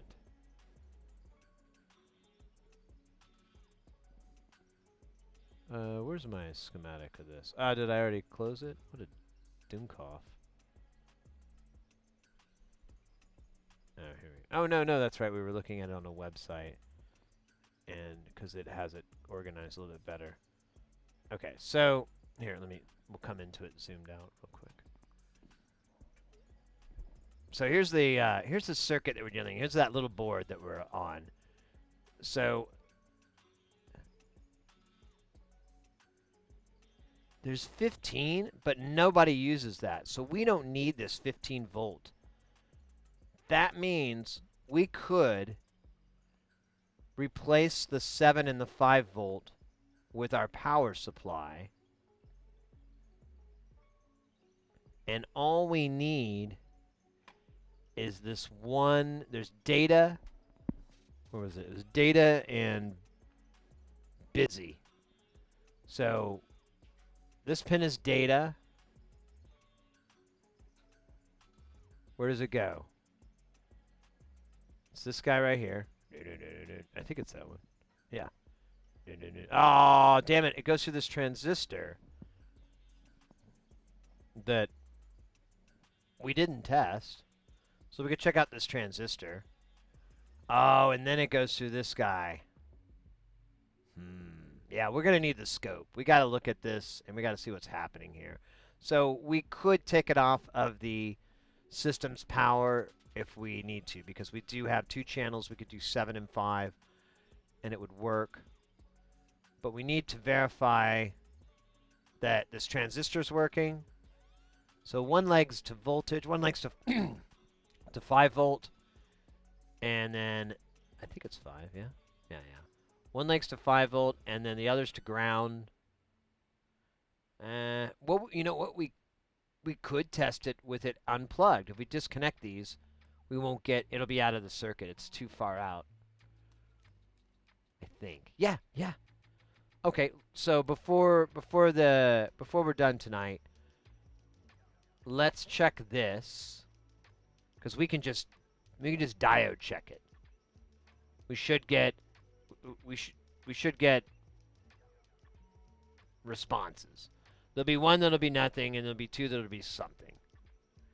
And then honestly, you flip it around, and you have the other 2. So, anyways, we'll be able to kind of gauge it.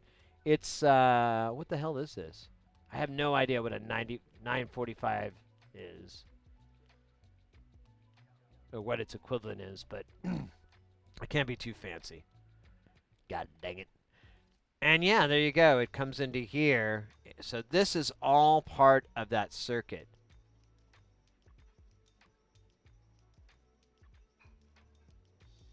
Okay. And okay, now I'm understanding this better. So what happens is the way this this board is put in. Here, let me switch back.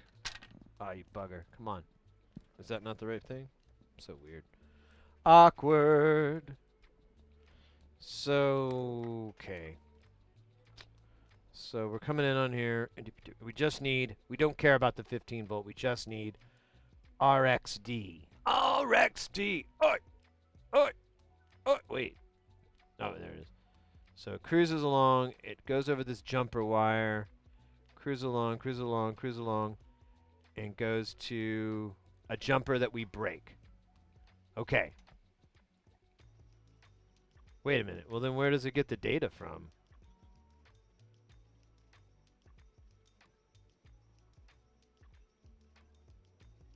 I'm confused.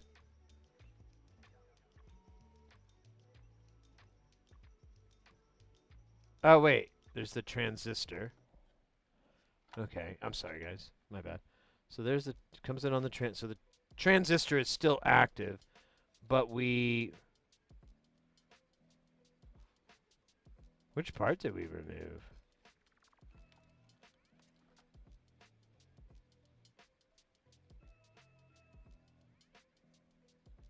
Ground. Oh, weird. So it's floating? That doesn't seem like a good idea, but that's the way it was made. Yeah, it looks like this part.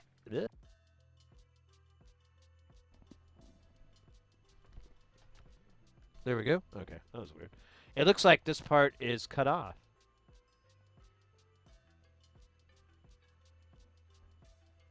It's weird.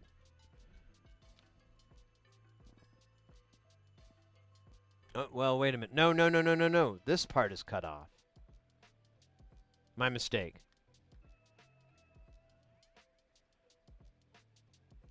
Huh. That's weird. Okay, well, whatever. So that means we'll even get a more accurate reading. So where does it pick back up, though? I'm not quite clear on how this taps in. Okay, so it taps in on this yellow wire here. That would be RX. Oh, but it also sends to it, so I'm very... Oh. So this circuit isn't very... Okay. So our mod doesn't really mess with this. The only thing it does, it's kind of weird. I don't know what this is about, is this 10K resistor is removed. So this part is floating. I believe. I think that's what's going on. Well, you know what? What's the number? It says it's R4. So, oh wait, I'm wrong. Wait, where is R4? Oh, well that doesn't make sense. Then what am I? Am I wrong? Oh, I'm dumb. It does not disconnect. So, what our thing... Ah. So, okay. I'm sorry, guys. That was a lot of noises. We should have used that for from earlier. Yeah, yeah. I believe... Oh, yeah. Is it... Yeah, I think so. I can't remember. The client bought the mod, but I remembered going to the site. Okay, so here's what I believe I figured out. So right here is a wire that taps in, and the machine, the chip, reads from there. So the only other part we have is this busy. Now, it does interrupt the busy. And it's kind of acting weird because it's not, the chip isn't doing the busy, but I can disconnect that and it still doesn't work.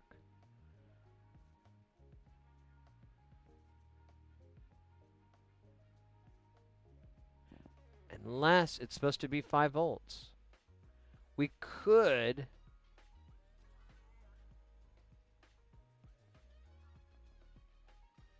I don't want to disconnect the wiring harness because it's going to be a pain in the ass. Well, yeah, maybe.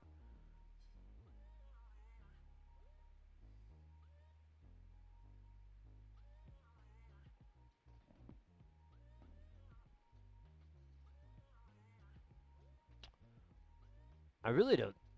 Other than the busy thing, this should work. So something else is interfering. So either this board isn't transmitting and receiving, although it would have, the light would have flashed on the mod chip, I think, because it would receive data off of here, and that would cause it to flash. So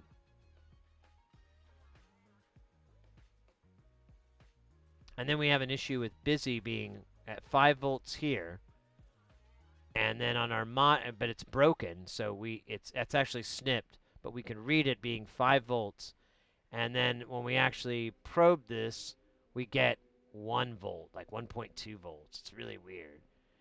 And I'm kind of wondering if there's something up with the mod chip, but I'm less inclined. I'm more feeling something else is here, but I'm trying to understand how this works. Because we really don't care about the MIDI. It should just work. Oh wait, what is?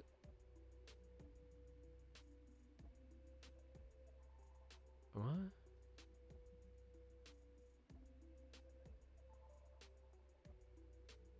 What am I? Am I doing RxD or RX mode? And we disabled that. Yeah, I think that's, well, RX mode is still there, and let's see. It actually looks untouched.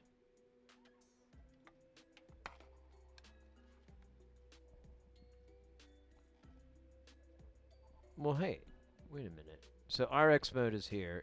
It has these resistors. Oh. And it gets MIDI.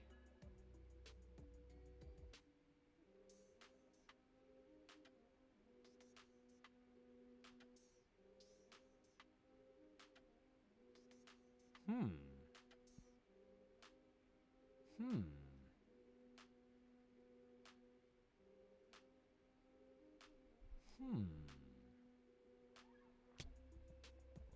So here's our switch. And it grounds this. Or what? Okay, so it looks like this is either grounded or not. And then this is, man, this is kind of hard for my brain to.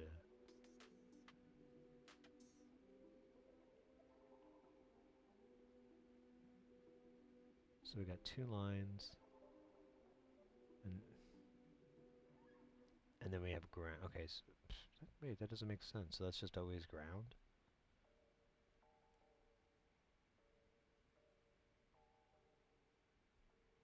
I don't quite.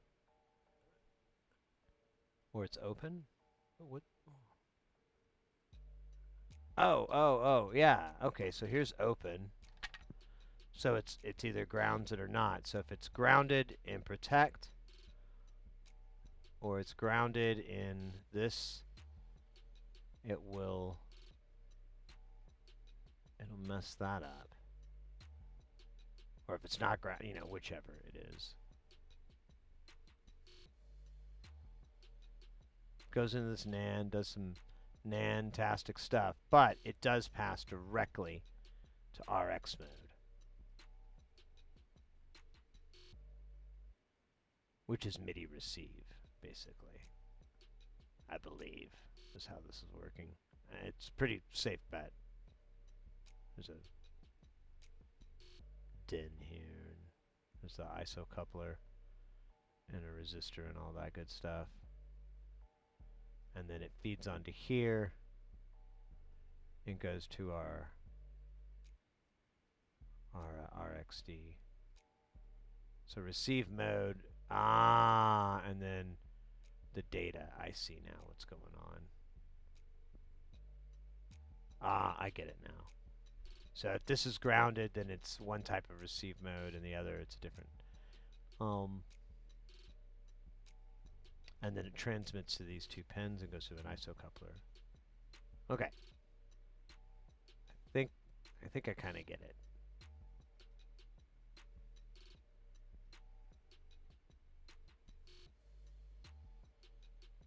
So, when we press notes, it should go into that box and the light should flash. So, either this isn't working or this box isn't working. Yeah. That I mean the NAN needs to work too. But most likely or NORNAN, what is it? It's a NAN. Or NAND gate. But it should be okay. But we need to scope it. I mean, we can check if it's high or low, but the fact that this unit, so the way this thing I think works is it sends data down the line and then it has a busy line. Like, what's this other one? This is 5 or 7 volts, isn't it? Yeah. So it's a data line and then there's a busy line. And the busy is basically its receive. So if it sees busy high or low or whatever, it's like, oh, I can't do anything. And the device will stop. And it will give you like some warning like, hey, you can't turn the knob or whatever. It won't transmit.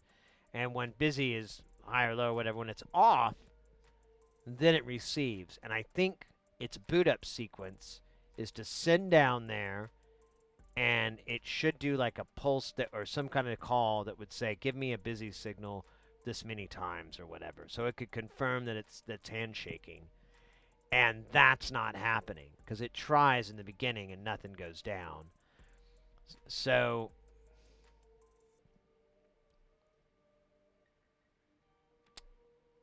now it does go through a transistor, but the fact that it's not receiving data on these lines here and it's not flashing the light makes me believe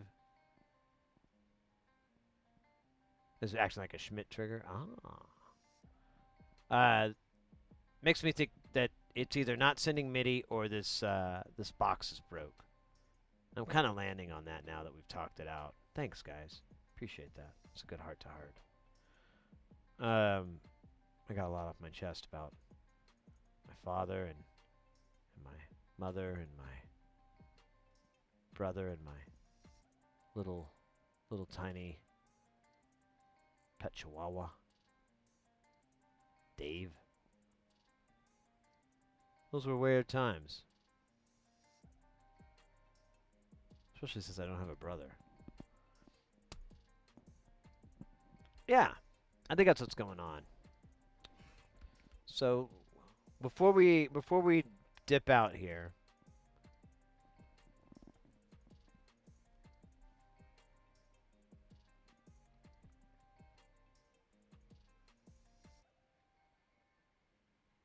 you know, honestly, this thing should work other than the busy, and it needs to be high. We don't need the chip. Because the chip doesn't interfere with this communication any other way.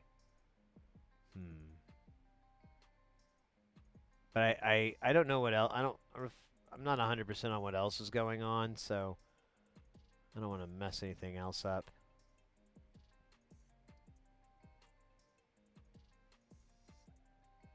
I'll tell you. Let's do this. Where's the deoxit? I think I have it in here. If I can find the deoxit real quick, we'll spritz the that switch, because that switch looks dirty as hell, and it could probably use a little electronic lube. And then since we're here, we might as well. Well, we really don't need to go nuts because we've already confirmed it. So let's just try to fix. Let's just try to clean this switch up. Oh, sorry. Let me change the camera. So my straw doesn't fit on mine. I don't know what's up. I think I pissed off the WD-40s. Yeah, see, it never fits on there. Oops, shit. That's like the smaller part. This bigger one definitely doesn't fit. It looks like it once fit in here, but I think I broke off. Something stupid like that. It sounds like what would happen. Alright, so I'm going to just spray it into the switch and hope it works.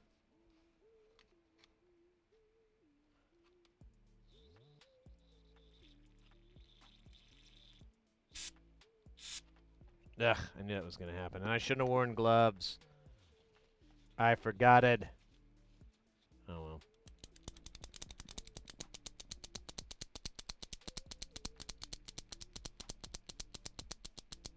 Because this thing is like kind of substantial on how the rest of it's going to behave.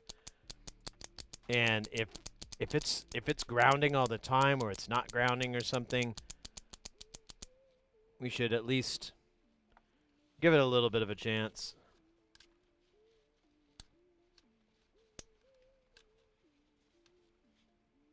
All right.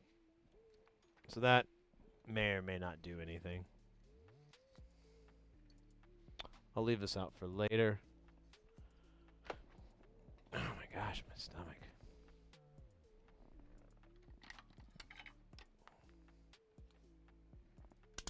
And let's do voltage.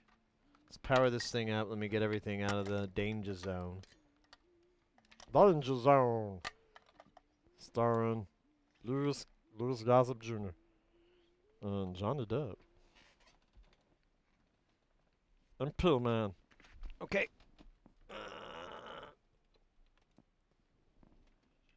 Oh my god. It's full of stars.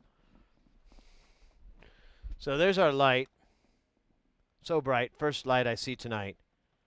But nothing happens when I press the keys. Very, very disconcerting. Now, let me put it in program mode here. Didn't react at all, really. Not a good sign. Shouldn't really matter. But here, let me unplug it and plug it back in. This will reboot it. And it says it can't find it. And no light flashing that whole time. And to look at busy,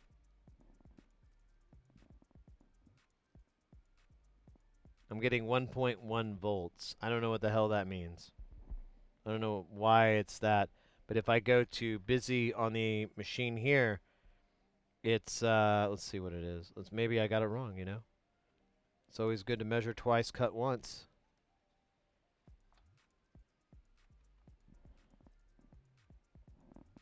Yeah, it's 5 volts. So I think it's supposed to be something closer to that.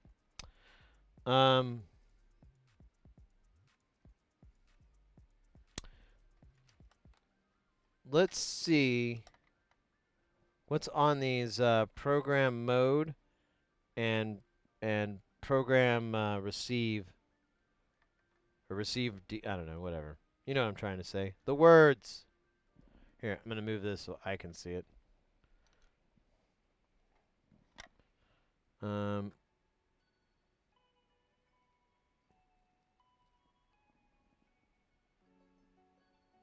Okay, 0 on RX mode.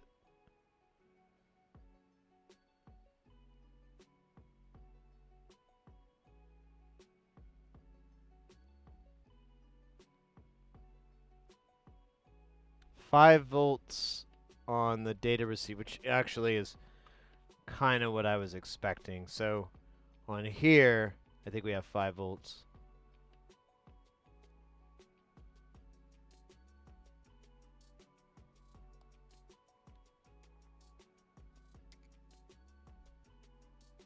No. Oh yeah, because it goes to the transistor. One more thing. Oh shit, let me do this so I make you guys seasick. Something looks a little weird here. I wanna take a quick look at it. Oh, scheisse. Hey, welcome in, mate. Welcome in. All right, let's see here.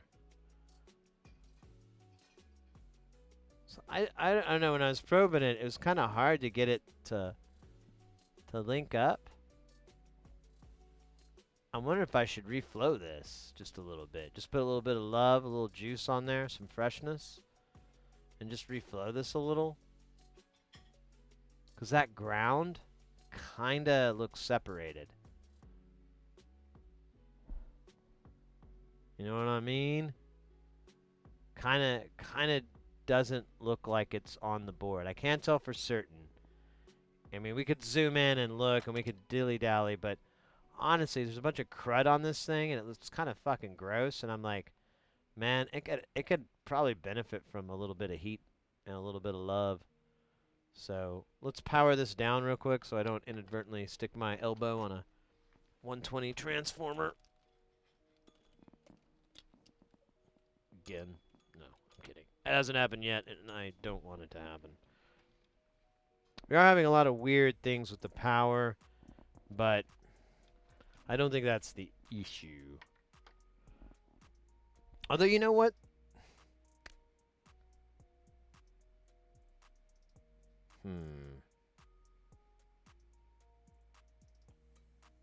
I don't know if this is going to make a difference, because it just dawned on me, like, well, what's keeping this box from flashing then? It's not the solder. But we'll do a quick reflow of it, and we can say we did it real quick before we call it.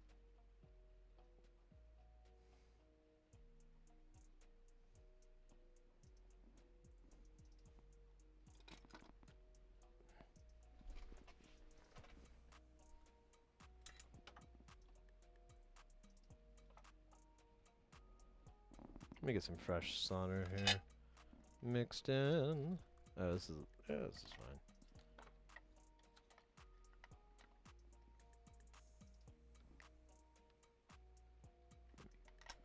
Get a little better focus here.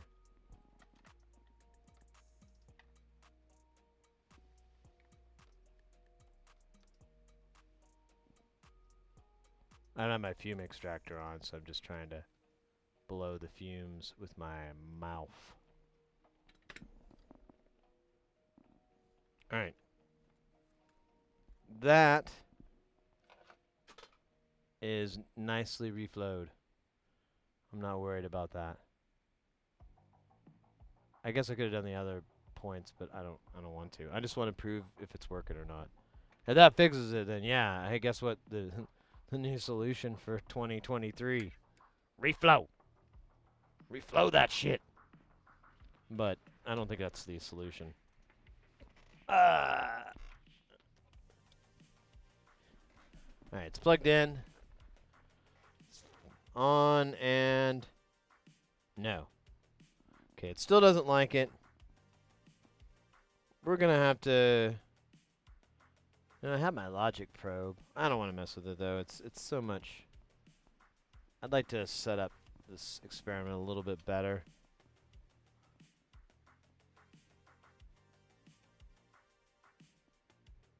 Oh my gosh. Let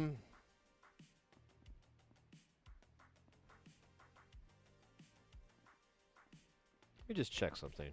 I'm sorry, I keep one more thinging this, but I'm very curious why this isn't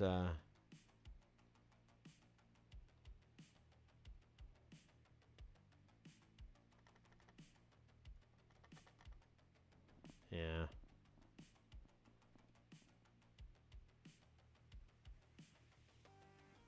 Yeah, I can't.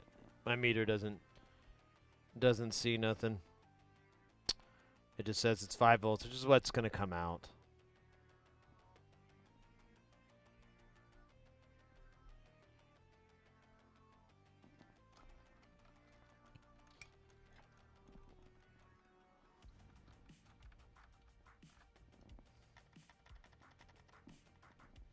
Hmm. Yeah.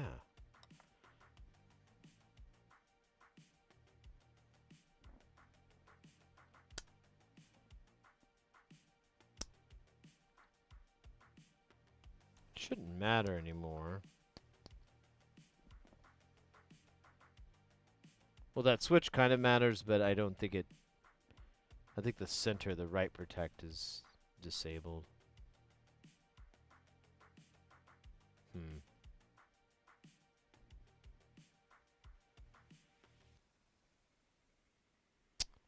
I don't know.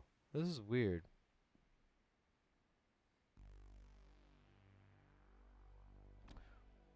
What's R4?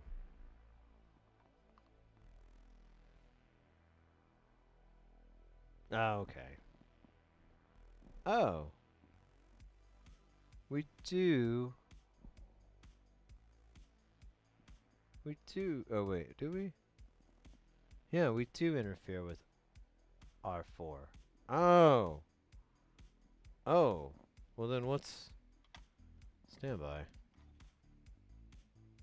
Yellow. So that actually sends it.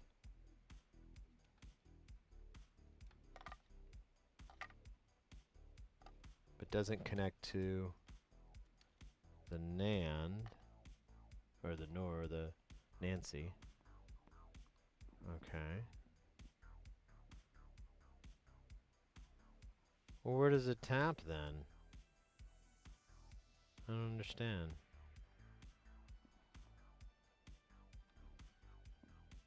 Wait.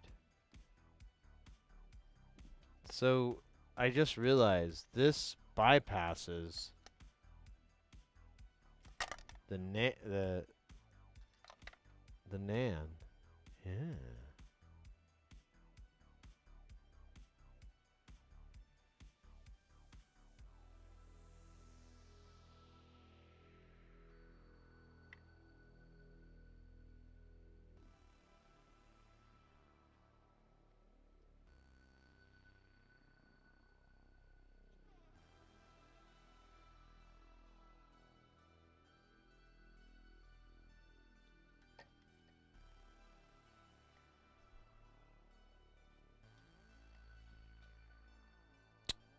Huh.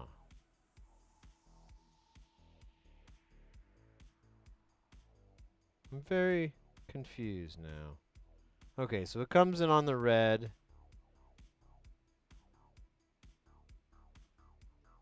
And comes back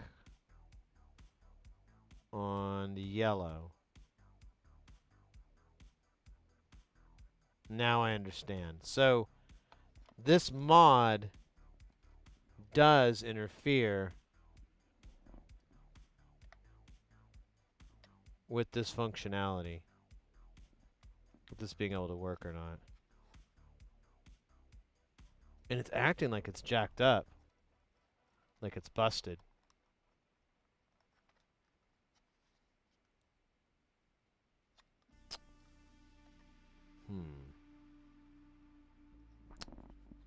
Let me look at this chip real quick. I know. I'm curious what this chip is. Because I have a feeling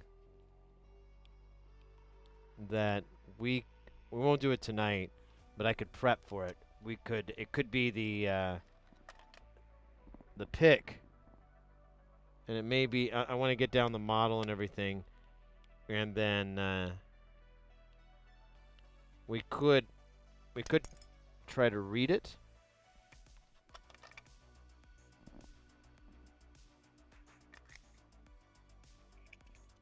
All right.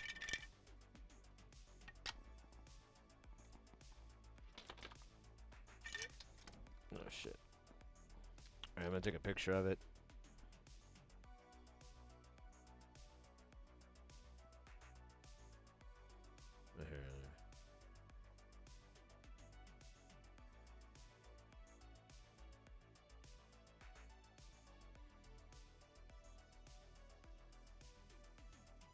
This is the Atmel AT Mega 8.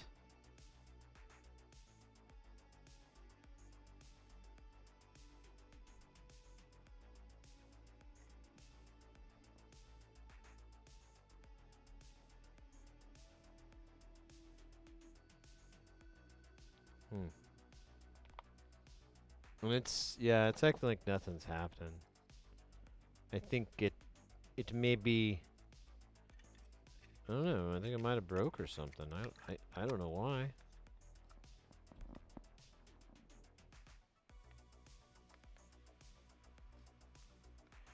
Well, it could be possible, honestly, if the cable.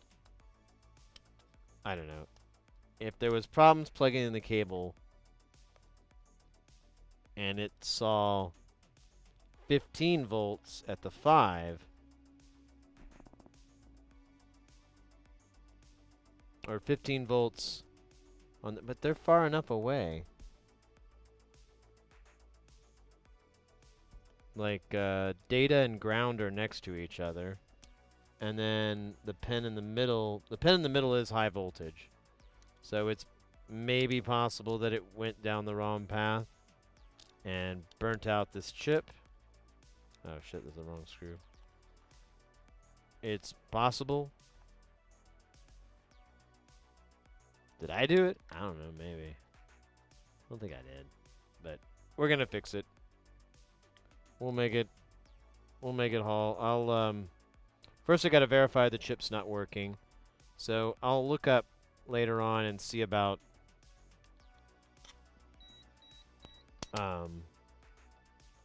if my chip reader has a library for it and see if I can actually pull the data. I don't know if I can or can't.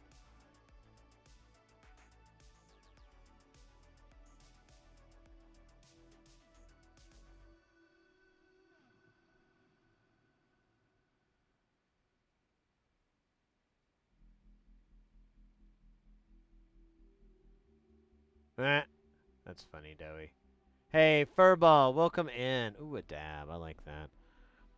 Yeah, this light's supposed to flash. This chip is, I think, dead.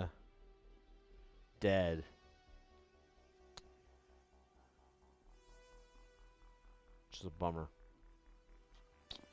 Alright. Let's kill the power into this, and I guess I gotta put it back together, because I don't know how long it's gonna... Well, okay, that's right, we're gonna scope it, but I really don't want to... Yeah, I'll tell you what. I'll put it mostly back together, and I'll put all the screws in a bag, because I remember...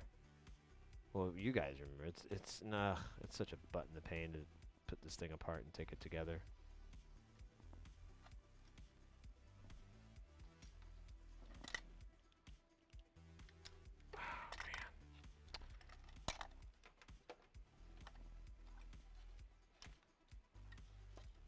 Has like a Velcro for this to sit on. Alright, I don't want to screw all that back in. Take this and I'll put this there.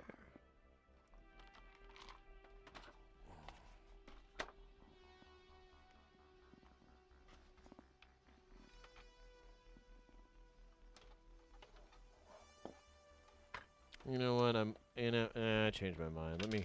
Let me screw this at least one screw in or something so it doesn't flop around inside, because it could get caught and ripped off or something.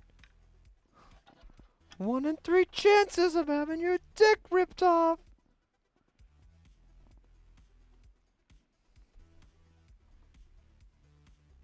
Say.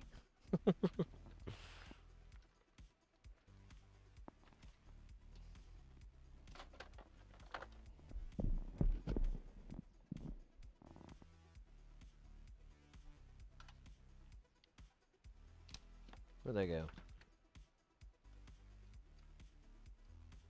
Alright, it fell, but I'll get to it. I don't need it all. Just need at least 1 or 2. Let me get rid of this.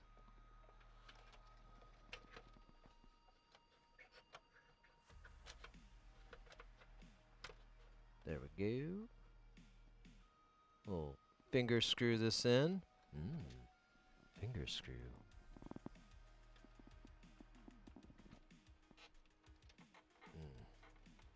That feels real good. Oh shit! I'm sorry. I dropped my screwdriver. I was trying to be a gentle finger screwer, and here's what happened.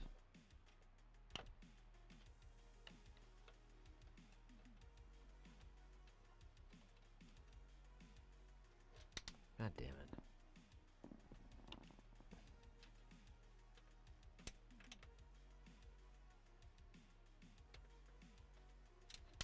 No! Alright. Every sense I have.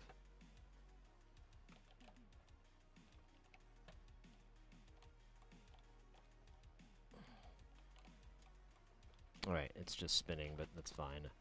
Okay, so. Oh! I don't know if you're still in the chat, Doey, or not, but so yesterday, I tried to do it the night before, but it didn't work out. Long story. But I ended up going to this place and being able to play. Shit, how does this work again? So obnoxious. Revenge from Mars. For the first time in like over a year. It was an awesome experience. And man, there are some funny ass jokes in that game. It's a really, really comical, really, really funny game. There's one mode, here, I'm trying to get myself back on here. So the game has all these different missions, and there's let me bring you guys up to speed real quick. So the game it's a pinball game, but it's kind of this odd shape, because there is a monitor above the playfield that projects down onto the playfield, and that part of the playfield's all dark, and there's like targets, and there's all this stuff that you have in there that you can't really see, but the animation reacts. And you have all these different things that you have to complete and so forth. It's really, really neat. Way ahead of its time. No one's really, to my knowledge, been able to capture what that game does. But there's like 6 missions, and I've never gotten through all of them or whatever. But and there's 3 other bonus missions too. So there's 9 altogether, I believe. And but there's one like so they're all just really comical, like just says Martians need women. And there's like like you're playing and you hear all these women like, "Get away from me." And they're like, Martianing, running after women. And then there's one that's like drunk Martians. And they're drinking like gasoline and kerosene in a bar. But I hate that level because it's funny, but the problem is the flippers get flipped around. So when you hit the right switch, you guessed it, and the other way is backwards. So I started playing it by just moving my arms like this because it was too confusing for me. And so I just flipped my arms around so I could play it. And that was able to beat that level. I could get through that, but still rough. And there's another one where there's like the aliens, the Martians come and they make giant chickens and spiders and stuff with a grow ray or something. It's the opposite of a shrink ray. It's pretty cool. It's of course what they do.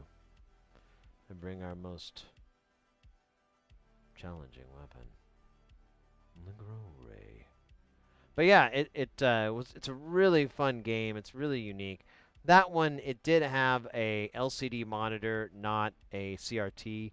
And the issue with that is like the blacks aren't true black. But you know what? It actually worked out pretty okay. Like the lighting and everything, they got the level out to where it actually wasn't that big of a distraction. But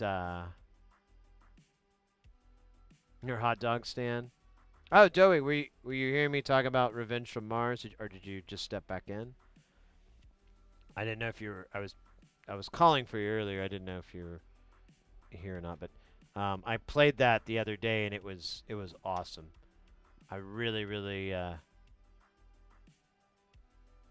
really want to go play it some more.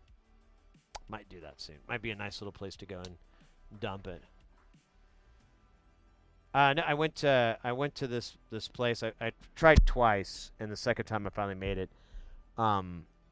There's a bar here up in Phoenix, and kind of central Phoenix, that has Revenge from Mars, and I was able to go play it Friday, yesterday, and I played about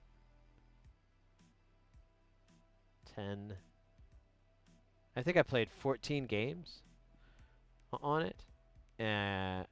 It didn't have it advertised, but it would do 50-cent games. But if you put in $2, it'll give you 5 games. And other games will do that. Like a lot of those ballet games from that period, like people leave it on that setting and they don't know about it. So you just feed coins in. But yeah, I played it. It's awesome. So there's one mode on there I was bringing up. I wanted to quickly read. It's the Drunk Martian mode. And there's all these Martians drinking like gasoline and kerosene at a bar and burping fire. And what makes the level really hard is that the flippers are backwards. So when you hit the right one, it moves the left flipper and so on. And I've had to just do it like this. I just started playing it like that because that was the only way. The other option is to hit both at the same time, but I've been playing it so long that that's like the wrong way to play, and so I keep fighting it and trying to just use one flipper, and then I keep grabbing the wrong side, and so I'm just like, yeah, if I do this, I can get I can overcome that handicap. And yeah, it's in good shape.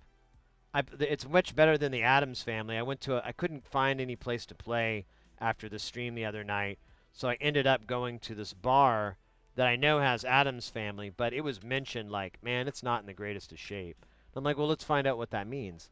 And yeah, like there's a ball missing.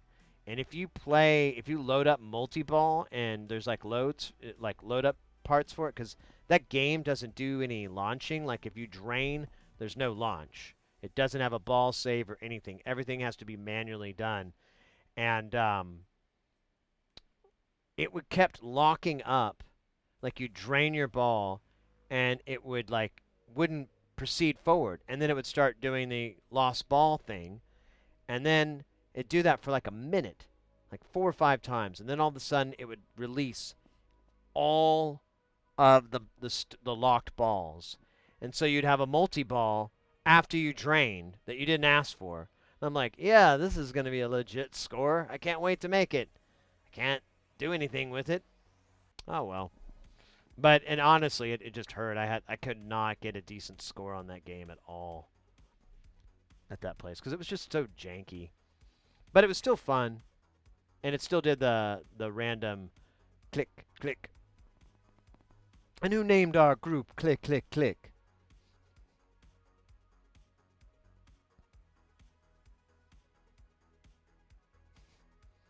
Oh my gosh. I'm getting kind of hungry.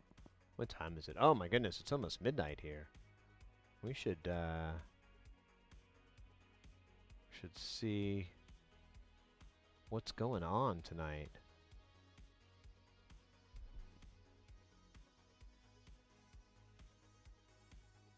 Cool, mate.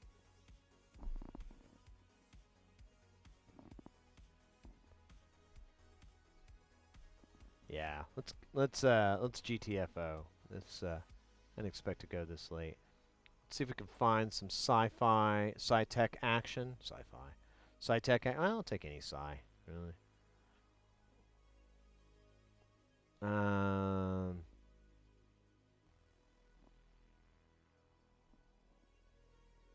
lot of music. A lot of jams going.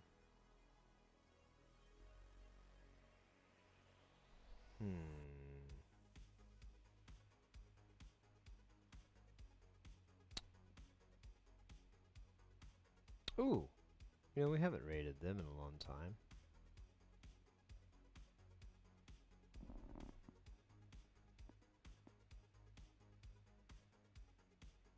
Oh, my dab. You're right. Thank you so much, Retro. I'd forget my head if it wasn't for you. I'd be headless. Headless Sid? Oh my god. That's rotten. It's rotten shit. Alright, let's See, is it buzzing? There.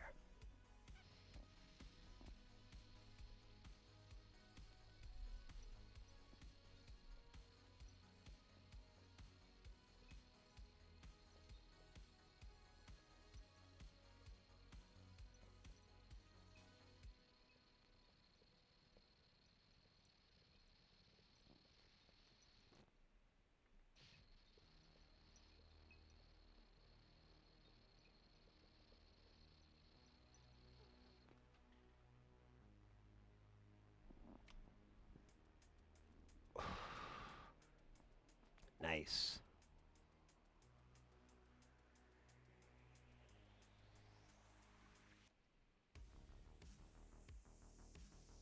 Nice. Yeah, I appreciate that, mate.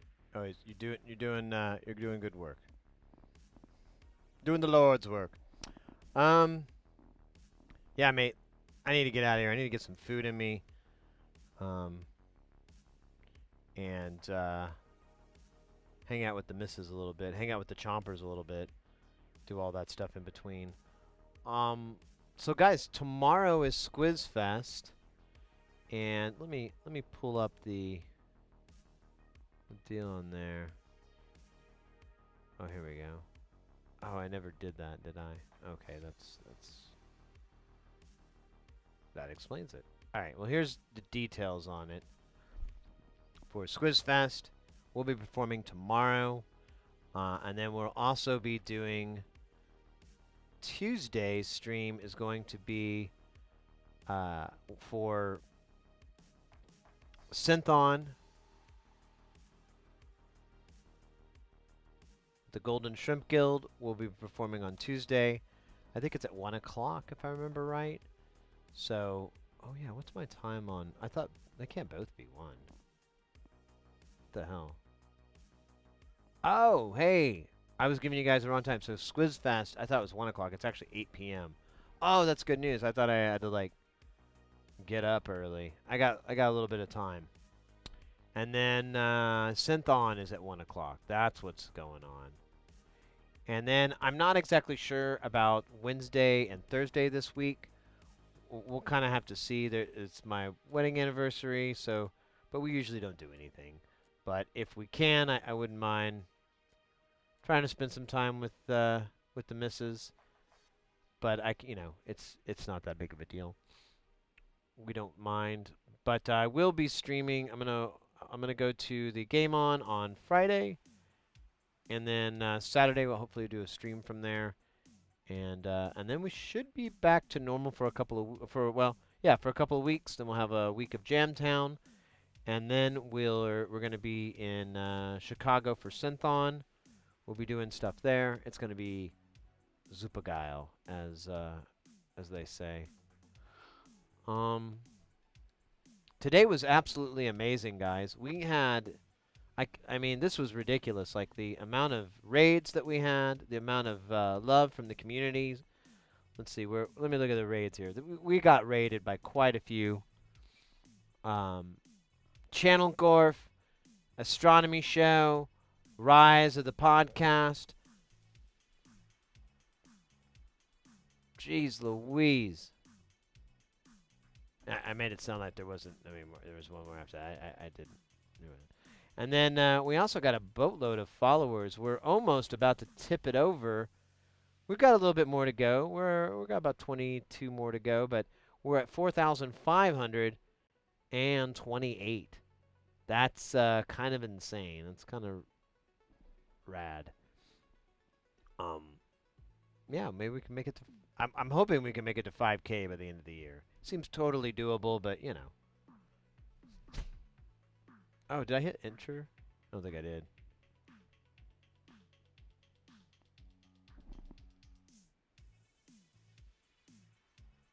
I did. I did. So, oh, because I'm doofus.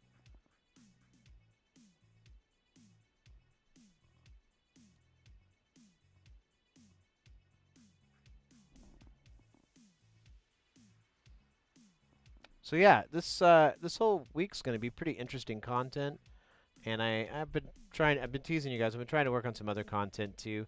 Today was a really good learning lesson with Obother's channel. It'd be really wonderful to have him on the channel to chat about Eurorack and kind of break him in on that whole crazy world.